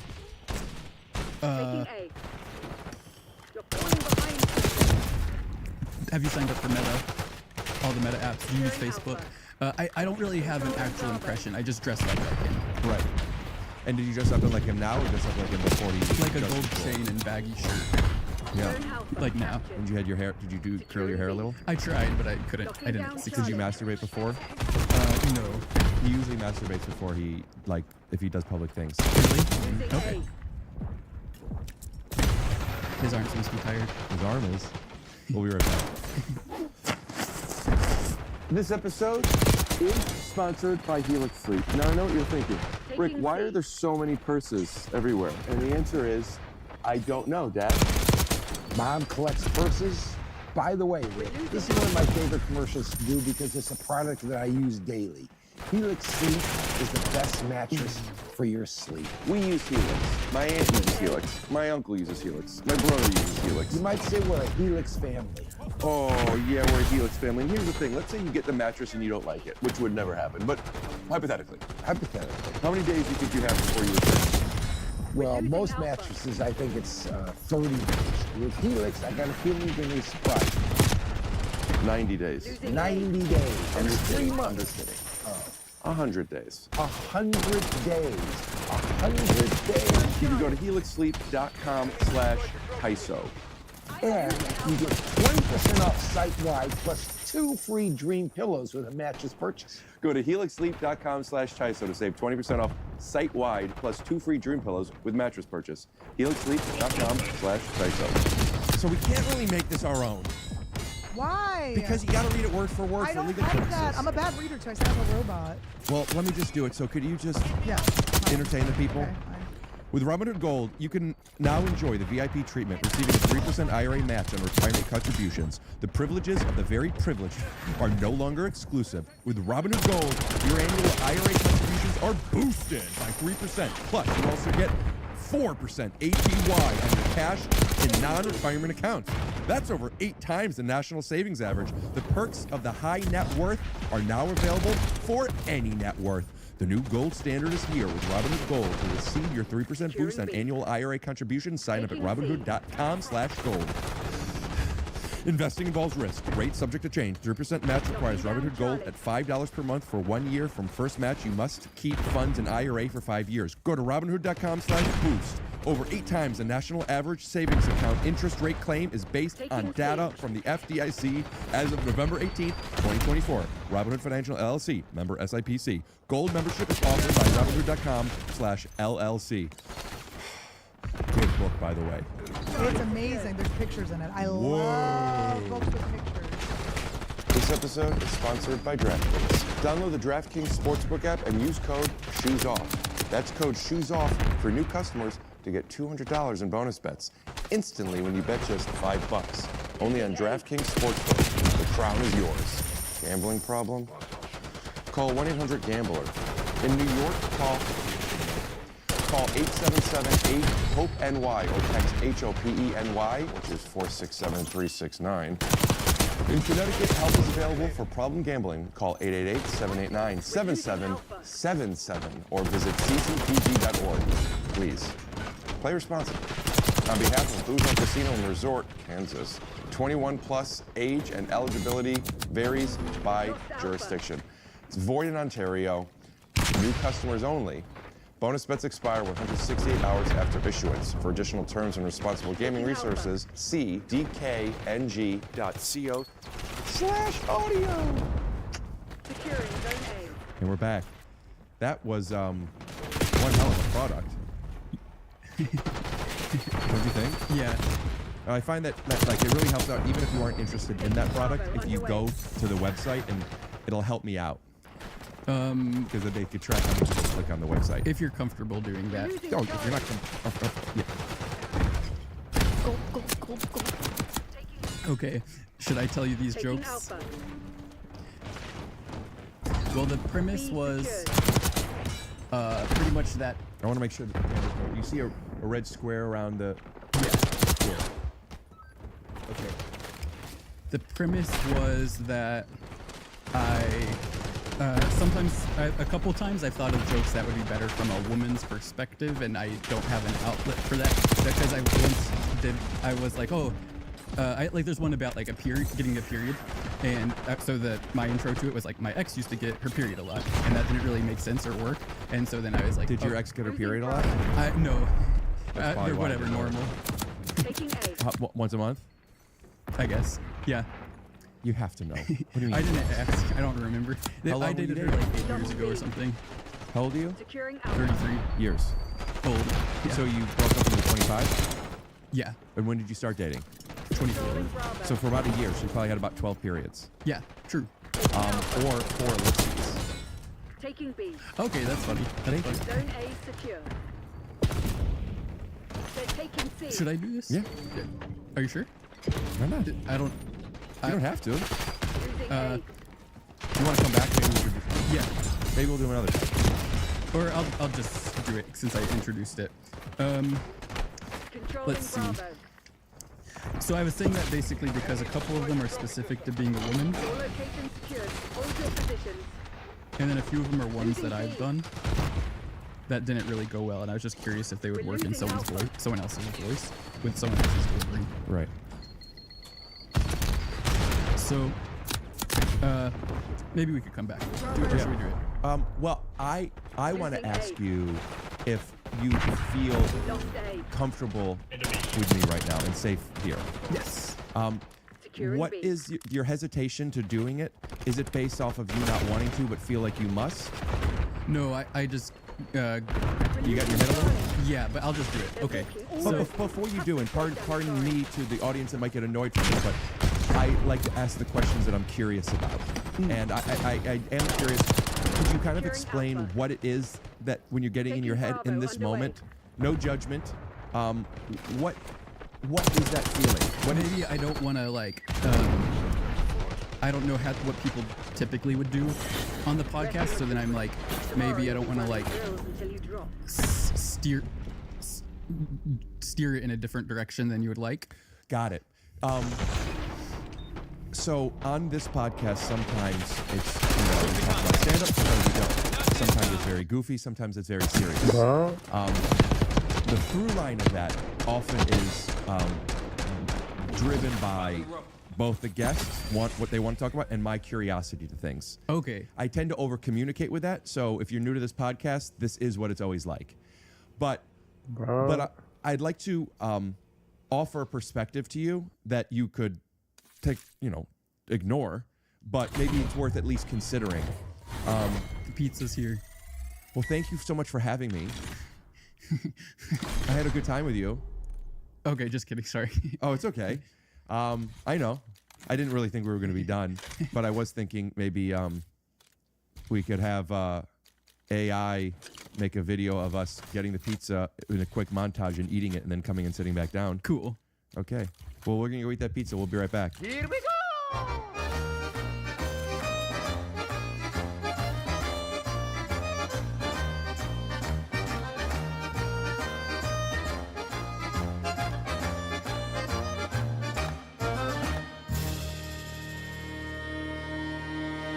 And we're back. And this was going to be an interesting thing Rick was about to say. Thank you. So earlier we were talking about stand-up and our intentions, and yours, or at least ChatGPT's that you've adopted, was connect with the audience and make sure that they like what you're doing, and then keep doing that. I'm not saying that what I'm about to say is right. I do think it's at least a tool to consider, which is doing what you want to be doing, and the audience that likes that will start to be attracted to it. True. And okay. I do find that the best version we could be, and not just as entertainers, but as people, is the one that's truest to who we are. And I know that could sound really corny, and I hope you're not zoning out by this. No. But because I say that, I'm projecting because it's like could be a corny thing, but like I mean it quite literally. Obviously, if you just do what you want and what you want involves taking from other people, whether it's stealing from them physically, like literally, or stepping on their timing or not offering them the option for them to shine, not that. But I'm saying as a performer, at least, do your thing. And that's you're going to do your thing better than somebody else in their voice, for example. Given up the lead. So if you start doing more podcasts or you're ever on stage and you like what you're talking about, but it seems like the audience might not be on board, use your instincts. You could abandon ship. But I think that you're very, very interesting. And I think that you should consider doing what you want without worrying about, for example, what my other guests do. Okay, true. Yeah. I like to try to, on stage, be entertaining to people watching. And so it could be hard for me to fully embrace that advice in terms of like, a couple times I've been like, well, here's this thing, and I talk for 2 minutes about dating, and then at the end, like, watching it, I'm like, oh, there wasn't really a joke there. Well, do you write? Seems like you do. Yeah, I was reading all of it off my joke. So there was a joke there. You just thought it was funny. I just didn't have a punchline in there. You didn't have a punchline. It was like, HPT under fire. I probably have it in the phone. They got our HPT. Did you think you had a punchline before you read it, or did you know you didn't and you did it anyway? Sometimes I think that I thought so. I don't know. I write really fast sometimes leading up to my set. So I might just have been like, oh, I gotta fill up. I have to do 10 minutes. I have to write stuff. Well, that's another example of you doing something that you have to do instead of something that you want to do. Well, I want to fill up the time, so because sometimes it's hard to fill up 10 minutes of. I went to school with the fill up 10 minutes. Mr. and Mrs. 10 Minutes Kids, you know it? No. I was gonna say that must have made your arms tired, but I was like, I don't want to say it too much. Yeah, that is the balance. Should I say it every time? Because I've thought of it like 3 or 4 other times when I didn't say it. We've already done it a lot. Okay. But you can. Leave a comment if you wish that we had done it more. What do you think about that ellipses joke? Felt pretty good about that one. That was really funny. Thanks. Maybe I could come back to this and I'll do these ones. Okay, or maybe you could do them since I wrote them for someone else to do. Well, I would love to hear you. Okay, so hey everyone, I hope you're doing awesome. My boyfriend is kind of like Bigfoot. He doesn't exist. And actually that's one I tell all the time. My girlfriend is kind of like Bigfoot. She doesn't exist. And so I started her off with one that I know that people at least kind of laugh at every time. That way to get her comfortable reading my jokes. Yep. Then the next one is, I love being a woman, but one thing I don't like about it is getting my period. It's so annoying every time. Who came up with the name period? Anyway, to me, it feels, see, I'm rushing. So to me, it feels more like an exclamation. Dude, you've never seen it, I'm not saying that. I used to do that joke. Oh, okay. Take it, give it, do it. I'm just saying. Well, I'll tell her not to do it. It's fine. But she didn't get laughs anyways when she did it. Me neither. Okay. Or should I say, me neither? But I've seen you on stage doing some things. I'm saying this in the nice way. Like, I used to, or sometimes do some stuff that is very similar. When I went on Bad Friends, I told they were like, they had me tell a couple of jokes of mine. And one of them, afterwards, they're like, oh, someone else has told that joke before, and I didn't realize. But it was about when you go through a drive-thru and you say... Come all over the menu? That's funny. Thanks. It's Mark that's funny. Zuckerberg joke. Improv. Whenever they say enjoy it, like I think that's a common joke, but I just was like, I'll do that on stage. Like enjoy your meal, and you say you too, but they're not eating. Like whenever someone says do this thing that's specific, but then they were like Brian Regan. I think that's who they said. Brian Regan is happy birthday, you too. Something like that. Yeah. And then yeah, so I didn't mean to steal this joke from you. Oh no. So, but you weren't saying that. He wasn't saying that. Yeah, you didn't steal it from me because I haven't done that in a bit. But yeah, but in a way like.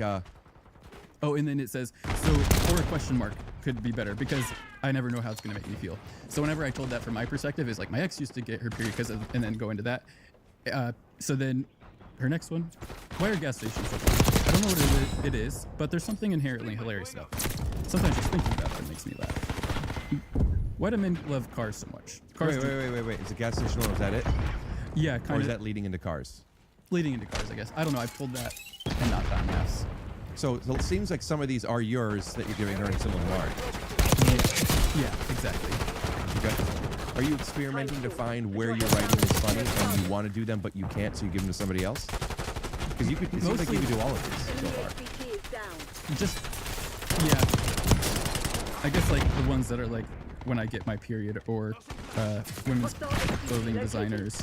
I just felt weird saying it feels, I don't know, I just thought it was fun to try. Why do men love cars so much? Yeah, I could do this. Cars do one job. They get you from point A to point B. So why do... I don't understand horsepower. It seems like such an outdated measurement. If 200 horses pulled a car, it would still only go as fast as the slowest horse. I don't understand why people use that as a measurement. I was lifting weights at the gym the other day, and this guy came up to me and started giving me advice about my form. And so I just turned to him and said, I'm just here to work out, not audition for America's Next Top Men's Lane. I like that one. Why do men always tell women to smile? The next guy that says it to me, I'm gonna go full joking mode. They never stood a chance. Proceed to By the way, why is it that women's pockets are so small? It's like fashion designers thought we'd only want them for looks. Meanwhile, men's pockets are so big they could smuggle snacks for an entire family into a theater. Do women have small pockets? I believe you. I just never noticed that. That's what I've heard. Leave a comment if that's not accurate. But if it is, also I want to know too. So leave a comment if it is. I'll stop telling people to leave comments now.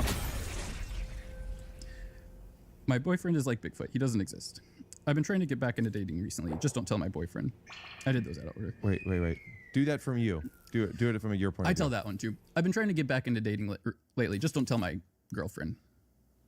Have you ever thought about doing that and then having somebody in the audience be your girlfriend and she'd be like, well, too fucking bad, you fuck, because I'm here right now. That would be funny. Mm-hmm. And then you could go, sorry, and then that's it. Or you could do more, but like, you know. I'm really big into theatrics. Okay, yeah. I think you're really good with crowd work too. Let's take a look at a crowd work clip from Rick. Sure.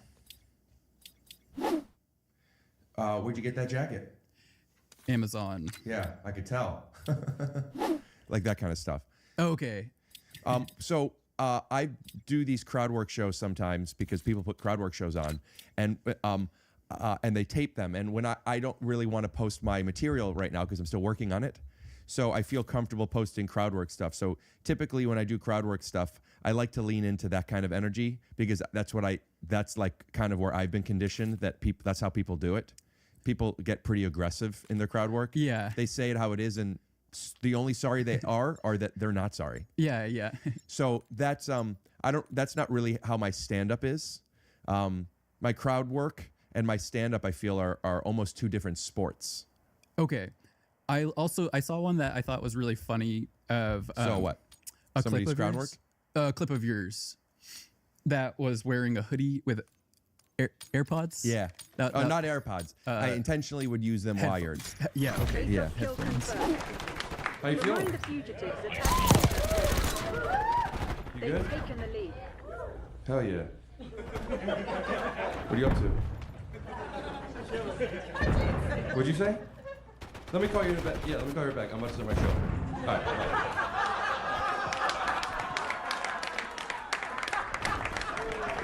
That was really funny. That's a bit I've been doing since, for 20 years. Not like before stand-up.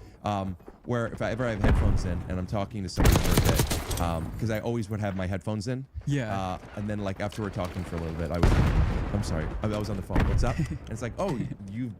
So then I brought it to stage. I don't do it that much though, because some jokes, I used to write a new set every time. I felt like repeating material is lying, and I've gotten better at that because you have to develop an act. But there are still some jokes where I feel like I can only do them every now and then because it feels like if I keep doing it, that one's a lie. I can't really explain why. Okay. But that's one of them where like I love that joke and I want to do them all the time, but like I can't do it that much. It's more fun to try new ones. It seems like. Oh yeah, I love trying new stuff. The only time I've done like a big full crowd was that one show you were at? That was Greg's show, Horribly Funny. No, that was Bad Friend's show. Yeah. Greg's show, Horribly Funny, which is one of my favorite shows in LA. He often has Andrew and or Bobby on. Cool. And it's in this Comedy Store main room, and it almost always sells out, so it felt a similar vibe. Okay. But yeah, the Bad Friends show. That was really cool. That was fun. And that did great. So I just did jokes that I've only done before there. Right. And that was still really fun. But usually I do it just at this open mic place. And so I usually try new jokes each time. And it doesn't seem like it would be that fun to do the same ones. But doing it for like a big full crowd like that is really fun. Yeah, I find that there's a balance between new stuff and stuff I've been doing, and new stuff doesn't mean you've necessarily never done it before, but that feeling where it just feels new. I don't know where I'm going with this yet. And that's where it's kind of like what you're talking about. You want to give the audience something. I do find like when people are buying tickets to see my show and or it's a great show and the comedians before did great, comedians. You after will probably do well. I want to make sure that I get to do what I want to do, but I also don't want to bring the momentum to a place that is not good. Though it could happen, but I love taking swings. But when you try new stuff at an open mic, and when you try new stuff in front of a big crowd, they're not necessarily the same. Okay. So I would suggest allowing yourself to try some of, because when you try new stuff in a smaller venue, even if you just have stuff that's great at a smaller venue, especially an open mic where it's other comics not paying full attention, you might, if you're relying on the reaction that the audience gives you, it might deter you from doing something that otherwise would work very well. Does that make sense? Yeah, because I've tried the same joke a couple of times at the same open mic, and it's gotten a different reaction. So yeah, that's a good point. I think that's like proof of that, yeah. When I first started out, I used to want to try my set in front of somebody, like a friend. I would be standing, before I moved out of Ohio, I would be at the funny stop in the parking lot at Cuyahoga Falls. Oh, you're from Ohio? Mm-hmm. Okay. And order my own style. I do have a question about that I could ask later. I'll remember what I was saying. So, I saw a TikTok of you playing basketball with LeBron James, and that makes sense because y'all are both from Ohio.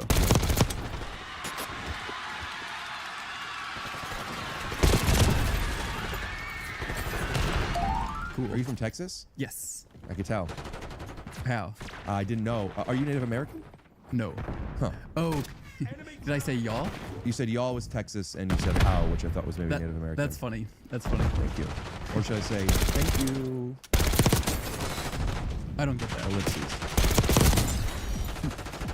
I was calling back the... Oh, okay. Yeah. Yeah, we'll leave that in, but I don't think that was funny. What I just did was, you ever do something on stage that you think is really funny, but the audience doesn't think it's funny, and you think that, well... I don't think so. Never.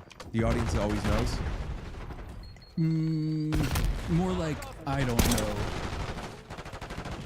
know. Yeah. Time's nearly up. Close it Or, down.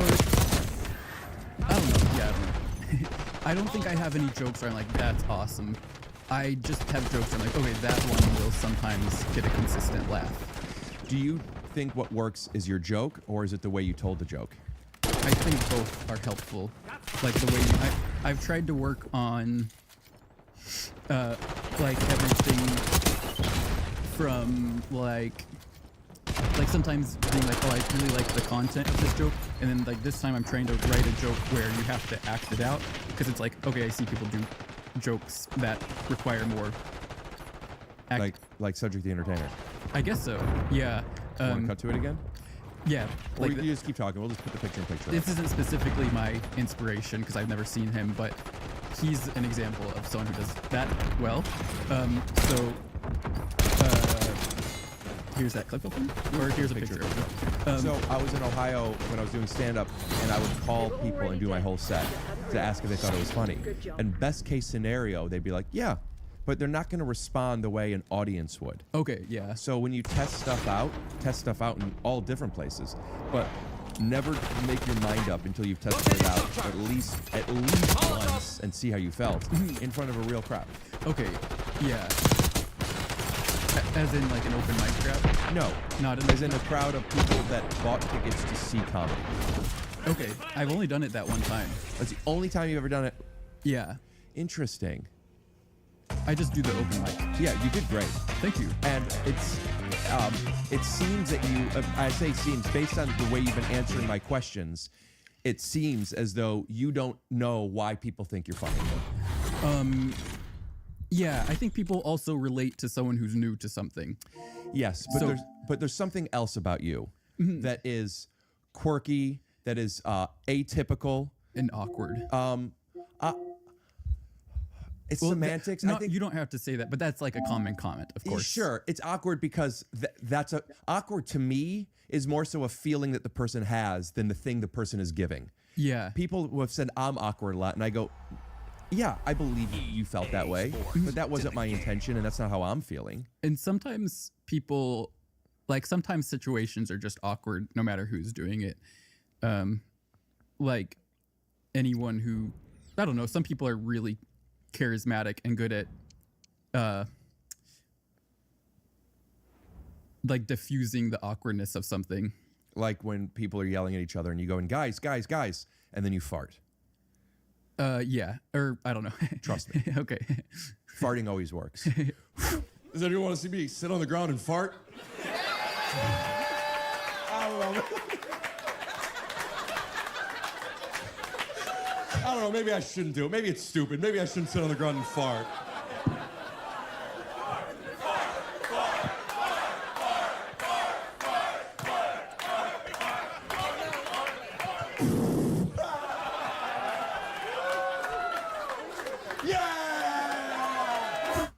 I've seen Lisa Gilroy. Yeah, are you doing a period joke again and you turn it into a question mark? No. Okay. Wait, is that her name though? Lisa Gilroy. And she comes on your podcast? Yes. And I just don't know if I have the right name, but Lisa Gilroy. And she's done it a few times? 4. She's really funny. 5. And those I was watching that and that was super funny.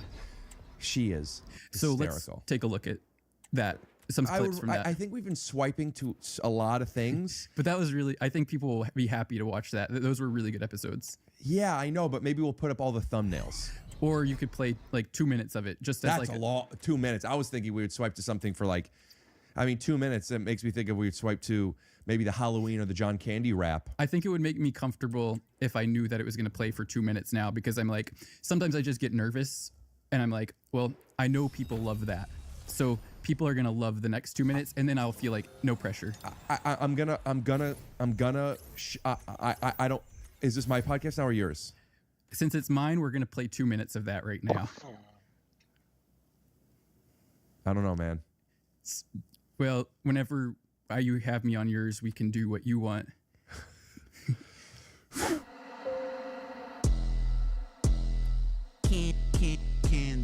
Candy, he's so dandy. Yeah, I called him my daddy. I just knew that I wanted to do comedy like my man. He's so good. He's the man. He goes Toronto, where I stand.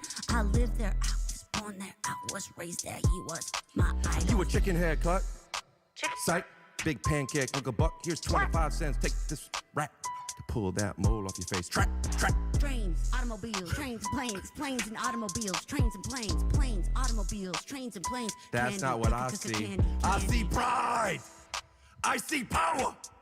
I see a badass mother who don't take no crap from. That's cool, running John Candy. Cool buddy Candy. Hold it up, Sandy. He turns around with a Jamaica. Second City, comedy, improv, wannabe, gotta be, like candy.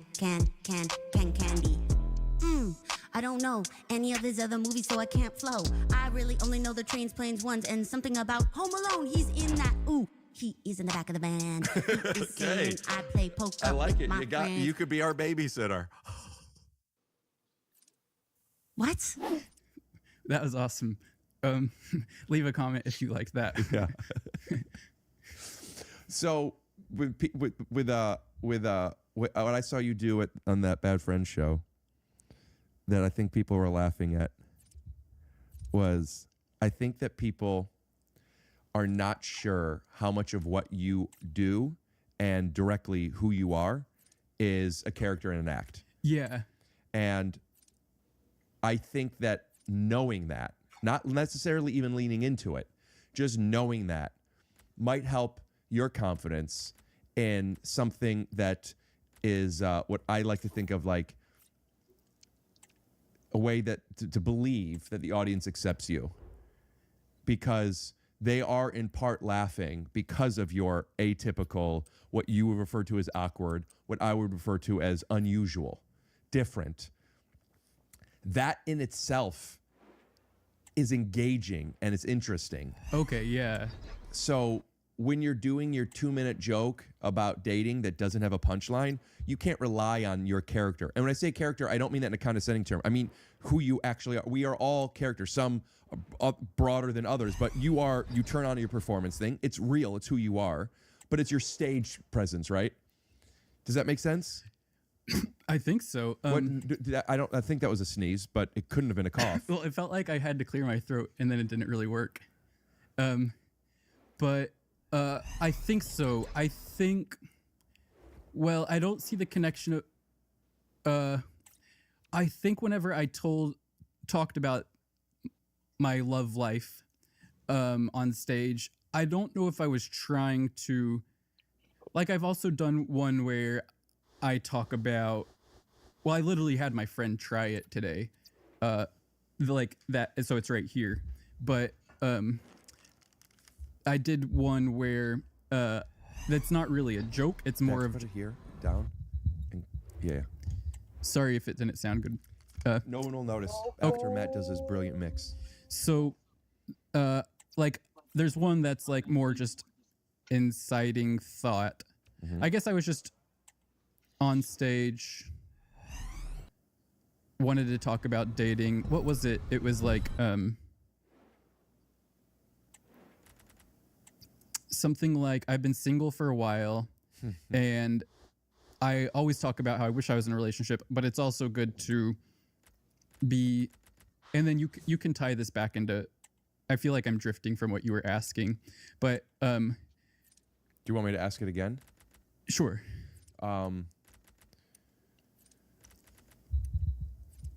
Well, it was more of an observation of people look at you while you're on stage and they see something, I believe, that is unique. Okay. And that kind of creates a subconscious expectation from people that is blank.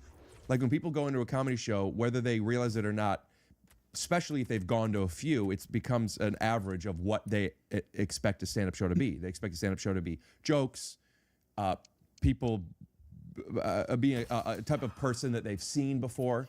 And I think that you have a personality where there's probably a lot of people in the audience, there's a lot of people in the world who don't have a friend like you. And they haven't seen someone like you before. Yeah. So they don't know what to expect. Yeah. And that does build in some type of tension that when you show, like you say, you're the type of person people feel understood by, people feel comfortable and safe by. When there's this bit of tension of I don't know what to expect, and then you give them something where they feel safe, then you get both the excitement of the roller coaster and the safety of knowing that I'm harnessed in really tight. Okay. And I think with that, it's worth you recognizing that, choosing to do whatever you do or don't want to do with it, but recognizing that to know that people are both caught off guard and comfortable with you. Yeah, that makes sense. And when you talk about things, you have the advantage of when you talk about things that people can't relate to, they already might not be relating to you. So their ego is put aside. But when you talk about things that people can relate to, they may not be relating to somebody that they didn't think they would. So this is a very long-winded way of saying, I would also challenge you to keep doing the jokes the way you've been doing them, but do more of those 2-minute, 3-minute, longer explaining who you are in your dating life. Because I think that that's the only way you're going to feel comfortable making those funny. Okay. Yeah, because I know that when I have done those, they don't work. Like this one that's like about well, life is like really interesting, and or the one that's about dating. I know they don't work at getting a laugh based on my experience doing it, but it was like, how can I express that same thing while like something, because I think it would be cool hypothetically to be able to do stand-up jokes that also express a feeling that I have, but I haven't really figured out how to do that while also being funny. Whereas I have figured out some jokes that it seems like they get laughs when I've told them. And so maybe figuring out how to combine that. When you're doing 10 minutes and you want to fill space, do a lot of the jokes that you feel work. Yeah, but that's what I do. That's what I try to do. Like, and then do ones where it's like, I don't know if it's gonna work, but it's fun to try it still. And whatever version of that is the best one, in your opinion, maybe that also means the tightest. Next time you do a show that's in front of a paid audience, try one. Get a taste of once, don't open with it, but get a taste of once people are like, who is this quirky guy? I think he's really funny. And once they like you, try one of your things. As is, even though I know it. Well, yeah, I guess that's a good point. It goes back to what you said of don't base it off of just doing it once at the open mic. Okay, that's a good advice. That's good advice, yeah. Yeah, also, pardon me, I'm not meaning to like, it's just based off some of the answers you've given me. My thought isn't like, who am I to give you advice? I don't mean it like that. Well, I would take any advice anyone would give me. In your blanket, Phil. What's a blanket statement? I mean, anybody gives you? But I would say this. Well, any experienced stand-up like you would give me, I would take their advice and welcome it, so you don't have to say sorry that you gave advice, or not sorry, but excuse me. Sure. Well, I appreciate that. I also feel like I'm not just coming from you as somebody who's been doing stand-up for a bit longer. I'm also coming to you as somebody who I found out later in my life that people received me in a way that I had no idea. And that's why I'm asking if you could define how people are receiving you. And once I learned that, it's not like I figured it all out. I just realized, oh, there's a new obstacle. True. Now I have to like figure out if people think this is funny or they like this or not. Yeah. And I think the combination, and I see some of that in you, and I'm projecting that, of course, but I still feel that way. I felt that way when I found you online, and I felt that way when I watched you on the Bad Friend Show. Cool. And so I feel like I could relate to you in a way, and something that really helped me out was recognizing that people might see me differently than I see me. And in addition to that, recognizing that the way I see me, I like, and if other people don't see me that way, I want to learn why they don't, and then make a decision to either adapt or be like, no, I want to keep doing this. And from what you're saying of these longer things you want to do that people aren't laughing at, you're not getting the validation externally. And I just, again, pardon me repeating myself, but I want to challenge you to not prioritize the external response. Consider it. Just don't prioritize it. And go up there in front of a paid audience. And if it doesn't get laughs, but you realize like, oh, this part worked, then you got something out of it. Okay. That's good. I like that. I only assume who you are based on the many things I've seen of you. True. And because I really don't know who you are that well, that's where I think that's a place for you to level up. Okay. Once the audience, myself included, starts to see who you are a little bit, I think that's more valuable and will offer more sustainable laughs. Okay. Especially in longer sets. Cool. Yeah, because I want to do an hour-long thing someday. Yeah. I've been doing stand-up for a while. I only recently started doing hours. I would do different 20-minute sets all the time. Or even 20 minutes would be cool. Longer sets, I'm loving it, by the way. The hour that I'm doing right now, I love so much. And I couldn't get out what I'm getting out in a 20-minute set. Okay. And one of the reasons why I enjoy it so much is when we establish as a comedian who we are, or at least who we want them to, parts of that we want them to see at first. Then later on, it's not just about the punchline. It's you validating the character that they see you as, and or diverting away from the character that they see you as. And once we like you and you're so likable, things are just funny because because it's such a strong point of view. Man, I apologize. I'm really talking so much about this, and I know you said I don't have to, but like, I think I'm talking to both of us right now. Yeah, and on the Pizza Party podcast, I like to let my guests talk about these kind of things a lot. I appreciate that. And I wanted to cut to a 15-second clip of Lisa Gilroy on your podcast real quick. And so this is going to be now 2 minutes and 15 seconds? And yeah. Well, if we're going to... And then it was like a Naughty Dog production. It'd be like, Naughty Dog. I like those things. Me I do them too. on here sometimes, where it's like at the end, it's like wee, wee, rawr, you know, it's like babies, tiger. K95 FM. The only show in the bubble box. Entering alien zone. We are about to have the comedy channel, the sensation. Get that guy out of my office. Oh, Mr. Thomas. Cut And to it. we're back. So I don't know what clip we cut to, but you're going to have to send me something. Okay. To cut to, a timestamp of 15 seconds, and we'll put that in there. Okay. What's your goal with comedy? As far as a career, not just about how people... Do you have a restroom that I could use, or do you wait until after, and then I can come back to that? What do you guys think? Leave a comment if Leave you'd a be comment upset. right now if you think you could go to... Okay? If you go straight, and then you make a right, and then if you look all the way down, you'll see a toilet straight ahead. Oh, okay. Oh, brother. Did you go pee or poop? I peed. I knew it.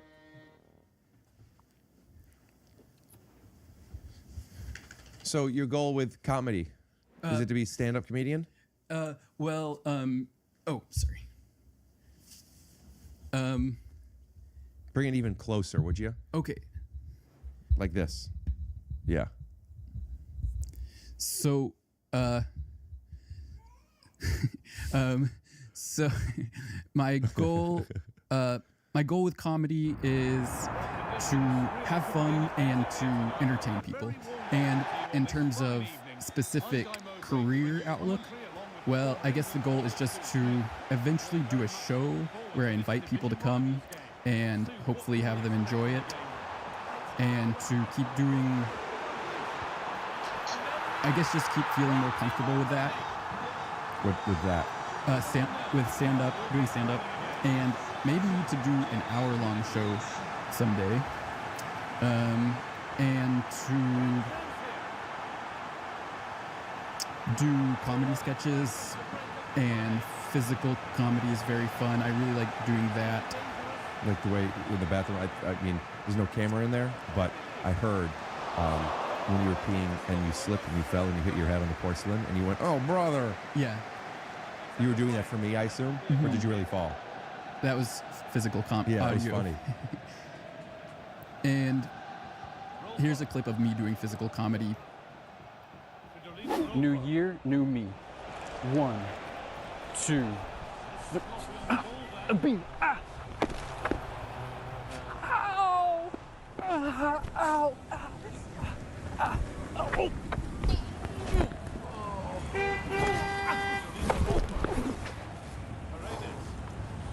That's why I don't do New Year's resolutions. And what was that we just saw? What physical comedy was that? That was the New Year, New Me. That was the New Year's. I get run over by a car. They've seen that, so that was just a recent TikTok I posted. Do you want to see me doing a little bit of physical comedy? Yeah. Can I get a suggestion?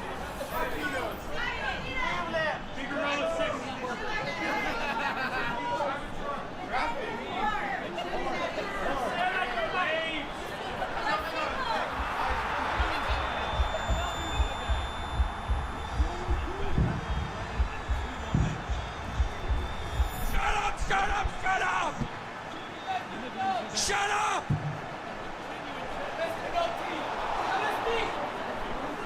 Rerun the There's so many suggestions.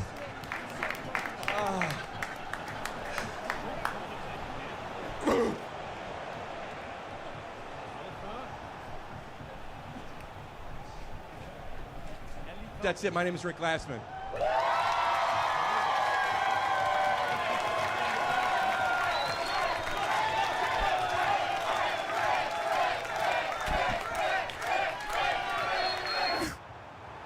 Awesome. Yeah, I've been liking to add like multimedia into my stand-up, even in post. Cool. Yeah. When you were growing up in Texas, and where in Texas? Dallas. Dallas. I was recently in Dallas at the Improv. Cool. I loved it there. Oh, awesome. Did you, if it's okay, I don't want people to see my doggy's penis. Okay, so put him over here. Will he still feel comfortable? All right, so I made him Come here, feel bub. weird. Is that okay?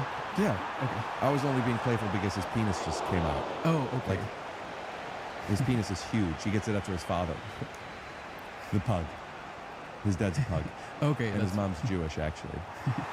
It only passes through the woman. What is it? Being Jewish? Well, they say that if the mom has to be Jewish, because otherwise they're not. If the mom's not Jewish and the dad is, they can't be convinced that that's the actual dad. That was before blood work. But now you can get blood work to find out if. Okay. But still, okay. yeah, I think so. If like the mom's not Jewish, which is pretty wild, man. Because a lot of people talk about like, oh, it's such a man's world, but like. Yeah, but if the mom's not Jewish, then you're, you know, so Yeah. like in some ways, it's a woman's world. Mm-hmm.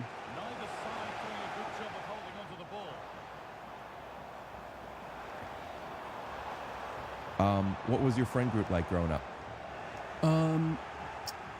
Pretty a nice kids.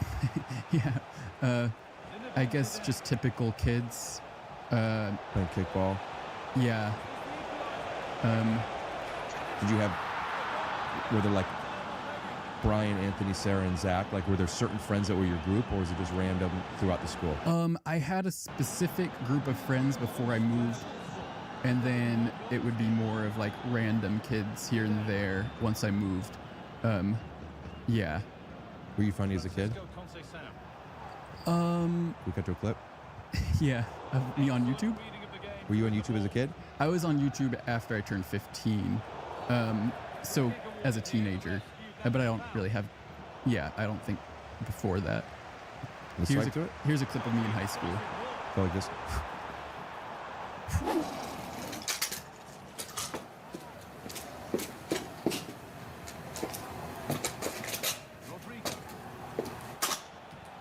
And we're back. And what was that? That was a clip of me in high school. No, I know, but what were you doing? Coming all over the menu? No. Let's see. Are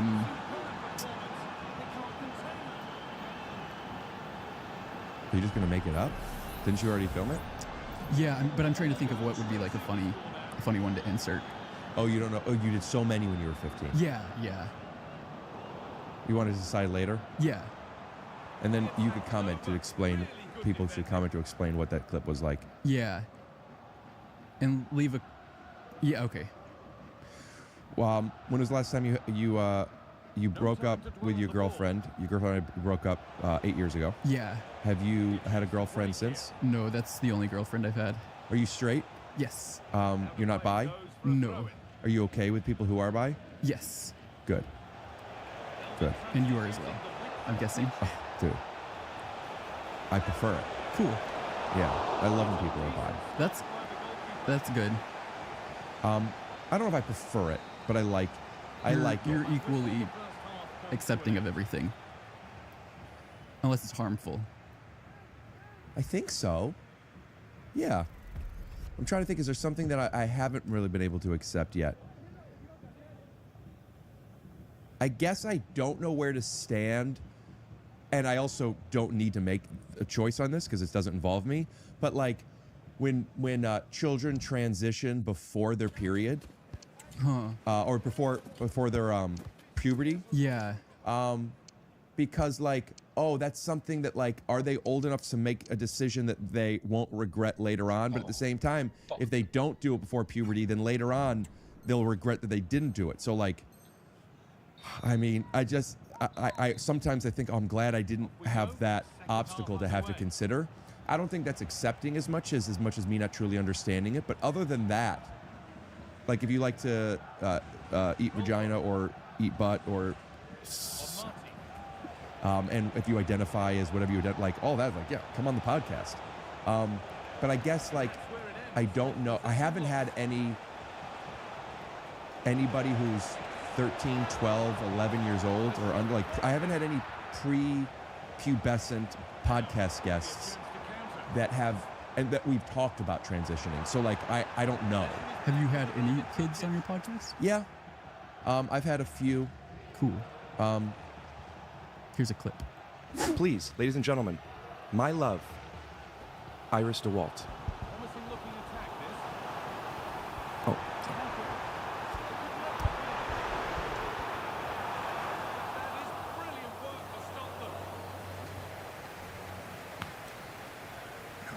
Can I hear your levels?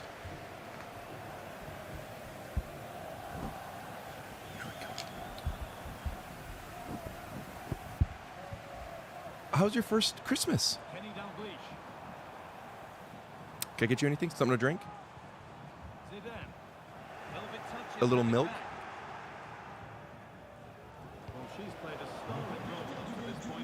Is your diaper okay? Do you have a little poo-poo?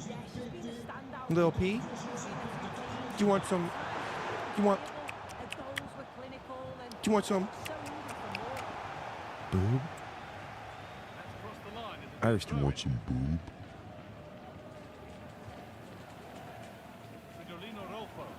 It's something you and your dad have in common. Both like boobs.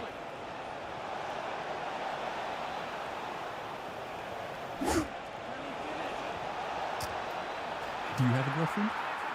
There's a mission-critical tech solution that you need to implement now if you want to succeed. And you want donuts. It's called EasyCater. EasyCater is your nationwide soup-to-nuts tech platform for ordering food for your workplace. You get what you need when you need it. That's what EasyCater brings to the table. Integrated bagel logistics, ultra-scalable burrito deployment, and game-changing salad procurement. So you can focus on what really matters, like minestrone. Yummy. Start an order at easycater.com.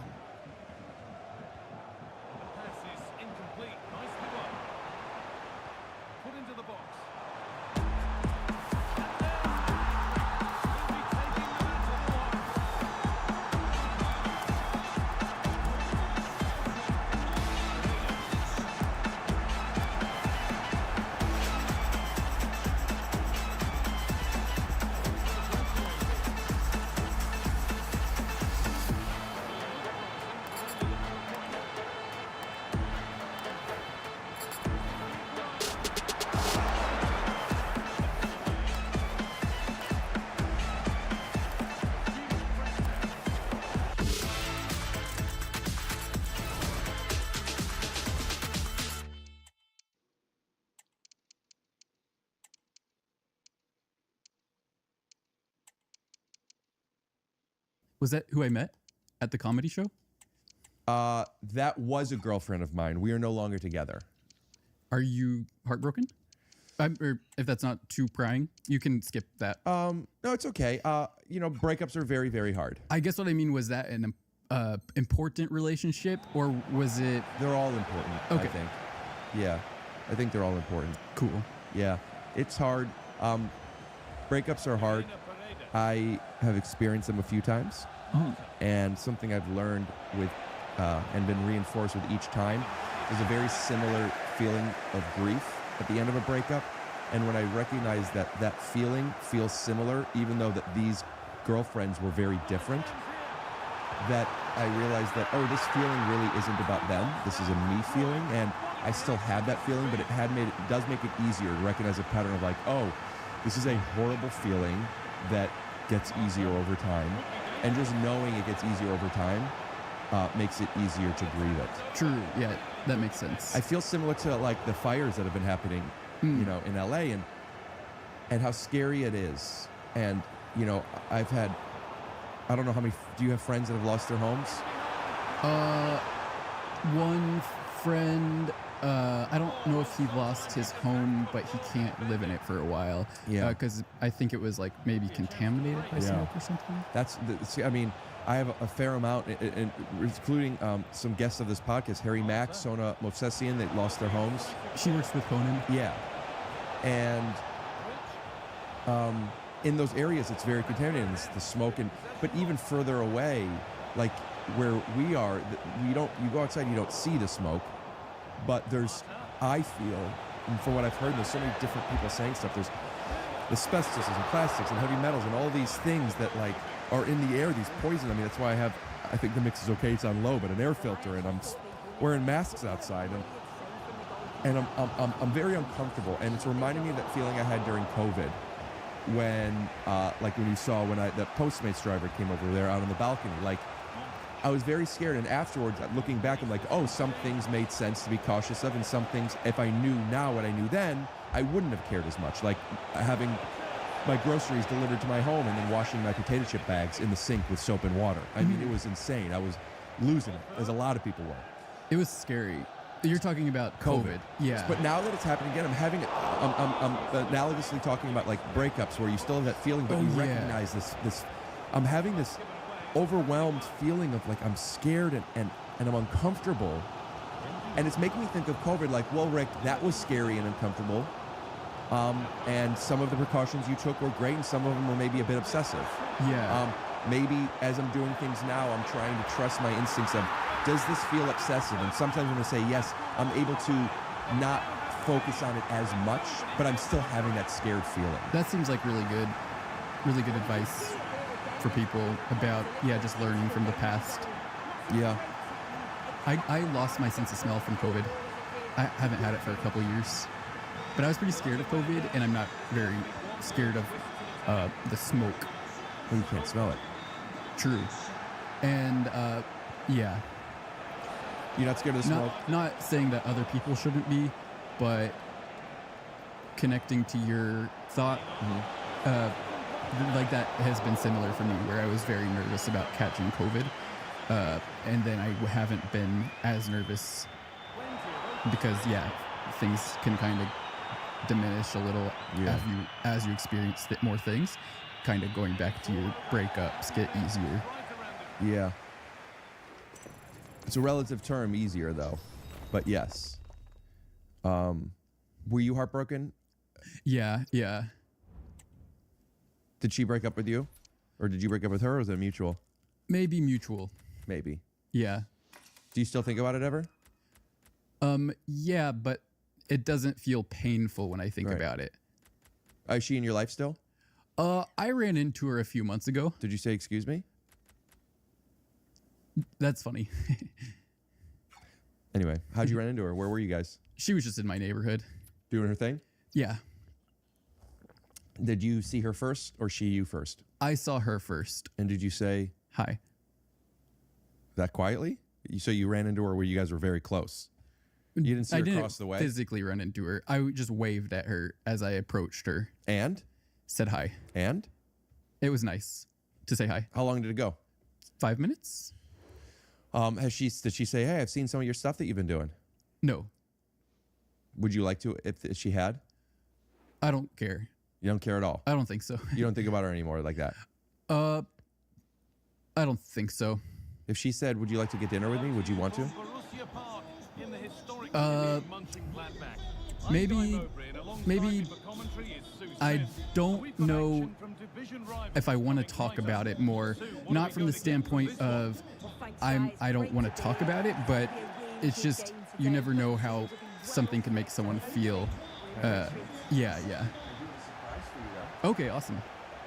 Is she here? You're going to have to put your headphones on, Dax, so you could hear.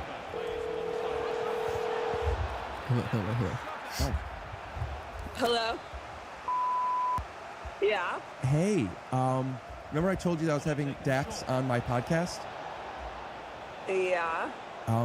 Somebody wants to say hello. Hello. Oh, what's up? How's it going? I mean, I guess all right. Cool. Yeah. You like Rick Glassman? I mean, I'm not that familiar with, like... You should watch one of his clips. Check it out. I don't watch clips. You know that. Or maybe you don't. I don't know what you were really tuned into when we were together. That must be a new development. What? I think that's a new development. I remember we used to watch clips sometimes. Oh, well, now I don't watch clips anymore. Yeah? Dax didn't feel very comfortable talking about why you guys broke up. I asked if it was mutual, and he said, maybe.